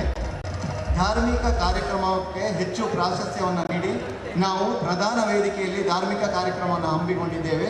12 ದಿನಗಳ ಕಾಲ ನಡೆಯುವ ಈ ಕಾರ್ಯಕ್ರಮದಲ್ಲಿ 20 ಧಾರ್ಮಿಕ ಪ್ರವಚನ ಕಾರ್ಯಕ್ರಮ, ಧಾರ್ಮಿಕ ಸಭಾ ಕಾರ್ಯಕ್ರಮವನ್ನು ಇಟ್ಟುಕೊಂಡಿದ್ದೇವೆ. ನಾವು ಧಾರ್ಮಿಕ ಕಾರ್ಯಕ್ರಮ ಅತಿ ಮುಖ್ಯ ನಮಗೆ. ಯಾಕೆ ಅಂತ ಹೇಳಿದರೆ, ನಮ್ಮ ಸಂಸ್ಕಾರ ಸಂಸ್ಕೃತಿಯನ್ನು ಈ ತಲೆಮಾರಿನಿಂದ ಮುಂದಿನ ತಲೆಮಾರಿಗೆ ಹಸ್ತಾಂತರಿಸಲು, ನಮ್ಮ ಮುಂದಿನ ತಲೆಮಾರಿಗೆ ಹೇಳುವಂತಹ ಒಂದು ವಿಶೇಷವಾದಂತಹ ಉಪನ್ಯಾಸ ಕಾರ್ಯಕ್ರಮ ಇದು. ಬಹುಶಃ ಇದೊಂದು ಚರಿತ್ರಾರ್ಹ ಕಾರ್ಯಕ್ರಮ, ಚರಿತ್ರೆಯನ್ನೇ ಸೃಷ್ಟಿಸಿದ ಕಾರ್ಯಕ್ರಮ. ಯಾಕೆಂತ ಹೇಳಿದರೆ, ಯಾವುದೇ ಒಂದು ಬ್ರಹ್ಮಕಲಶದಲ್ಲಿ 20 ಧಾರ್ಮಿಕ ಸಭಾ ಕಾರ್ಯಕ್ರಮವನ್ನು ಇಡುವುದು ಬಹುಶಃ ಇದು ಇದು ಪ್ರಥಮ ಅಂತೇಳಿ ಅನ್ನಿಸ್ತಾ ಇದೆ. ಜೊತೆಗೆ 3 ಸ್ಟೇಜ್ಗಳಲ್ಲಿ ನಮ್ಮ ಸಂಸ್ಕಾರ ಸಂಸ್ಕೃತಿ ಸಂಪ್ರದಾಯವನ್ನು ಪ್ರಚಾರಪಡಿಸುವಂತಹ ವಿವಿಧ ಸಾಂಸ್ಕೃತಿಕ ಕಾರ್ಯಕ್ರಮಗಳು ನಡೀತಾ ಇವೆ. ಪ್ರಧಾನ ವೇದಿಕೆಯಲ್ಲಿ ಇದೆ, 2ನೇ ವೇದಿಕೆಯಲ್ಲಿ ಸಂಗೀತ ನೃತ್ಯ ಇದೆ, ಹಾಗೆ 3ನೇ ವೇದಿಕೆಯಲ್ಲಿ ಪಾರ್ತಿಸುಪ್ಪನ ನಾಡಾದಂತಹ ಇಲ್ಲಿ ಗಂಡು ಮೆಟ್ಟಿದ ಕಲೆ ಯಕ್ಷಗಾನಕ್ಕೆ ಅತಿ ಪ್ರಾಧಾನ್ಯತೆಯನ್ನು ಕೊಡಲಾಗಿದೆ. ಯಕ್ಷಗಾನ ಕೂಟ, ಯಕ್ಷಗಾನ ಬಯಲಾಟ, ಯಕ್ಷಗಾನ ಗಾನಾಮೃತ ಇತ್ಯಾದಿ ಕಾರ್ಯಕ್ರಮಗಳು ನಿರಂತರ ನಡೀತಾ ಇದೆ. ಅದು 7x5 12 ದಿವಸಗಳ ಕಾಲ ಕೂಡ ಇದು ನಡೀತಾ ಇರುವಂತಹ ಕಾರ್ಯಕ್ರಮ. ಹಾಗೆಯೇ 2ನೇ ವೇದಿಕೆಯಲ್ಲಿ ಸಂಗೀತ ನೃತ್ಯ ಮತ್ತು ಇತರ ಸಾಂಸ್ಕೃತಿಕ ಕಾರ್ಯಕ್ರಮಗಳು ನಡೀತಾ ಇದೆ. ನೀವು ನಮ್ಮ ಆಹ್ವಾನ ಪತ್ರಿಕೆಯನ್ನು ಗಮನಿಸಿದರೆ 20 ಸಭಾ ಕಾರ್ಯಕ್ರಮ, ಧಾರ್ಮಿಕ ಸಭಾ ಕಾರ್ಯಕ್ರಮಗಳು, ಹಾಗೆ 260ರಷ್ಟು ಸಾಂಸ್ಕೃತಿಕ ಕಾರ್ಯಕ್ರಮಗಳು ಬಹುಶಃ ಕಾಸರಗೋಡು ಮತ್ತು ದಕ್ಷಿಣ ಕನ್ನಡ ಕೇಂದ್ರವಾಗಿ ಇಟ್ಟುಕೊಂಡು ಈ ರೀತಿಯಲ್ಲಿ ನಡೆಯುತ್ತಿರುವುದು ಇದೇ ಪ್ರಥಮ. ಇದಕ್ಕೆ ನಾವೆಲ್ಲರೂ ಕೂಡ ಸಾಕ್ಷಿಗಳಾಗುತ್ತಿದ್ದೇವೆ ಅಂತೇಳಿ ಹೇಳ್ತಾ ನಮ್ಮ ಸಭಾ ಕಾರ್ಯಕ್ರಮವನ್ನು ಇನ್ನು ಕೆಲವೇ ಕ್ಷಣಗಳಲ್ಲಿ ಆರಂಭಿಸ್ತಾ ಇದ್ದೇವೆ. 3 ಸಭೆಗಳಲ್ಲಿ ಕೂಡ ಕಿಕ್ಕಿರಿದು ತುಂಬಿದಂತಹ ಜನಸಂದಣಿ, ಅದರ ಜೊತೆಗೆ ನಮ್ಮ ಊಟದ ವ್ಯವಸ್ಥೆ ಕೂಡ ಸುವ್ಯವಸ್ಥಿತವಾಗಿ ಇಲ್ಲಿ ನೀವು ಹಿಂದಿನ ಭಾಗದಲ್ಲಿ ಕಾಣ್ತಾ ಇದ್ದೀರಿ.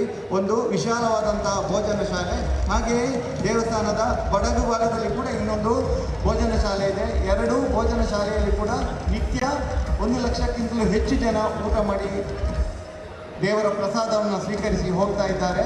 ಒಂದು ಚರಿತ್ರೆ ಸೃಷ್ಟಿಸಿದಂತಹ ಒಂದು ಮೂಡಪ್ಪ ಸೇವೆ ಮತ್ತು ಬ್ರಹ್ಮಕಲಶೋತ್ಸವ ಅಲ್ಪಕಾಲ ವಿಳಂಬವಾದರೂ ಕೂಡ ನಮ್ಮ ಕಾರ್ಯಕ್ರಮಗಳು ಬಹಳ ಉತ್ತಮವಾಗಿ ನಡೀತಾ ಇದೆ. ಅಂದರೆ ಬ್ರಹ್ಮಕಲಶದ ಹೇಳಿದ್ದು 14 ವರ್ಷ ಆಯಿತು ಅಂತೇಳಿ ಕೆಲವರ ಆರೋಪ ಅಥವಾ ಅಸಮಾಧಾನ. ಆದರೆ 14 ವರ್ಷ ಕಳೆದರೂ ಕೂಡ ಜನರು ಅದಕ್ಕೆ ಸೇರಲಿಕ್ಕೆ, ಅದನ್ನು ಮುಂದುವರಿಸಲಿಕ್ಕೆ ಇಷ್ಟು ದೊಡ್ಡ ಸಂಖ್ಯೆಯಲ್ಲಿ ನಿತ್ಯ ಲಕ್ಷಕ್ಕಿಂತಲೂ ಹೆಚ್ಚು ಬಂದು ಸೇರ್ತಾ ಇದ್ದಾರೆ ಅಂತ ಹೇಳಿದರೆ ಇದು ಬಹಳ ವಿಶೇಷವೇ ಸರಿ. ನಮ್ಮ ಕಾರ್ಯಕ್ರಮಗಳನ್ನು ಕೆಲವೇ ಕ್ಷಣಗಳಲ್ಲಿ ಆರಂಭಿಸ್ತೇವೆ.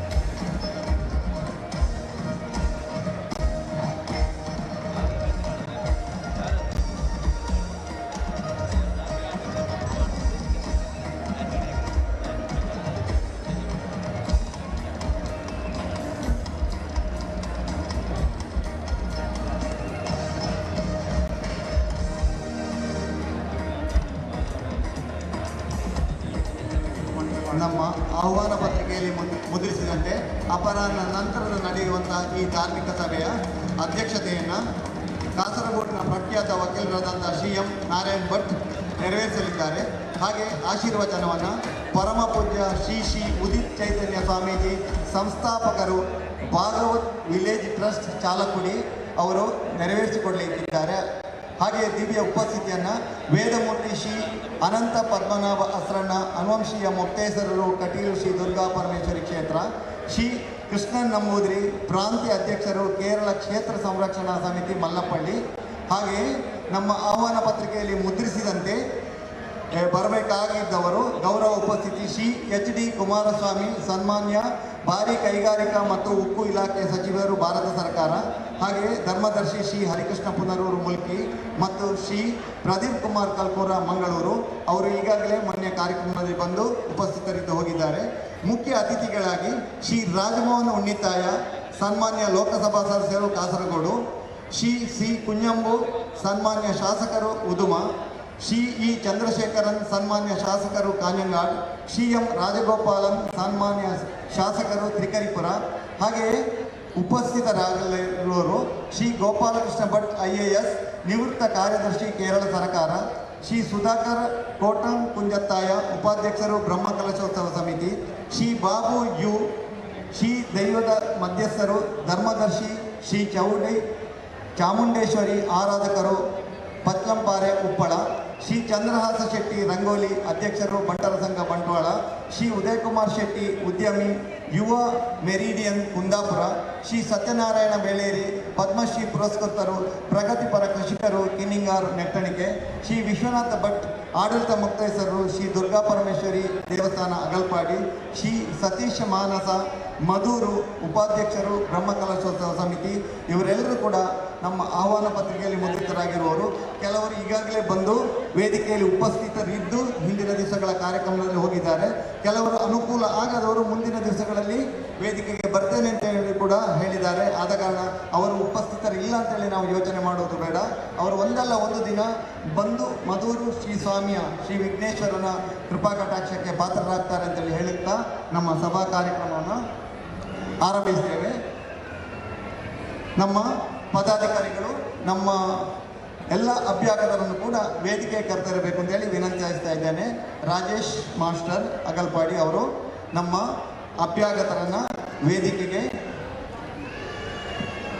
ಕರೆದುಕೊಂಡು ಬರ್ತಾ ಇದ್ದಾರೆ.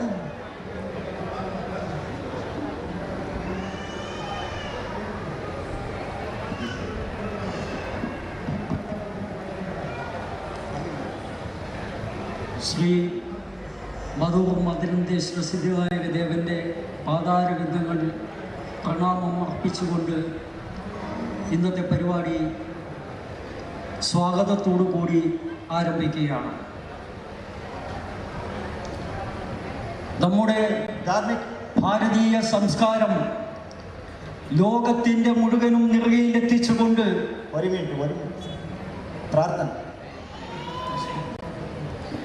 ಆದ್ಯമായി ಪ್ರಾರ್ಥನೆಗೆ ಕುಮಾರಿ ಪದ್ಮಪ್ರಿಯ ಕಲ್ಲೂರಾಯ ಮಧೂರು ಅವರು ವೇದಿಕೆಗೆ ಬರಬೇಕು ಅಂತೇಳಿ ವಿನಂತಿಸ್ತಾ ಇದ್ದೇನೆ.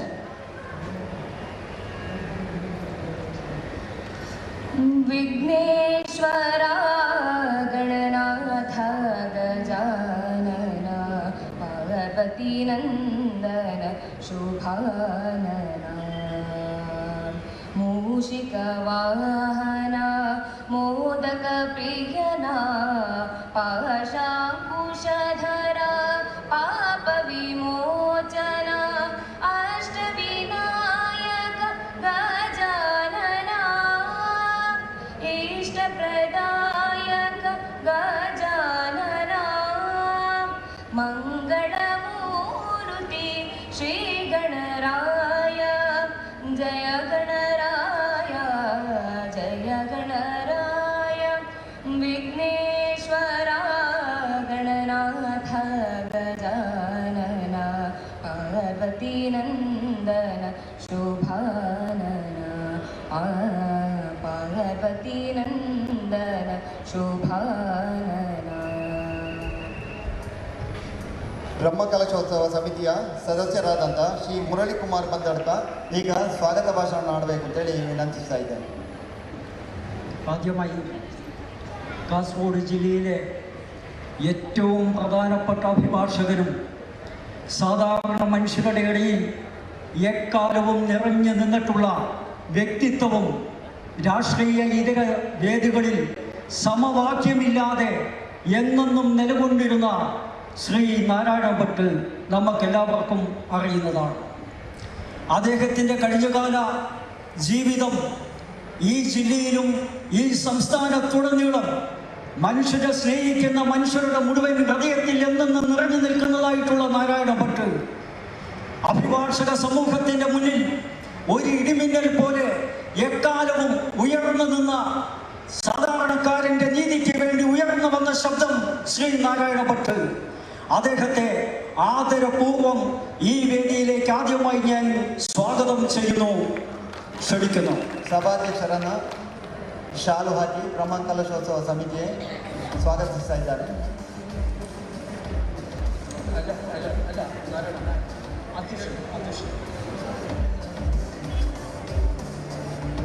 ಕಾರ್ಯಕ್ರಮದ ಸಭಾಧ್ಯಕ್ಷರನ್ನು ಶ್ರೀ ಎಂ ನಾರಾಯಣ ಭಟ್ ಅವರನ್ನು ಬ್ರಹ್ಮಕಲಶೋತ್ಸವ ಸಮಿತಿಯ ಸದಸ್ಯರು ಸ್ವಾಗತಿಸ್ತಾ ಇದ್ದಾರೆ. ಶಾಲು ಹಾಕಿ ಅವರಿಗೆ ಸುಸ್ವಾಗತ. ಸ್ಮರಣಿಕೆಯನ್ನು ಕೂಡ ഈ വേദിയിൽ ദിവ്യ സാന്നിധ്യം അരുളുന്ന വേദമൂർത്തി ശ്രീ അനന്ത പത്മനാഭ അസ്രണ്ണ പാരമ്പര്യ ട്രസ്റ്റി കട്ടിൽ ശ്രീ ദുർഗാ പരമേശ്വരി ക്ഷേത്രം അവരുടെയും ഈ വേദിയിലേക്ക് ഞാൻ ഹാർദവമായി സ്വാഗതം ചെയ്യുന്നു. അതേപോലെ തന്നെ ശ്രീ കൃഷ്ണൻ നമ്പൂതിരി, പ്രാന്താധ്യക്ഷൻ, കേരള സംസ്ഥാന ക്ഷേത്ര സംരക്ഷണ സമിതി മല്ലപ്പള്ളി, അദ്ദേഹത്തെയും ആദരപൂർവ്വം ഞാൻ ഈ വേദിയിലേക്ക് സ്വാഗതം ചെയ്യുന്നു. അതേപോലെ നമ്മൾക്ക് HD കുമാരസ്വാമി കേന്ദ്രമന്ത്രി വരും എന്ന് അറിയിച്ചിരുന്നു. പക്ഷേ പാർലമെന്റിൽ നടക്കുന്ന ചില കാര്യങ്ങൾ കൊണ്ട് അദ്ദേഹത്തിന് എത്താൻ സാധിച്ചിട്ടില്ല എങ്കിലും അദ്ദേഹത്തെയും ആദരപൂർവ്വം ഞാൻ സ്വാഗതം അറിയിക്കുന്നു. അതേപോലെ തന്നെ ഈ വേദിയിലെ നമ്മുടെ ഏറ്റവും ആദരണീയനായ, നമ്മളെ ക്ഷണം സ്വീകരിച്ചുകൊണ്ട് അനവധി തിരക്കുകൾ മാറ്റിവെച്ചുകൊണ്ട് ലോകം മുഴുവനും നമ്മളെ വേദാന്തങ്ങളെ പ്രചരിപ്പിച്ചുകൊണ്ട് ലോകം മുഴുവൻ സഞ്ചരിക്കുകയും നമ്മളെ സത്യത്തിൻ്റെയും നീതിയുടെയും സ്വാതന്ത്ര്യത്തിൻ്റെയും സമത്വത്തിൻ്റെയും വേദാന്തങ്ങൾ ലോകത്ത് മുഴുവൻ വാരി വിതറിക്കൊണ്ട് വാക്കുകൾ കൊണ്ട് വർണ്ണിക്കാൻ കഴിയാത്ത, വാക്കിലതീതമായിട്ടുള്ള ശ്രീ ഉദിത്യ ചൈതന്യ സ്വാമിജി. സ്വാമിജിയെ പറ്റി രണ്ട് വാക്കുകൾ പറയാതിരിക്കാനായിട്ട് നിർവാഹമില്ല. സ്വാമിയെ പറ്റി നമ്മൾക്ക് സംസാരിക്കണമെങ്കിൽ ആദ്യമായി നമ്മൾക്ക് ഈ രാജ്യത്തിൻ്റെതായിട്ടുള്ള നിലനിൽപ്പിനെ തന്നെ നമ്മൾക്ക് മനസ്സിലാക്കേണ്ടതുണ്ട്. ഭാരതത്തിന്റെ നിലനിൽപ്പ് നിലകൊള്ളുന്നത് സനാതന ധർമ്മത്തിലാണ്. സനാതന ധർമ്മം എന്ന് നമ്മൾ പറയുമ്പോൾ ആ സനാതന ധർമ്മത്തെ നിലനിർത്താൻ വേണ്ടി ആയിരക്കണക്കിന് മഹത്തുക്കൾ, ആയിരക്കണക്കിന് സന്യാസ ശ്രേഷ്ഠന്മാർ, ആയിരക്കണക്കിന് വിദ്വാംസര് എത്രയോ കാലമായി നമ്മുടെ ധർമ്മ പ്രചാരണം നടത്തിയതിന്റെ ഭാഗമായിട്ടാണ് ഭാരതം ഇന്ന് ഈ യശസ്സിലേക്ക് എത്തി നിൽക്കുന്നത്, ഈ യശസ്സിലേക്ക് കുതിച്ചുകൊണ്ടേയിരിക്കുന്നത്. അതിൻ്റെ എല്ലാം കാരണക്കാരായിട്ടുള്ള ഏറ്റവും പ്രധാനപ്പെട്ട ആൾക്കാര് ഇന്നലെ വരെ ഈ വേദിയിൽ അനുഗ്രഹിച്ചുകൊണ്ട്, ഇന്നലെ വരെ ഈ വേദിയിൽ നമുക്ക് കണ്ണുകൊണ്ട് നോക്കി കാണാൻ സാധിക്കുന്ന രീതിയിൽ നമുക്ക് സൗഭാഗ്യമരളിക്കൊണ്ട് ലോകത്തിന്റെ ഇതര വേദികളിൽ മുഴുവൻ അറിയപ്പെടുന്നതായിട്ടുള്ള സന്യാസ ശ്രേഷ്ഠന്മാരുടെ അനഗ്രഹീതമായ പവിത്രമായ പാദസ്പർശനം കൊണ്ട് ഈ മധുഭൂമി തന്നെ പുണ്യമായി തീർന്നിരിക്കുകയാണ്. എത്രയോ സ്വാമിമാരാണ് നമ്മൾ ഈ വേദിയിൽ ആനയിക്കപ്പെട്ടത്. എത്രയോ വലിയ വലിയ സ്വാമിമാര്, സന്യാസ ശ്രേഷ്ഠന്മാര് ഈ മണ്ണിയെ അവരുടെ പാദങ്ങൾ സ്പർശിച്ചപ്പോൾ തന്നെ മധുകൾ എന്നേക്കുമായിട്ട് മുക്തിയിലേക്ക് നീങ്ങി എന്നാണ് എനിക്ക് പറയാനുള്ളത്. അത്രയും ആദരപൂർണരായിട്ടുള്ള അനവധി സ്വാമിമാരാണ് ഇന്ന് രാവിലെ വരെയും നമ്മുടെ ഈ മണ്ണിൽ പാദസ്പർശനം നടത്തി നമ്മുടെ ഈ നാടിനെയും നമ്മുടെ മധുരിനെയും അനുഗ്രഹിച്ചത്. അതേപോലെ തന്നെയാണ് ഉദിത് ചൈതന്യ സ്വാമിജി. സ്വാമി വിവേകാനന്ദന് ശേഷം നമ്മുടെ മൂലച്യുതിയെ മുഴുവനും ഇല്ലായ്മ ചെയ്തുകൊണ്ട് നമ്മുടെ ഭഗവത്ഗീത സിദ്ധാന്തത്തെ ലോകത്തിന്റെ മുഴുവൻ സർവ്വരാഷ്ട്രങ്ങളിലും നിറഞ്ഞു നിൽക്കുന്ന മനുഷ്യ മനസ്സുകളുടെ ഉള്ളിലേക്ക് ചിതറിക്കൊണ്ട് അവരുടെ ഉള്ളിലെല്ലാം അടിത്തറ പാകിക്കൊണ്ട് ആധ്യാത്മികതയുടെ പരമകാംക്ഷയിലേക്ക് മാനവരാശിയെ കൈപിടിച്ചുകൊണ്ട് നടത്തിക്കൊണ്ടിരിക്കുന്ന, വർണ്ണിക്കാൻ വാക്കുകളില്ലാത്ത, വർണ്ണത്തിനതീതമായ നമ്മുടെ സ്വാമി ഉദിത് ചൈതന്യ. ആ സ്വാമികളുടെ രണ്ട് വാക്കുകൾ നമ്മുടെ ഹൃദയത്തിൽ നമുക്ക് സ്വീകരിക്കാൻ കഴിഞ്ഞാൽ, ഇവിടുത്തെ രക്ഷകർത്താക്കൾ സ്വാമിയുടെ വാക്കുകൾ ഒരു ദിവസം ഒരു വാക്ക് ഒരു മിനിറ്റ് കേൾക്കാൻ സാധിച്ചു കഴിഞ്ഞാൽ നമ്മുടെ കുട്ടികൾ ആത്മഹത്യ ചെയ്യില്ല, നമ്മുടെ കുട്ടികൾ വഴിതെറ്റി പോകില്ല, നമ്മുടെ കുട്ടികളെ സംസ്കാരം പഠിപ്പിക്കണ്ട.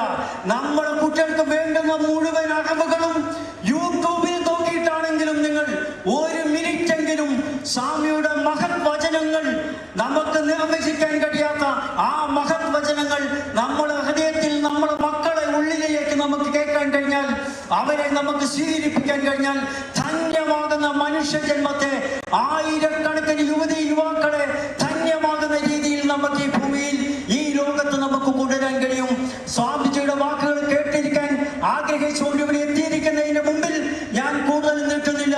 സർവാദരണീയനായിട്ടുള്ള അനന്തതയിലേക്ക് നീങ്ങുന്ന, വാക്കുകൾക്കതീതമായ, വർണ്ണിക്കാൻ കഴിയാത്ത, സമാനതകളില്ലാത്ത സ്വാമി ഉദിത് ചൈതന്യയുടെ പാതാര ബിന്ദങ്ങളിൽ പ്രണമിച്ചുകൊണ്ട് അദ്ദേഹത്തെ ഈ വേദിയിലേക്ക് ഞാൻ സ്നേഹത്തിന്റെ ഭാഷയിൽ സ്വാഗതം ചെയ്യുന്നു.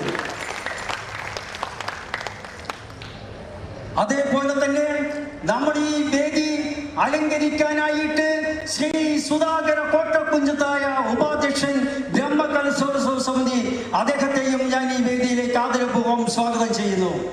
അതേപോലെ തന്നെ ബാബു യു ധർമ്മദർശി ശ്രീ ചൗടി ചാമുണ്ടേശ്വരി ക്ഷേത്രം പച്ചിലം പാറ ഉപ്പട അദ്ദേഹത്തെയും ಈ ವೇದಿയിലേക്ക് ಸ್ವಾಗತ ചെയ്യുന്നു.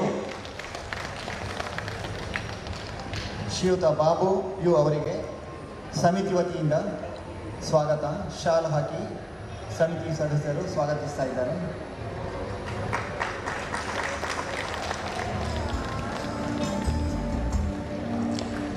വേദിയിൽ അതേപോലെ ആസീനനായ ശ്രീ ചന്ദ്രഹാസ ശക്തി റംഗോലി അധ്യക്ഷൻ ബാൻഡ് സംഘം ബണ്ടോൾ അദ്ദേഹത്തെയും ഈ വേദിയിലേക്ക് ഞാൻ സ്വാഗതം ചെയ്യുന്നു. കൂടാതെ പത്മശ്രീ സത്യനാരായണ ബലേരി കിന്നിങ്ങാട് അദ്ദേഹം വേദിയിലെത്തിയിട്ടില്ല, ഏതാനും നിമിഷങ്ങൾക്കുള്ളിൽ എത്തുമെന്ന് പ്രതീക്ഷിക്കുന്നു. അദ്ദേഹത്തെയും ആദരപൂർവ്വം സ്വാഗതം ചെയ്യുന്നു.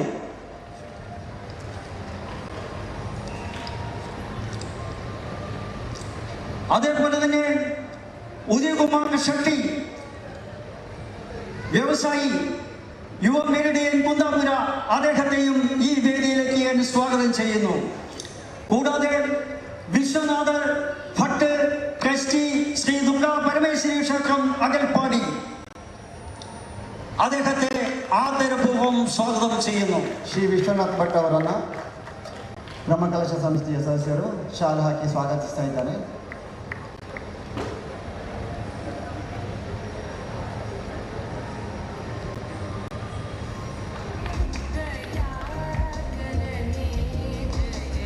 കൂടാതെ ശ്രീ സതീശ മാനസ മധു ഉപാധ്യക്ഷൻ ബ്രഹ്മകോത്സവ സമിതി അദ്ദേഹത്തെയും ഈ വേദിയിലേക്ക് ഞാൻ സ്വാഗതം ചെയ്യുന്നു. കൂടാതെ ഈ വേദിയിൽ ഈ ആധ്യാത്മിക പ്രഭാഷണം കേൾക്കാനായിട്ട് ഇവിടെ എത്തിച്ചേർന്ന എല്ലാ സുമനസ്സുകളെയും എല്ലാ സഹോദരി സഹോദരന്മാരെയും ഒരിക്കൽ കൂടി സ്വാഗതം ചെയ്തുകൊണ്ട്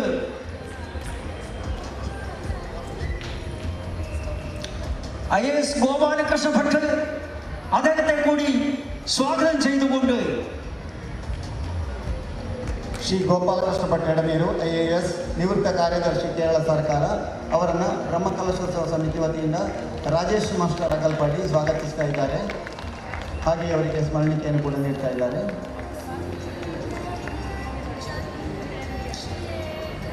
ഈ വേദിയിൽ ഈ നിറഞ്ഞ വേദിയിൽ വന്നിരിക്കുന്ന എല്ലാ സഹോദരി സഹോദരന്മാരെയും നാട്ടുകാരെയും ഒരിക്കൽ കൂടി സ്വാഗതം ചെയ്തുകൊണ്ട് നിർത്തുന്നു. വന്ദേ മാതരം. ಮುಂದೆ ಪರಮಪೂಜ್ಯ ಶ್ರೀ ಶ್ರೀ ಉದಿತ್ ಚೈತನ್ಯ ಸ್ವಾಮೀಜಿ ಸಂಸ್ಥಾಪಕರು ಭಾಗವತಂ ವಿಲೇಜ್ ಟ್ರಸ್ಟ್ ಚಾಲಕೋಡಿ ಅವರು ಆಶೀರ್ವಚನ ನೀಡಬೇಕು ಅಂತೇಳಿ ಅವರನ್ನು ವಿನಂತಿಸ್ತಾ ಇದ್ದೇನೆ. ಶ್ರೀ ಶ್ರೀ ಉದಿತ್ ಚೈತನ್ಯ ಸ್ವಾಮೀಜಿ ಅವರಿಂದ നമ്മുടെ എല്ലാമായ ഈ മധൂർ ക്ഷേത്രത്തിന്റെ ഉത്സവത്തിന് എല്ലാ തിരിയും കൊളുത്തിക്കൊണ്ട് നമ്മൾക്ക് അകവും പുറവും ഊർജം നൽകി നമ്മളോട് തോളോട് തോൾ ചേർന്ന് നിന്നുകൊണ്ട് ഒരു സന്യാസി വൈദ്യന്റെ ഒരു ഭാഷ്യവുമില്ലാതെ നമ്മളെ ഈ പരിപാടിയുടെ വിജയത്തിനായി ഈ പരിപാടിയുടെ നട്ടലായിട്ട് നമ്മുടെ മുമ്പിൽ നിൽക്കുന്ന ശ്രീ മാനില സ്വാമികൾ എത്രയും വേഗം വേദിയിലേക്ക് എത്തിച്ചേരും. അദ്ദേഹത്തെയും ഞാൻ സ്വാഗതം ചെയ്യുന്നു. അദ്ദേഹം വരുമ്പോൾ എല്ലാവരും നിറഞ്ഞ ഭക്തിയോടുകൂടി നിറകൈകളോടുകൂടി എണീറ്റ് നിന്ന് സ്വീകരിക്കണമെന്ന് ഒന്നുകൂടി വിനയത്തിന്റെ ഭാഷയിൽ പറഞ്ഞുകൊണ്ട് ശ്രീ ഉദിത് ചൈതന്യ സ്വാമികളുടെ വാക്കുകൾക്കായി ഞാൻ അദ്ദേഹത്തെ ആദരപൂർവ്വം ക്ഷണിക്കുന്നു.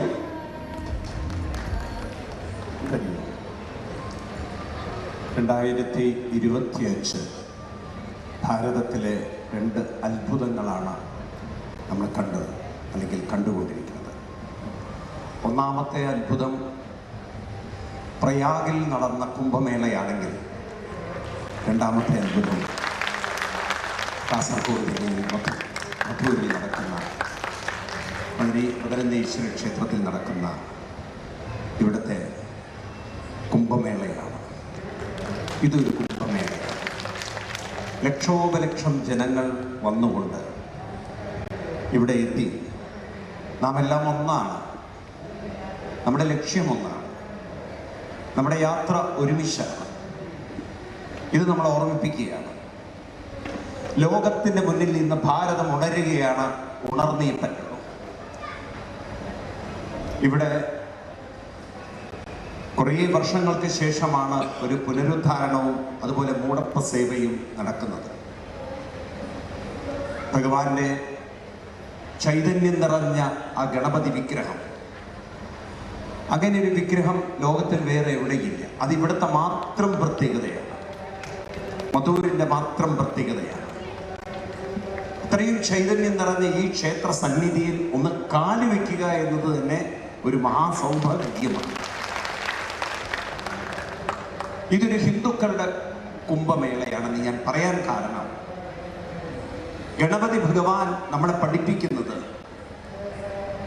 മനുഷ്യ ജീവിതം ഈ ഭൂമിയെ സ്വർഗമാക്കി മാറ്റാനാണ്. നമ്മളെല്ലാവരും ഓർക്കണം, ഭഗവാനും മതവും എല്ലാം നമുക്ക് തന്നിട്ടുള്ളത് മാനവരാശി ഒന്നിച്ചു നിൽക്കണം, മനുഷ്യർക്കിടയിൽ സ്നേഹവും സൗഹാർദ്ദവും ദയയും കാരുണ്യവും, അങ്ങനെ നാം ഒന്നായി മാറി ഒന്നിച്ചു നിന്ന് അങ്ങനെ നാം ഒരുമിച്ച് പുരോഗതി പ്രാപിച്ചുകൊണ്ട് ഈ ഭാരത മണ്ണിനെ, ഈ ഭൂമിയെ നമ്മൾ സ്വർഗമാക്കി മാറ്റുക. ഇതാണ് നമ്മുടെ ലക്ഷ്യം. മരിക്കുന്നതിന് മുമ്പ് നമ്മൾ ഓരോരുത്തരും ഇവിടെ ചെയ്തു തീർക്കേണ്ട ചില കാര്യങ്ങളുണ്ട്. എനിക്ക് നിങ്ങളോട് പറയാനുള്ളത്, ഗണപതി ഭഗവാനിൽ നിന്നും നമ്മൾ പഠിക്കേണ്ട ചില പാഠങ്ങളുണ്ട്. ഒന്ന്, നമ്മുടെ ഹിന്ദു സമൂഹത്തിൽ എന്തെങ്കിലും ചില കുറവുകളുണ്ടെങ്കിൽ, ന്യൂനതകളുണ്ടെങ്കിൽ, പോരായ്മകളുണ്ടെങ്കിൽ അത് മാറ്റണം. ഐത്തം എന്നത് പരിപൂർണമായി തുടച്ചു മാറ്റാൻ നമുക്ക് സാധിക്കണം. ഓരോ ഹിന്ദുവും പ്രതിജ്ഞ ചെയ്യണം. ആരും ഉന്നതനും ആരും താഴ്ന്നവനുമല്ല. 5 വിരലുകൾ നമുക്കുണ്ട്. ഈ 5 വിരലുകൾ, ഓരോ വിരലുകളും ഓരോ രൂപത്തിലും ഭാവത്തിലും അതിൻ്റെ വലിപ്പത്തിലും വ്യത്യാസമുണ്ട്. പക്ഷെ ചേർത്തു വെച്ചിരിക്കുന്ന ഒരു കയ്യിലാണ്. ഇത് മറക്കരുത്. നമ്മൾ ഒരു കൈത്തണ്ടയിലാണ്. ഭാഗവതത്തിലെ വരികൾ ഇങ്ങനെയാണ്: യഥാ പുമാന്നസ്വാംഗേഷു ശിരപ്പാണ്യാദിഷു കൊതിൽ പാരയ്ക്ക് ബുദ്ധിം കുരുതേ തഥാ ബോധേഷുമത്പര. ഭഗവാൻ പറയുന്നത് എല്ലാം ചേർത്ത് വെച്ചിരിക്കുന്നത് ഒരു തത്വത്തിലാണ്, ഒരേ ചൈതന്യത്തിലാണ്. നിങ്ങൾ നോക്കൂ, നമുക്ക് ഭഗവാന്റെ വിഗ്രഹം നോക്കിയാൽ തന്നെ അത് കാണാൻ സാധിക്കും. മനുഷ്യന്റെ ഉടലും ആനയുടെ തലയും ഇത് ചേർത്ത് വെച്ചുകൊണ്ട് ഗണപതി എന്നൊരു സങ്കല്പം ഉണ്ടാക്കാൻ സാധിച്ചിട്ടുണ്ടെങ്കിൽ വൈവിധ്യതയെ ഒന്നാക്കുന്ന ഒരു ചൈതന്യം, അതാണ് ഹിന്ദുവിനെ പഠിപ്പിക്കുന്നത്. അതാണ് നാനാത്വത്തിൽ ഏകത്വം എന്നത്. നാനാത്വം എന്നത് പ്രകൃതിയുടെ സ്വഭാവമാണ്, പക്ഷെ ഏകത്വം എന്നതാണ് അതിൻ്റെ പിന്നിലുള്ള സത്യവും ചൈതന്യവും. ഇവിടെ ധാരാളം ഇലക്ട്രിക് ലൈറ്റുകളുണ്ട്, മൈക്ക് സിസ്റ്റങ്ങളുണ്ട്, എല്ലാം പ്രവർത്തിക്കുന്നത് ഒരു കറണ്ടിലാണ്. ഉപകരണങ്ങളൊക്കെ വേറെ വേറെയാണ്. എല്ലാ ഉപകരണങ്ങളും ഒരുപോലെയല്ല. ഇത് തന്നെ നമ്മൾ ഹിന്ദുക്കൾ പഠിച്ചു കഴിഞ്ഞാൽ ഇവിടെ ബ്രാഹ്മണനും ക്ഷത്രിയനും വൈശ്യനും ശൂദ്രനും ഇതെല്ലാം പുറമേക്കുള്ള വേഷങ്ങൾ മാത്രം. ഒരാൾ പൂജ ചെയ്യുന്നു, ഒരാൾ കഴകം ചെയ്യുന്നു, ഒരാൾ ക്ഷേത്രത്തിൽ അടിച്ചു വൃത്തിയാക്കുന്നു. പക്ഷെ എല്ലാവരിലും ഇരിക്കുന്നത് ഒരേ ചൈതന്യം എന്ന് നമ്മൾ മറക്കരുത്. ഒരേ ഈശ്വരീയതയാണ്, ഒരേ ദൈവികതയാണ്, എല്ലാവരും ഒന്നാണ്. അതുകൊണ്ട് ആ ഒന്നെന്ന ബോധം ഹിന്ദുവിനുണ്ടെങ്കിൽ നമ്മളെ തൊടാൻ ഒരാൾക്കും സാധ്യല്ല, ഹിന്ദുക്കളെ ഒരാൾക്കും തകർക്കാൻ സാധ്യല്ല. പക്ഷെ എപ്പോൾ നമ്മൾ ഒന്നല്ലെന്ന് തോന്നുന്നുവോ അപ്പോഴാണ് മറ്റുള്ളവർക്ക് നുഴഞ്ഞു കയറി മറ്റുള്ളവരെ നമ്മുടെ ഇടയിൽ പ്രശ്നങ്ങൾ ഉണ്ടാക്കുന്നത്. പ്രത്യേകിച്ച് നമുക്കറിയാം, കേരളത്തിൽ കമ്മ്യൂണിസം പോലുള്ള ഇസങ്ങൾ നിലനിൽക്കുന്നത് എപ്പോഴും ജാതീയത പറഞ്ഞ് ഹിന്ദുക്കളെ വേർതിരിച്ച് നിങ്ങൾക്കറിയാം, ഇപ്പോഴും അമേരിക്ക പോലുള്ള രാജ്യങ്ങളിൽ ഈ ബ്രാഹ്മണിക്കൽ എജിമണി അങ്ങനെയൊക്കെയുള്ള വാക്കുകൾ ഉപയോഗിച്ചുകൊണ്ട് പലപ്പോഴും നമ്മുടെ ഇടയിൽ ചില കൺഫ്യൂഷൻ ഉണ്ടാക്കി, നിങ്ങൾ ബ്രാഹ്മണരല്ല, ഇവർ ബ്രാഹ്മണരാണ് എന്നൊക്കെ പറഞ്ഞുകൊണ്ട് ഒരു തരം ഐത്തം നമ്മുടെ ഉള്ളിൽ ഉണ്ടാക്കിക്കൊണ്ട് നമ്മളെ വേർതിരിക്കാനും വിഘടിപ്പിക്കാനും നോക്കുമ്പോൾ നമ്മൾ പറയണം, ബ്രാഹ്മണൻ എന്നതൊരു വേഷമാണ്, ക്ഷത്രിയൻ എന്നതൊരു വേഷമാണ്. പക്ഷെ ഉള്ളിൻ്റെ ഉള്ളിൽ ഞങ്ങളെല്ലാം ഒന്നാണെന്ന് ഉറപ്പിച്ചും തറപ്പിച്ചും പഠിപ്പിച്ചും പറയാൻ നമുക്ക് സാധിക്കുകയാണെങ്കിൽ ഹിന്ദുവിനെ തൊടാൻ ഒരാൾക്ക് സാധ്യമല്ല. ഗണപതി ഭഗവാൻ അതാണ് നമ്മൾ പഠിപ്പിക്കുന്നത്. ആനയുടെ തലയും മനുഷ്യന്റെ ഉടലും ചേരുമോ എന്ന് ചോദിച്ചു കഴിഞ്ഞാൽ വൈവിധ്യതയെ ചേർത്തുകൊണ്ട് ഏകത്വത്തിന്റെ ശക്തി നിലനിർത്താൻ സാധിക്കുമെന്ന് നമ്മളെ പഠിപ്പിക്കുന്നു ഈ ഭാരതീയ ദർശനം. ഇത് നമുക്ക് ഉൾക്കൊള്ളേണ്ടതുണ്ട്. രണ്ടാമത്തത് അനുഷ്ഠാന ശക്തി വേണം. അനുഷ്ഠാനമില്ലെങ്കിൽ മനുഷ്യനില്ല. ഇന്ന് നമ്മുടെ ഹിന്ദു സമൂഹത്തിൽ ക്ഷേത്രങ്ങളൊക്കെ ഉണർന്നു വരുന്നുണ്ടെങ്കിലും അനുഷ്ഠാന ശക്തി നമ്മുടെ കുട്ടികളിൽ കുറഞ്ഞു വരികയാണ്. അതുകൊണ്ടാണ് ലഹരി ഉപയോഗം കൂടി വരുന്നത്, രാഷ്ട്രീയത്തിൽ അതിപ്രസരം അവരിൽ കൂടി വരുന്നത്. ഞാനിവിടെ വന്നപ്പോൾ എനിക്ക് വലിയൊരു സന്തോഷമുണ്ടായത്, ഇത്രയും വലിയൊരു മഹോത്സവം നടക്കുമ്പോൾ ഇവിടെ പോലീസുകാരുടെ ഒന്നും ആവശ്യമില്ല. ഇവിടെ സേവനം ചെയ്യാൻ സന്നദ്ധരായിക്കൊണ്ട് കുറേ പ്രവർത്തകർ ഇവിടെ കാണാൻ സാധിച്ചപ്പോൾ അവരുടെ ആ പ്രവർത്തനം തന്നെയാണ് സത്യത്തിൽ നാളത്തെ യുവത്വത്തിനൊരു വലിയ പ്രതീക്ഷയുള്ളത്. നമുക്ക് നല്ലതിലൊക്കെ ചേരാം, നല്ലതിനോടൊക്കെ കൂടി നിൽക്കാം. നല്ല കാര്യങ്ങളിൽ ചേരുമ്പോഴാണ് മനുഷ്യൻ നന്നാവുന്നത്. മലയാളത്തിൽ പറയും, മുല്ലപ്പൂമ്പൊടി ഏറ്റുകിടക്കും കല്ലിനുമുണ്ടൊരു സൗരഭ്യം എന്ന്. അതായത് വെറും കല്ലിന്റെ മുകളിൽ ചില സുഗന്ധ സാധനങ്ങൾ വീണാൽ ആ കല്ലിന് പോലും ഒരു സുഗന്ധം ഉണ്ടാകുന്നത് പോലെ ഇത്തരം നല്ല കാര്യങ്ങളിൽ പങ്കെടുക്കുന്ന നമ്മുടെ കുട്ടികളിലും ഒരു ദൈവീകമായ ശക്തിയും ചൈതന്യവും ഉണ്ടാകും. അപ്പൊ മനുഷ്യർക്ക് എല്ലാവർക്കും ദൈവീകതയിലേക്ക് ഉണരണമെങ്കിൽ, നമ്മുടെ ഉള്ളിലുള്ള ദൈവീകത ഒന്ന് ഉണർത്തണമെങ്കിൽ അനുഷ്ഠാനം വേണം. അതിനാണ് നമുക്കറിയാം, മഹാരാഷ്ട്രയില് അവിടെ ഗണപതി മഹോത്സവം ആരംഭിച്ചു. ബാലഗംഗാധർ തിലക് എന്ന് പറയുന്ന നമ്മുടെ ഭാരതത്തിന്റെ അന്നത്തെ കാലത്ത് സ്വാതന്ത്ര്യ സമരത്തിൽ മുൻനിരയിൽ പ്രവർത്തിച്ച ഒരു മഹാത്മാവ്. അങ്ങനെയാണ് മഹാരാഷ്ട്രയിൽ ഈ ഗണപതി മഹോത്സവം, ഗണപതി ബപ്പ മോറിയ, ഗണപതി ബപ്പ മോറിയ എല്ലാവരും പറഞ്ഞുകൊണ്ട് ഒരു വലിയ ഗണപതി സംസ്കൃതി അവർക്ക് വളർത്തിയെടുക്കാൻ സാധിച്ചു. അത് അവരുടെ അനുഷ്ഠാനത്തിന്റെ ഒരു ശക്തിയായിരുന്നു. ഗണപതിയെ വിഗ്രഹത്തിലാക്കിക്കൊണ്ട് അവരാ ഗണപതി മഹോത്സവം ആഘോഷിക്കുമ്പോൾ കൊച്ചു കുട്ടികൾക്ക് പോലും ഗണപതി മന്ത്രങ്ങളും ഗണപതിയുടെ സ്തോത്രങ്ങളും അവർ പഠിപ്പിച്ചിരുന്നു. അവരെല്ലാ ആരതികളൊക്കെ കുട്ടികളെ പഠിപ്പിച്ചിരുന്നു. നമുക്കും ചില അനുഷ്ഠാനങ്ങൾ നമ്മുടെ കുട്ടികളെ പഠിപ്പിക്കണം. ക്ഷേത്രത്തിൽ വന്നു കഴിഞ്ഞാൽ ഒരു 10 മിനിറ്റ് നേരെങ്കിലും അവർ ഗണപതിയെ സ്തുതിക്കുന്ന എന്തെങ്കിലും ഒരു മന്ത്രം ആ കുട്ടികളുടെ ഉള്ളിലേക്ക് കൊണ്ടുവരാൻ നമുക്ക് പരിശ്രമിക്കണം. കാരണം ഉപാസനയിലൂടെയാണ്, മന്ത്രജപങ്ങളിലൂടെയാണ് മനുഷ്യ മനസ്സിന് ശുദ്ധീകരണവും മനുഷ്യ മനസ്സിന് ഉന്നതീകരണവും ഒക്കെ ഉണ്ടാവുന്നത്. മന്ത്രജപമില്ലെങ്കിൽ മനസ്സ് ശരിയാവില്ല. മനസ്സിന്റെ ശക്തിയാണ് മന്ത്രം. അതിനാണ് ഋഷിവര്യന്മാർ നമുക്ക് മന്ത്രം തന്നത്. പക്ഷെ നമ്മുടെ യുവത്വം, ഇന്നത്തെ ചെറുപ്പക്കാരിൽ മന്ത്രജപ സംസ്കാരം വളരെ കുറവാണ്. ക്ഷേത്രങ്ങളിൽ പോയി തൊഴുത് പ്രാർത്ഥിക്കുക എന്നല്ലാതെ ഒരു 10 മിനിറ്റ് ഇരുന്ന് ജപിക്കുന്ന സംസ്കാരമുള്ള കുട്ടികൾ നമ്മുടെ ഇടയിൽ കുറവാണ്. ആണോ അല്ലയോ? ജയ് ഗണേശ ജയ് ഗണേശ ജയ് ഗണേശ പാഹിമാം, ശ്രീ ഗണേശ ശ്രീ ഗണേശ ശ്രീ ഗണേശ രക്ഷമാം. അങ്ങനെ കുറച്ചെങ്കിലും ഒരു 10 മിനിറ്റ് ഇരുന്ന് ജപിക്കുന്ന ഒരു സംസ്കൃതി നമ്മുടെ കുട്ടികളിലേക്ക് വരുമ്പോഴാണ് ഈ ജപശക്തി കൊണ്ട് കിട്ടുന്ന ഒരു മനോബലമുണ്ട്. ഇവിടെ അനവധി സ്വാമിജിമാര് വന്നെന്ന് പറഞ്ഞു. ഈ സ്വാമിജിമാരൊക്കെ വരുന്നു, ഇവിടെ ഇരിക്കുന്നുവെങ്കിൽ അവരൊക്കെ ജപിച്ച് ചില അനുഷ്ഠാനങ്ങൾ കൊണ്ടു നടക്കുമ്പോഴാണ് അവർക്ക് ആ സ്വാമിജി എന്ന് പറയുന്ന ഒരു ശക്തി കൊണ്ടു നടക്കാൻ സാധിക്കുന്നത്. നാമജപമില്ലെങ്കിൽ മന്ത്രജപമില്ലെങ്കിൽ എന്ത് സ്വാമി? നാമജപം മന്ത്രജപമില്ലെങ്കിൽ എന്ത് ബ്രാഹ്മണൻ? അകത്ത് കയറി പൂജ ചെയ്യുന്നുവെങ്കിൽ അവരുടെ ഉള്ളിൽ ആ മന്ത്രജപത്തിന്റെ ഇത്ര സമയം അവർ ഗായത്രി ചൊല്ലുന്നു. ഓരോ മന്ത്രങ്ങൾ ചൊല്ലുമ്പോൾ ആ മന്ത്രങ്ങളിലൂടെയാണ് പൂജിക്കുന്നത്. നമ്മുടെ കുട്ടികൾക്കറിയണം, ഈശ്വരൻ എന്ന് പറയുന്നത് മന്ത്രജപ ശക്തികളാൽ ഉണർത്താൻ സാധിക്കുന്നതാണ് ഈശ്വരീയത. നമുക്ക് അത് തിരിച്ചു കൊണ്ടുവരണം. പ്രത്യേകിച്ച് നമ്മുടെ കേരളത്തിലും കർണാടകയിലൊക്കെ ഒരു ചെറിയൊരു വിഷമം, ക്ഷേത്രങ്ങൾ ധാരാളമുണ്ടെങ്കിലും ഈ ജപ സംസ്കാരമുള്ള കുട്ടികൾ വളരെ കുറവാണ്. ഈ ന്യൂനത പരിഹരിക്കാൻ ഈ കുംഭമേളയിൽ ഇവിടെ നടക്കുന്ന ഈ നിങ്ങളുടെ ഏറ്റവും വലിയ പ്രധാനപ്പെട്ട ഉത്സവം, ഞാൻ കുംഭമേള എന്ന് അതിനെ പറയാം. നിങ്ങളുടെ കുംഭമഹോത്സവം, ഇവിടെ ബ്രഹ്മകലോത്സവമാണ് നടക്കുന്നത്, മൂടപ്പ സേവയാണ് നടക്കുന്നത്. എങ്കിലും എന്നെ സംബന്ധിച്ച് ഞാൻ ഇത്രയും വലിയൊരു പ്രോഗ്രാം കാണുമ്പോൾ ഞാൻ പറയും, ഇതൊരു വലിയ കുംഭമേള തന്നെയാണ്. ഇവിടെ വെച്ച് നമ്മളൊരു പ്രതിജ്ഞ ചെയ്യണം. നമ്മുടെ കുട്ടികളെ കൊണ്ട് നാമജപം ചെയ്യിക്കാൻ കുറച്ചു നേരം ഒരു നാമജപ സംസ്കാരം കൊണ്ടുവരാൻ ഇവിടെ വന്നപ്പോൾ വളരെ സന്തോഷമായി. ആ ക്ഷേത്രത്തിന്റെ മുന്നിൽ തന്നെ എപ്പോഴും അത് ഭജനം നടക്കുന്നു, അതൊക്കെ നടക്കുന്നുണ്ട്. ഇനി നമ്മുടെ കുട്ടികളിലേക്ക് ക്രമേണ കേരളത്തിലെ കുട്ടികളിലെല്ലാം ഒരു ദൈവീകമായ അനുഷ്ഠാനമുള്ള കുട്ടികളായി നമുക്ക് എങ്ങനെ വാർത്തെടുക്കാൻ സാധിക്കും? എല്ലാവരും ഒന്ന് അതിന് കൂട്ടായിട്ടൊന്ന് പരിശ്രമിച്ചു കഴിഞ്ഞാൽ മാറ്റങ്ങൾ ഉണ്ടാക്കാം. മാറ്റങ്ങൾ എവിടെയായാലും സാധ്യമാണ്. ഏതൊരു വ്യക്തികളും വിചാരിച്ചു കഴിഞ്ഞാൽ മാറ്റങ്ങൾ ഉണ്ടാക്കാൻ നമുക്ക് സാധിക്കും.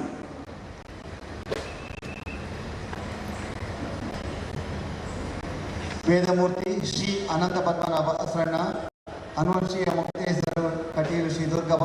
ಕ್ಷೇತ್ರ ಆಗಮಿಸ್ತಾ ಇದ್ದಾರೆ. ಅವರಿಗೆ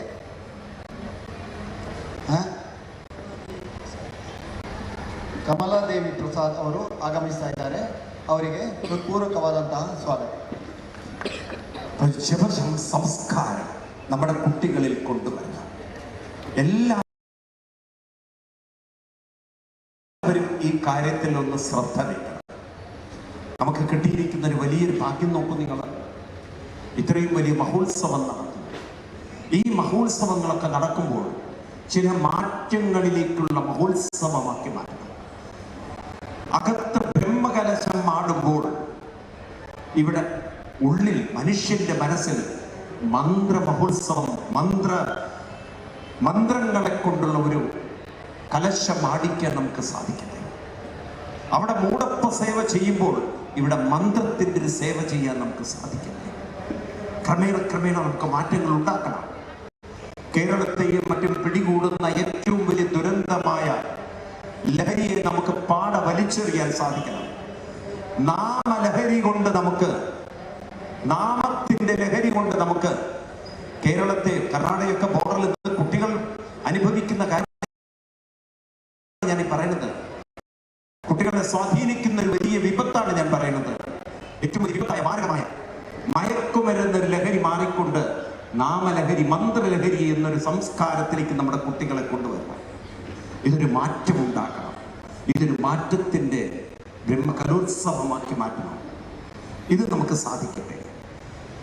ഇനി മറ്റൊരു വിപത്ത് നമ്മളെ പിടികൂടുന്നത്, ഇപ്പൊ നിങ്ങളൊക്കെ കാണുന്നുണ്ടാവും, പ്രത്യേകിച്ച് കേരളത്തിലൊക്കെ നമ്മുടെ ഇവിടെ ഭഗവാൻ ഗണപതി ഭഗവാന്റെയും പരമശിവന്റെയും സാന്നിധ്യത്തെ, ആ തമ്പുരാനെ പൂജിക്കുന്ന, തമ്പുരാനെ വന്ന് നമസ്കരിക്കുന്ന, ആരാധിക്കുന്ന ഈ സമയത്താണ് മറ്റൊരു എല്ലാം കേരളത്തിൽ കയറി വരുന്നത്. കേരളത്തിൽ ഇപ്പം അതിൻ്റെ ഒരു ഓളവും താഴ്ക്കുകയാണ്. അതായത് നമ്മുടെ ഭാരത സംസ്കൃതിയെ എങ്ങനെ ചവിട്ടിത്താഴ്ത്താൻ സാധിക്കും, എങ്ങനെ ഹിന്ദുക്കളെ വിഘടിപ്പിച്ച് നിർത്താൻ സാധിക്കും എന്ന് ചിലരിങ്ങനെ ശരിക്കും പണിയെടുത്തുകൊണ്ടിരിക്കുകയാണ്. ഇവിടെയാണ് ഓരോ ഹിന്ദുവും ജാഗ്രത. നമുക്ക് ജാഗ്രത വേണം. കാരണം ലോകത്തിൽ ഹിന്ദു സംസ്കാരം ഇത്രയും ഗംഭീരതയിൽ നിലനിൽക്കുന്നത് ഭാരതത്തിലാണ്. ഈ ഭാരതത്തിലാണ് നമുക്ക് നമ്മുടെ സംസ്കൃതി നിലനിർത്താൻ സാധിക്കുക. ഈ ഭാരതത്തിൽ നിന്ന് നമ്മുടെ സംസ്കൃതി പോയി കഴിഞ്ഞാൽ, നമ്മൾ ഒന്നിച്ചല്ലെങ്കിൽ ഈ സംസ്കൃതി പോയി കഴിഞ്ഞാൽ പിന്നെ ഏത് നാട്ടിൽ, അമേരിക്കയിൽ പോയിട്ട് നമുക്ക് ചെയ്യാൻ പറ്റും? മറ്റേതെങ്കിലും രാജ്യത്തിൽ പോയി നമുക്ക് ഇതുപോലുള്ള കലശങ്ങൾ, അഭിഷേകങ്ങൾ ചെയ്യാൻ സാധിക്കും? ഇന്ന് ഇവിടെ നമുക്ക് സാധിക്കുന്നതിന് കാരണം ഇത് നമ്മുടെ മണ്ണാണ്, ഇത് നമ്മുടെ സംസ്കൃതിയാണ്. ഒരു കാര്യം എനിക്ക് നിങ്ങളോട് പറയാനുള്ളത്, ഭാരത സംസ്കാരം, നമ്മുടെ ദൈവങ്ങൾ, നമ്മുടെ മതങ്ങൾ പഠിപ്പിക്കുന്നത് മനുഷ്യത്വമാണ്. മനുഷ്യന് വേണ്ടിയാണ് ദൈവവും, മനുഷ്യന് വേണ്ടിയാണ് മതവും. മനുഷ്യനെ ദൈവീകമാക്കുന്ന സംസ്കാരമാണ് നമ്മുടേത്. ഈ മണ്ണിനെ സ്വർഗീയമാക്കുന്നതാണ് നമ്മുടെ സംസ്കാരം. എന്നാൽ മനുഷ്യരാശിയെ നശിപ്പിച്ച്, മാനവരാശി ഇല്ലാതാക്കിക്കൊണ്ട്, ഈ ഭൂമിയല്ല സ്വർഗമാണ് വലുതെന്ന് പറഞ്ഞുകൊണ്ട് നമ്മുടെ സംസ്കാരത്തെ ചവിട്ടിത്താഴ്ത്തി, നമ്മുടെ സംസ്കാരത്തിന് വില കൽപ്പിക്കാത്ത ഏത് മതസംസ്കാരങ്ങളെയും നമ്മളിന്ന് മാറ്റി നിർത്തുക തന്നെ വേണം. അതിനുള്ള ഒരു ആർജവം നമ്മുടെ ഹിന്ദുക്കൾക്കുണ്ടാവണം. നമ്മൾ പറയണം, ഈ ഭാരത മണ്ണ് നമ്മളെ പഠിപ്പിക്കുന്നത് ഇവിടെയാണ് സ്വർഗം, ഇവിടെയാണ് ദൈവം, ഇവിടെയാണ് ഈശ്വരൻ. ആകാശത്തിലെ പുറത്തല്ല, ആകാശത്തിലാണ് ഈശ്വരന് പഠിപ്പിക്കുന്ന. അങ്ങനെയുള്ള ഒരു സംസ്കാരത്തെയും നമ്മൾ അടുപ്പിക്കരുത്, നമ്മൾ മാറ്റി നിർത്തുക തന്നെ വേണം. ഇവിടെ ഹിന്ദു, ഇവിടെയാണ് നമ്മൾ മനുഷ്യത്വം കാണിക്കേണ്ടത്, ഇവിടെയാണ് കരുണ കാണിക്കേണ്ടത്, ഇവിടെയാണ് ദയ കാണിക്കേണ്ടത്.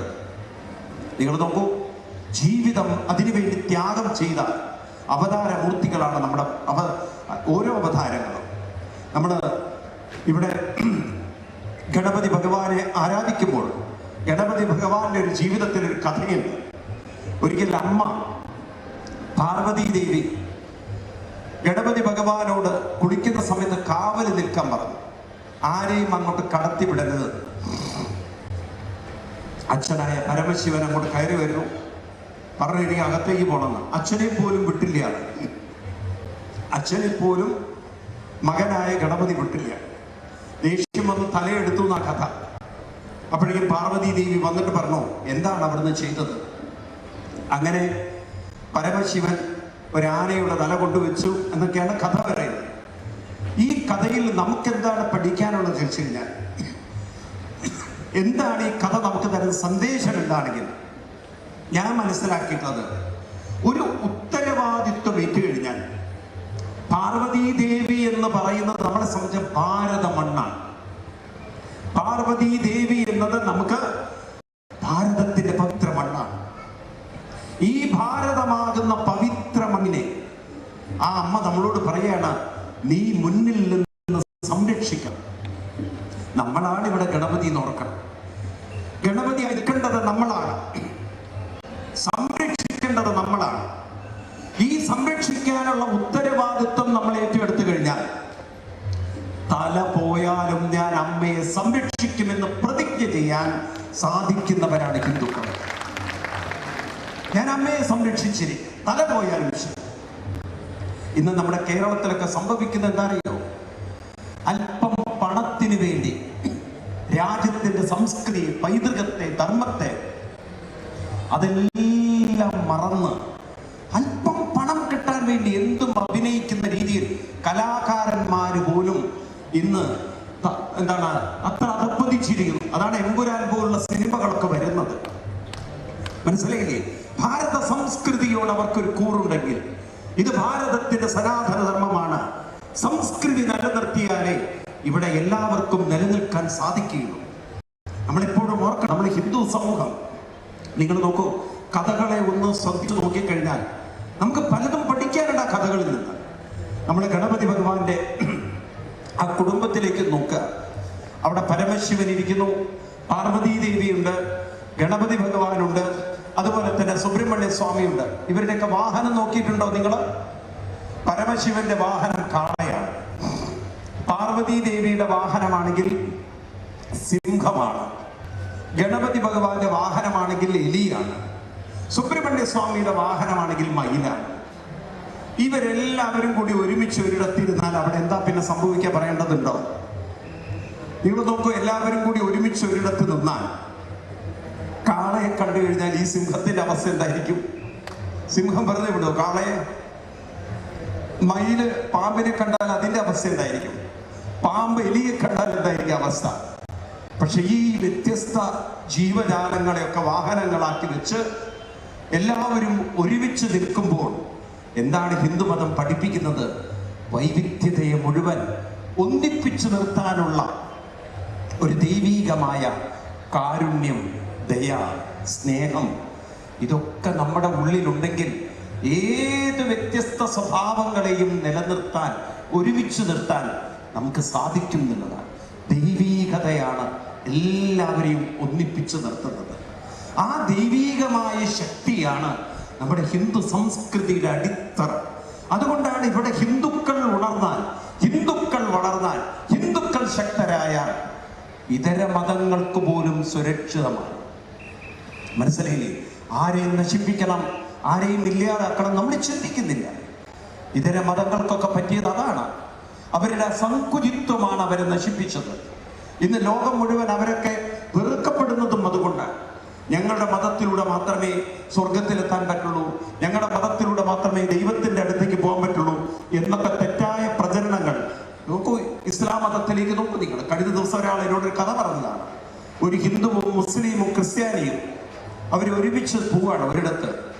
ഹിന്ദുവിനെ സംബന്ധിച്ച് മുസ്ലിമിന്റെ പള്ളിയിൽ കയറി, ഹിന്ദുവിനെ സംബന്ധിച്ച് ക്രിസ്ത്യാനിയുടെ പള്ളിയിൽ കയറി, മുസ്ലിമിന്റെ പള്ളിയിൽ കയറി അവിടെ നോമ്പ് അനുഷ്ഠിച്ചു, ക്രിസ്ത്യാനിയുടെ പള്ളിയിൽ കയറി കേക്ക് മുറിച്ച്. ഹിന്ദുവിന് പ്രശ്നമല്ല. എന്നാൽ ഒരു മുസ്ലിമിനെ സംബന്ധിച്ച് അവൻ ഹിന്ദുവിന്റെ ക്ഷേത്രത്തിൽ പോയ പ്രസാദം തൊടില്ല, നമുക്കറിയാം. ഒരു ക്രിസ്ത്യാനിക്ക് ഹിന്ദുവിന്റെ പ്രസാദം തൊടാൻ ഇപ്പോഴും സാധ്യമല്ല. എന്നിട്ടാണ് ഇവരെ മതേതരത്വവും ഒക്കെ അവിടെ പ്രസംഗിച്ചുകൊണ്ട് നടക്കുന്നത്. രാഷ്ട്രീയക്കാരുടെ കൂടെയുള്ള നേതാക്കന്മാർക്ക് പോലും ഇപ്പോഴും ഹിന്ദു സംസ്കൃതി, ഹിന്ദു പ്രസാദവും ഉൾക്കൊള്ളാൻ സാധിക്കുന്നില്ല എന്ന് പറഞ്ഞാൽ എത്രത്തോളം ഇവർ പൊളിറ്റീഷ്യന്മാരെ പോലും എത്ര വളർന്നിട്ടുണ്ടെന്ന് നോക്കൂ നിങ്ങൾ. വലിയ മതേതരത്വം സ്റ്റേജിൽ കയറി പറയും. പക്ഷെ നമ്മുടെ പ്രസാദം, ഇപ്പൊ ഇവിടെ വരുന്ന വലിയ രാഷ്ട്രീയ നേതാക്കന്മാരെ ചോദിച്ചു നോക്കുക, നിങ്ങളുടെ കൂടെയുള്ള ഒരു മുസ്ലിം നേതാവ് എന്നിട്ട് ഇവിടുത്തെ പ്രസാദം, നമ്മുടെ ഗണപതി ഭഗവാന്റെ പ്രസാദം സ്വീകരിക്കുമോ? സ്വീകരിക്കില്ല. അവർക്കത് ഹറാമാണ്. അവർ വേറെ രീതിയിൽ അതിനെ പറയും. നമുക്കെല്ലാം ഉൾക്കൊള്ളാൻ സാധിക്കുന്നതിന് കാരണം നാം മനസ്സിലാക്കുന്ന ദൈവീകത ഇവരിൽ നിന്നൊക്കെ വ്യത്യസ്തമാണ്. ഇവർ ദൈവീകതയല്ല മനസ്സിലാക്കുന്നത്. ഇവര് മനസ്സിലാക്കുന്നത് എവിടെയോ ഇരിക്കുന്ന ദൈവം, ആ ദൈവം എന്തോ അവർക്ക് കൊടുത്തിരിക്കുന്ന കൽപ്പനകളാണ്. നമ്മളതല്ല, നമ്മൾ മനസ്സിലാക്കുന്ന ദൈവീകതയാണ്. അതാണ് ഹിന്ദുവിന്റെ മഹത്വം. സോദരത്വേന വാഴുന്ന മാതൃകാ സ്ഥാനമാണിത്. എനിക്ക് നിങ്ങളോടൊക്കെ പറയാനുള്ളത്, നമ്മളൊരു വലിയ സുഹൃതം ചെയ്തിരിക്കുകയാണ്, ഭാഗ്യം ചെയ്തിരിക്കുകയാണ്. ഇത്രയും വലിയൊരു മഹാസന്നിധിയിൽ വന്ന് നമ്മളൊരു വലിയ മാറ്റം, 3 മാറ്റം നമുക്കുണ്ടാക്കണം. എനിക്ക് ഇത്രയും നിങ്ങളോട് പറയാനുള്ളൂ. 3 മാറ്റം. ഒന്ന്, അയിത്തം എന്നത് തുടച്ചു മാറ്റണം. ബാഹ്യമായി ബ്രാഹ്മണനായിട്ടിരിക്കട്ടെ, ബാഹ്യമായി ക്ഷത്രിയനായിട്ടിരിക്കട്ടെ, പക്ഷെ ആന്തരികമായി നാം ഒന്നാണെന്ന ബോധത്തിലിരിക്കണം. നാം ഹിന്ദുവാണ് എന്ന് ഉറക്കെ പറയണം. ഉള്ളിൽ നാം ഹിന്ദുവായിട്ട് ഇരിക്കാൻ സാധിക്കണം. എങ്കിൽ നമ്മളെ തൊടാൻ ഒരാൾക്ക് സാധ്യമല്ല. ഒരു മെഡിക്കൽ കോളേജിൽ പോയി കഴിഞ്ഞാൽ അവിടെ ഓപ്പറേഷൻ ചെയ്യാൻ ഒരു സർജൻ ഉണ്ടാവും, അവിടെ ഒരു ഡോക്ടർ ഉണ്ടാവും, അവിടെ ഒരു നേഴ്സ് ഉണ്ടാവും. എല്ലാവർക്കും നേഴ്സിനും ഡോക്ടർക്കും ഒരുമിച്ച് ആവാൻ പറ്റില്ല. എല്ലാവരും വ്യത്യസ്തരായിട്ട് തന്നെ ഇരിക്കേണ്ടവർ. പക്ഷെ മെഡിക്കൽ കോളേജിൽ അവരൊക്കെ സ്റ്റാഫുകളാണ്, ജോലിക്കാരാണ്. ഈ ബോധം നമ്മുടെ ഹിന്ദുക്കൾക്കുണ്ടാവണം. ഓരോരുത്തർക്കും ഓരോ റോളുകളുണ്ട്. ബ്രാഹ്മണന് ബ്രാഹ്മണന്റെ റോളുണ്ട്, ക്ഷത്രിയന് ക്ഷത്രിയന്റെ റോളുണ്ട്, വൈശ്യന് വൈശ്യന്റെ റോളുണ്ട്. ഓരോരുത്തർക്കും ഓരോ റോളുകളുണ്ട്. പക്ഷേ ഞങ്ങളെല്ലാം അടിസ്ഥാനമായി ഒന്നാണ്. ഉള്ളിന്റെ ഉള്ളിൽ ഞാൻ വലുതെന്നും മറ്റൊരാൾ ചെറുതെന്നും നമുക്ക് തോന്നരുത്. 5 വിരലുകളിൽ 1 വലിയ വിരൽ, ചെറിയ വിരൽ തോന്നരുത്. ഒരേ കൈത്തണ്ടയിലാണ് ഇതെല്ലാം വെച്ചിരിക്കുന്ന ബോധം നമ്മുടെ ഉള്ളിൽ ഉണ്ടാവണം. അയിത്തം തുടച്ചു മാറ്റുക എന്ന് പറഞ്ഞാൽ ബ്രാഹ്മണന്റെ പൂണൽ പൊട്ടിക്കുക എന്നല്ല. അയിത്തം മാറ്റുക എന്ന് പറഞ്ഞാൽ നാം ഒന്നാണെന്ന അടിസ്ഥാന ബോധത്തിൽ ജീവിക്കുക. ഞാൻ ഹിന്ദുവാണെന്ന് ഉറച്ചുറച്ചുറച്ചുറച്ചുറച്ച് മനസ്സിൽ ഉറപ്പിച്ചുകൊണ്ട് ജീവിക്കുക. ഇത് മറക്കരുത്. 2, അനുഷ്ഠാനമില്ലാത്ത ഒരു ദിവസം പോലും ജീവിതത്തിൽ ഉണ്ടാകരുത്. 10 മിനിറ്റെങ്കിൽ 10 മിനിറ്റ് നടുനിവർന്നിരുന്നു കൊണ്ട് പ്രണവത്തെ ഉപാസിച്ചുകൊണ്ട്, നിങ്ങൾ ഗണപതി മന്ത്രങ്ങളൊക്കെ നോക്കിക്കഴിഞ്ഞാൽ പ്രണവരൂപമാണ് ഗണപതി എന്ന് പറയും. ഗണപതിയുടെ ആ തുമ്പിക്കൈ ഉണ്ടല്ലോ, പ്രണവത്തിന്റെ പ്രതീകമായിട്ടാണ് പറയുക. കുറച്ചു നേരം നമ്മൾ മന്ത്രജപ സംസ്കാരം നമുക്കുണ്ടാവണം. കുട്ടികളിലൊക്കെ നമ്മൾ ആ മന്ത്രജപം എങ്ങനെയാണ് കൊണ്ടുവരേണ്ടത് എന്നതിനെ കുറിച്ച് എല്ലാവരും ഒന്ന് ചിന്തിക്കണം. കാരണം വരുന്ന തലമുറകളിൽ അനുഷ്ഠാനക്കുറവുള്ളത് കൊണ്ടാണ് വേണ്ടാത്ത കൂട്ടുകെട്ടിൽ, പ്രത്യേകിച്ച് മൊബൈലിന്റെ സ്വാധീനം നമ്മുടെ കുട്ടികളിൽ കൂടി വന്ന് നമ്മുടെ സംസ്കൃതിയിൽ നിന്നും ക്രമേണ അകന്നകന്നു പോകുന്നത്. അടുത്ത കാലത്ത് നിങ്ങൾ കണ്ടു കാണും, കാസർഗോഡ് ജില്ലയിലും വളരെ കൂടുതലായിരുന്നു ഈ കുട്ടികളിൽ, പെൺകുട്ടികളിൽ പ്രത്യേകിച്ച് ഈ മുസ്ലിം സമുദായത്തിലുള്ള ചില കുട്ടികളെ, നമ്മുടെ പെൺകുട്ടികളെ വഴിതെറ്റിച്ചുകൊണ്ട് ഒരു ലവ് അഫെയർ ഒക്കെ ഉണ്ടാക്കിക്കൊണ്ട്, നിങ്ങൾ അടുത്ത കാലത്ത് കേട്ട് കാണാം അതിനെക്കുറിച്ചൊക്കെ. ലവ് ജിഹാദ് എന്നൊരു പേരൊക്കെ കേട്ട് കാണാം. ആ ലവ് ജിഹാദിൽ കൂടുതൽ കാസർഗോഡുള്ള കുട്ടികൾ ഇരകളായിരുന്നു എന്നത് നിങ്ങൾ മനസ്സിലാക്കിയിട്ടെന്ന് ഞാൻ വിചാരിക്കുന്നു. ഇതൊക്കെ എന്തുകൊണ്ട് അങ്ങനെ സംഭവിക്കുന്നു ചോദിച്ചു കഴിഞ്ഞാൽ, ഹിന്ദു കുടുംബത്തിൽ ജനിച്ചു എന്നല്ലാതെ അനുഷ്ഠാനമുള്ള കുട്ടികൾ കുറവായി വരികയാണ്. ഇത് മാറ്റിയെടുക്കാൻ നാം ഈ ഒരു സമ്മേളനം കൊണ്ട്, ഇവിടുത്തെ ഈ ബ്രഹ്മകലോത്സവം ആഘോഷം നടക്കുമ്പോൾ ഒരു പ്രതിജ്ഞ ചെയ്തുകൊണ്ട് നമ്മൾ അടുത്ത സ്റ്റെപ്പിലേക്ക് ഉയരണം. ഇനിയൊരു പടി നമുക്ക് ഉയരാനുണ്ട്, നമുക്ക് ഇനിയും മുന്നോട്ട് പോകാനുണ്ട്. ഇതൊരു ധർമ്മ സമ്മേളനമാണ്. യഥാഹി ധർമ്മസ്യ ഗ്ലാനിർഭവതി ഭാരത അഭ്യുത്ഥാനം അധർമ്മസ്യ തദാത്മാനം സുജാമ്യഹം. ഗീതയിൽ കൃഷ്ണന്റെ ആഹ്വാനം അതാണ്. എവിടെ ധർമ്മത്തിന് ഗ്ലാനി സംഭവിക്കുന്നുണ്ടോ അപ്പോഴൊക്കെ ധർമ്മത്തിന്റെ ഗ്ലാനിയിൽ നിന്നും ധർമ്മത്തെ ഉയർത്തിക്കൊണ്ട് കുട്ടികളെ സ്വധർമ്മത്തിലേക്ക് കൊണ്ടുവരാൻ നമ്മൾ പ്രേരണയും പ്രോത്സാഹനവും കൊടുക്കണം. മുതിർന്നവർ കണ്ണടയ്ക്കുമ്പോഴാണ് കുട്ടികൾ വഴിതെറ്റിപ്പോകുന്നത്. മുതിർന്നവർക്ക് വഴി കാണിച്ചു കൊടുക്കാൻ പലപ്പോഴും അറിയാറില്ല. എനിക്കിത് പറയാനുള്ളത്, ഇത് നാം ഇതര മതങ്ങളിൽ നിന്ന് കണ്ടുപഠിക്കണം. ഇസ്ലാം മതത്തിൽ നിന്നും ക്രിസ്തു മതത്തിൽ നിന്നും ഒരു കാര്യം പഠിക്കാനുള്ളത്, മുതിർന്നവർ കുട്ടികൾക്ക് വഴികാട്ടികളാണ്. നിങ്ങൾ നോക്കൂ, വലിയവരാണ് കൊച്ചു കുട്ടികളെ മദ്രസയിലേക്ക് പറഞ്ഞയക്കുന്നത്. എന്നാൽ നമ്മുടെ ഇടയിൽ കുട്ടികളോട് അമ്പലത്തിൽ വരാൻ പറഞ്ഞാൽ, നമ്മുടെ ഇടയിൽ കുട്ടികളോടൊന്ന് ക്ഷേത്രത്തിൽ പോയി 10 മിനിറ്റ് ഇരിക്കാൻ, ധ്യാനിക്കാൻ, ജപിക്കാൻ പറഞ്ഞാൽ കുട്ടികൾക്ക് അറിയില്ല. അത് നമ്മൾ പരിശീലിച്ചിട്ടില്ല. ഈ ന്യൂനത നമ്മൾ പരിഹരിക്കണം. അനുഷ്ഠാനമാണ് മനോബലം എന്ന് പഠിക്കണം. അനുഷ്ഠാനമില്ലാത്തവരെ വഴിതെറ്റിക്കാൻ എളുപ്പത്തിൽ സാധിക്കും. മനോബലമില്ലാത്തവരെയാണ് തളർത്താൻ സാധിക്കുക. അനുഷ്ഠാനമുണ്ടോ ഒരിക്കലും തളർത്താൻ സാധ്യമല്ല. ഇതെപ്പോഴും നമ്മൾ ഓർത്തോളണം. 3ാമത്തെ തവണ ഞാൻ പറഞ്ഞത്, നമുക്ക് ഗണപതി ഭഗവാനെ പോലെ അമ്മയെ സംരക്ഷിക്കേണ്ട ഒരു ഉത്തരവാദിത്വമുണ്ട്. പാർവതി ദേവിയുടെ മുന്നിൽ കാവൽ നിൽക്കുന്ന ഗണപതി ഭഗവാനെ പോലെ നമ്മൾ ഓരോരുത്തരും ഭാരതത്തിന്റെ ഈ സംസ്കൃതി, നമ്മുടെ മണ്ണിനെ സംരക്ഷിക്കാൻ പ്രതിജ്ഞാബദ്ധരാണ്. തല പോയാലും ഞാൻ എൻ്റെ ഈ നാടിനെ സംരക്ഷിക്കും എന്ന ഒരു പ്രതിജ്ഞയോടുകൂടി ഓരോ ഹിന്ദുവും ഉണർത്തെഴുന്നേറ്റ് നിൽക്കാൻ സാധിച്ചാൽ ഈ ഭാരതം ലോകത്തിന്റെ നെറുകയിലെത്താൻ അധികം നാളുകൾ വേണ്ട. ലോകം ഇന്ന് GDP-യിലാണ് ശ്രദ്ധിക്കുന്നത്. എങ്ങനെ സമ്പത്ത് വരുത്താമെന്നാണ് എല്ലാവരും നോക്കുന്നത്. കഴിഞ്ഞ ദിവസം നിങ്ങൾ കാണുന്നുണ്ടാവും, അമേരിക്കയിൽ ഡൊണാൾഡ് ട്രംപ് അദ്ദേഹം അധികാരത്തിൽ വന്ന സമയത്ത് അദ്ദേഹം 25% തീരുവ ഓരോ രാജ്യത്തിൽ നിന്നും വരുന്നതിനൊക്കെ ചുമത്താൻ തുടങ്ങി. എന്തിനാണത്? അമേരിക്കയുടെ സമ്പത്ത് വർദ്ധിപ്പിക്കണമെന്ന്. എന്നാൽ ഭാരതം പഠിപ്പിക്കുന്നത് ഒരു രാജ്യത്തിന് ഭൗതിക സമ്പത്ത് മാത്രം പോരാ, സാംസ്കാരികമായ സമ്പത്ത്, ആത്മീയ സമ്പത്തുണ്ടെങ്കിലേ ഒരു രാജ്യത്തിന് നിലനിൽപ്പുള്ളൂ. കുംഭമേളയിൽ നമ്മൾ അതാണ് കണ്ടത്, ആത്മീയ സമ്പത്തിന്റെ മഹത്വം.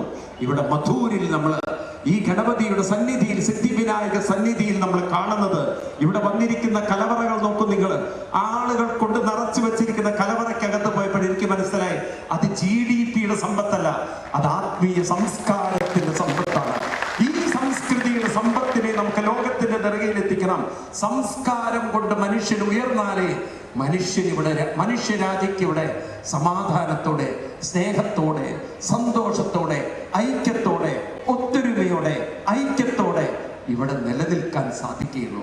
മാനവരാശി മുഴുവൻ ഒന്നാണെന്നും എല്ലാവരിലും പ്രവർത്തിക്കുന്നത് ഒരേ ചൈതന്യമാണെന്നും ആ വൈവിധ്യത്തെ ഒന്നാക്കി നിർത്താൻ നമുക്ക് പ്രചോദനം തരുന്ന അവതാരങ്ങളാണ് ഗണപതി ഭഗവാനെന്നും പരമശിവനെന്നും ലോകത്തിനെ ഓർമ്മിപ്പിച്ചുകൊണ്ട് നമുക്ക് മുന്നോട്ട് നീങ്ങാം. ഈ 3 കാര്യങ്ങൾ നിങ്ങൾ തലയിലിടുക. ഈ 3 കാര്യങ്ങൾ ഐക്യത്തെ തുടച്ചു മാറ്റണം. ഉള്ളിൽ ആ ഒരു ഭാവം വെക്കരുത്. ആരുടെങ്കിലും ഉള്ളിലുണ്ടെങ്കിൽ നമ്മൾ പറയണം, നമ്മൾ ഒന്നാണ്, നാം ഒന്നാണ്, നാം ഹിന്ദുവാണ്, മറക്കരുത് എന്ന് നമ്മൾ വീണ്ടും വീണ്ടും ഓർമ്മിപ്പിക്കണം. പുറമേക്ക് നമ്മൾ എന്ത് വേഷം കെട്ടിക്കോളും. ഇപ്പം ഞാൻ സ്വാമിയാണ്, എനിക്ക് സ്വാമിയുടെ വേഷം കെട്ടിയേ പറ്റുള്ളൂ. ഓരോരുത്തർക്കും ഓരോ വേഷങ്ങളുണ്ട്. പുറമേക്ക് അച്ഛനും അമ്മയും അവരുടെ വേഷം കെട്ടുന്നു. ഒന്നാണെന്ന് മക്കളോട് പറയാൻ പറ്റുമോ? പക്ഷേ ഉള്ളിൻ്റെ ഉള്ളിൽ നാം ഒരു കുടുംബമാണെന്ന് പറയുന്നത് പോലെ ഒന്നെന്ന ബോധം നമ്മളിൽ ഇരിക്കട്ടെ. അതുപോലെ തന്നെ നമ്മളിൽ അനുഷ്ഠാന ശക്തി ഇരിക്കട്ടെ. അതുപോലെ മൂന്നാമത്തത്, നമ്മുടെ സംസ്കൃതിയെ സംരക്ഷിക്കാൻ തല പോയാലും ഞാൻ നിലനിൽക്കും.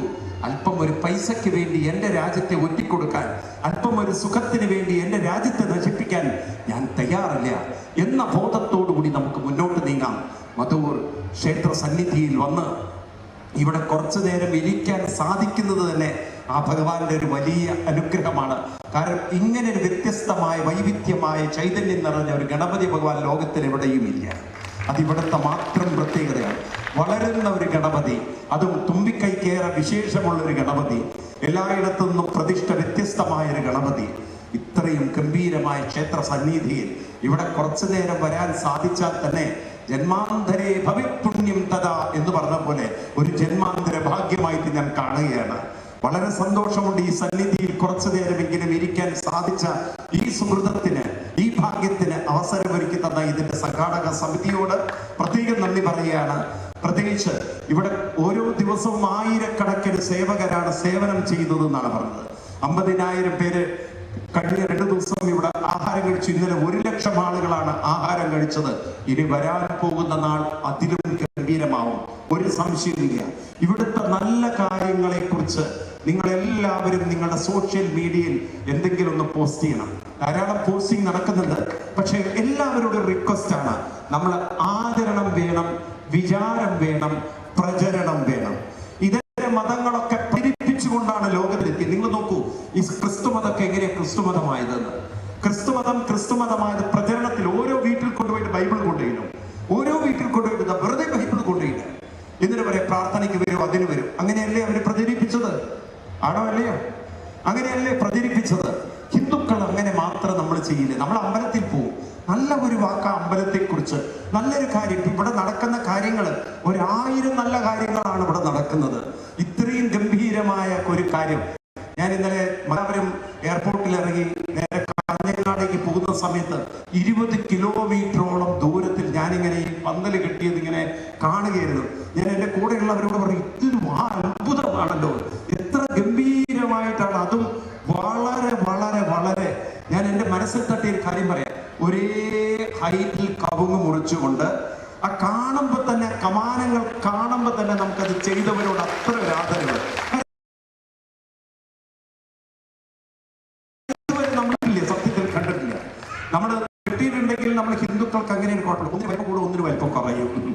പക്ഷെ ഇത് വളരെ കൃത്യതയിൽ വളരെ കൃത്യത അളന്നു മുറിച്ച പോലെ എല്ലാം ഒരു ഓർഡറിൽ വെച്ചിരിക്കുന്നു. അത് ചെയ്തിരിക്കുന്ന പ്രവർത്തകർക്ക് നല്ലൊരു അഭിനന്ദനം.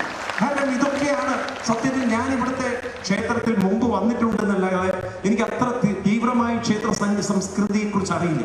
പക്ഷെ അത് കണ്ടപ്പോൾ എനിക്കൊരു വലിയ ആദരവ് തോന്നി. ഇത് ചെയ്തിരിക്കുന്ന ആളുകൾ അത്ര മഹാന്മാരാണ്, വളരെ പ്രാണിമുള്ളവരാണ്, ഇത് മനസ്സിലാക്കിയവരാണ്. അതിന്റെ ശക്തിയും ചൈതന്യവും ആ ഒരു കമാനങ്ങൾ കണ്ടു കഴിഞ്ഞാൽ അല്ലെങ്കിൽ ആ ഒരു എന്താണ് അലങ്കാരം കണ്ടു കഴിഞ്ഞാൽ തന്നെ ഇവിടെ ഒന്ന് വന്നു പോവാൻ ആർക്കും തോന്നിപ്പോകുന്നതാണ്. അത്ര ഒരാഗ്രഹമായിരുന്നു അതിനുള്ളതാണ്. പിന്നീട് ഇങ്ങോട്ടുള്ള വരുന്നതും ഓരോ കാര്യങ്ങളും അതിനുവേണ്ടി പ്രവർത്തിക്കുന്നവരെ എത്ര നമിച്ചാലും മതിയാവില്ല. ആ കുടുംബങ്ങളൊക്കെ ഐശ്വര്യമുള്ള കുടുംബങ്ങളായി മാറും. അതിനുവേണ്ടി പ്രവർത്തിക്കുന്നവർക്ക് തീർച്ചയായിട്ടും എല്ലാ ആചാര്യന്മാരുടെയും അനുഗ്രഹം ഉണ്ടാവും. കാരണം നിങ്ങളുടെ ജീവിതത്തിൽ നിങ്ങൾ ചെയ്തിരിക്കുന്ന ഈ സുഹൃതം, ഈ വലിയ സേവനത്തിന് ഭഗവാന്റെ അനുഗ്രഹവും ഗുരുക്കന്മാരുടെ ഗുരുത്വവും നിങ്ങളുടെ കൂടെ ഉണ്ടാകുമെന്ന് ഞാൻ ഓർമ്മിപ്പിക്കുകയാണ്. നിങ്ങൾ ഭാഗ്യം ചെയ്തവരാണ്. കാരണം എല്ലാവർക്കും ഇതിനുള്ളൊരു ഭാഗ്യം കിട്ടില്ല. കുറച്ചു പേർക്ക് മാത്രമേ ഭഗവാൻ ഇത്തരം ഭാഗ്യങ്ങൾ തന്നിട്ടുള്ളൂ. കാസർഗോഡ് ജില്ലയിലുള്ള ഈ ക്ഷേത്രത്തിൽ ഇവിടെ പ്രവർത്തിക്കുന്ന പ്രവർത്തകർക്കൊക്കെ ദൈവീകമായ ഒരു അനുഗ്രഹം ഈ കാര്യത്തിൽ കിട്ടിയിട്ടുള്ളവരാണ്. ഇതൊരു മാതൃകയാവട്ടെ മറ്റു ക്ഷേത്രങ്ങൾക്ക്. നാളെ അവർക്കും ഇതുപോലുള്ള കുംഭമേളകൾ സംഘടിപ്പിച്ചുകൊണ്ട് കേരളത്തെയും കർണാടകത്തെയും നമുക്ക് മാറ്റിമറിക്കണം. ഇതും ഒരു ഹിന്ദു സംസ്കൃതിയുടെ നാടാക്കി മാറ്റണം. ഇവിടെയൊക്കെ നമുക്കറിയാം, കർണാടകയും കേരളവും ഈ രണ്ട് രാജ്യങ്ങൾ സ്ഥലങ്ങളുണ്ടല്ലോ, നാടുകളും ഒരു വശത്തെ ഹിന്ദുക്കൾ ഉണ്ടെങ്കിലും ഹിന്ദു സംസ്കൃതി, ഹിന്ദുവിന്റെ ആ ഒരു എന്താണ് പറയാ, ഹിന്ദു ഭാവം വളരെ ലോവറാണ്. കാരണം ഭരിക്കുന്നവരൊക്കെ മറ്റുള്ളവരെ അങ്ങോട്ട് വളരെയധികം പുകഴ്ത്തിയും വളരെയധികം അവർക്ക് ഒരു പ്രാധാന്യം കൊടുത്ത് ഹിന്ദു എന്തോ ഒരു ലോവറാണെന്നുള്ള ഒരു തോന്നലിലേക്ക് നമ്മളെ കൊണ്ടുപോകാൻ തുടങ്ങിയത് കുറെ കാലമായി. നമ്മൾ പഠിക്കണം. നമ്മൾ ഉള്ളത് കൊണ്ടാണ് മറ്റുള്ളവർ സുരക്ഷിതരായിട്ടിരിക്കുന്നത് എന്ന് പറയാൻ സാധിക്കണം. നമ്മൾ ഉള്ളത് കൊണ്ടാണ്, ഹിന്ദു ഉള്ളത് കൊണ്ടാണ് നമുക്ക് സാധിക്കണം. അതിന് ഓരോ ഹിന്ദു അഭിമാനം ഉയർത്തേണ്ടതുണ്ട്. നമ്മളൊന്ന് ഉണർന്നു വന്നു കഴിഞ്ഞാൽ നമ്മൾ നോക്കണം, ഹിന്ദുക്കൾ ഒരു മതത്തിനും എതിരല്ല. ഹിന്ദു അങ്ങനെ പഠിച്ചിട്ടില്ല ആരെയും കൊല്ലാനും നശിപ്പിക്കാനും ഒരു ഇവിടെ നശിപ്പിച്ച് സ്വർഗത്തിൽ പോകാനും നമ്മളെ പഠിപ്പിക്കുന്നില്ല. നമ്മളെ പഠിപ്പിക്കുന്നത് കാരുണ്യമാണ്, ദയയാണ്, സ്നേഹമാണ്. ഇതൊക്കെയാണ് നമ്മളെ പഠിപ്പിക്കുന്നത്. അങ്ങനെയുള്ള സദ്ഭാവനകൾ നടന്ന ഹിന്ദു സംസ്കൃതിയെ ഉണർത്തേണ്ടത് നമ്മുടെ ഓരോരുത്തരുടെയും ഉത്തരവാദിത്തമാണ്. ഈ ക്ഷേത്രത്തിൽ നടക്കുന്ന ബ്രഹ്മകലോത്സവവും മൂടപ്പ സേവയും നമ്മുടെ ഉള്ളിലും വലിയൊരു പരിവർത്തനമുണ്ടാക്കി, നമുക്കും ഒരു മാറ്റമുണ്ടാക്കി, സമൂഹത്തിന്റെ മുഖ്യധാരയിലേക്ക് ഉണർന്നു വന്നുകൊണ്ട് ഒരു പ്രവർത്തനം നടത്താൻ നമുക്കത് പ്രചോദനമാവട്ടെ എന്ന് പ്രാർത്ഥിച്ചുകൊണ്ട് ചില മാറ്റങ്ങൾ നമുക്കുണ്ടാക്കിക്കൊണ്ട് കേരളത്തെയും കർണാടകത്തെയും നമ്മൾ ഹിന്ദുക്കൾ തിരിച്ചു പിടിക്കും. നമ്മൾ മുന്നിൽ നടക്കും. അതിനുള്ള രാജ്യവും നമ്മൾ നേടിയെടുക്കും എന്ന് മാത്രം ഓർമ്മിപ്പിച്ചുകൊണ്ട് ഞാൻ നിർത്തുന്നു. നന്ദി, നമസ്കാരം, പ്രണാമം. നമുക്ക് എല്ലാവർക്കും ഗണപതി ഭഗവാന്റെ നിറഞ്ഞ അനുഗ്രഹം ഉണ്ടാവട്ടെ. മൂടപ്പ സേവ കൊണ്ട് ഭഗവാൻ ധന്യമാകുമ്പോൾ നമ്മുടെ ജീവിതവും മൂഢത്വത്തിൽ നിന്ന് മാറി പൂർണ്ണത്വത്തിലേക്ക് ഉയർത്താൻ ഭഗവാൻ അനുഗ്രഹിക്കട്ടെ എന്ന് പ്രാർത്ഥിച്ചുകൊണ്ട് ഒരിക്കൽ കൂടി നന്ദി പറഞ്ഞുകൊണ്ട് ഇതിന്റെ സംഘാടകർക്ക് എല്ലാവിധ അനുഗ്രഹങ്ങളും ആശീർവാദങ്ങളും നേർന്നുകൊണ്ട് ഇതൊരു വലിയ ചരിത്ര സംഭവമായി മാറട്ടെ. നാളെ ലോകം അറിയപ്പെടട്ടെ. മധൂരിൽ നടന്നിരിക്കുന്ന ബ്രഹ്മകലോത്സവം മഹാകുംഭമേളയുടെ മഹത്വം ലോകം അറിയട്ടെ എന്ന് മാത്രം പ്രാർത്ഥിച്ചുകൊണ്ട് നിർത്തട്ടെ. നന്ദി, നമസ്കാരം, പ്രണാമം. ಮನಸ್ಸಿನ ಶಕ್ತಿಯೇ ಮಂತ್ರ, ಭಕ್ತಿಯ ಮಂತ್ರದ ನಿತ್ಯ ಅನುಷ್ಠಾನವೇ ಹೃದಯ ಶುದ್ಧಿ. ಭಾರತದಲ್ಲಿ ಹಿಂದೂ ಸನಾತನ ಸಂಸ್ಕೃತಿ ಉಳಿಯದಿದ್ದರೆ ಮತ್ತೆಲ್ಲಿ ಉಳಿಯುವುದು, ಬೆಳೆಯುವುದು? ತಲೆ ಹೋದರೂ ನಮ್ಮ ಸಂಸ್ಕೃತಿಯನ್ನು ರಕ್ಷಿಸೋಣ ಎಂಬುದಾಗಿ ಬಹಳ ಉತ್ತಮವಾಗಿ ನಮಗೆ ಸಂದೇಶವನ್ನು ನೀಡಿದ್ದಾರೆ. ಶ್ರೀಯುತ ಪರಮಪೂಜ್ಯ ಶ್ರೀ ಉದಿತ್ ಚೈತನ್ಯ ಸ್ವಾಮೀಜಿಯವರಿಗೆ ವಂದನೆಗಳು. ಹಾಗೆಯೇ ನಮ್ಮ ಕಾರ್ಯಕ್ರಮಕ್ಕೆ ಕಟೀಲಿನ ಆಡಳಿತ ಅನುಂಸ ಮುಖ್ಯಸ್ಥರಾದಂತಹ ಶ್ರೀ ವೇದಮೂರ್ತಿ ಕಮಲಾದೇವಿ ಪ್ರಸಾದ್ ಆಗಮಿಸಿದ್ದಾರೆ. ಅವರಿಗೆ ಈಗಾಗಲೇ ಫಲ ತಾಂಬೂಲ ನೀಡಿ ಅವರನ್ನು ಸ್ವಾಗತಿಸಿದ್ದೇವೆ. ಅದೇ ರೀತಿಯಲ್ಲಿ ಮತ್ತೆ ಪುನಃ ಅವರನ್ನು ಬ್ರಹ್ಮಕಲಶೋತ್ಸವ ಸಮಿತಿ ವತಿಯಿಂದ ಹೃತ್ಪೂರ್ವಕವಾದಂಥ ಸ್ವಾಗತವನ್ನು ಬಯಸ್ತಾ ಇದ್ದೇವೆ. ಹಾಗೆ ಪ್ರಾಂತ್ಯ ಅಧ್ಯಕ್ಷರು ಕೇರಳ ಕ್ಷೇತ್ರ ಸಂರಕ್ಷಣಾ ಸಮಿತಿ ಮಲ್ಲಪ್ಪಳ್ಳಿ, ಇದರ ಅಧ್ಯಕ್ಷರಾದಂಥ ಶ್ರೀ ಕೃಷ್ಣನ್ ನಂಬೂದಿರಿ ವೇದಿಕೆಗೆ ಆಗಮಿಸಿದ್ದಾರೆ. ಅವರನ್ನು ಹೃತ್ಪೂರ್ವಕವಾಗಿ ಸ್ವಾಗತಿಸ್ತಾ ಇದ್ದಾರೆ. ನಮ್ಮ ಸಮಿತಿಯ ಕಾರ್ಯದರ್ಶಿಯಾದಂತಹ ಶ್ರೀಯುತ ಸತ್ಯನಾರಾಯಣ ತಂತ್ರಿಯವರು ಅವರನ್ನು ಶಾಲು ಹಾಕಿ ಸ್ಮರಣಿಕೆ ನೀಡಿ ಸ್ವಾಗತಿಸ್ತಾ ಇದ್ದಾರೆ.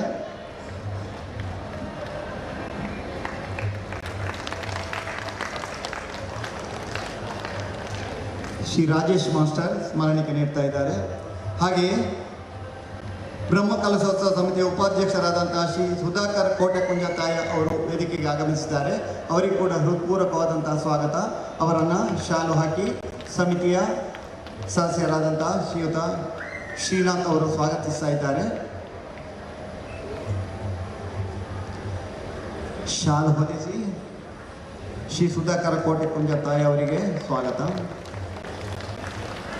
ಹಾಗೆಯೇ ನಮ್ಮೆಲ್ಲರ ಹೆಮ್ಮೆ, ಕೃಷಿಕರಾಗಿ ಪದ್ಮಶ್ರೀ ಪ್ರಶಸ್ತಿ ಪುರಸ್ಕೃತರು, ಪ್ರಗತಿಪರ ಕೃಷಿಕರಿಗೊಂದು ಮಾದರಿ, 660 ಭತ್ತದ ತಳಿಯನ್ನು ಬೆಳೆಸಿ ಪೋಷಿಸಿ ಇಂದಿ ಕೂಡ ತಮ್ಮಲ್ಲಿ ಇಟ್ಟುಕೊಂಡಂತಹ ಪದ್ಮಶ್ರೀ ಪುರಸ್ಕೃತರಾದಂತಹ ಶ್ರೀ ಸತ್ಯನಾರಾಯಣ ಬೆಳೆಯರಿಯವರು ವೇದಿಕೆಗೆ ಆಗಮಿಸಿದ್ದಾರೆ.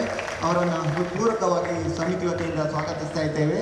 ಶಾಲು ಹಾಕಿ ಸ್ಮರಣಿಕೆ ನೀಡಿ ಅವರಿಗೆ ಹೃತ್ಪೂರ್ವಕವಾದಂತಹ ಸ್ವಾಗತ.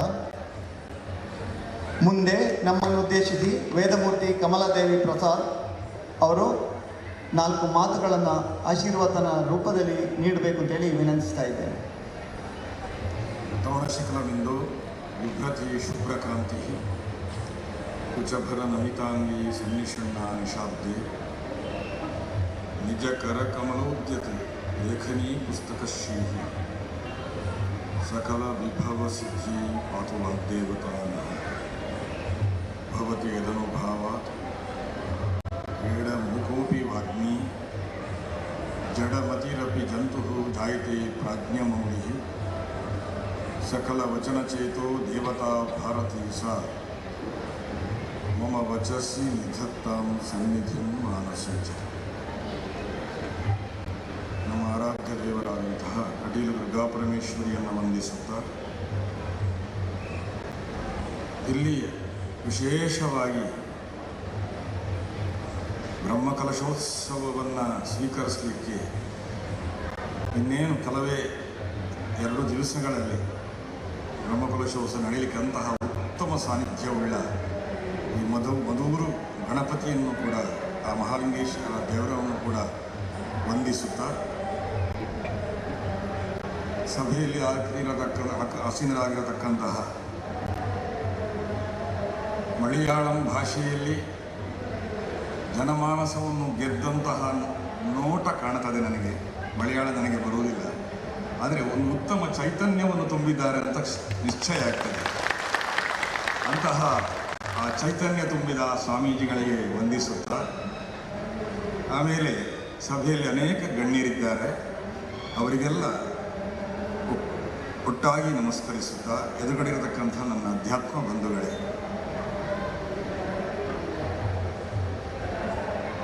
ಮಧೂರು ಎಂಬ ಒಂದು ಹೆಸರೇ ನಮ್ಮನ್ನು ಆಹ್ವಾನಿಸ್ತದೆ. ಯಾಕೆಂದರೆ ನಾನು ಯಾವತ್ತೂ ಹೇಳೋದುಂಟು, ಕೇರಳದಲ್ಲಿ ಸಾಧಿಸಿದಷ್ಟು ನಾವು ಕರ್ನಾಟಕದಲ್ಲಿ ಸಾಧಿಸಲಿಲ್ಲ ಅಂತ ಹೇಳೋದು. ನಮಗೆ ಸಾಧ್ಯ ಆಗಲಿಲ್ಲ. ನೋಡಿ, ಕೇರಳದಲ್ಲಿ ಒಂದು ದೇವಾಲಯಗಳು, ಹಿಂದೂ ದೇವಾಲಯಗಳು ಹಿಂದೂಗಳಿಗೆ ಮಾತ್ರ ಪ್ರವೇಶ, ಅಹಿಂದೂಗಳಿಗೆ ಪ್ರವೇಶ ಇಲ್ಲ ಅಂತ ಒಂದು ಬೋರ್ಡ್ ಆಗಲಿಕ್ಕೆ ಪರ್ಮಿಷನ್ ಉಂಟು ಕರ್ನಾಟಕದಲ್ಲಿ. ಇದು ಕೇರಳದ ಒಂದು ಸಾಧನೆ. ಇನ್ನೊಂದು ಸಾಧನೆ ಏನು ಅಂತಂದರೆ ವಸ್ತ್ರ ಸಂಹಿತೆ, ಡ್ರೆಸ್ ಕೋಡ್. ಅದು ಕೇರಳದಲ್ಲಿ ಮಾತ್ರ ಸಾಧ್ಯ ಆಗಿದೆ ಹೊರತು ಬೇರೆ ಕಡೆ ಸಾಧ್ಯ ಆಗಲಿಲ್ಲ. ನಾವು ಕರ್ನಾಟಕದಲ್ಲಿ ತರಬೇಕು ಅಂತ ಹೊರಟೆವು, ಆಗಲೇ ಇಲ್ಲ. ನಾವು ಯಾಕಂದರೆ ಇಲ್ಲಿ ಅಂಗಿ ತೆಗೆದೇ ಹೋಗಬೇಕು, ಇಂಥ ಕಡೆಯಲ್ಲಿ ಹೀಗೇ ಕಟ್ಟಬೇಕು. ಈಗ ನಮಗೆ ಯಾವುದು ತಳಿಪರಂಬ ತೆರಳುವಾಗ ಸೊಂಟಕ್ಕೆ ಬಟ್ಟೆ ಕಟ್ಟಬೇಕು. ಈ ರೀತಿಯಾಗಿ ಇಂತಹ ಹೊತ್ತಿನಲ್ಲಿ ಇಂಥವರು ಹೋಗಲಿಕ್ಕಿಲ್ಲ. ಇಂತಹ ಒಂದು ನಿರ್ಬಂಧವನ್ನು ಒಂದು ದೇವಸ್ಥಾನದಲ್ಲಿ ಹೇರಲಿಕ್ಕೆ ಸಾಧ್ಯವಾದಂತಹ ಒಂದು ರಾಜ್ಯ ಇದ್ದಿರೋದು ಕೇರಳ ಮಾತ್ರ, ಬೇರೆ ಯಾವ ರಾಜ್ಯ ಇಲ್ಲ. ಹಾಗಾಗಿ ಮತ್ತೊಂದು ಈ ಮಧೂರು ದೇವಸ್ಥಾನ ಆ ಕಡೆ ಕೇರಳದ ಸಂಪ್ರದಾಯವನ್ನು ಹೊತ್ತಿದೆ, ಈ ಕಡೆ ಕರ್ನಾಟಕದ ಸಂಪ್ರದಾಯವನ್ನು ಹೊತ್ತಿದೆ.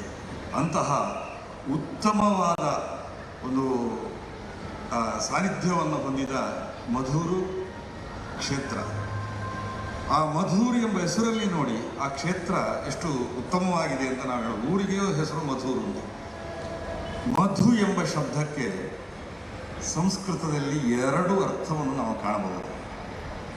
ಒಂದನೇದಾಗಿ ಎಲ್ಲರಿಗೂ ತಿಳಿದಾಗೆ ಮಧುರ ಅಂದರೆ ಸಿಹಿ ಅಂತ ಅರ್ಥ. ಒಂದು ಮಧು ಅಂದರೆ ಸಿಹಿ ಅಂತ ಅರ್ಥ. ಇನ್ನೊಂದು ಮಧು ಅಂದರೆ ಸಂಸ್ಕೃತದಲ್ಲಿ ಒಳ್ಳೆಯ ಮಾತಿಗೆ ಮಧು ಅಂತ ಹೆಸರು. ಮಾಧ್ವೀರ್ ಗಾವೋ ಭವಂತುನಃ ನಮಗೆ ವೇದ ಹೇಳ್ತದೆ. ಗಾವಹ ಅಂದರೆ ಅಲ್ಲಿ ದನ ಅಂತ ಅರ್ಥ ಅಲ್ಲ, ಗೈ ಶಬ್ದ ಅಂತಂದರೆ ಶಬ್ದ ಅಂದರೆ ನಮ್ಮ ಬಾಯಲ್ಲಿ ಬರತಕ್ಕಂತಹ ಶಬ್ದ ಅಂದರೆ ನಮ್ಮ ಮಾತು. ಅದು ಮಾಧ್ವೀರ್ ಗಾವಹ ಭವಂತುನಃ, ನಮಗೆ ಹೇಳತಕ್ಕ ಮಾತುಗಳು ಎಲ್ಲವೂ ಮಧುರವಾಗಿರಲಿ ಎಂಬಂತಹ ಮಾತು ಮಧು ಅಂತ ಎಂಬ ಅರ್ಥವನ್ನು ಕೊಡತಕ್ಕಂತಹ ಶ್ರುತಿಯ. ಹಾಗಾಗಿ ಒಂದು ಮಾತು ಸಿಹಿಯಾಗಿರಲಿ, ಒಂದು ಸಿಹಿಯಾಗಿರಲಿ, ಮಾತೇ ಸಿಹಿ. ಅಂತಹ ಉತ್ತಮ ಅರ್ಥವನ್ನು ಹೊತ್ತ ಮಧು ಎಂಬ ಹೆಸರನ್ನು ಉಳ್ಳಂತಹ ಈ ಗಣಪತಿಯನ್ನು ನಾವು ಉಪಾಸನೆ ಮಾಡಿದರೆ ನಮ್ಮಲ್ಲಿಯೂ ಕೂಡ ಉತ್ತಮವಾದಂತಹ ಉತ್ತಮ ಮಾತುಗಳ ಜನಮಾನಸವನ್ನು ಮುಟ್ಟತಕ್ಕಂತಹ ಮಾತುಗಳೇ ನಮ್ಮಲ್ಲಿ ಹೊರಡ್ತದೆ ಎಂಬಂತಹ ಇದನ್ನು ಎರಡಾಗಿ ಹೇಳಬೇಕಾಗಿದೆ. ಅಂತಹ ಉತ್ತಮ ಹೆಸರುಳ್ಳ ಈ ಊರು, ಆ ಊರಿನಲ್ಲಿರತಕ್ಕಂತಹ ಉಪಾಸನಾ ಗಣಪತಿ. ಈ ಗಣಪತಿಯನ್ನು ಉಪಾಸಿಸಿದವರೇ ಇಲ್ಲ. ನಾನು ಯಾವತ್ತೂ ಹೇಳೋದುಂಟು, ನಮ್ಮ ಕಟೀಲಿನ ಯಕ್ಷಗಾನ ಅಂದರೆ ಅದು 6 ಮೇಳಗಳುಳ್ಳ ಯಕ್ಷಗಾನ, ಬಹಳ ಪ್ರಸಿದ್ಧ, ದೇವರಿಗೆ ಅತ್ಯಂತ ಪ್ರೀತಿ ಇಡುತ್ತ ಹರಕೆ ಅಂತ. ಒಂದು ಸೇವೆಯನ್ನು ಮಾಡಬೇಕಿದ್ರೆ 20 ವರ್ಷ ಕಾಯಬೇಕು, ಅಂತಹ ಒಂದು ಸೇವೆ ಅದು. ಆದರೆ ಆ ಯಕ್ಷಗಾನದಲ್ಲಿಯೂ ಪ್ರಾರಂಭದಲ್ಲಿ ನಾವು ಯಾರನ್ನು ಸ್ತುತಿಸುವುದು? ಮದವೂರ ವಿಘ್ನೇಶಗೆ ಅಂತಲೇ ಪ್ರಾರಂಭದ ಸ್ತುತಿ. ಯಕ್ಷಗಾನದಲ್ಲಿ ಕೂಡ ಮದವೂರ ವಿಘ್ನೇಶಗೆ, ಅಲ್ಲಿಯೂ ಕೂಡ ನಾವು ಮಧೂರು ಗಣಪತಿಯನ್ನೇ ನಾವು ಸ್ತುತಿಸುವುದು. ಹಾಗಾದರೆ ಯಕ್ಷಗಾನ, ನಾನು ಹೇಳೋದು, ಯಕ್ಷಗಾನದ ಗಂಗೋತ್ರಿ ಇರುವುದು ನಮ್ಮ ಈ ಕುಂಬಳೆಯಲ್ಲಿ. ಕುಂಬಳೆಯ ಪಾರ್ಥಿಸುಬ್ಬರು ಯಕ್ಷಗಾನದ ಪ್ರಸಂಗಗಳನ್ನು ಬರೆದು ಯಕ್ಷಗಾನದ ಚೌಕಟ್ಟನ್ನು ಕೊಟ್ಟು ಯಕ್ಷಗಾನವನ್ನು ಗಂಗೆಯಾಗಿ ಹರಿಸಿಬಿಟ್ರು. ಗಂಗೆ ಹರಿದು ಹರಿದು ಹರಿದು ಹರಿದು ಹೇಗೆ ಕಾಶಿಯಲ್ಲಿ ಅದು ಗಂಗೆ ಹೇಗೆ ಆ ವಿಶ್ವನಾಥನ ಬಳಿಯಲ್ಲಿ ಪ್ರಸಿದ್ಧವಾಯಿತೋ, ಅದೇ ರೀತಿ ಯಕ್ಷಗಾನದ ಗಂಗೋತ್ರಿ ಹರಿದು ಹರಿದು ಹರಿದು ಕಟೀಲಿಗೆ ಬಂದು ಅದು ಪ್ರಸಿದ್ಧವಾಗಿ ಹೋಯಿತು. ಹಾಗಾಗಿ ಮೂಲ ನಮ್ಮ ಈ ನಾಡಿನಿಂದ ಅಂತ ನಾವು ಹೇಳಲಿಕ್ಕೆ ಹೆಮ್ಮೆ ಪಡ್ತೇವೆ. ಅಂತಹ ಉತ್ತಮವಾದಂತಹ ಕ್ಷೇತ್ರ ಇದು. ಇಲ್ಲಿಗೆ ಸ್ತುತಿಸದೆ ಒಂದು ಕಾಲದಲ್ಲಿ ಒಂದು ಕೋರ್ಟಲ್ಲಿ ಜಗಳ ಆಯಿತು. ಬಡಗು ತಿಟ್ಟು ಪ್ರಥಮವೋ ತೆಂಕು ತಿಟ್ಟು ಪ್ರಥಮವೋ ಅಂತ. ಸುರಿಗೆ ಯಾವುದು ಅಂತ. ಯಕ್ಷಗಾನ ಪ್ರಾರಂಭ ಆದ್ದಲ್ಲಿಂದ ಬಡಗು ತಿಟ್ಟಿನಿಂದಲೋ ತೆಂಕು ತಿಟ್ಟಿನಿಂದಲೋ ವಾದ ಸರಣಿಯು ಬೆಳೀತು. ಆಗಲೂ ಕೂಡ ತೆಂಕುತಿಟ್ಟೇ ಮೊದಲು ಪ್ರಥಮ ಅಂತ ನಮಗೆ ಉಳಿಸಿಕೊಟ್ಟ ದೇವರಿದ್ರೆ ಅದು ಮಧುರ ವಿಘ್ನೇಶ. ಯಾಕೆಂದರೆ ಅಲ್ಲಿ ಆ ಸ್ತುತಿಯೇ, ಅಲ್ಲಿ ಬಡಗುತಿಟ್ಟಿನಲ್ಲಿ ಕೂಡ ನೀವು ಪ್ರಾರಂಭದ ಸ್ತುತಿ ಮದವೂರ ವಿಘ್ನೇಶಗೆ ಅಂತಲೇ ಇರುವುದಲ್ಲಿ, ಬೇರೆ ಇಲ್ಲ. ಹಾಗಾಗಿ ಆ ವಾದವನ್ನೇ ಇಟ್ಟುಕೊಂಡು ಲಾಯರ್ ವಾದ ಮಾಡಿದರು. ಇಲ್ಲಿಯೂ ಕೂಡ ಸ್ತುತಿ ಮದವೂರ ವಿಘ್ನೇಶಗೆ ಅಂತ ಹೇಳಿದ್ರಿಂದ ತೆಂಕುತಿಟ್ಟು ಪ್ರಾರಂಭ ಆದದ್ದು ಇಲ್ಲಿಂದಲೇ ಅಂತ ಹೇಳಿ ಜಡ್ಜ್ಮೆಂಟ್ ಬರುವ ಹಾಗೆ ಮಾಡಿದಂತಹ ಕೀರ್ತಿಕರ ಅದು ಮದವೂರ ವಿಘ್ನೇಶ. ಅಂತಹ ಶ್ರೇಷ್ಠ ಸಾನ್ನಿಧ್ಯವನ್ನು ಹೊತ್ತಂತಹ ನಾಡಿದು. ಇಲ್ಲಿ ನನಗೆ ಯಾವಾಗಲೂ ಕಾಣುವುದುಂಟು, ನಮ್ಮಲ್ಲಿ ಕರ್ನಾಟಕದಲ್ಲಿ ನಮ್ಮ ಕರ್ನಾಟಕದಲ್ಲಿ ಒಂದು ಭಾಷೆ ಕನ್ನಡ. ನಮ್ಮ ದಕ್ಷಿಣ ಕನ್ನಡದಲ್ಲಿ ಒಂದು ಹೆಮ್ಮೆಯಿಂದ ಹೇಳ್ಬೋದು, ಕನ್ನಡ ಮತ್ತು ತುಳು ಅಂತ 2 ಭಾಷೆಯ ಸಂಗಮ ಆಗಿದೆ. ಆದರೆ ನಮ್ಮ ಈ ನಾಡಿನಲ್ಲಿ 3 ಭಾಷೆಗಳ ಸಂಗಮ ಆಗಿದೆ. ಒಂದು ಕನ್ನಡ, ಒಂದು ತುಳು, ಒಂದು ಮಲಯಾಳಿ. 3 ಭಾಷೆಗಳ ಸಂಗಮ ಇದ್ದರೆ ಅದು ಈ ನಾಡಿಗೆ ಬರಬೇಕು ಹೊರತು ಬೇರೆ 3 ಭಾಷೆಗಳ ಸಂಗಮ. ನೋಡಿ, ಒಂದು ಭಾಷೆಗಳ ಸಂಗಮ ಆಗುವುದು ಅಂದರೆ ಆ ಸಂಸ್ಕೃತಿಗಳು ಇವರು ಹೇಳಿದರು, ನಮ್ಮ ಸ್ವಲ್ಪ ಅರ್ಥ ಆಯ್ತು ನನಗೆ. ಸಾಂಸ್ಕೃತಿಕವಾಗಿ ನಾವು ಒಟ್ಟಾಗಬೇಕು ಅಂತ. ನಮ್ಮ ಇದು ಬೇರೆ ಬೇರೆ ಆಗಿರ್ತದೆ, ಒಂದು ಕಡೆ ಒಂದೇ ಇರ್ತದೆ, ಒಂದು ಕಡೆ. ಹಾಗಾಗಿ ಇಡೀ ಭಾರತದಲ್ಲಿ ನಾವು ಹಿಂದೂ ಧರ್ಮವನ್ನು ಸಾರಲಿಕ್ಕಾಯಿತು. ನಮ್ಮ ಧರ್ಮ ಒಂದೇ ಇರ್ತದೆ. ಆದ್ರಿಂದ ನಾವು ಇಡೀ ಭಾರತದಲ್ಲಿ ಹಿಂದೂ ಧರ್ಮವನ್ನು ಎತ್ತಿ ಹಿಡಿಲಿಕ್ಕಾಯಿತು. ಹೇಗೆ ಅಂತ ನಿಮ್ಗೆ ಕೇಳ್ಬೋದು, ಯಾವುದು ನಮ್ಮನ್ನು ಎತ್ತಿ ಹಿಡಿಲಿಕ್ಕಾಯಿತು? ಹಿಂದೂ ಧರ್ಮ ಏನನ್ನು ಸಾರ್ತದೆ ನೋಡಿ. ನೀವು ಮೊನ್ನೆ ಉದಾಹರಣೆ ಕೊಡುವುದಾದರೆ, ಮೊನ್ನೆ ಅಷ್ಟೇ ಮುಗಿದಂತಹ ಕುಂಭಮೇಳವನ್ನು ನೋಡಬಹುದು. ಕುಂಭಮೇಳದಲ್ಲಿ ನೀವು ಆ ಜಲದ ಹತ್ರ, ಆ ನೀರಿನ ಹತ್ತಿರ ಬರುವಾಗ ಯಾವುದೇ ದೇವಸ್ಥಾನಗಳಿಲ್ಲ. ಆದರೆ ಜನರಿಗೆ ಕಾಣುವುದು ಹರಿಯುವ ಆ 3 ನದಿಗಳ ಸಂಗಮ ಮಾತ್ರ ಕಾಣ್ತದೆ. ಕೋಟಿ ಕೋಟಿ ಜನ ಬಂದು ಆ ನೀರಿನಲ್ಲಿ ಸ್ನಾನ ಮಾಡಿ ಎದ್ರು. ಹಾಗಾದರೆ ಕುಂಭ ಎಂಬ ಶಬ್ದ ನೋಡಿ. ಕುಂಭ ಅಂದರೆ ಇದರಲ್ಲಿ ಬರುವಂಥ ಒಂದು ಮಡಕೆಗೆ ಕುಂಭ ಅಂತ ಹೇಳೋದು. ಕುಂಭ ಅಂದರೆ ಒಂದು ಮಡಕೆ. ಆದರೆ ಅದನ್ನು ನಾವು ವಿಸ್ತರಿಸಿ ಹೇಳಿದ್ರೆ ಕುಂಭ ಅಂದರೆ ಭೂಮಿ, ಭೂಮಿಯನ್ನೇ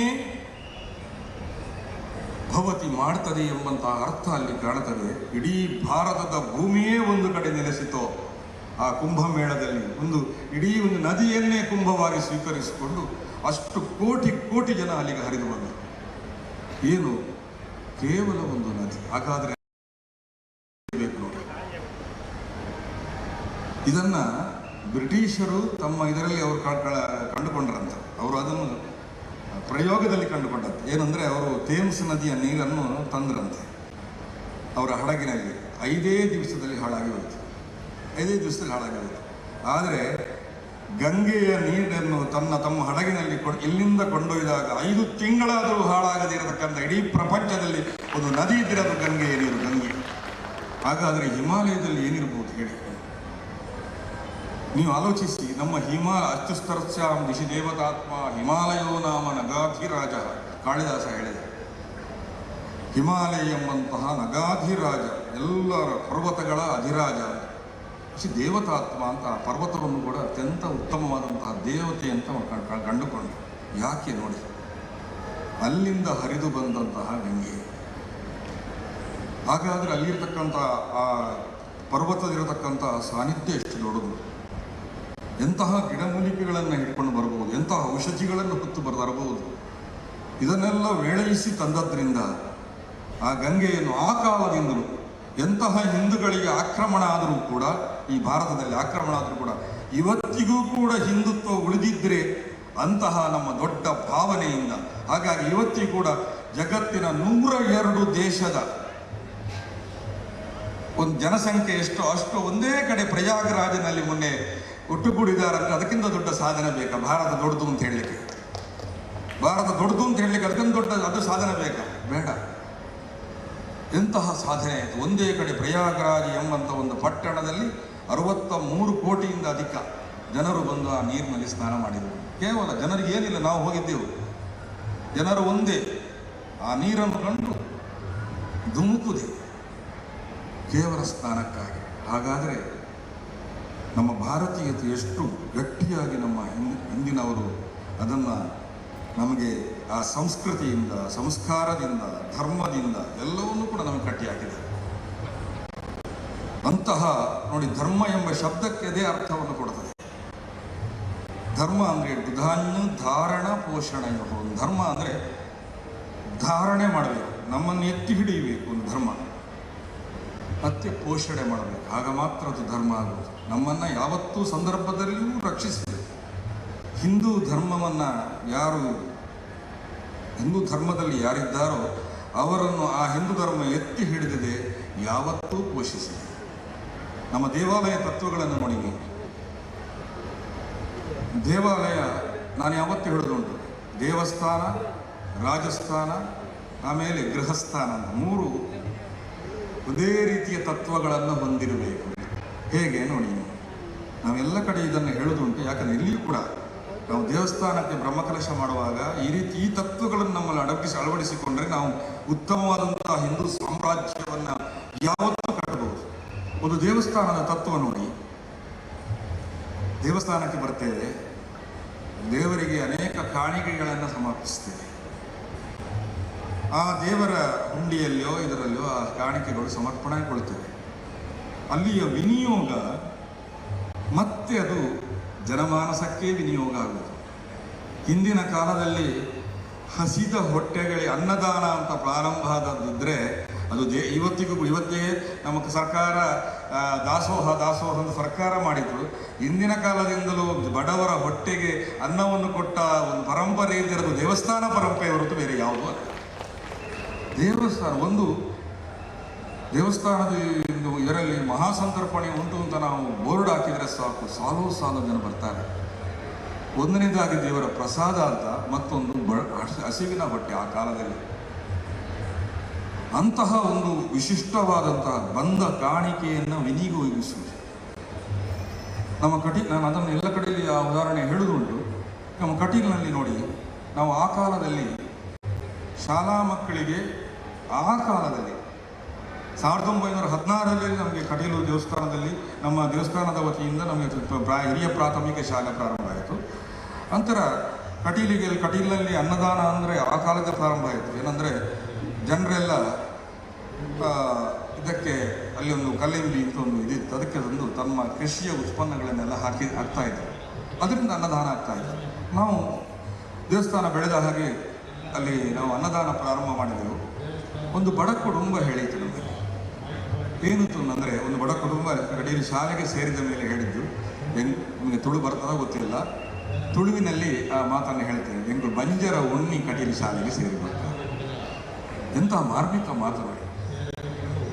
ಹಾಗಾದರೆ ದೇವಸ್ಥಾನದ ವಿನಿಯೋಗ ನೋಡಿ, ಕಾಣಿಕೆ ಸಮರ್ಪಿಸಿದ್ರಿಂದ ವಿನಿಯೋಗ ಆಗುತ್ತೆ. ನಾವು ಅನೇಕ ಈಗ 3 ಹೊತ್ತು ಅನ್ನದಾನ ನಡೀತದೆ, ಅಲ್ಲಿ ಆ ರೀತಿಯಾಗಿ ವಿನಿಯೋಗ ಪ್ರಾರಂಭ ಆಯಿತು. ವಿನಿಯೋಗ ಪ್ರಾರಂಭ ಆದದ್ರಿಂದ ದೇವಸ್ಥಾನ ಅತಿ ದೊಡ್ಡದಾದಂತಹ ಕ್ಷೇತ್ರವಾಗಿ ಬೆಳೆಯುತ್ತೆ.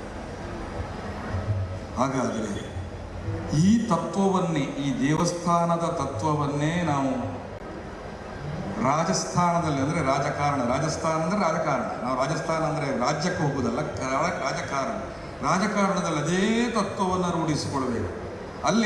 ಇಲ್ಲಿ ನಾವು ದೇವರಿಗೆ ಕಾಣಿಕೆ ಆಗೋದ್ರೆ ಅಲ್ಲಿ ತೆರಿಗೆಯ ಮುಖಾಂತರ, ಟ್ಯಾಕ್ಸ್ ಮುಖಾಂತರ ನಾವು ರಾಜರಿಗೆ ನಾವು ಅಲ್ಲಿ ರಾಜಸ್ಥಾನಕ್ಕೆ ನಾವು ಟ್ಯಾಕ್ಸ್ ಕೊಡ್ತೇವೆ.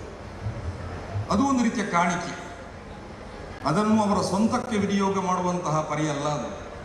ಅದರಲ್ಲಿಯೂ ವಿನಿಯೋಗ ಆಗಬೇಕು. ಎಲ್ಲಿಯೂ ಬಡ ಕುಟುಂಬರಿಗೆ ಎಲ್ಲಿ ಮನೆ ಇಲ್ಲವೋ, ಎಲ್ಲಿ ಹೊಟ್ಟೆಗಿಲ್ಲವೋ, ಇದನ್ನೆಲ್ಲ ಹುಡುಕಿ ಕೊಡತಕ್ಕಂತಹ ಒಂದು ದೇವಸ್ಥಾನದ ಧ್ಯೇಯವೇ ರಾಜಸ್ಥಾನದಲ್ಲಿ ನಡೆಯುತ್ತೆ. ಈ ತತ್ವವನ್ನು ಆ ರಾಜಸ್ಥಾನದಲ್ಲಿ ಒಂದು ವೇಳೆ ಎಲ್ಲ ಈಗಿನ ರಾಜಕಾರಣದಲ್ಲಿ ಬಹಳ ಕಡಿಮೆ, ಹಿಂದೆ ಆ ರಾಜಕಾರಣದಲ್ಲಿ ಇತ್ತು. ನಾವು ರಾಮರಾಜ್ಯದಲ್ಲಿ ಅದನ್ನು ನೋಡಿದರೆ ಅಲ್ಲಿ ಎಲ್ಲವೂ ಕೂಡ ಪ್ರಜಾ ವಿನಿಯೋಗವೇ ಇದೆ. ಆ ಪ್ರಜೆಗಳಿಗೆ ವಿನಿಯೋಗ ಆಗಬೇಕು. ಆಗ ಈ ದೇವಸ್ಥಾನದ ತತ್ವ ಅಲ್ಲಿ ಕಾಣ್ತದೆ.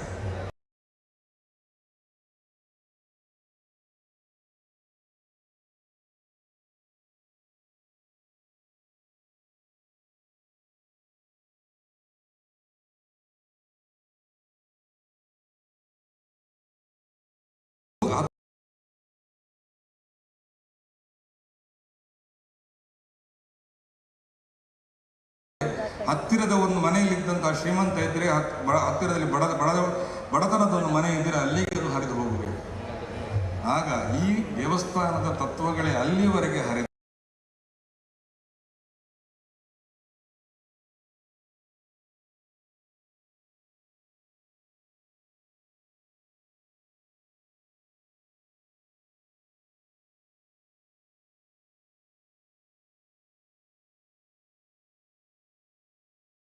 ಸ್ಥಿರೀಭವ ಲೋಕದ ಅನುಗ್ರಹಕ್ಕೋಸ್ಕರ ಕೇವಲ ಮಧುರಿ ಗಣಪತಿಗೆ ನಾಳೆ ಬ್ರಹ್ಮಕಲಶ ಆಗ್ತದೆ 2ನೇ ತಾರೀಕು ಅಂತಂದರೆ ಅದು ಕೇವಲ ಊರಿನ ಈ ಊರಿಗೆ ಬ್ರಹ್ಮಕಲಶ ಅಲ್ಲ, ಲೋಕಾನುಗ್ರಹ ಇರುವ ಇಡೀ ಲೋಕಕ್ಕೆ, ಇಡೀ ಭಾರತಕ್ಕೆ ಶ್ರೇಯಸ್ಸು ತರಬೇಕಂತ ಧ್ಯೇಯದಿಂದ ಮಾಡೋದು ಸ್ಥಿರೀಭವ ಸುಖಾಯನ.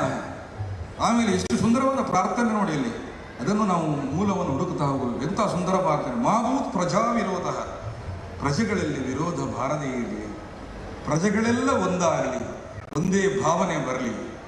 ಈ ರೀತಿಯಾದಂತಹ ಒಂದು ಸಂದೇಶ ಇದರಲ್ಲಿ ನಮಗೆ ಆಗಮ ಕೇಳಿದಂತಹ ತಂತ್ರಿಗಳಲ್ಲಿ ದೇವರ ಎದುರುಗಡೆ ಬ್ರಹ್ಮಕಲಶ ಮುಗಿದ ಕೂಡ ಪ್ರಾರ್ಥನೆ ಮಾಡ್ತಾರೆ. ಈ ತತ್ವವನ್ನು ನಾವು ಪ್ರಜಾ ವಿನಿಯೋಗಕ್ಕೆ ಎಲ್ಲರೂ ರಾಜಕಾರಣಿಗಳು ಒಂದು ವೇಳೆ ಈ ದೇವಸ್ಥಾನದ ತತ್ವವನ್ನು ಸರಿಯಾಗಿ ರೂಢಿಸಿಕೊಂಡು ಹರಿದರೆ ರಾಜಕಾರಣದಲ್ಲಿ ಧರ್ಮ ಬರಬಾರದು ಅಂತ ಅನೇಕರು ಹೇಳೋದುಂಟು. ರಾಜಕಾರಣದಲ್ಲಿ ಧರ್ಮ ಯಾವತ್ತೂ ಇರಬೇಕು. ರಾಜಕಾರಣಕ್ಕೆ ಧರ್ಮವನ್ನು ತರಬಾರದು ಎಂಬಂತ ಈಗಿನ ಏನು ಧೋರಣೆ ಉಂಟದು ಶುದ್ಧ ತಪ್ಪದು. ರಾಜಕಾರಣದಲ್ಲಿ ಧರ್ಮ ಇರಲೇಬೇಕು. ಯಾವ ಧರ್ಮ? ಈ ಧರ್ಮಗಳು. ದೇವಸ್ಥಾನದಲ್ಲಿ ನಾವು ಏನು ಆಚರಣೆ ಮಾಡ್ತೇವೆ ಅಂತಹ ಧರ್ಮಗಳು ರಾಜಕಾರಣದಲ್ಲಿ ಇರಬೇಕು. ಆ ರಾಜಕಾರಣದ ಧರ್ಮ ಎಲ್ಲರನ್ನು ಧಾರಿಸಬೇಕು, ಎಲ್ಲರನ್ನು ಪೋಷಿಸಬೇಕು. ಅಂತಹ ಉತ್ತಮವಾದಂತಹ ಸಾಧನೆ ಆದಲ್ಲಿ ಮಾತ್ರ ನಮಗೆ ಸಾಧನೆ ಆಗ್ತದೆ. ಹಾಗಾಗಿ ನೋಡಿ, ಕ್ರೋಧಿನಾಮ ಸಂವತ್ಸರದಲ್ಲಿ ಅನೇಕ ದೇವಸ್ಥಾನಗಳಿಗೆ ಬ್ರಹ್ಮಕಲಶ ಆಯಿತು. ಅನೇಕ ದೇವಸ್ಥಾನಗಳು ಗಟ್ಟಿಯಾಯಿತು. ಎಲ್ಲ ಕಡೆ ಬ್ರಹ್ಮಕಲಶ, ಎಲ್ಲ ಕಡೆ ಶಿಲಾಮಯ. ಹಾಗಾಗಿ ತತ್ವ ನಾವು ಹೇಳುವಂತಹ ತತ್ವ ಏನು ಸರಿಯಾಗಿ ನಮ್ಮ ಹಿಂದೂ ಧರ್ಮ ಹೇಳ್ತದೆ. ಬಿಂಬ ಗಟ್ಟಿಯಾದರೆ ಪ್ರತಿಬಿಂಬ ಗಟ್ಟಿಯಾಗ್ತದೆ. ಬಿಂಬ ಗಟ್ಟಿಯಾದರೆ ಪ್ರತಿಬಿಂಬ ಗಟ್ಟಿಯಾಗ್ತದೆ. ದೇವರು ಬಿಂಬ ಆದರೆ ಪ್ರತಿಬಿಂಬ ನಾವು. ಹಾಗಾಗಿ ಎಲ್ಲ ದೇವಸ್ಥಾನಗಳಲ್ಲಿ ಬ್ರಹ್ಮಕಲಶ 32 ವರ್ಷ ಆಯಿತು ಅಂತ ಹೇಳಿದರು ಮಧುರ ಗಣಪತಿಗೆ. ಹಾಗಾಗಿ ಮಧುರ ಗಣಪತಿಯ ಈ ಬಿಂಬ ಗಟ್ಟಿಯಾದ, ಈ ದೇವಸ್ಥಾನ ಗಟ್ಟಿಯಾದದ್ರಿಂದ ಇಡೀ ಭಾರತದ ಪ್ರಜೆಗಳು ಗಟ್ಟಿಯಾಗುತ್ತಾರೆ ಎಂಬುದನ್ನು ನಾವು ನಿಸ್ಸಂಶಯವಾಗಿ ಹೇಳಬಹುದು. ಬಿಂಬ ಪ್ರತಿಬಿಂಬ. ಹಾಗಾದರೆ ಕ್ರೋಧಿನಾಮ ನೋಡಿ, ಈಗ ಕ್ರೋಧಿನಾಮ ಸಂವತ್ಸರದ ಕೆಲವು ಕಡೆ ವಿಶ್ವಾವಸು ಸಂವತ್ಸರ ಬಂದಾಯಿತು ಮೊನ್ನೆ ಚಾಂದ್ರಮಾನ. ಈಗ ನಮಗೆ ಕೆಲವರಿಗೆ ನಾಳಿದ್ದು ವಿಷು ಹಬ್ಬ, ಅಂದರೆ ಇದರಲ್ಲಿ ಸೌರಮಾನ ಯುಗಾದಿ ಬರ್ತದೆ. ಈ ವಿಶ್ವಾವಸು ಸಂದರ್ಭದಲ್ಲಿ ಇಡೀ ದೇಶವೇ ಸುಭಿಕ್ಷೆಯ ಹಾದಿಯಲ್ಲಿ ಅಂತ ನಾವು ಹೇಳ್ಬೋದು. ಎಷ್ಟೋ ದೇವಸ್ಥಾನಗಳೆಲ್ಲ ಬ್ರಹ್ಮಕಲಶ ಆಗದೆ ಇದ್ದದ್ದು ಕೂಡ ಆಗದೆ ಇಲ್ಲಿ ಅನೇಕ ದೇವಸ್ಥಾನಗಳು ಬ್ರಹ್ಮಕಲಶ ಆಯಿತು. ಹಾಗಾಗಿ ನಾನು ಹೇಳೋದು ಇಷ್ಟನ್ನೇ, ಈ ಮಧುರ ಗಣಪತಿ ಎಲ್ಲರೂ ಆರಾಧಿಸುವಂತಹ ಗಣಪತಿ. ಎಲ್ಲರೂ ಆರಾಧಿಸುವ ಗಣಪತಿಯಲ್ಲಿ ವಿಶಿಷ್ಟ ಚೈತನ್ಯವನ್ನು ತುಂಬಬೇಕು. ಯಾಕಂದರೆ ದೇವ ಚೈತನ್ಯ ಅದನ್ನು ತುಂಬಬೇಕಾದವರು ನಾವು. ಯಾಕಂದರೆ ಪ್ರಜೆಗಳ ಅನುಸಂಧಾನವೇ ಅಲ್ಲಿ ತುಂಬುವುದು. ಪ್ರಜೆಗಳು ಹೇಗೆ ಭಕ್ತರು ಹೇಗೆ ಅನುಸಂಧಾನ ಮಾಡ್ತಾರ ದೇವರಲ್ಲಿ ಚೈತನ್ಯ ತುಂಬುತ್ತದೆ. ಹಾಗಾಗಿ ಪ್ರತಿಯೊಬ್ಬರು ಕೂಡ ಆ ಗಣಪತಿಯನ್ನು ವಿಶಿಷ್ಟವಾಗಿ ಅನುಸಂಧಾನ ಮಾಡಿಕೊಂಡು, ಗಣಪತಿ ತತ್ವವನ್ನು ಅನುಸಂಧಾನ ಮಾಡಿಕೊಂಡು, ನಮ್ಮ ಚೈತನ್ಯ ಅವರು ಹೇಳಿದರು ಗಣಪತಿ ತತ್ವ ಅಂತ. ಒಂದು ಇಲಿಯ ಮೇಲೆ ಗಣಪತಿ ಇದ್ದಾನೆ ಅಂತ ಅದು ನೋಡಿ, ಅದರೊಳಗೆ ವಿಚಿತ್ರ ನಮ್ಮ ಕಾಣುವಾಗ ವಿಚಿತ್ರ ಕಾಣ್ತದೆ. ಗಣಪತಿಯ ತತ್ವ ಒಂದು ವಿಶಿಷ್ಟ, ಅದನ್ನು ಹೇಳಿ ನಾನು ಮುಗಿಸ್ತೇನೆ. ಗಣಪತಿ ತತ್ವ ಏನು ಅಂತಂದರೆ, ನಿಮಗೆ ಗಣಪತಿಯನ್ನು ಕಾಣುವಾಗ ಒಂದು ದೊಡ್ಡದಾದ ಸೊಂಡಿಲು, ಆನೆಯ ಮುಖ ಕಾಣ್ತದೆ, ಹೊಟ್ಟೆ ದೊಡ್ಡದು, ಹೊಟ್ಟೆಕ್ಕೊಂದು ಸರ್ಪವನ್ನು ಕಟ್ಟುತ್ತಾರೆ. 2 ದಂತಗಳು, ಒಂದು ಗಂಟ ತುಂಡಾದದ್ದು, ಒಂದು ದಂತ ತುಂಡಾಗದೇ ಇರುವಂಥದ್ದು, ಎಲ್ಲವೂ ವಿಚಿತ್ರವೇ. ಇಲಿಯ ಮೇಲೆ ಕೂತದ್ದು ನಿಮಗೆ ಹೇಗೆ ವಿಚಿತ್ರ ಕಾಣ್ತದೆ ನೋಡಿ. ಗಣಪತಿ ತತ್ವ ನೋಡಿ, ವಿಶಿಷ್ಟವಾದ ತತ್ವವನ್ನು ಹೊಂದಿದೆ ಅದು. ಆನೆಯ ಮುಖ ಯಾಕೆ ಅಂದರೆ, ಆನೆ ಎಂಬುದು ವಿಚಿತ್ರ ಪ್ರಾಣಿ. ಅದು ಕಾಡಿನಲ್ಲಿದ್ದ ಎಲ್ಲ ಮೃಗಗಳು ಕೂಡ ಮಾಂಸಾಹಾರಿ. ಆದರೆ ಆನೆಯಷ್ಟು ಬಲಿಷ್ಠವಾದಂತಹ ಪ್ರಾಣಿ ಬೇರೆ ಇಲ್ಲ. ಎಷ್ಟು ಮಾಂಸಗಳನ್ನು ಹಿಡಿದು ತಿನ್ನಬಹುದು. ಆದರೆ ಅಷ್ಟು ಬಲಿಷ್ಠವಾದ ಪ್ರಾಣಿಯಾದರೂ ಕೂಡ ಆಹಾರವನ್ನು ಗೆದ್ದ ಪ್ರಾಣಿ ಅದು. ಅದಕ್ಕೆ ಯಾವುದೇ ರೀತಿಯಲ್ಲಿ ನಾವು ಕದ್ದು ಕೂಡ ಅದಕ್ಕೆ ಆ ಮಾಂಸವನ್ನಿಟ್ಟು ಅದಕ್ಕೆ ಕೊಟ್ಟರೆ ಅಂತೆ ಅದರ ಹೊಟ್ಟೆಯೊಳಗೆ ಹುಣ್ಣಾಗ್ತದೆ. ಅದು ಮಾಂಸವನ್ನು ಕರಗಿಸುವ ಅಂಗಗಳೇ ಇಲ್ಲ. ಎಲ್ಲವೂ ಕೂಡ ಶಾಕಾಹಾರ, ಸಸ್ಯಾಹಾರವಾದ ತಿನ್ನುವಂತಹ ಪ್ರಾಣಿ ಇದ್ದರೆ ಅದು ಆನೆ ಒಂದೇ. ಹಾಗಾಗಿ ನಮ್ಮ ಆಹಾರದ ಸಿದ್ಧಿ ಆಗಬೇಕು ಅಂತ ಆನೆಯ ಮುಖವನ್ನು ಹೊತ್ತ ತತ್ವ ನಮಗೆ ಮೊದಲು ಸಿದ್ಧಿ ಆಗಬೇಕು. ಆ ಆಹಾರದಿಂದ ಎಲ್ಲವೂ ಹಾಳಾಗ್ತದೆ. ಒಂದು ಮಾತುಂಟು ಶಾಸ್ತ್ರದಲ್ಲಿ, ಜಿತಂ ವಿಶ್ವಂ ಜಿತೇ ರಸೆ ಅಂತ. ರಸನೇಂದ್ರಿಯವನ್ನು ಗೆದ್ದವ ವಿಶ್ವವನ್ನು ಗೆಲ್ಲವಲ್ಲ. ಹಾಗಾದರೆ ಆಹಾರದ ಸಿದ್ಧಿ ಮೊದಲು. ಆಹಾರ ಸಿದ್ಧಿ ಮಾಡಿಕೊಳ್ಳಿ. ಆನೆ ಸಿದ್ಧಿಸಿದ ಹಾಗೆ ಮಾಡಿ. ಆನೆಯ ವಾತಾವರಣವೆಲ್ಲವೂ ಮಾಂಸಾಹಾರ ಆದರೂ ಕೂಡ ಅಲ್ಲಿ ಸಸ್ಯಾಹಾರವನ್ನು ಸಿದ್ಧಿಸಿದೆ. ಎರಡನೆಯದಾಗಿ ಕಾಣುವಂಥದ್ದು ದಂತ. ದಂತವೆಂಬುದು ಒಂದು ತುಂಡಾಗಿದೆ. ಅನೇಕ ಕಥೆ ಪರಶುರಾಮರ ಇದರೆಲ್ಲ ಕಥೆ ಬರ್ತದೆ. ಆದರೆ ಅದರ ದ್ಯೋತಕ ನೋಡಿ, ನಮಗೆ ದಂತದಿಂದಲೇ ನಮಗೆ ಅಹಂಕಾರ ಬೆಳೆಯುವುದು. ನಮ್ಮ ದಂತ ಉದ್ದಾದ ಕೂಡಲೇ ಬಾಯಿ ನಾವು ಹೇಳೋದುಂಟ, ಬಾರಿ ತುಂಬ ಇರ್ತಾನೆ ಅವನ ಬಾಯಿ ಅಂತ ನಮ್ಮ ಇದರಲ್ಲಿ ಹೇಳುವುದು. ಹಾಗಾದರೆ ದಂತ ಬೆಳೆದ ಕೂಡಲೇ ಅಹಂಕಾರ ಬೆಳೀತದೆ. ಅದಕ್ಕಾಗಿ ಒಂದು ಅಹಂಕಾರದ ದ್ಯೋತಕಕ್ಕಾಗಿ ಒಂದು ದಂತ ತುಂಡಾಗಿದೆ. ದೊಡ್ಡದಾದ ಹೊಟ್ಟೆ ನಾವು ಗಣಪತಿಗೆ ಸಮರ್ಪಿಸಿದಷ್ಟು ಯಾವ ದೇವರಿಗೂ ಸಮರ್ಪಿಸುವುದಿಲ್ಲ. ಎಲ್ಲ ಉಂಡೆ ಚಕ್ಕುಲಿ ಎಲ್ಲ ನಾವು ಗಣಪತಿ ದೇವರಿಗೆ ಸಮರ್ಪಿಸುವುದು. ಗಣಪತಿಗೆ ಸಮರ್ಪಣೆ ತುಂಬ. ಯಾಕೆ ದೊಡ್ಡದಾದ ಹೊಟ್ಟೆಯನ್ನು, ಅದಕ್ಕೆ ಅವನಿಗೆ ಹೇಳುವುದು ನಾವೇನು ಅಂತಂದರೆ, ಅವನನ್ನು ಉಪಾಸಿಸುವ ತತ್ವ ನೋಡಿ, ವಿಶ್ವಂಭರ ಮೂರ್ತಿ, ವಿಶ್ವವನ್ನೇ ಭರಿಸಿದ್ದಾನೆ, ನೆತ್ತಿದ್ದಾನೆ. ಹಾಗಾದರೆ ಅವನ ಹೊಟ್ಟೆ ತುಂಬಿಸುವುದು ವಿಶ್ವದ ಹಸಿವು ಹೋಗಲಿ ಎಂಬಂಥ ದೊಡ್ಡದಾದ ಹೊಟ್ಟೆ. ಅವನ ಹೊಟ್ಟೆ ತುಂಬಿದರೆ ನಾ ಹೇಳಿದ್ರೆ ಬಿಂಬ ಹೇಗೆ ಪ್ರತಿಬಿಂಬ ಹಾಗೆ ವಿಶ್ವದ ಹಸಿವು ಹೋಗಲಿ. ಆಮೇಲೆ ಆ ಹೊಟ್ಟೆಗೊಂದು ಸರ್ಪವನ್ನು ಗಂಟೆ ಹಾಕಿದ್ದಾರೆ. ಗಂಟು ಹಾಕಿದ್ದಾರೆ. ಯಾಕೆ? ಸರ್ಪವೆಂದು ವಿಷವನ್ನು ತನ್ನಲ್ಲಿಟ್ಟುಕೊಂಡು ಲೋಕದಲ್ಲಿ ವಿಷ ಇಲ್ಲದ ಹಾಗೆ ಮಾಡ್ತಾನೆ. ಅದಕ್ಕಾಗಿ ನಾವು ಪವಿತ್ರ ಅಂತ ಹೇಳೋದು. ಈ ನಾಗಮಂಡಲದಲ್ಲಿ ಪವಿತ್ರ ಗಂಟು ಹಾಕುದು ಅಂತ ಹೇಳ್ತಾರೆ. ಪವಿತ್ರ ಅಂದರೆ ಪವಿ ಅಂದರೆ ವಿಷದಿಂದ ನಮ್ಮನ್ನು ರಕ್ಷಿಸ್ತದೆ. ಹಾಗಾದ್ರೆ ನಾಗ ಈ ಸರ್ಪಗಳು ಯಾಕೆ ಅಂದರೆ ಲೋಕದಲ್ಲಿರತಕ್ಕಂಥ ವಿಷವನ್ನು ತನ್ನಲ್ಲಿ ಅದಕ್ಕಾಗಿ ನಾವು ನಾಗ ಪೂಜೆ ಮಾಡುವುದು. ನಮ್ಮ ಲೋಕದಲ್ಲಿರೋ ವಿಷಗಳು ಯಾವ ರೀತಿ ಇರಬಹುದು, ಮಾನಸಿಕವಿರುವುದು ಎಲ್ಲವಿರಬಹುದು. ಅಂತಹ ವಿಷಗಳನ್ನೆಲ್ಲ ತನ್ನಲ್ಲಿ ಇಟ್ಟುಕೊಂಡಿರತಕ್ಕಂತಹ ಒಂದು ಅತ್ಯಂತ ಶ್ರೇಷ್ಠವಾದಂತಹ ಇದ್ದರೆ ಸರ್ಪ. ಅದಕ್ಕಾಗಿ ಸರ್ಪ ನಮ್ಮ ಇದರಲ್ಲಿ ಆರಾಧನಾ ಸ್ಥಳದಲ್ಲಿ ನಿಂತು ಸರ್ಪಗಳು. ಹಾಗಾಗಿ ಯಾವುದೇ ಆಹಾರದಲ್ಲಿ ಅಥವಾ ಇದರಲ್ಲಿ ವಿಷಗಳಿದ್ರೆ ಅದು ತನ್ನ ಆ ವಿಷ ಸರ್ಪ ಅದನ್ನು ಹೀರಿಕೊಂಡು ಉತ್ತಮ ಆಹಾರವೇ ಜನರಿಗೆ ದೊರಕಲಿ ಎಂಬ ಭಾವ ಅಲ್ಲಿ. ಕೊನೆಯದಾಗಿ ಈ ಇಲಿಯ ಅಷ್ಟು ದೊಡ್ಡ ಒಂದು ದೇವರನ್ನ ನಾವೊಂದು ಇಲಿಯ ಮೇಲೆ ಆವಾಹನ, ಇಲಿ ಒಂದು ಅವ್ರು ಹೇಳಿದ ಹಾಗೆ ಇಲಿ ಒಂದು ಎತ್ತಿಕೊಂಡೋಗ್ಲಿಕ್ಕೆ ಸಾಧ್ಯ ಉಂಟಾ ಒಂದು ಗಣಪತಿಯಲ್ಲಿ? ಸಾಧ್ಯ ಇಲ್ಲ. ಅದು ನಾವು ಗಣಪತಿ ಇಲಿ ಅಂತ ಬೇರೆ ಉಂಟು ನಾವು ತೋರಿಸ್ತೇವೆ. ಈ ಇಲಿ ಅಲ್ಲ, ಮತ್ತೊಂದು ಇಲಿ ಮುಖ ಉದ್ದವಾದಂತಹ ಮುಖ ಉಳ್ಳಂತಹ ಗಣಪತಿ. ಹಾಗಾದ್ರೆ ಆ ಇಲಿಯ ಮೇಲೆ ಗಣಪತಿ ಕೂತಿದ್ದಾನೆ ಅಂತಂದ್ರೆ, ಇಲಿ ಅಂದ್ರೆ ಏನು ಅಂತಂದ್ರೆ ನಮ್ಮ ಮಾತ್ಸರ್ಯವೇ ಇಲಿ. ನಾವು ತುಳುವಿನಲ್ಲಿ ಹೇಳ್ತೇವೆ ಕಿಚ್ಚಿಯಲ್ಲಿ ಅಂತ, ಎಲ್ಲರೂ ಹೇಳೋದು ಕಿಚ್ಚಿಯಲ್ಲಿ. ಮಾತ್ಸರ್ಯ ತುಂಬಿದ ಆ ಇಲಿಯಲ್ಲಿ ಮಾತ್ಸರ್ಯ ತುಂಬಿದೆ. ಅದರ ಮೇಲೆ ಇಲಿ ಮಾತ್ಸರ್ಯವನ್ನು ಒತ್ತಿ ಹಿಡಿದು ಗಣಪತಿ ಕೂತಿದ್ದಾನಂದ್ರೆ ಲೋಕದಲ್ಲಿ ಖಂಡಿತ ಗಣಪತಿ ಉಪಾಸನ ಮಾಡಿದವರಿಗೆ ಮಾತ್ಸರ್ಯವೇ ಬರಲಿಕ್ಕೆ ಸಾಧ್ಯ ಇಲ್ಲ, ದ್ವೇಷವೇ ಬರಲಿಕ್ಕೆ ಸಾಧ್ಯ ಇಲ್ಲ. ಇದು ಗಣಪತಿ ತತ್ವದ ಆವಿರ್ಭಾವ. ಆ ರೀತಿ ನಾವು ಒಂದು ದೇವರನ್ನು ಉಪಾಸನೆ ಮಾಡ್ತಾ ಹೋದರೆ ಎಷ್ಟು ಸುಂದರವಾದಂತಹ ಉಪಾಸನೆ ಆಗ್ತದೆ ನೋಡಿ. ಹಾಗಾಗಿ ಗಣಪತಿ ತತ್ವ ಮಧುರು ಗಣಪತಿಯನ್ನ ವಿವಾದವಿಲ್ಲದೆ ಆರಾಧಿಸಿ, ಏನು ವಿವಾದಗಳಿದ್ರೂ ಕೂಡ ವಿವಾದವನ್ನು ಸಂವಾದವಾಗಿ ತೆಗೆದುಕೊಂಡು ಉತ್ತಮವಾದಂತಹ ಗಣಪತಿ ತತ್ವವನ್ನು ಅಲ್ಲಿ ಆರಾಧಿಸಿ ಖಂಡಿತ ಲೋಕ ಸುಭಿಕ್ಷೆ ಆಗ್ತದೆ, ಲೋಕದ ಹಸಿವು ಹೋಗ್ತದೆ, ಲೋಕದ ವಿಷ ಹೋಗ್ತದೆ, ಎಲ್ಲರಿಗೂ ಕೂಡ ಅಹಂಕಾರ ಹೋಗ್ತದೆ. ಆಮೇಲೆ ಉತ್ತಮವಾದಂತಹ ಆಹಾರ, ನಮಗೀಗ ಆಹಾರವೇ ತೊಂದರೆ ಆದದ್ದು. ಈಗ ಅನೇಕರಿಗೂ ಕೂಡ ನಮ್ಮ ವಿಷಾಹಾರವೇ ಅನೇಕರಿಗೆ ಅನೇಕ ರೀತಿಯಾದಂತಹ ರೋಗ ರುಜಿನಗಳು ಬರ್ತದೆ. ಹಾಗಾಗಿ ಉತ್ತಮ ಆಹಾರ ಸಿಗಲಿ, ಇದರಿಂದ ಲೋಕ ಸುಭಿಕ್ಷೆ ಆಗಲಿ ಅಂತ ನಾನು ಹೇಳ್ತಾ, ನನಗೆ ಅವಕಾಶ ಕೊಟ್ಟದ್ದಕ್ಕಾಗಿ ಬಹಳ, ಯಾಕಂದರೆ ಮಧುರುಗಳ ನಾನು 4ನೇ ತಾರೀಕು ನನ್ನ ಹೆಸರಿದೆ ಇದರಲ್ಲಿ. ನಾನು ಅದರ ಮುಂಚೆ 4ನೇ ತಾರೀಕು ನಮ್ಮ ಕಟೀಲ್ನಲ್ಲಿ ಶುಕ್ರವಾರ ಬಹಳ ದೊಡ್ಡದಾದಂತಹ ಪರ್ವಕಾಲ, ತುಂಬ ಜನ ಸೇರುವಂತಹ ದಿವಸ. ಆ ದಿವಸ ಬರಲಿಕ್ಕೆ ಸಾಧ್ಯ ಇಲ್ಲ.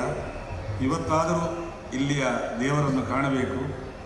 ನಮ್ಮ ಯಕ್ಷಗಾನದಲ್ಲಿ ಹೇಗೆ ಸ್ತುತಿಸ್ತೇವೆಯೋ ಅದೇ ರೀತಿ ಇಲ್ಲಿ ಸ್ತುತಿಸಿ ನಮ್ಮ ಯಕ್ಷಗಾನದ ಸೇವೆ ಮತ್ತೆ ಮತ್ತೆ ಜನಮಾನಸಕ್ಕೆ ಉತ್ತಮವಾದಂತಹ ಅನುಗ್ರಹವನ್ನು ಕೊಡತಕ್ಕಂತಹ ಇದಾಗಲಿ ಅಂತ ಮಧುರು ಗಣಪತಿಯಲ್ಲಿ ಪ್ರಾರ್ಥಿಸಲಿಕ್ಕೋಸ್ಕರವೇ ನಾನು ಬಿಡುವು ಮಾಡಿಕೊಂಡು ಇವತ್ತು ರಾತ್ರಿ ಸಾಯಂಕಾಲ ಇಲ್ಲಿಗೆ ಬಂದಿದ್ದೇನೆ. ನನಗೂ ನಮ್ಮೆಲ್ಲರಿಗೂ ಕೂಡ ಆ ಮಧುರು ಗಣಪತಿ ದೀರ್ಘಾಯುಷ್ಯ, ಕ್ಷೇಮ, ಆರೋಗ್ಯವನ್ನು ಕೊಡಲಿ, ಮನಃಶಾಂತಿ ಕೊಡಲಿ. ಗಣಪತಿ ತತ್ವ ಎಲ್ಲರಲ್ಲಿ ರೂಢಿಯಾಗಲಿ. ವಿಶ್ವದಲ್ಲಿ ಯಾಕಂದರೆ ವಿಶ್ವಂ ಅನ್ನುವಂಥ ಆರ್ಯ ಅಂತ ನಮ್ಮ ಆರ್ಯಾವರ್ತವನ್ನು ವಿಶ್ವಕ್ಕೆ ಬೆಳೆಸಬೇಕು ಅಂತ ಹೇಳುವುದು. ಯಾಕಂದರೆ ಅಷ್ಟು ಉತ್ತಮವಾದ ತತ್ವ ಬೇರೆ ಎಲ್ಲಿಗೂ ಸಿಗಲಿಕ್ಕೆ ಸಾಧ್ಯ ಇಲ್ಲ. ನಾನು ಎಲ್ಲ ಕಡೆಯಲ್ಲಿ ಹೇಳೋದು ಇಲ್ಲೂ ಹೇಳ್ತೇನೆ, ಉತ್ತಮವಾದ ತತ್ವ ಇದು. ಯಾವುದಂದರೆ ನಮ್ಮ ಜೀವನ ಪದ್ಧತಿಯಾಗಲಿ ಇದಾಗಲಿ ಎಲ್ಲವೂ ಕೂಡ ಭಾರತದಲ್ಲಿದ್ದಾಗ ಎಲ್ಲಿ ಇಲ್ಲ. ಭಾರತವನ್ನು ಕೆಲವರು ಹೋಗಿ ಫಾರಿನಿಗೆ ಹೋಗಿ ದೂರುದುಂಟು, ಎಂಥ ಕ್ಲೀನ್ ಅಲ್ಲಿ, ಇಲ್ಲಿ ಏನು ಕ್ಲೀನೇ ಇಲ್ಲ. ನಮಗೆ ಅಲ್ಲಲ್ಲಿ ಕಸಗಳು ಕಾಣಬಹುದು, ಆದರೆ ಜೀವನದಲ್ಲಿ ರಸವನ್ನು ಕಂಡಂತಹ ದೇಶ ಇದ್ದರೆ ಅದು ಭಾರತ ಮಾತ್ರ. ಜೀವನದಲ್ಲಿ ಕಸ ಇಲ್ಲ ನಮಗೆ, ಜೀವನದಲ್ಲಿ ಖಂಡಿತ ನಮ್ಮಲ್ಲಿ ಕಸ ಇಲ್ಲ. ಯಾಕಂದರೆ ನಾವು ಮದುವೆ ಆಗುತ್ತೇವೆ, ಮದುವೆ ಆಗುವಾಗಲೇ ಒಂದು ಸಂಕಲ್ಪಗಳೇ ಅತಿ ದೊಡ್ಡದು. ಧರ್ಮ ಪ್ರಜಾ ಸಿದ್ಧಾರ್ಥಂ ಇಮಾಂ ಕನ್ಯಾ ಅಂದೇಳಿ, ಒಂದು ಕನ್ಯೆ ಹಿಡಿಯುವಾಗ ಸುಮ್ಮನೆ ಒಂದು ಸುಖಕ್ಕೋಸ್ಕರ ಕನ್ಯೆಯ ಕೈ ಹಿಡಿಯುವುದಲ್ಲ ನಾವು. ಧರ್ಮ ಪ್ರಜಾ ಸಿದ್ಧಾರ್ಥಂ, ಒಂದು ಧರ್ಮ ಪ್ರಜೆಗಳು ಹುಟ್ಟಲಿ ಅಂತ ನಮ್ಮ ಸಂಕಲ್ಪ.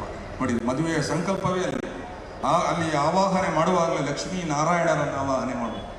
ಒಂದು ಮದುವೆಯ ಕಾಲದಲ್ಲಿ ಹೇಗೆ ಆವಾಹನೆ ಮಾಡ್ತೇವೆ ಅಂದರೆ, ಲಕ್ಷ್ಮೀ ನಾರಾಯಣರಾಗ ಜೀವನ ಇರಲಿ, ಅವರು ಉಮಾ ಮಹೇಶ್ವರವಾಗಿ ಜೀವನ ಇರಲಿ, ವಾಣಿ ಹಿರಣ್ಯಗರ್ಭರದಾಗಿ ಜೀವನ ಇರಲಿ, ಶಚಿ ಪುರಂದರದವಾಗಿ ಜೀವನ ಇರಲಿ, ಅರುಂಧತಿ ವಶಿಷ್ಠರಾಗಿ ಜೀವನ ಇರಲಿ. ಈ ರೀತಿಯಾಗಿ ಆಶೀರ್ವಾದವನ್ನು ಮಾಡ್ತೇವೆ. ಹಾಗಾದರೆ ಅವರ ಜೀವನವು ಅದೇ ರೀತಿ ಬೆಳೀಬೇಕು. ಲಕ್ಷ್ಮೀ ನಾರಾಯಣರಿಗೆ ವಿಯೋಗ ಇಲ್ಲ. ನಾರಾಯಣನ ಹೃದಯದಲ್ಲಿ ಲಕ್ಷ್ಮೀ ನೆಲೆಸಿದ್ದಾಳೆ. ಉಮಾ ಮಹೇಶ್ವರರಿಗೆ ವಿಯೋಗ ಇಲ್ಲ, ಅವರ ಅರ್ಧಾಂಗಿಯಾಗಿದ್ದಾಳೆ. ವಾಣಿ ಹಿರಣ್ಯಗರ್ಭರಿಗೆ ವಿಯೋಗ ಇಲ್ಲ, ಯಾಕಂದರೆ ಬ್ರಹ್ಮನಿಗೆ ಸೃಷ್ಟಿಗೆ ಬುದ್ಧಿಯನ್ನು ಕೊಡುವ ಒಳ್ಳೆಯವರು.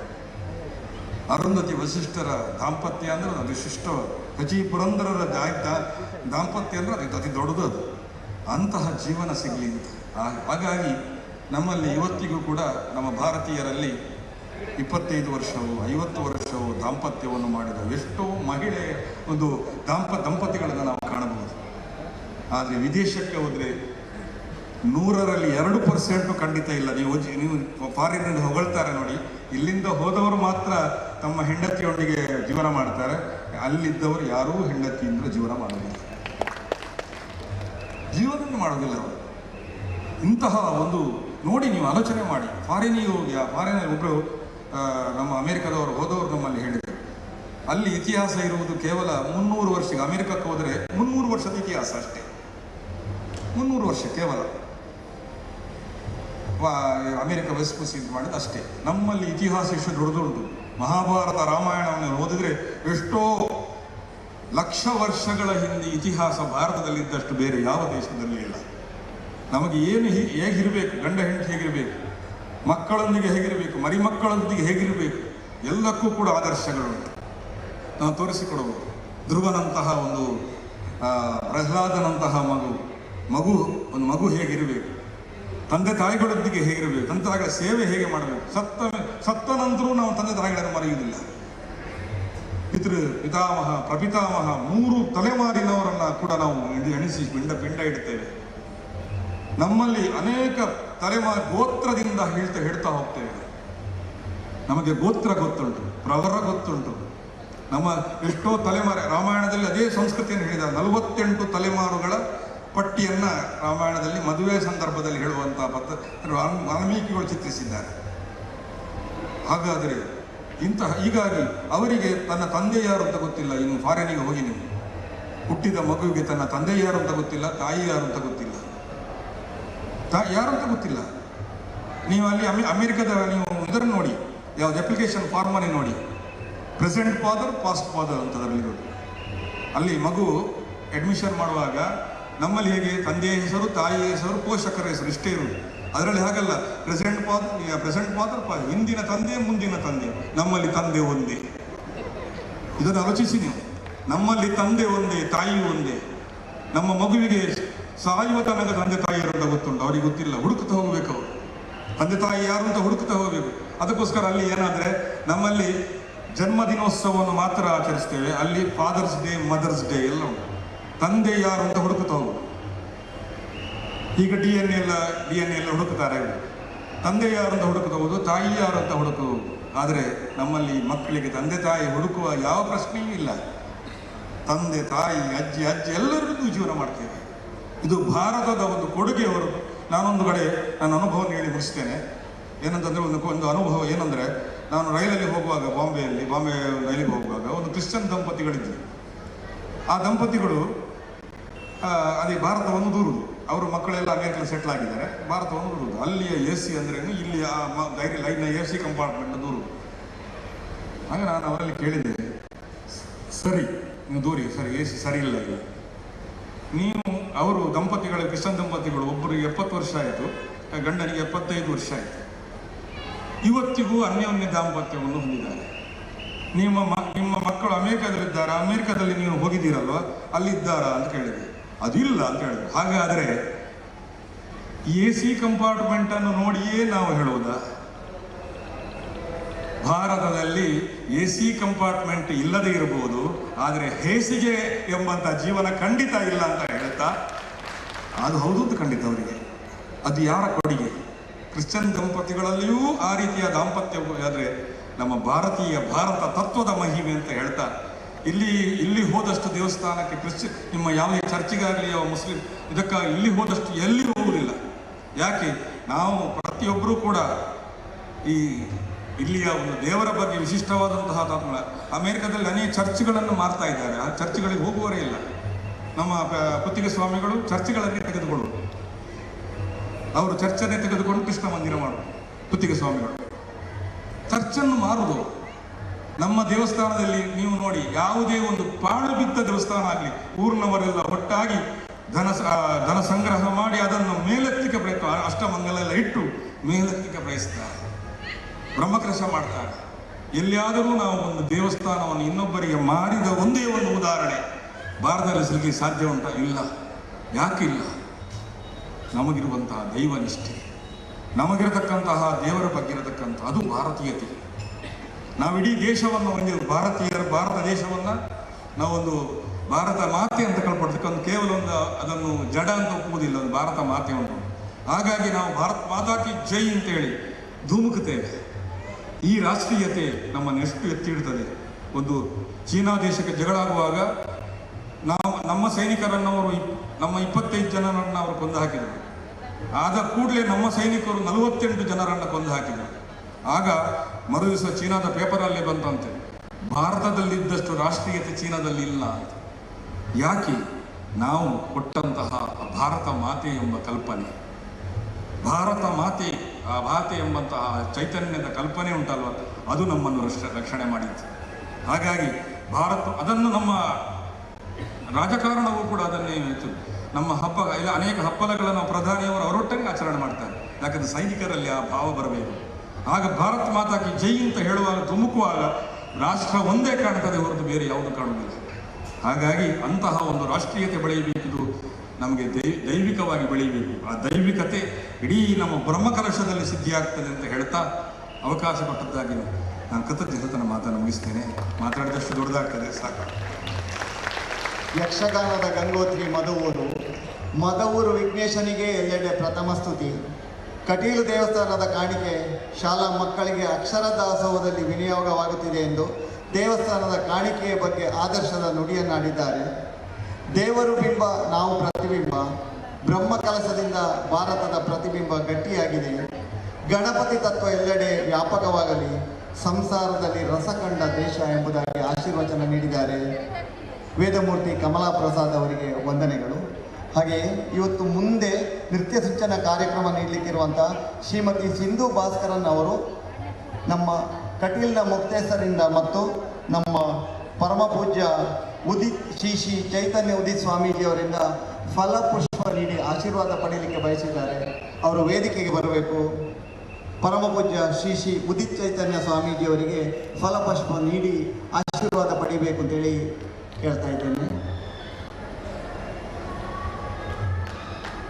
ಮುಂದೆ ವೇದಿಕೆಯಲ್ಲಿ ನೃತ್ಯ ಮಾಡಲಿಕ್ಕಿದ್ದಾರೆ, ಆದ ಕಾರಣ ಅವರಿಗಾಗಲೇ ಫಲಪುಷ್ಪ ನೀಡಿ ಸ್ವಾಮೀಜಿಯವರಿಂದ ಆಶೀರ್ವಾದ ಪಡೀತಾ ಇದ್ದಾರೆ. ಹಾಗೆಯೇ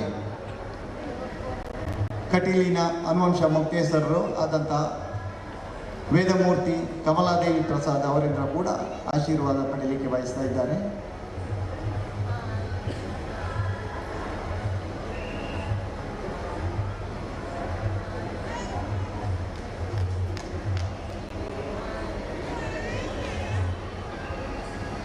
ಕಟೀಲು ಶ್ರೀ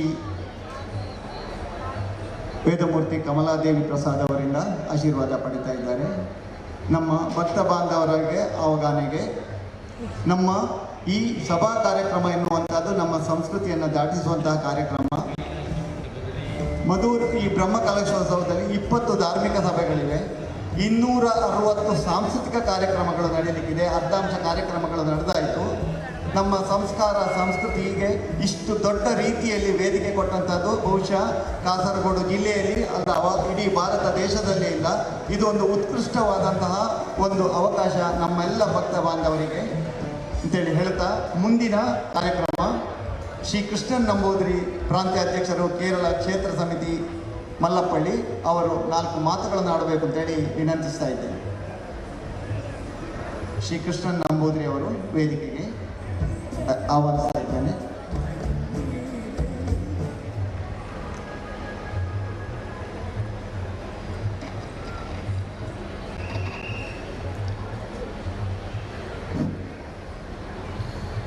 വേദിയിലിരിക്കുന്ന പരംപൂജ്യ ശ്രീമദ് ഉദിത് ചൈതന്യ സ്വാമിജി, അതേപോലെ തന്നെ വേദമൂർത്തി താന്ത്രികാചാര്യൻ, ഇവരുടെ തൃപ്പാദ കമലങ്ങളിൽ പ്രണാമം. വേദി അലങ്കരിക്കുന്ന മറ്റ് ധന്യാത്മാക്കൾക്കും സദസ്സിലിരിക്കുന്ന ഭക്തജന സഹോദരി സഹോദരന്മാർക്കും എൻ്റെ വിനീതമായ നമസ്കാരം. മധൂർ വിനായക ക്ഷേത്രത്തിലെ ബ്രഹ്മകലശോത്സവത്തിൻ്റെ ഭാഗമായി നടക്കുന്ന ഈ ധന്യമായ സദസ്സിൽ പങ്കെടുക്കാൻ സാധിച്ചത് ഗണപതി ഭഗവാന്റെയും മറ്റ് ദേവന്മാരുടെയും അനുഗ്രഹം ഒന്നുകൊണ്ട് മാത്രമാണെങ്കിലും ഇതിന് നിമിത്തം മാത്രമായ ഇതിൻ്റെ ഭാരവാഹികളോട് അഗൈതമായ കൃതജ്ഞത ആദ്യമേ തന്നെ രേഖപ്പെടുത്തുകയാണ്. നമ്മളുടെയൊക്കെ പൂർവികരായിട്ടുള്ള ഋഷീശ്വരന്മാർ ഉപദേശിച്ചത് എല്ലായിടത്തും ഈശ്വര ചൈതന്യമുണ്ടെന്നുള്ളതാണ്. സർവചരാചരങ്ങളിലും ദേവചൈതന്യത്തെ ദർശിക്കണമെന്നാണ് ഋഷീശ്വരന്മാർ നമ്മളോട് ഉപദേശിച്ചിട്ടുള്ളത്. വേദത്തിലെ പുരുഷ ഏവ ഇദം സർവം, ഉപനിഷത്തിലെ ഈശാവാസ്യം ഇദം സർവം, മലയാളത്തിലെ മണ്ണിലും വിണ്ണിലും തൂണിലും തുരുമ്പിലും ദൈവം ഇരിക്കുന്നു എന്ന പാട്ട് നമ്മൾ കേട്ടിട്ടുണ്ട്. അങ്ങനെയാണെങ്കിലും ഭഗവാൻ കൃഷ്ണൻ ഗീതയില് പ്രത്യേകിച്ച് ഒരു ഉപദേശം നൽകി, സർവഭൂതാനാം ഹൃദയസേ തിഷ്ഠതി. എല്ലായിടത്തും ഈശ്വര ചൈതന്യം നിറഞ്ഞു നിൽക്കുന്നുണ്ടെങ്കിലും കൂടുതലായി പ്രകാശിക്കുന്നത് ഹൃദയകമലത്തിലാണ്. അഥവാ വൈയക്തികമായ വ്യക്തിപരമായി നമ്മൾ ദേവനെ പ്രാർത്ഥിക്കുമ്പോൾ ആ ദേവന്റെ രൂപത്തെ, ദേവിയുടെ ഇഷ്ടദേവതയുടെ ദേവിയുടെ രൂപത്തെ നമ്മൾ സങ്കല്പിക്കുന്നത് ഹൃദയകമലത്തിലാണ്. അങ്ങനെ ഹൃദയകമലത്തിൽ ഏത് ഇഷ്ടദേവതയെ വേണമെങ്കിലും ധ്യാനം സങ്കല്പിച്ചുകൊണ്ട് ആ ദേവതയുടെ മന്ത്രങ്ങളോ നാമങ്ങളോ സ്തോത്രങ്ങളോ ജപിച്ചുകൊണ്ട് ആ ദേവീദേവന്മാരെ ഉപാസിച്ചുകൊണ്ട് വ്യക്തിപരമായി ജീവിതം സാർത്ഥകമാക്കാനുള്ള സംവിധാനം നമ്മുടെ സനാതന ധർമ്മവിശ്വാസികൾക്കുണ്ട്. അതോടൊപ്പം തന്നെ നമ്മളെ വീടുകളിൽ ഒരു പൂജാമുറി സങ്കല്പം ഉണ്ടായിരിക്കും. ഇനി റൂമൊന്നായിട്ടില്ലെങ്കിലും ഒരു ഫോട്ടോ വെച്ച്, സ്റ്റാൻഡ് വെച്ച്, വിളക്ക് വെച്ച് ആരാധിക്കുന്ന സമ്പ്രദായം നമുക്കുണ്ട്. രാവിലെ ആയാലും വൈകുന്നേരമായാലും അമ്മമാര് അല്ലെങ്കിൽ ഗൃഹനാഥൻ കളിച്ചുകൊണ്ടിരിക്കുന്ന കുട്ടികളൊക്കെ തന്നെ കുളിച്ച് അല്ലെങ്കിൽ സാധിക്കുന്ന രീതിയിലുള്ള ശരീരശുദ്ധി വരുത്തി ഈ പൂജാമുറിയിൽ വിളക്ക് കത്തിച്ച് കുടുംബ പരദേവതയുടെ നാമങ്ങളും സ്തോത്രങ്ങളും ജപിച്ചുകൊണ്ട് കുടുംബത്തിലെ മൊത്തത്തിലെ ഐശ്വര്യത്തിനും ശ്രേയസ്സിനും വേണ്ടി പ്രാർത്ഥിക്കുന്നു. അവിടെയാണ് ഈ തരത്തിലുള്ള ക്ഷേത്രങ്ങളുടെ പ്രസക്തി. ഈ ഗ്രാമങ്ങളിൽപ്പെട്ട നിരവധി കുടുംബങ്ങളിൽപ്പെട്ട ആളുകൾ, നിരവധി വ്യത്യസ്ത ദേവീ ദേവന്മാരെ ആരാധിക്കുന്ന ആളുകൾ, ഉപാസിക്കുന്ന ആളുകൾ എല്ലാവരും കൂടി ഒരുമിച്ച് ചേർന്ന് രാവിലെയും വൈകുന്നേരവും പ്രധാന പൂജാ സന്ദർഭങ്ങളിലും ദീപാരാധന സമയത്തുമൊക്കെ പ്രാർത്ഥിക്കുന്ന സമയത്ത് നേരത്തെ താന്ത്രിക ആചാര്യൻ അദ്ദേഹം പറഞ്ഞ പോലെ പ്രതിഷ്ഠാ സമയത്ത് ആചാര്യൻ പ്രാർത്ഥിക്കുന്ന നിരവധി ആഗമികമായ മന്ത്രങ്ങളിൽ പ്രധാനപ്പെട്ട ഒരു മന്ത്രമുണ്ട്, ലോകാനുഗ്രഹ ഹേത്വർത്ഥം. അത് സാർത്ഥകമാവുകയാണ് ചെയ്യുന്നത്. അങ്ങനെയുള്ള ക്ഷേത്രത്തിലെ എല്ലായിടത്തും നിറഞ്ഞു നിൽക്കുന്ന ഈ ഒരു ഒരുമിച്ച് ആരാധിക്കുന്നതിന് വേണ്ടിയുള്ള ഇങ്ങനെ സമ്പ്രദായം, നമ്മുടെ വീട്ടിലെ പൂജാമുറി സമ്പ്രദായം തന്നെ സനാതന ധർമ്മവിശ്വാസികൾക്ക് മാത്രമേ ഉള്ളൂ. ബാക്കിയുള്ളവർക്ക് ഒരുപക്ഷെ അത് പിന്തുടരുന്നുണ്ടെങ്കിൽ നമ്മളുടെ ഒരു കൾച്ചറിൻ്റെ സംസ്കാരത്തിൻ്റെ സ്വാധീനം മൂലമാണെന്ന് കാണാൻ സാധിക്കും. അങ്ങനെ എല്ലായിടത്തും നിറഞ്ഞു നിൽക്കുന്ന ദേവനെ, ഈശ്വരനെ ഒരു ബിംബത്തിൽ എന്തിനാണ് ക്ഷേത്രത്തിൽ സന്നിവേശിപ്പിക്കുന്നത്, ബിംബത്തിൽ പ്രതിഷ്ഠിക്കുന്നത് എന്തിനാണ്? തന്ത്രശാസ്ത്രം വളരെ വ്യക്തമായിട്ട് പറയുന്നു, ദേവേ സ്വന്തം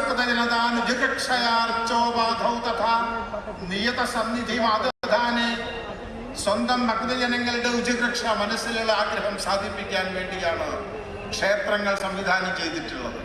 ക്ഷേത്രത്തിന് നിരവധി നിദർശനങ്ങളുടെ സന്ദേശങ്ങളുണ്ട്. അതിലൊന്നാണ് ലോകാനുഗ്രഹത്വം, ഉജകരക്ഷയ്ക്ക് വേണ്ടി.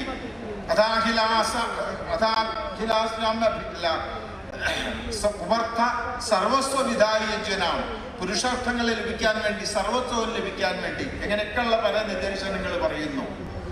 പക്ഷേ ഇവിടെയൊക്കെ തന്നെ ഇങ്ങനെയുള്ള അനുഗ്രഹകല നമ്മളിവിടെ പ്രാർത്ഥിക്കുന്ന സമയത്ത് ആ പ്രാർത്ഥന സാർത്ഥകമാവണമെന്നുണ്ടെങ്കിൽ ആ ക്ഷേത്രത്തിലെ ദേവചൈതന്യത്തിൻ്റെ അനുഗ്രഹകല പൂർണ്ണമാവണം. അതിനു വേണ്ടിയിട്ടുള്ള ചടങ്ങുകളാണ് ബ്രഹ്മകലശോത്സവ ചടങ്ങുകൾ. ഈ ചടങ്ങുകൾ ആദ്യം തന്നെ ആരംഭിക്കുന്ന 2-3 ക്രിയകൾ മാത്രം തൊട്ടുകൊണ്ട് ഞാനിവിടെ നിർത്താം. ഈ ക്രിയകളൊക്കെ തന്നെ ആദ്യം ആരംഭിക്കുന്നത് ഒരു ആചാര്യ വരണത്തോടു കൂടിയാണ്. ക്ഷേത്രത്തിലെ താന്ത്രികാചാര്യനെ വിളിച്ച് ക്ഷണിച്ചു വരുത്തി അദ്ദേഹത്തിന് ഫലതാമ്പൂലങ്ങൾ സമർപ്പിച്ചുകൊണ്ട് ഇന്നു മുതൽ ഇവിടെ ആരംഭിക്കുന്ന ഈ ക്ഷേത്രത്തിലെ നവീകരണ ബ്രഹ്മകലശോത്സവ ചടങ്ങുകൾ ആചാര്യ പദവി അലങ്കരിച്ചുകൊണ്ട് ഇത് നേതൃത്വം നൽകിക്കൊണ്ട് ഈ കർമ്മപദ്ധതികൾ, അതിസങ്കീർണമായ പദ്ധതികൾ ചെയ്തുകൊണ്ട് ക്ഷേത്ര ചൈതന്യത്തെ പരിപൂർണമാക്കണം, അനുഗ്രഹകല പൂർണ്ണമാക്കണമെന്ന് പ്രാർത്ഥനയോടുകൂടി ആചാര്യപാദത്തിൽ സമർപ്പിക്കുന്നു. നമ്മുടെ ഈ കർമ്മങ്ങൾ ചെയ്യുന്നതോടുകൂടി ബിംബശരീരത്തിൽ ദേവചൈതന്യം സാക്ഷാത്കരിക്കുകയാണ്. നമ്മുടെ ശരീരത്തിൽ ഈശ്വര സാക്ഷാത്കാരം നേടാൻ, അല്ലെങ്കിൽ ജീവിതം സാർത്ഥകമാക്കാൻ വേണ്ടി നമുക്ക് വേണ്ടത് എന്താണ്? ഗുരോരനുഗ്രഹേണ ഇവ പുമാൻ പൂർണ്ണ പ്രശാന്തയെ. ആ ഗുരുവിന്റെ അനുഗ്രഹം സ്വീകരിക്കണമെന്നുള്ള ക്രിയയിലും വേണം ഒരു ആചാര്യന്റെ സ്ഥാനം. ഇവിടെ നമുക്ക് ജീവിതത്തിൽ നമ്മളോട് പറഞ്ഞു തരുന്നു, നമ്മുടെ ജീവിതത്തിൽ എന്ത് നിമിഷവും നമ്മൾ യാത്ര ചെയ്യുന്ന സമയത്ത്, ഏത് ചിന്ത നടത്തും, ഏത് സംസാരിക്കുമ്പോഴും പ്രവൃത്തി നടക്കുമ്പോഴും ഒക്കെ തന്നെ പൂർവികരായ ആളുകൾ എന്താണോ നമ്മെ ഉപദേശിച്ചത് ആ സതുപദേശങ്ങൾ ജീവിതത്തിൽ പകർത്താൻ നമ്മൾ തയ്യാറാവണം. അത്തരം ആചാര്യന്മാരുടെ ഉപദേശങ്ങൾ സ്വീകരിച്ചെങ്കിൽ മാത്രമേ ഗുരോരനുഗ്രഹേമനൈവ പുമാൻ പൂർണ്ണ പ്രശാന്തയെ നമുക്ക് ജീവിതം സാർത്ഥകമാക്കണമെങ്കിൽ പുരാണ ഇതിഹാസങ്ങളിലും വേദങ്ങളിലൊക്കെ എന്താണോ സത്താമാത്രമായ സന്ദേശം നൽകിയത് അത് ജീവിതത്തിൽ പകർത്തിക്കൊണ്ട് ശുദ്ധസാത്വികമായ രീതിയിൽ ജീവിതചര്യ വേണമെന്നുള്ള ഒരു മെസ്സേജ്. ആദ്യം തന്നെ ക്ഷേത്രത്തിൽ നടത്തുന്ന ക്രിയ മുളയിടൽ ബീജാങ്കുരാർപ്പണമാണ്. അതിനൊരു ശുദ്ധിക്രിയ നടത്തണം ആ സ്ഥലം. അത് കഴിഞ്ഞ് പ്രാസാദ ശുദ്ധി എന്ന ക്രിയ, ക്ഷേത്രത്തിന്റെ മുഴുവൻ പരിശുദ്ധി നടത്തുന്ന ക്രിയ. പിറ്റേ ദിവസം ബിംബശുദ്ധി ക്രിയ. പിറ്റേ ദിവസം മുതൽ അങ്ങോട്ട് ശുദ്ധിക്രിയകൾ തന്നെയാണ്. ഒരു കണക്കിന് നോക്കുമ്പോൾ ബ്രഹ്മകലശത്തിന്റെ ചടങ്ങിന് മാത്രമല്ല ശുദ്ധിക്രിയകൾ. ക്ഷേത്രത്തിൽ നടത്തുന്ന നിത്യനിദാന ചടങ്ങുകൾ മുഴുവൻ തന്നെ ശുദ്ധിക്രിയകളാണ്. അവിടെ ശുദ്ധമാവേണ്ടത് നമ്മുടെ മനസ്സാണ്. ശുദ്ധമാക്കുന്നത് ഭക്തജനങ്ങളുടെ മനസ്സിനെയാണ്. ആ മനസ്സ് സംശുദ്ധമാക്കാവുന്നെങ്കിൽ ഏറ്റവും അവസാനം ബ്രഹ്മകലശ കഴിഞ്ഞെങ്കില് ബ്രഹ്മകലശത്തിന്റെ വിഷയത്തില് ബ്രഹ്മൻ നടുക്കൊരു കലശം വെക്കും, ചുറ്റും കലശം ഉണ്ടാവും, അതിന്റെ റൗണ്ട്, അതിന് ചുറ്റും പിന്നെയും കലശങ്ങൾ ഉണ്ടാവും. അങ്ങനെ കലശ സംഖ്യക്കനുസരിച്ച് 108, 208, 500 സഹസ്ര കലശമോ എത്ര ഉണ്ടെങ്കിലും ആ കലശത്തെ ഏറ്റവും നടുക്കുള്ള കലശത്തിന് പറയാം ബ്രഹ്മകലശം എന്നാണ്. അതിന്റെ ചുറ്റും നിരവധി പ്രകൃതി ജീവദായിനിയായ പ്രകൃതി വിഭവങ്ങൾ നിറച്ചുകൊണ്ട് രത്നങ്ങള്, മുത്തുകള്, കഷായം, നിരവധി സാധനങ്ങളൊക്കെ നിറച്ചിട്ട് ചുറ്റും കലശങ്ങൾ വെക്കും. ആ കലശത്തിന് വെക്കുന്ന റൗണ്ടിന് പറയുന്നത് ദൈവികം എന്നാണ്. ദൈവികത്തിലെ കലശങ്ങൾ. അതിന്റെ ചുറ്റുമുള്ള കലശമുണ്ട്, അതിനെ ഖണ്ഡത്തിന് മാനുഷം എന്നാണ്. വിഷ്ണു സംഹിതാകാരൻ പറയുന്നു, മധ്യമേതു പദം ബ്രാഹ്മം ദൈവികം തദനന്തരം പരിതോ മാനുഷം ചെയ്വ കലശാൻ കൽപ്പയേത് ഗുരു. ഏറ്റവും നമ്മളെ കലശമണ്ഡപത്തിലെ ചുറ്റുമുള്ളത് മാനുഷമാണ്. നമ്മൾ ആ മാനുഷ പദം കടന്നിട്ട് വേണം ദൈവികം എന്ന പദത്തിലേക്ക് നമുക്ക് എത്താൻ. ആ ദൈവിക പദം കഴിയുമ്പോഴാണ് ബ്രഹ്മകലശത്തിൽ നമുക്ക് എത്തുന്നത്. അവിടെയാണ് കല അസ്മിൻ ശരദേതി കലശ, എല്ലാ കലകളും ശയിക്കുന്നത് കൊണ്ട് കലശം. അങ്ങനെ ആ ബ്രഹ്മപദത്തിൽ നമ്മൾ എത്തണമെന്നുണ്ടെങ്കിൽ, നമുക്ക് ജീവിതം സാർത്ഥകമാക്കണമെന്നുണ്ടെങ്കിൽ മനുഷ്യരുടെ മനുഷ്യത്വം ആവശ്യമാണ് എന്നുള്ള മെസ്സേജ് മാനുഷഖണ്ഡം കടന്നിട്ട് വേണം ദൈവികത്തിലെത്താൻ. ഇന്ന് നമ്മൾ മനുഷ്യന്മാരല്ല, മനുഷ്യത്വമില്ല എന്നുള്ളത് ഇന്നത്തെ വാർത്താ മാധ്യമങ്ങൾ നമ്മൾ പരിശോധിച്ചാൽ അറിയാം. കൊച്ചുകുട്ടികൾ പോലും, കോളേജ് വിദ്യാർത്ഥികളെ അല്ല, സ്കൂൾ വിദ്യാർത്ഥികൾ പോലും ലഹരിയോ പല രീതിയിലോ ജീവിതം ഗതി മാറി വഴിതിരിച്ച് വിട്ടുകൊണ്ടിരിക്കുകയാണ്. ആ തരത്തില് എന്ത് രീതിയിലും സ്വന്തം അച്ഛനമ്മമാരെയോ സഹോദരന്മാരെയോ ഒന്നും രക്ഷിക്കാനല്ല, അവരെ ശിക്ഷിക്കാനും അവരെ വധിക്കാനും ഒക്കെ ഉള്ള രീതിയിലുള്ള മാനസിക ഭാവം ഓരോ വിദ്യാർത്ഥികളിലും എത്തിക്കുന്ന രീതിയിലുള്ള ജീവിതചര്യ എത്തിക്കഴിഞ്ഞു എന്ന്. ഈ ലോകം, സമാജം മുഴുവൻ തന്നെ എന്തോ രീതിയിലുള്ള ഭീകരത കാർന്നു നിന്നുകൊണ്ടിരിക്കുകയാണ്. ഈ സമയത്ത് നമുക്ക് വേണ്ടത് മനുഷ്യരുടെ മനുഷ്യത്വം വേണം. ആ മനുഷ്യത്വത്തോടുകൂടി മനുഷ്യത്വപരമായ സന്ദേശങ്ങൾ ജീവിതത്തിൽ പകർത്തുമ്പോഴാണ് നമ്മൾ ദൈവിക ഭാവത്തിലെത്തുന്നത്. ആ ദൈവിക ഭാവത്തിൽ നമുക്ക് ജീവിക്കാൻ കഴിഞ്ഞാൽ ജീവിതം സാർത്ഥകമാക്കാൻ കഴിയും.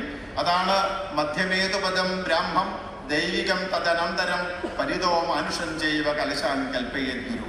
ആ കലശത്തിന്റെ, ദ്രവ്യകലശത്തിന്റെ സന്ദേശം സാർത്ഥകമാകട്ടെ എന്ന് ഞാൻ പ്രാർത്ഥിക്കുകയാണ്. ഈ കലശാഭിഷേക സമയത്തും പൂജാ സമയത്തൊക്കെ നിരവധി വേദമന്ത്രങ്ങൾ പ്രാർത്ഥിക്കുന്നുണ്ട്. പ്രധാനപ്പെട്ട ആവർത്തിച്ച് ചെല്ലുന്ന ഒരു വേദമന്ത്രമുണ്ട്. നമ്മളൊക്കെ എപ്പോഴും ആഗ്രഹിക്കുന്ന ആഗ്രഹങ്ങളാണ്. ഭദ്രം കർണേഭി ശൃണുയാമ, ചെവികളെ കൊണ്ട് നല്ലത് മാത്രം കേൾക്കാൻ നമുക്ക് സാധിക്കണം. ഭദ്രം പശ്യേമ അക്ഷഭിര്യജത്രാഹ, കണ്ണുകളെ കൊണ്ട് നല്ലത് മാത്രം നന്മ കാണാൻ നമുക്ക് സാധിക്കണം. സ്ഥിരൈരംഗൈഹി തുഷ്ടുവാംസ തനൂഭി, സ്ഥിരമായ ആയുരാരോഗ്യങ്ങളുള്ള അംഗപ്രത്യംഗങ്ങൾ ഈ ശരീരം ആരോഗ്യത്തോടുകൂടി എനിക്ക് കിട്ടുകയാണെങ്കിൽ, എനിക്ക് നിലനിർത്താൻ സാധിച്ചാൽ ഞാൻ എന്താണ് ചെയ്യേണ്ടത്? ദേവൻ ഗണപതി ഭഗവാൻ എന്നെ കൊണ്ട് എന്താണ് ചെയ്യിപ്പിക്കേണ്ടത്? വിശേന ദേവഹിതം യദായു, ഈ ആയുസ് മുഴുവൻ തന്നെ ദേവഹിതമായ കർമ്മങ്ങൾ ചെയ്യാൻ എനിക്ക് സാധിക്കണമെന്ന പ്രാർത്ഥന.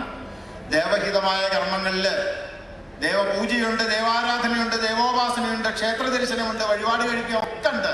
അതിനോടൊപ്പം ചില വിഷയങ്ങൾ കൂടി ഉൾപ്പെടുന്നു. അവിടെ സമസൃഷ്ടി സ്നേഹം, ദീനാനുകമ്പ, ശുദ്ധ സാത്വിക ഭാവത്തിലുള്ള ജീവിതചര്യ, അതാണ് ദേവഹിതത്തിന്റെ വിശാലമായ അർത്ഥം.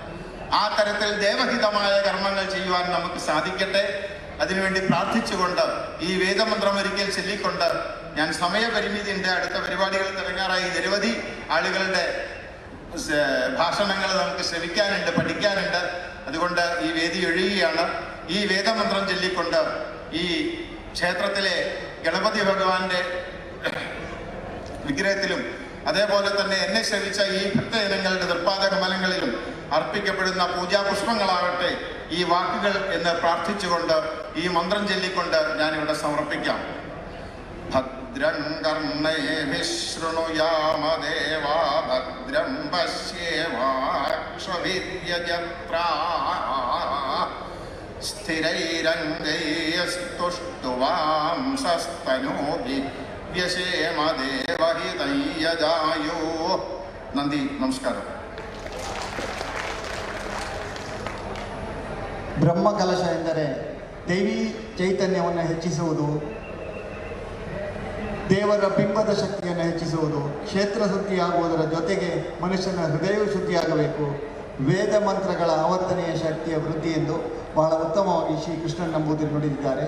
ಅವರಿಗೆ ವಂದನೆಗಳು. ಮುಂದೆ ನಮ್ಮಲ್ಲಿ ಉಪಸ್ಥಿತರಿರುವ ಹಲವು ಮಹನೀಯರಿದ್ದಾರೆ. ನಮ್ಮ ಈ ಕ್ಷೇತ್ರದಲ್ಲಿ ಸರಕಾರಿ ಹುದ್ದೆಯಲ್ಲಿದ್ದು, ಉನ್ನತ ಹುದ್ದೆಯಲ್ಲಿದ್ದು, ಕಾಸರಗೋಡಿಗೆ ಹಲವಾರು ಸೌಕರ್ಯಗಳನ್ನು ಒದಗಿಸಿದ ಶ್ರೀಯುತ ಗೋಪಾಲಕೃಷ್ಣ ಭಟ್ IAS ಎಡನೀರಿನವರು ಇವರು. ಅವರು ನಮ್ಮ ಜೊತೆಗಿದ್ದಾರೆ. ಅವರು ಉಪಸ್ಥಿತರಿರುವಂಥ ಎಲ್ಲ ಗಣ್ಯರ ಮಹನೀಯರ ಪರವಾಗಿ ಎರಡು ಮಾತುಗಳನ್ನು ಆಡಬೇಕು ಅಂತೇಳಿ ವಿನಂತಿಸ್ತಾ ಇದ್ದೇನೆ. ಶ್ರೀಯುತ ಗೋಪಾಲಕೃಷ್ಣ ಭಟ್ ಉಪಸ್ಥಿತರಿರುವವರ ಪರವಾಗಿ 4 ಮಾತು.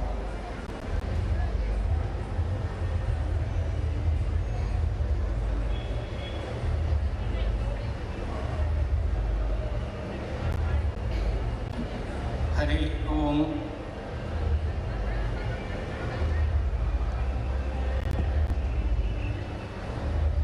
ಕನ್ನಡದಲ್ಲಿ ಮಲಯಾಳದಲ್ಲಿ ಮಾತಾಡಬೇಕು?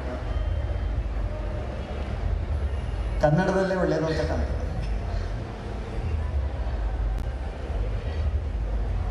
ವೇದಿಕೆಯಲ್ಲಿರುವಂಥ ಪರಮ ಪೂಜ್ಯ ಶ್ರೀ ಶ್ರೀ ಉದಿತ್ ಚೈತನ್ಯ ಸ್ವಾಮೀಜಿ ಅವರೇ,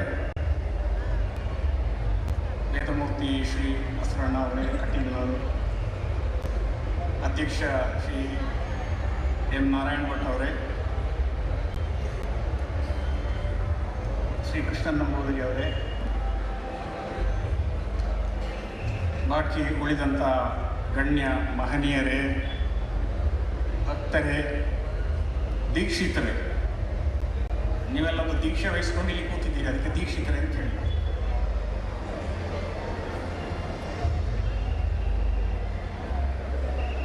ವಿವಿಧ ಷಡ್ರಸ ಭೋಜನವನ್ನು ಕೊನೆಗೊಳಿಸುವಾಗ ನಾವು ಮಜ್ಜಿಗೆಯಲ್ಲಿ ಸ್ವಲ್ಪ ಊಟ ಮಾಡ್ತೇವೆ, ಮಜ್ಜಿಗೆಗೆ ಅಂತ ಸ್ವಲ್ಪ ಅನ್ನ ನಾವು ಪ್ರತ್ಯೇಕ ಇಡ್ತೇವೆ. ಹಾಗೆ ಇದೊಂದು ಮಜ್ಜಿಗೆಯ ಊಟ ಅಂತೇಳಿ ತಿಳ್ಕೊಳ್ಳಿ ಅಷ್ಟೇ. ಹೆಚ್ಚು ಮಾತಾಡೋದಿಲ್ಲ ನಾನು. ಧಾರ್ಮಿಕ ವಿಷಯಗಳ ಬಗ್ಗೆ ಹಲವಾರು ಜನ ಹಲವಾರು ವಿಷಯ ಎತ್ತಿಕೊಂಡು ಮಾತಾಡ್ತೀನಿ, ನಾನು ಹೆಚ್ಚು ಮಾತಾಡೋದಿಲ್ಲ. ಮಧುರು ನಮ್ಮೆಲ್ಲರಂಥ ಭಕ್ತಾಭಿಮಾನಿಗಳ ಒಂದು ಇಮೋಷನ್, ಒಂದು ಭಾವನೆ. ಮಧೂರಿನ ದೇವರ ಬ್ರಹ್ಮಕಲಶೋತ್ಸವ, ಬ್ರಹ್ಮಕಲಶದ ಅಭಿಷೇಕೋತ್ಸವ ನಡೆಯುವಂಥದ್ದು ನಮ್ಮನ್ನು ಒಂದು ಭಕ್ತಿಯ ಪಾರಮ್ಯತೆಗೆ ತಲುಪಿಸಿದೆ ಅಂತ ಈಗಿನ ಹಲವಾರು ವಿದ್ಯಮಾನಗಳನ್ನು ಗಮನಿಸಿದರೆ ನಮ್ಗೆ ಗೊತ್ತಾಗ್ತದೆ. ಊರಿಗೆ ಊರೇ ಇಲ್ಲಿ ಸೇರಿದೆ, ಊರಿಗೆ ಊರಿನ ಮನಸ್ಸೇ ಇಲ್ಲಿ ಒಂದಾಗಿದೆ. ಈ ಸಂದರ್ಭದಲ್ಲಿ ಬ್ರಹ್ಮಕಲಶ ಯಾವ ರೀತಿ ನಡೀತದೆ, ಯಾವ ರೀತಿ ಪ್ರತಿಷ್ಠೆ ನಡೀತದೆ, ಷಡಾಧಾರ ಪ್ರತಿಷ್ಠೆ, ಅದರ ಆಧಾರಗಳು ಯಾವುದು, ಯಾವ ರೀತಿ ಚೈತನ್ಯ, ಈ ಕುಂಡಲಿನಿ ಶಕ್ತಿ ಅನ್ನುವಂಥ ಚೈತನ್ಯ ಹುಟ್ಟಿಕೊಂಡು ಸಹಸ್ರಾರ ಪದ್ಮದಲ್ಲಿರುವಂಥ ಭಗವಂತನನ್ನು ಸೇರಿಕೊಂಡು ಅಲ್ಲಿಂದ ಚೈತನ್ಯ ಸ್ಫುರಣ ದೇವಸ್ಥಾನದ ಒಳಗಡೆ ಹೊರಗಡೆ ಗ್ರಾಮದಲ್ಲಿ ಊರಿನಲ್ಲಿ ಯಾವ ರೀತಿ ಪಸರಿಸ್ತದೆ, ಆ ಮೂಲಕ ನಾವು ಭಕ್ತರು ಯಾವ ರೀತಿ ಧನ್ಯರಾಗ್ತೇವೆ ಅನ್ನೋದ್ರ ಬಗ್ಗೆ ನಾನೀಗ ಮಾತಾಡೋದಿಲ್ಲ. ಸಮಯ 6:30 ಆಗ್ತಾ ಬಂತು. 6:45ಕ್ಕೆ ವೇದಿಕೆ ಬಿಟ್ಟು ಕೊಡಬೇಕು ಅಂತ ಅಗಸೂರು ಇಲ್ಲಿ ಹೇಳಿದ್ದಾರೆ. ಕಾಲಗಣನೆ, ಮಯಾಸುರನ ಸೂರ್ಯ ಸಿದ್ಧಾಂತ ಅಂತ ಉಂಟು, ಒಂದು ಪುಸ್ತಕ ಉಂಟು, ಕಾಲಗಣನೆ. ಅದು ಅಥರ್ವ ವೇದದ ಆಧಾರದ ಮೇಲೆ ರಚಿಸಲ್ಪಟ್ಟದ್ದು. ಅದರ ಮೂಲ ಮಂತ್ರ ಶತಂ ತೇಯುತಂ ಹಾಯನಾನ್ ದ್ವೇ ಯುಗೆ ತ್ರೀಡಿ ಚತ್ವಾರಿ ಕರ್ಮ. ಈ ಮಂತ್ರದ ಮೇಲೆ ಅಂದ್ರೆ ಈ ಸೃಷ್ಟಿಯ ಸಮಯ ಎಷ್ಟು, ಆಯುಸ್ಸು ಎಷ್ಟು ಈಗ ಕಳೆದು ಹೋಗಿದೆ ಅಂತ ಮಯಾಸುರ ಹೇಳ್ತಾನೆ.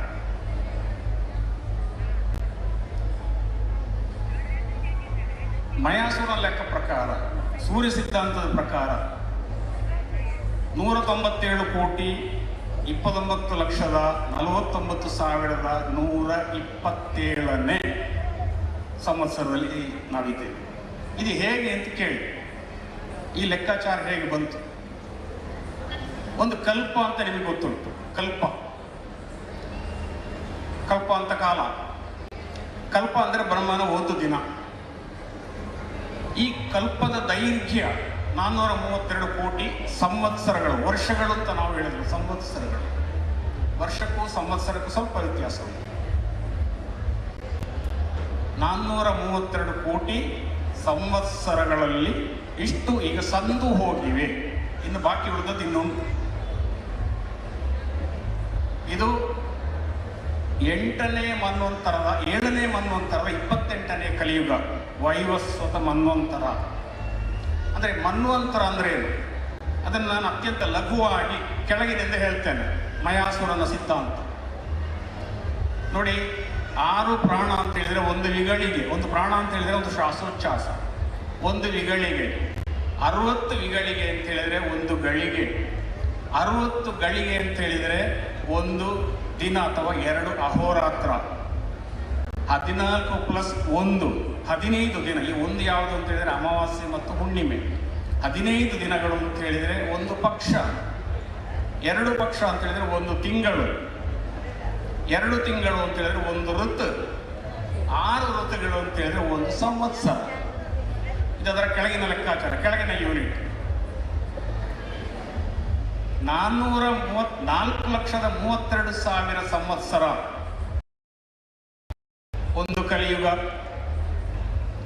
4,32,000 ಸಂವತ್ಸರಗಳು ಒಂದು ಕಲಿಯುಗ. 2 ಕಲಿಯುಗ ಅಂತ ಹೇಳಿದ್ರೆ ಒಂದು ದ್ವಾಪರ ಯುಗ. 3 ಕಲಿಯುಗ ಅಂತ ಹೇಳಿದ್ರೆ ಒಂದು ತ್ರೇತಾಯುಗ. 4 ಕಲಿಯುಗ ಅಂತ ಹೇಳಿದ್ರೆ ಒಂದು ಸತ್ಯಯುಗ. 4 ಚತುರ್ಯುಗಗಳು ಅಂತ ಹೇಳಿದ್ರೆ ಒಂದು ಮಹಾಯುಗ. 71 ಮಹಾಯುಗ ಅಂತ ಹೇಳಿದ್ರೆ ಒಂದು ಮನ್ವಂತರ.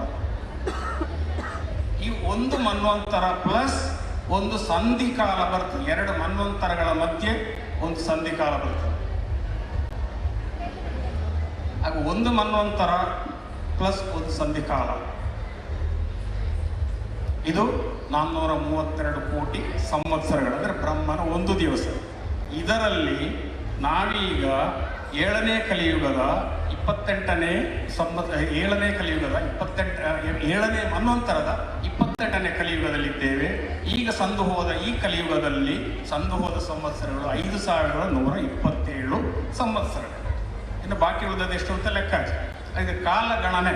ಅಂದರೆ ನಮ್ಮ ಸೃಷ್ಟಿಯ ಆಯುಸ್ಸು ಹೆಚ್ಚು ಕಡಿಮೆ ಇಷ್ಟು ಬಾಕಿ ಇದೆ. 197,49,127 ಸಂವತ್ಸರಗಳಿನ್ನು 432 ಕೋಟಿಯಿಂದ ಕಳೆದರೆ ಎಷ್ಟು ಉಂಟು ಅಷ್ಟು ಬಾಕಿ ಉಂಟು. ವಿಜ್ಞಾನಿಗಳು ಹೇಳುವುದು ಇದನ್ನೇ. ವಿಜ್ಞಾನಿಗಳು ಸೂರ್ಯನ ಆಯುಸ್ಸಿನ ಮೇಲೆ ನಮ್ಮ ಭೂಮಿಯ ಅಸ್ತಿತ್ವವನ್ನು ತೀರ್ಮಾನ ಮಾಡ್ತಾರೆ. ವಿಜ್ಞಾನಿಗಳ ಪ್ರಕಾರ ಸೂರ್ಯನ ಆಯುಸ್ಸು 5 ಬಿಲಿಯನ್ ವರ್ಷಗಳು. ಅದರಲ್ಲಿ ಅರೆವಾಸಿ ಕಳೆದು ಹೋಗಿದೆ. ಅಂದರೆ ಬಾಕಿ ಉಳಿದ ಸೂರ್ಯನ ಆಯುಸ್ಸನ್ನು ಲೆಕ್ಕ ಹಾಕಿದರೆ ನಮ್ಮ ಸೃಷ್ಟಿಯ ಬಾಕಿ ಉಳಿದ ಆಯುಸ್ಸಿಗೆ ಸಮವಾಗ್ತದೆ. ಅದರ ಸೂರ್ಯನ ಗಾತ್ರ ಕೊನೆಗೆ ಸೂರ್ಯ ವಿಕಾಸ ಹೊಂದುತ್ತಾ ದೊಡ್ಡದಾಗ್ತಾನಂತೆ. ದೊಡ್ಡದಾಗಿ ಈ ಮಂಗಳ ಗ್ರಹವನ್ನು, ಸೂರ್ಯನಿಗೆ ಹತ್ತಿರ ಇರುವಂಥ ಮಂಗಳ ಗ್ರಹ, ಬುಧ ಗ್ರಹವನ್ನು ಆತ ನುಂಗಿ ಆಮೇಲೆ ಚಿಕ್ಕದಾಗಿ ಹೋಗ್ತಾನೆ. ಆಮೇಲೆ ಬಿಳಿಯಾದ ಒಂದು ಚಿಕ್ಕ ಕುಬ್ಜ ಗ್ರಹವಾಗಿ, ನಕ್ಷತ್ರವಾಗಿ ಆತ ಬದಲಾಗ್ತಾನೆ. ಸೂರ್ಯ ಕುಬ್ಜನಾದರೆ ಏನಾದೀತು ಅಂತ ನಮಗೆ ಗೊತ್ತುಂಟಲ್ಲ. ಇಲ್ಲಿ ಭೂಮಿ ಇಲ್ಲ, ಭೂಮಿಯಲ್ಲಿ ಅಸ್ತಿತ್ವ ಇಲ್ಲ, ಜೀವಜಾಲ ಇಲ್ಲ. ಅಂದರೆ ನಮ್ಮ ಯುಗದ ಅಂತ್ಯವಾಗ್ತದೆ. ಇದು ಸೈನ್ಸ್ ಕೂಡ ಹೇಳುವಂಥದ್ದು. ಅದರ ಕಾಲಗಣನೆ. ಆದ್ದರಿಂದ ನಾನು ಹೆಚ್ಚು ಮಾತಾಡೋದಿಲ್ಲ. ಇಷ್ಟು ಸಮಯ ಹೋಯ್ತಲ್ಲ, ಈ 197 ಕೋಟಿ ಇಷ್ಟು ಸೇರಿ ಹೋಯಿತು. ಇನ್ನು ಮಾತಾಡಲಿಕ್ಕಿದ್ದಾರೆ ಕೆಲವರು. ಇದು ಸೂರ್ಯ ಸಿದ್ಧಾಂತ.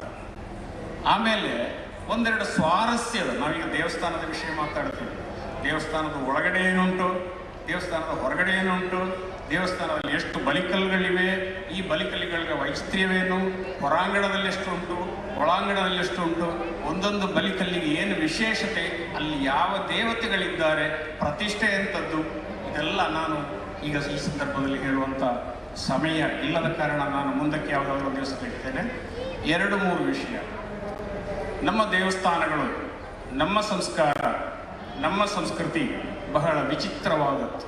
ನಾವು ದೇವಸ್ಥಾನಗಳನ್ನೇ ನೀವು ನೋಡಿ, ಒಂದು 3-4 ದೇವಸ್ಥಾನಗಳಲ್ಲಿ ನಾನಿರುವಂಥ ವಿಚಿತ್ರವಾದ ಕೆಲವು ಆಚರಣೆ, ಕೆಲವು ಸಂಸ್ಕಾರಗಳು ಜಸ್ಟ್ ನಿಮಗೆ ಒಂದು ಇನ್ಫಾರ್ಮೇಷನ್ಗೆ ಬೇಕಾಗಿ ಹೇಳ್ತೇನೆ. ಅದು ಕೆಲವೊಮ್ಮೆ ತಮಾಷೆಯಾಗಿ ತೋರ್ಬೋದು, ಕೆಲವೊಮ್ಮೆ ಬಹಳ ಕ್ರೂರವಾಗಿ ತೋರ್ಬೋದು. ಕೊಡುಂಗಲ್ಲೂರು ಭರಣಿ ನೀವು ಕೇಳಿರ್ಬೋದು. ಭರಣಿ ಪಾಟ್ ಬಹುಶಃ ನಿನ್ನೆ ಇವತ್ತಾಗಿ ಅಲ್ಲೇ ಕೊಡುಗಲ್ಲೂರು ಭರಣಿ ಕೈಲಿಲ್ಲ, ನಾಳೆ ಕೊಡುಂಗಲ್ಲೂರಿನಲ್ಲಿ ಭಗವತಿಯ ಭದ್ರಕಾಳಿ ರೂಪ, ಕಣ್ಣಕ್ಕಿಯ ಪ್ರತಿಷ್ಠೆ ಅಂತಲೂ ಕೂಡ ಹೇಳ್ತಾರೆ. ಕಣ್ಣಕ್ಕಿ ತಮಿಳುನಾಡಿನ ನಮ್ಮ ಇಲ್ಲಿ ಈ ಭರಣಿ ಉತ್ಸವದ ಸಮಯದಲ್ಲಿ ಒಂದು ವಿಚಿತ್ರವಾದಂಥ ಆಚರಣೆ ನಡೀತದೆ. 7 ದಿವಸ ಹೆಂಗಸರು ಗಂಡಸರು ಕೆಂಪು ಬಟ್ಟೆ ಉಟ್ಟುಕೊಂಡು ಖಡ್ಗವನ್ನು ಜಳಪಿಸುತ್ತಾ ದೇವಸ್ಥಾನದ ಒಳಗೆ ಪ್ರವೇಶಿಸಿ ಇವರ ತಲೆಗೆ ಕಡ್ಕೊಳ್ಳುವುದು, ಖಡ್ಗದಲ್ಲಿ ಬಡಿಯುವುದು, ಇಲ್ಲೆಲ್ಲ ಗಾಯ ಆಗಿ ರಕ್ತ ಹರಿಯುತ್ತದೆ. ಈ ದೇವಿಯನ್ನು ಅಸಭ್ಯವಾಗಿ ಅಶ್ಲೀಲವಾಗಿ ವಾಚಾಮಗೋಚರ ಬೈಯುವುದು, ಬೇಡದ ಶಬ್ದಗಳನ್ನು ಹೇಳಿ, ಇದಲ್ಲಿನ ಆಚರಣೆ.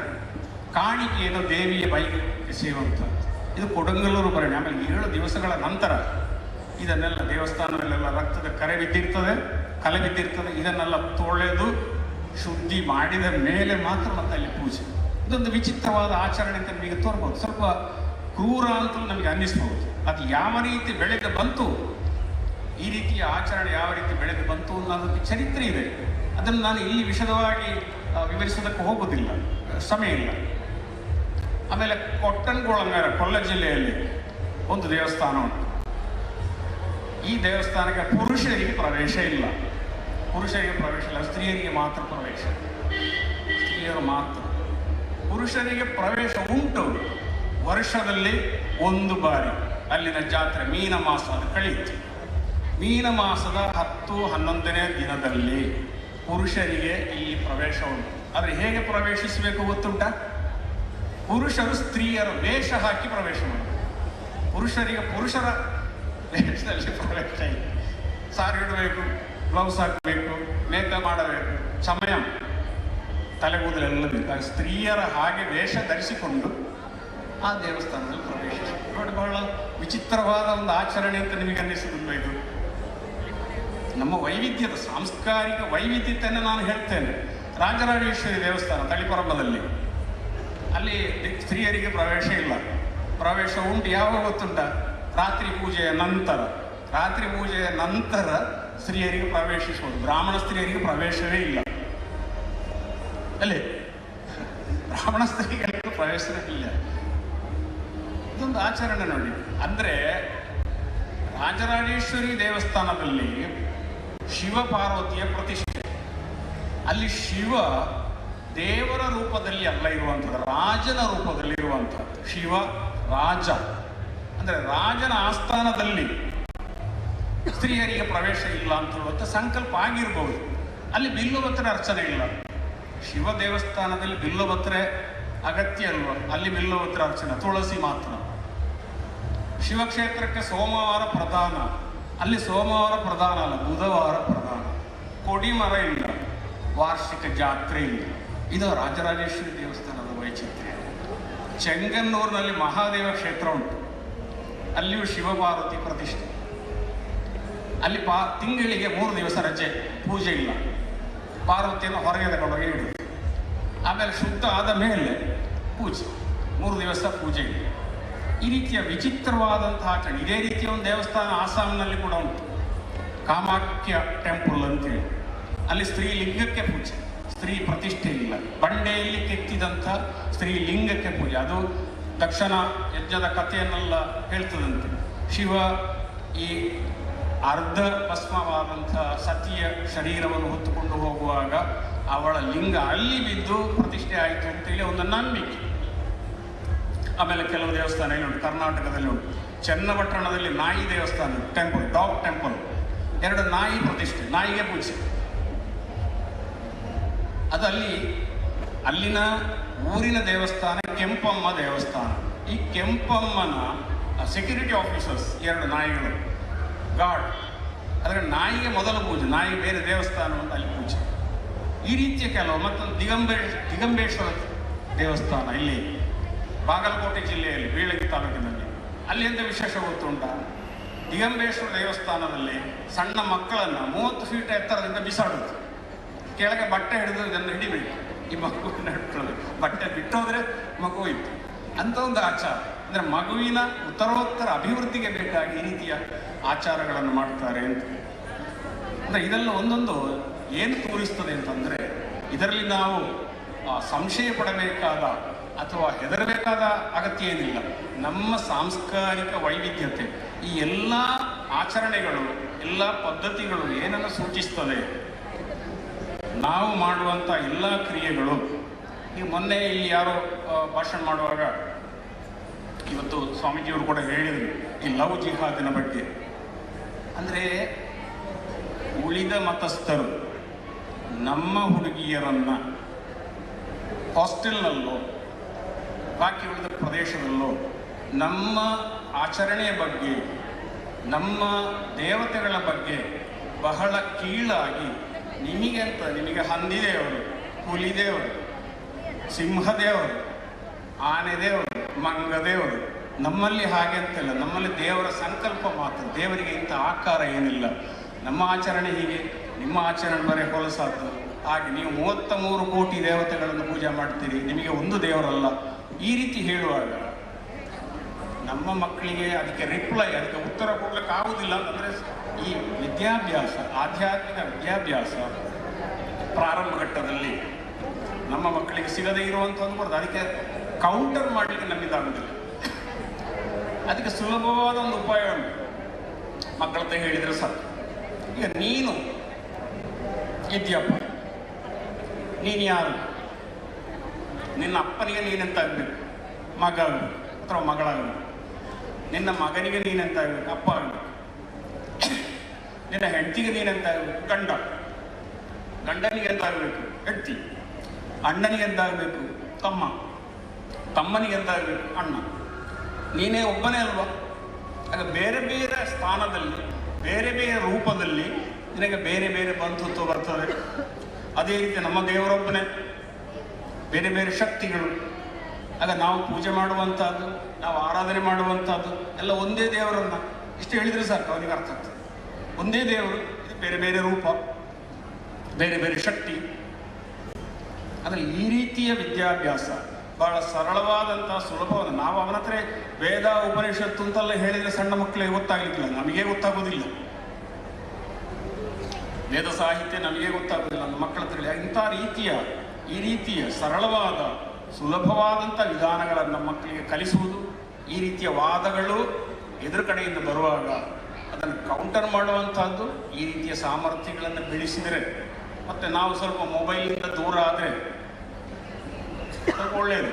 ಯಾಕಂದರೆ ಮೊಬೈಲ್ನ ಬಗ್ಗೆ ಹೇಳೋದಿದ್ದರೆ, ನಾವು ಮೊಬೈಲ್ ಹಾಳಾದರೆ ಮಕ್ಕಳನ್ನು ಬೈತೇವೆ.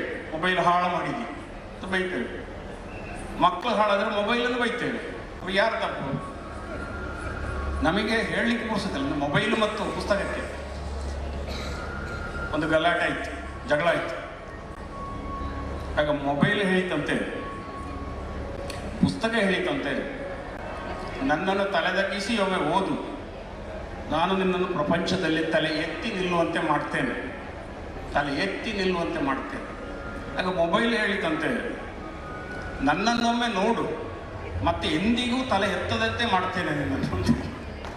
ಆ ರೀತಿ ನಾವು ಸ್ವಲ್ಪ ಇದರಿಂದ ಸ್ವಲ್ಪ ಹಿಂಜರಿದು ಮಕ್ಕಳನ್ನು ಕೂತುಗೊಳಿಸಿ ಸಾಯಂಕಾಲದ ಹೊತ್ತಿನಲ್ಲಿ ರಾಮನಾಮ ಸ್ಮರಣೆಯೋ ಏನಾದರೂ ಇರಲಿ, ಭಗವಂತನಿಗೆ ಸಂಬಂಧಪಟ್ಟ, ದೇವರಿಗೆ ಸಂಬಂಧಪಟ್ಟಂಥ ವಿಷಯಗಳನ್ನು ಮಾತಾಡುವುದು, ಸತ್ಸಂಗದಲ್ಲಿ ಭಾಗವಹಿಸುವಂಥದ್ದು, ಒಳ್ಳೆಯ ವಿಚಾರಗಳನ್ನು ಹೇಳುವಂಥದ್ದು, ಅವನ ಕಷ್ಟ ಸುಖಗಳನ್ನು ವಿಚಾರಿಸುವಂಥದ್ದು ಮಾಡಿದರೆ ಮಕ್ಕಳು ನೇರವಾಗಿ ಬರ್ತಾರೆ. ನೋಡಿ, ಮಕ್ಕಳು ನೋಡಿ ಕಲಿಯುವಂಥದ್ದು.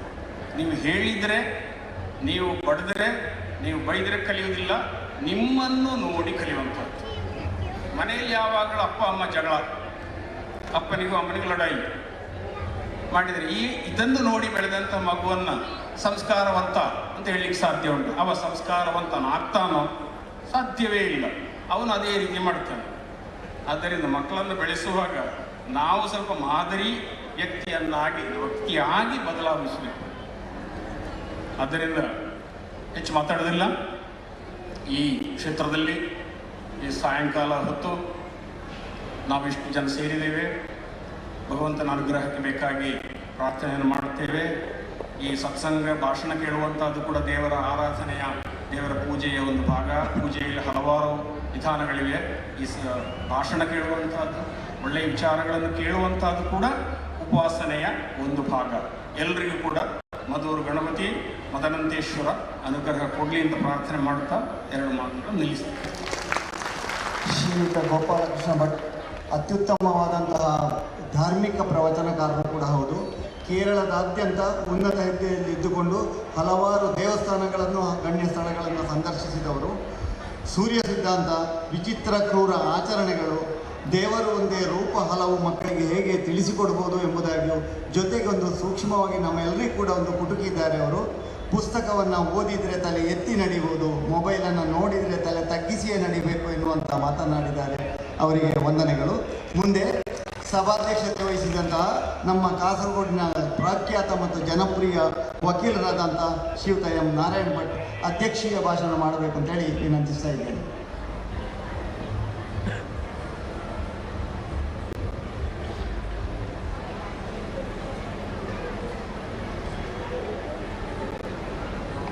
ಶ್ರೀ ಭಗವಂತೇಶ್ವರ ಶ್ರೀ ಸಿದ್ಧಿವಿನಾಯಕ ದೇವರನ್ನು ಮತ್ತು ಪರಿವಾರ ದೇವರನ್ನು ಮನಸ್ಸು ಸ್ಮರಿಸಿಕೊಳ್ತೇನೆ. ಇವತ್ತಿನ ಈ ಸಮಾರಂಭದಲ್ಲಿ ಬಂದು ಆಶೀರ್ವಚನವನ್ನು ನೀಡಿದಂಥ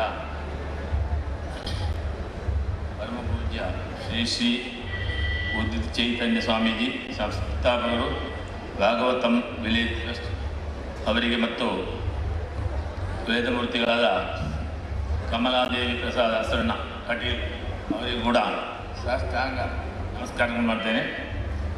ವೇದಿಕೆಯಲ್ಲಿರುವಂತಹ ಗಣ್ಯ ವ್ಯಕ್ತಿಗಳೇ ಮತ್ತು ಇಲ್ಲಿ ನಡೆದಂತಹ ಸಹೋದರ ಸಹೋದರಿಯರೇ, ಈಗಾಗಲೇ ಹೇಳಿದ ರೀತಿಯಲ್ಲಿ ಬಹಳ ಬೆಳಿಗ್ಗೆ 10:30ಯಿಂದ ಪ್ರಾರಂಭವಾದಂತಹ ಈ ಸಭೆಗಳು ಮಧ್ಯಾಹ್ನ ಸ್ವಲ್ಪ ವಿರಾಮದ ನಂತರ ಪುನಃ 4:15 ಗಂಟೆಗೆ ಬಂದು ಸೇರಿದ್ದೇವೆ.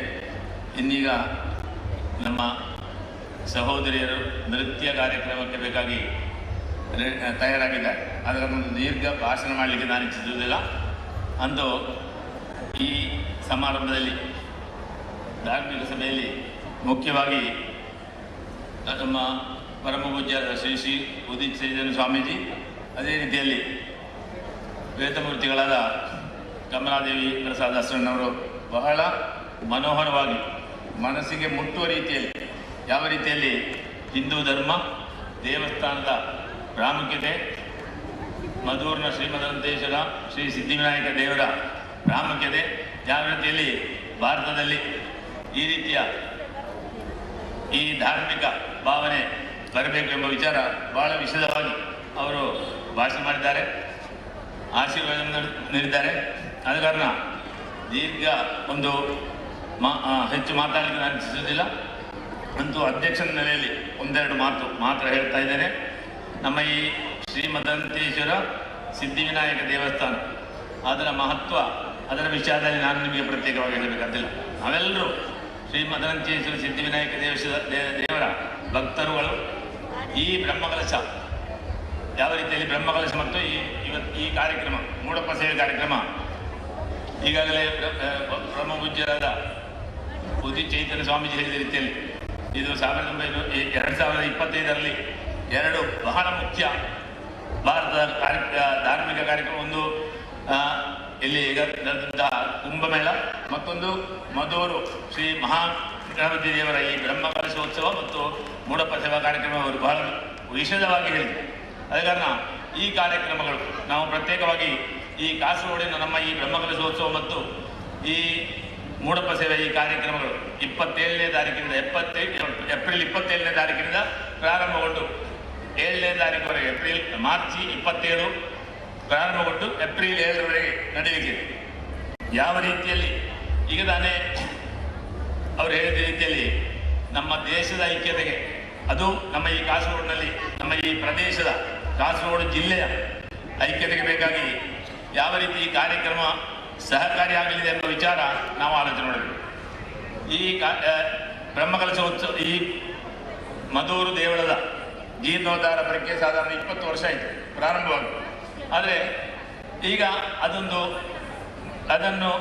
ಅದಕ್ಕೆ ಬ್ರಹ್ಮಕಲಶೋತ್ಸವ ಮತ್ತು ಈ ಕಾರ್ಯಕ್ರಮಕ್ಕೆ ಸಮಯ ಕೂಡಿ ಬಂದಿದೆ.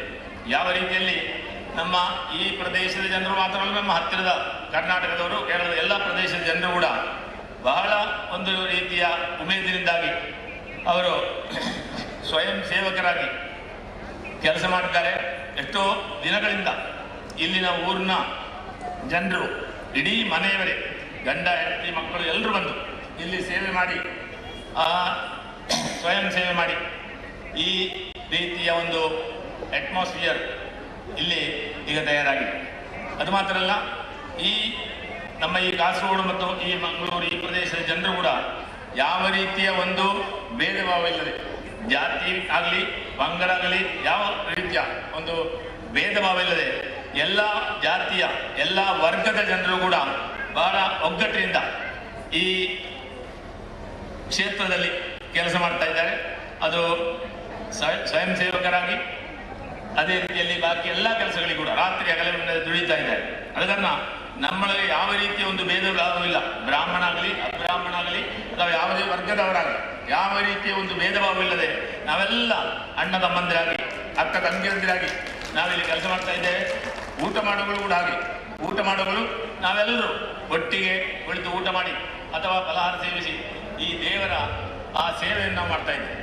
ಇಂತಹ ಈ ಒಂದು ಕಾರ್ಯಕ್ರಮ ಖಂಡಿತವಾಗಿಯೂ ನಮ್ಮ ಈ ಕಾಸರಗೋಡು ಪ್ರದೇಶದಲ್ಲಿ ಜನರ ಒಗ್ಗಟ್ಟಿಗೆ ನಮ್ಮ ಐಕ್ಯತೆಗೆ ಬೇಕಾಗಿ ಖಂಡಿತವಾಗಿ ಇದು ಪ್ರಯೋಜನ ಆಗ್ಬೋದು, ಆಗಲೇಬೇಕು.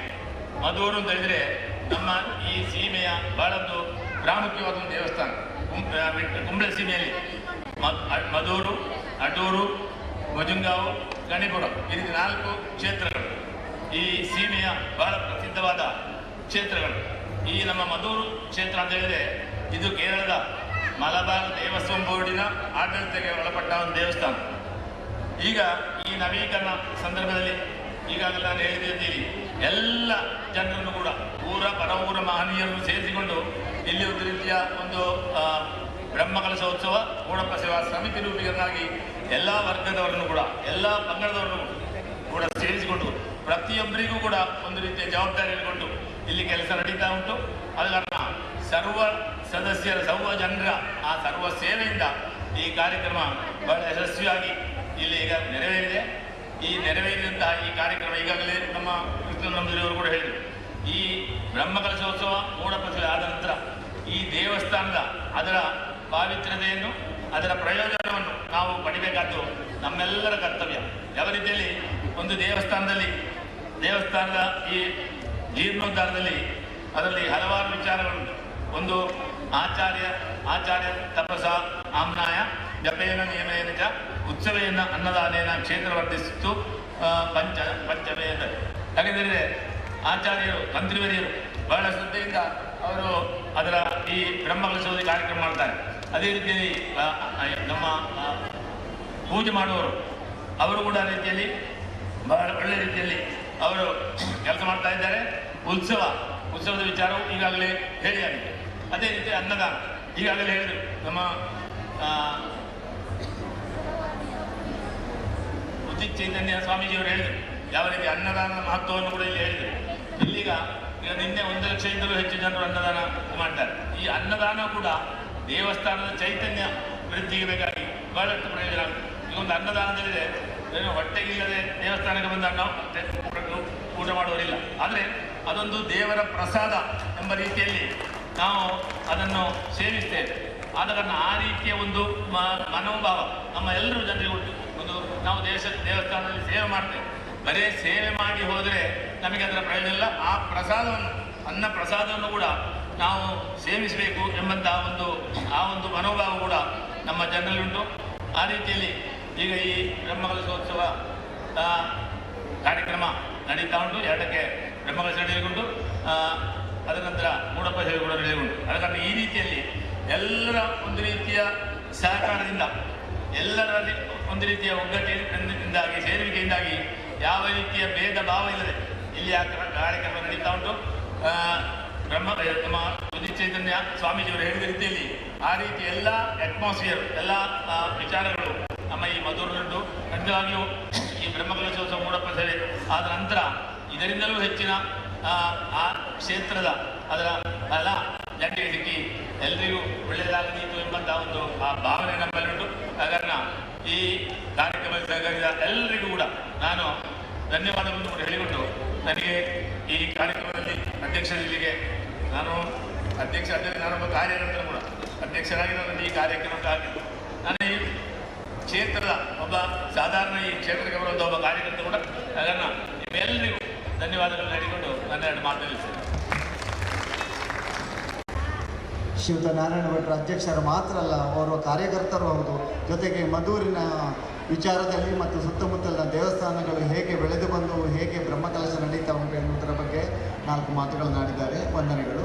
ಜೊತೆಗೆ ಅಧ್ಯಕ್ಷರ ಅನುಮತಿಯನ್ನು ಕೇಳಿಕೊಂಡು ಉಪಸ್ಥಿತರಿರುವಂಥ ಶ್ರೀಯುತ ಸತ್ಯನಾರಾಯಣ ಬೇಡೇರಿ, ನಮ್ಮ ಕಾಸರಗೋಡಿನ ಕೀರ್ತಿಯನ್ನು ಡೆಲ್ಲಿಯತ್ತ ಒಯ್ದವರು, ಅವರು 2 ಮಾತು ಹೇಳಬೇಕು ಅಂತೇಳಿ ನಮ್ಮ ಪ್ರೇಕ್ಷಕರು ಬಯಸ್ತಾರೆ, ಸಭಾಸದರು ಮತ್ತು ಭಕ್ತವೃಂದ ಬಯಸ್ತಾರೆ. 2 ಮಾತುಗಳನ್ನು ಆಡಬೇಕು ಅಂತೇಳಿ ವಿನಂತಿಸ್ತಾ ಇದ್ದಾರೆ.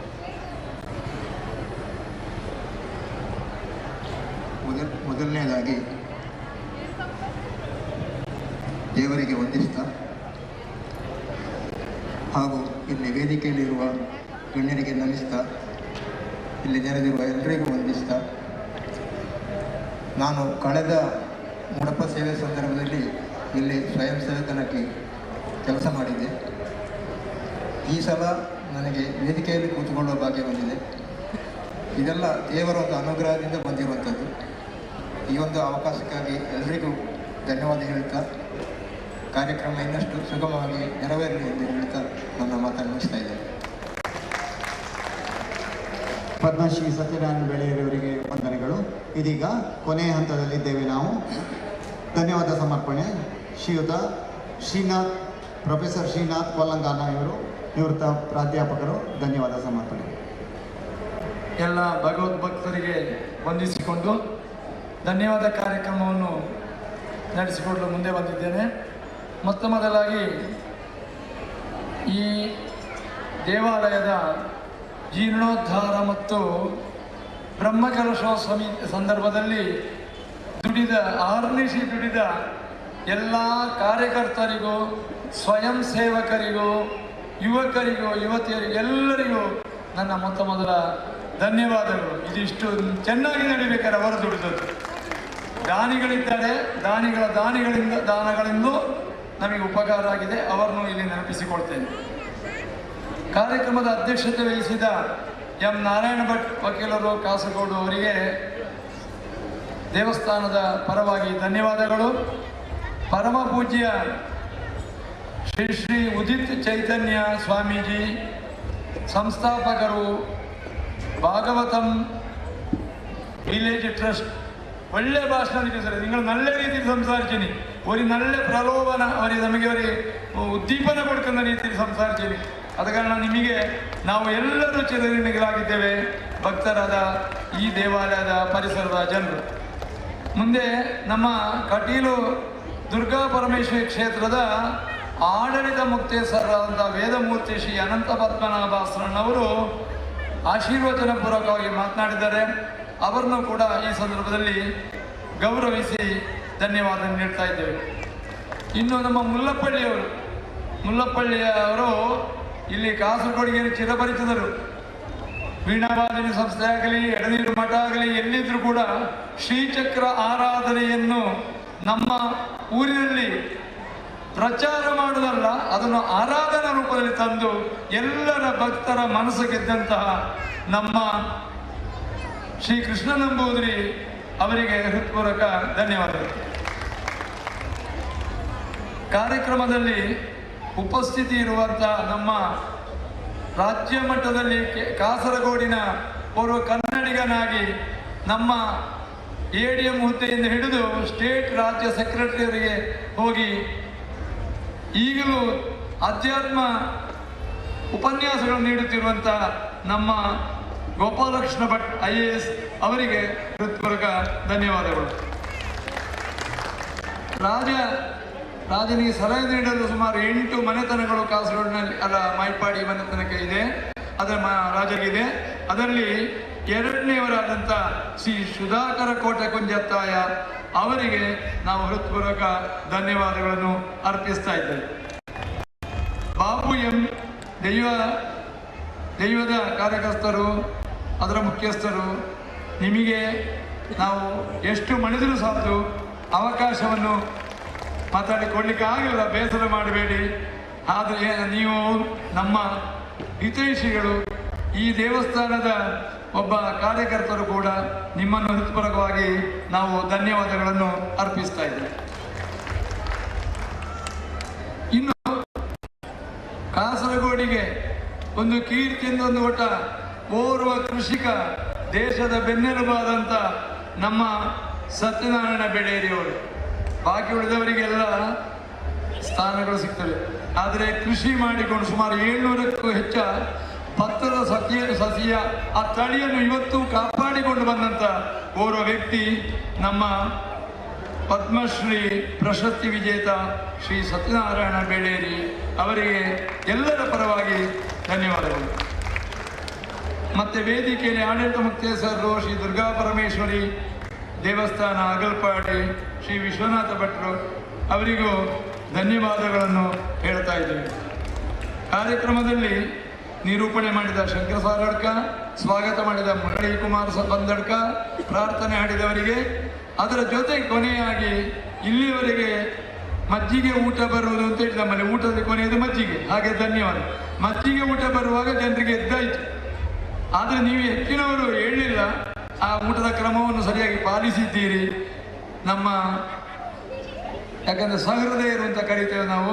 ಹಾಗೆ ವೇದಿಕೆಯ ಮುಂಭಾಗದಲ್ಲಿ ಕುಳಿತ ಎಲ್ಲ ಕೇಳುಗರಿಗೂ ನಾವು ಹೃತ್ಪೂರ್ವಕ ಧನ್ಯವಾದಗಳನ್ನು ಅರ್ಪಿಸಿಕೊಂಡು ಇನ್ನು ಮುಂದೆ ಸಾಂಸ್ಕೃತಿಕ ಕಾರ್ಯಕ್ರಮದಲ್ಲಿ ಇಲ್ಲಿದೆ. ಆದ ಕಾರಣ ಎಲ್ಲರೂ ಸಹಕರಿಸಬೇಕು ಅಂತ ಕೇಳಿಕೊಳ್ತೇನೆ. ಗಣಪತಿಗೆ ಮತ್ತು ಶಿವನಿಗೆ ಮತ್ತು ಉಳಿದ ಎಲ್ಲ ದೇವರಿಗೆ ನಾವು ಅವರ ಅನುಗ್ರಹವನ್ನು ಪಡೆಯೋಣ ಅಂತ ಹೇಳ್ತಾ ಈ ಕಾರ್ಯಕ್ರಮವನ್ನು ನಾನು ಹೃತ್ಪೂರ್ವಕವಾಗಿ ಧನ್ಯವಾದವನ್ನು ಎಲ್ಲರಿಗೂ ಹೇಳ್ತಾ ಕಾರ್ಯಕ್ರಮ ಮುಗಿಸ್ತಾ ಇದ್ದೇನೆ. ಮಾಧ್ಯಮ ಮಿತ್ರರಿಗೆ ಮತ್ತು ಸಮೂಹ ಮಾಧ್ಯಮದವರಿಗೆ, ಜೊತೆಗೆ ಧನ್ಯವಾದವನ್ನು ಆಡಿದಂಥ ಪ್ರೊಫೆಸರ್ ಶ್ರೀನಾಥ್ ಕೊಲ್ಲಂಗಾನ ಇವರಿಗೆ ವಂದನೆಗಳು. ಅಧ್ಯಕ್ಷರ ಅನುಮತಿ ಮೇಲೆಗೆ ಈ ಸಭಾ ಕಾರ್ಯಕ್ರಮ ಮುಗಿಯಿತು ಅಂತೇಳಿ ಘೋಷಿಸ್ತಾ ಇದ್ದೇವೆ. ಮುಂದೆ ಇದೇ ವೇದಿಕೆಯಲ್ಲಿ ನಡೆಯಲಿಕ್ಕಿರುವಂತಹ ಕಾರ್ಯಕ್ರಮ ನೃತ್ಯ ಸಿಂಚನ ಶ್ರೀಮತಿ ಸಿಂಧು ಭಾಸ್ಕರನ್ ನಾಟ್ಯಾಲಯ ಕಾಸರಗೋಡು ಇವರ ಶಿಷ್ಯರಿಂದ ಭರತನಾಟ್ಯ ಕಾರ್ಯಕ್ರಮ, ಮತ್ತು ಮುಂದೆ 9 ಗಂಟೆಗೆ ಭರತನಾಟ್ಯ ಕಾರ್ಯಕ್ರಮ ಶ್ರೀ ಬಾಲಕೃಷ್ಣ ಮಾಸ್ಟರ್ ಮಂಜೇಶ್ವರ ನೃತ್ಯ ನಿರ್ದೇಶಕರು ನಾಟ್ಯ ನಿಲಯ ಮಂಜೇಶ್ವರ ಇವರ ಶಿಷ್ಯ ವರ್ಗದಿಂದ ಇದೇ ವೇದಿಕೆಯಲ್ಲಿ ನಡೆಯಲಿಕ್ಕಿದೆ.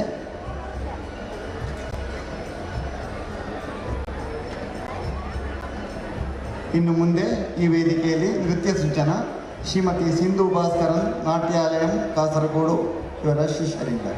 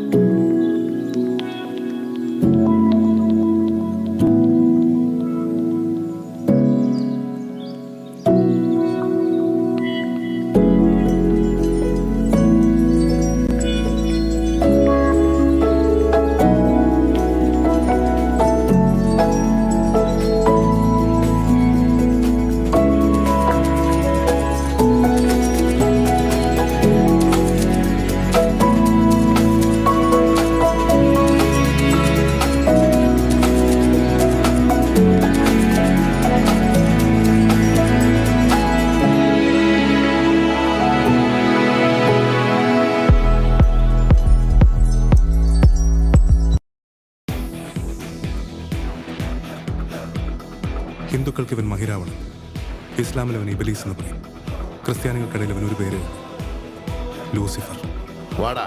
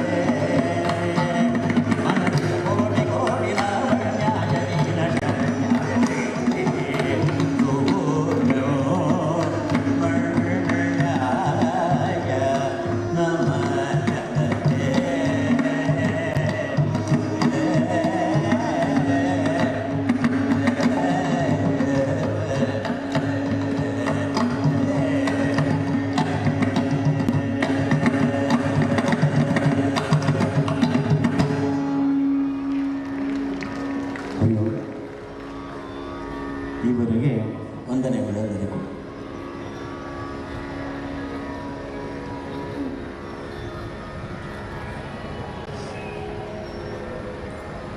ಕರ್ನಾಟಕ ಶಾಸ್ತ್ರೀಯ ಸಂಗೀತವನ್ನು ನಡೆಸಿಕೊಟ್ಟಂಥವರು ಕರ್ನಾಟಕ ಕಲಾಶ್ರೀ ಕಲಾಚಾರ್ಯ ಮಧೂರು ಶ್ರೀ ಬಾಲಸುಬ್ರಹ್ಮಣ್ಯಂ ಮತ್ತು ಬಳಗ.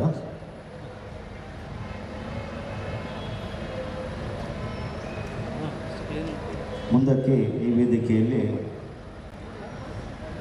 ಧಾರ್ಮಿಕ ಸಭೆ ನಡೆಯಲಿದೆ.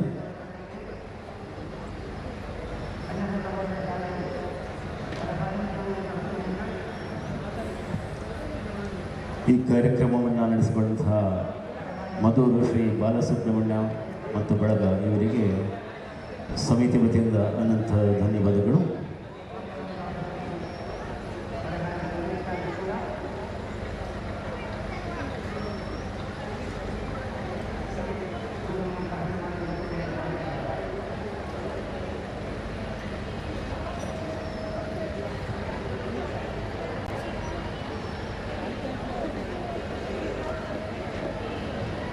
ಕುಮಾರ್ ಅಂತ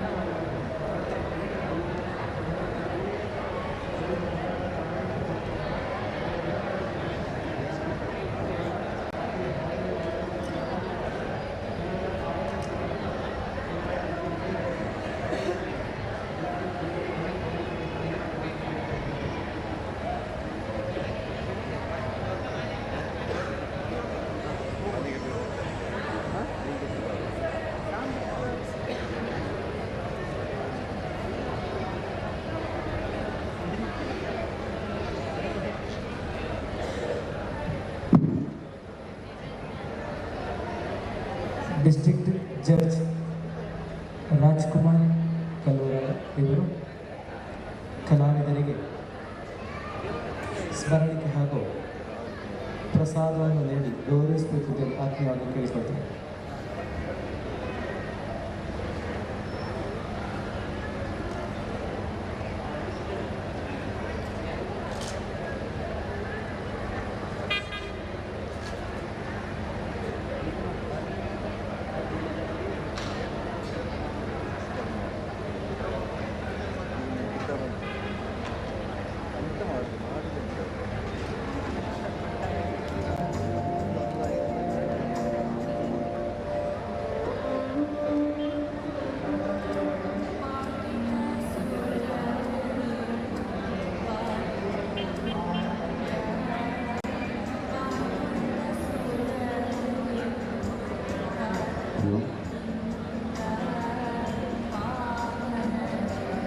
ಹರಿ ಓಂ.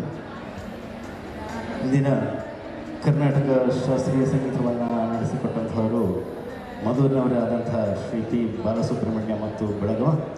ಇದರಲ್ಲಿ ಸಹಗಾಯನವನ್ನು ಸಹಕರಿಸಿದರು ಸ್ವಪ್ನ ಕೊಲತಾಯ, ಡಾಕ್ಟರ್ ರಶ್ಮಿ ನಾಯಕ್, ಮೃದಂಗ ವಾಸುದೇವ ಟೀಕೆ ಮತ್ತು ಮಾಸ್ಟರ್ ಪ್ರಜ್ಞಾ ನಾಯಕ್.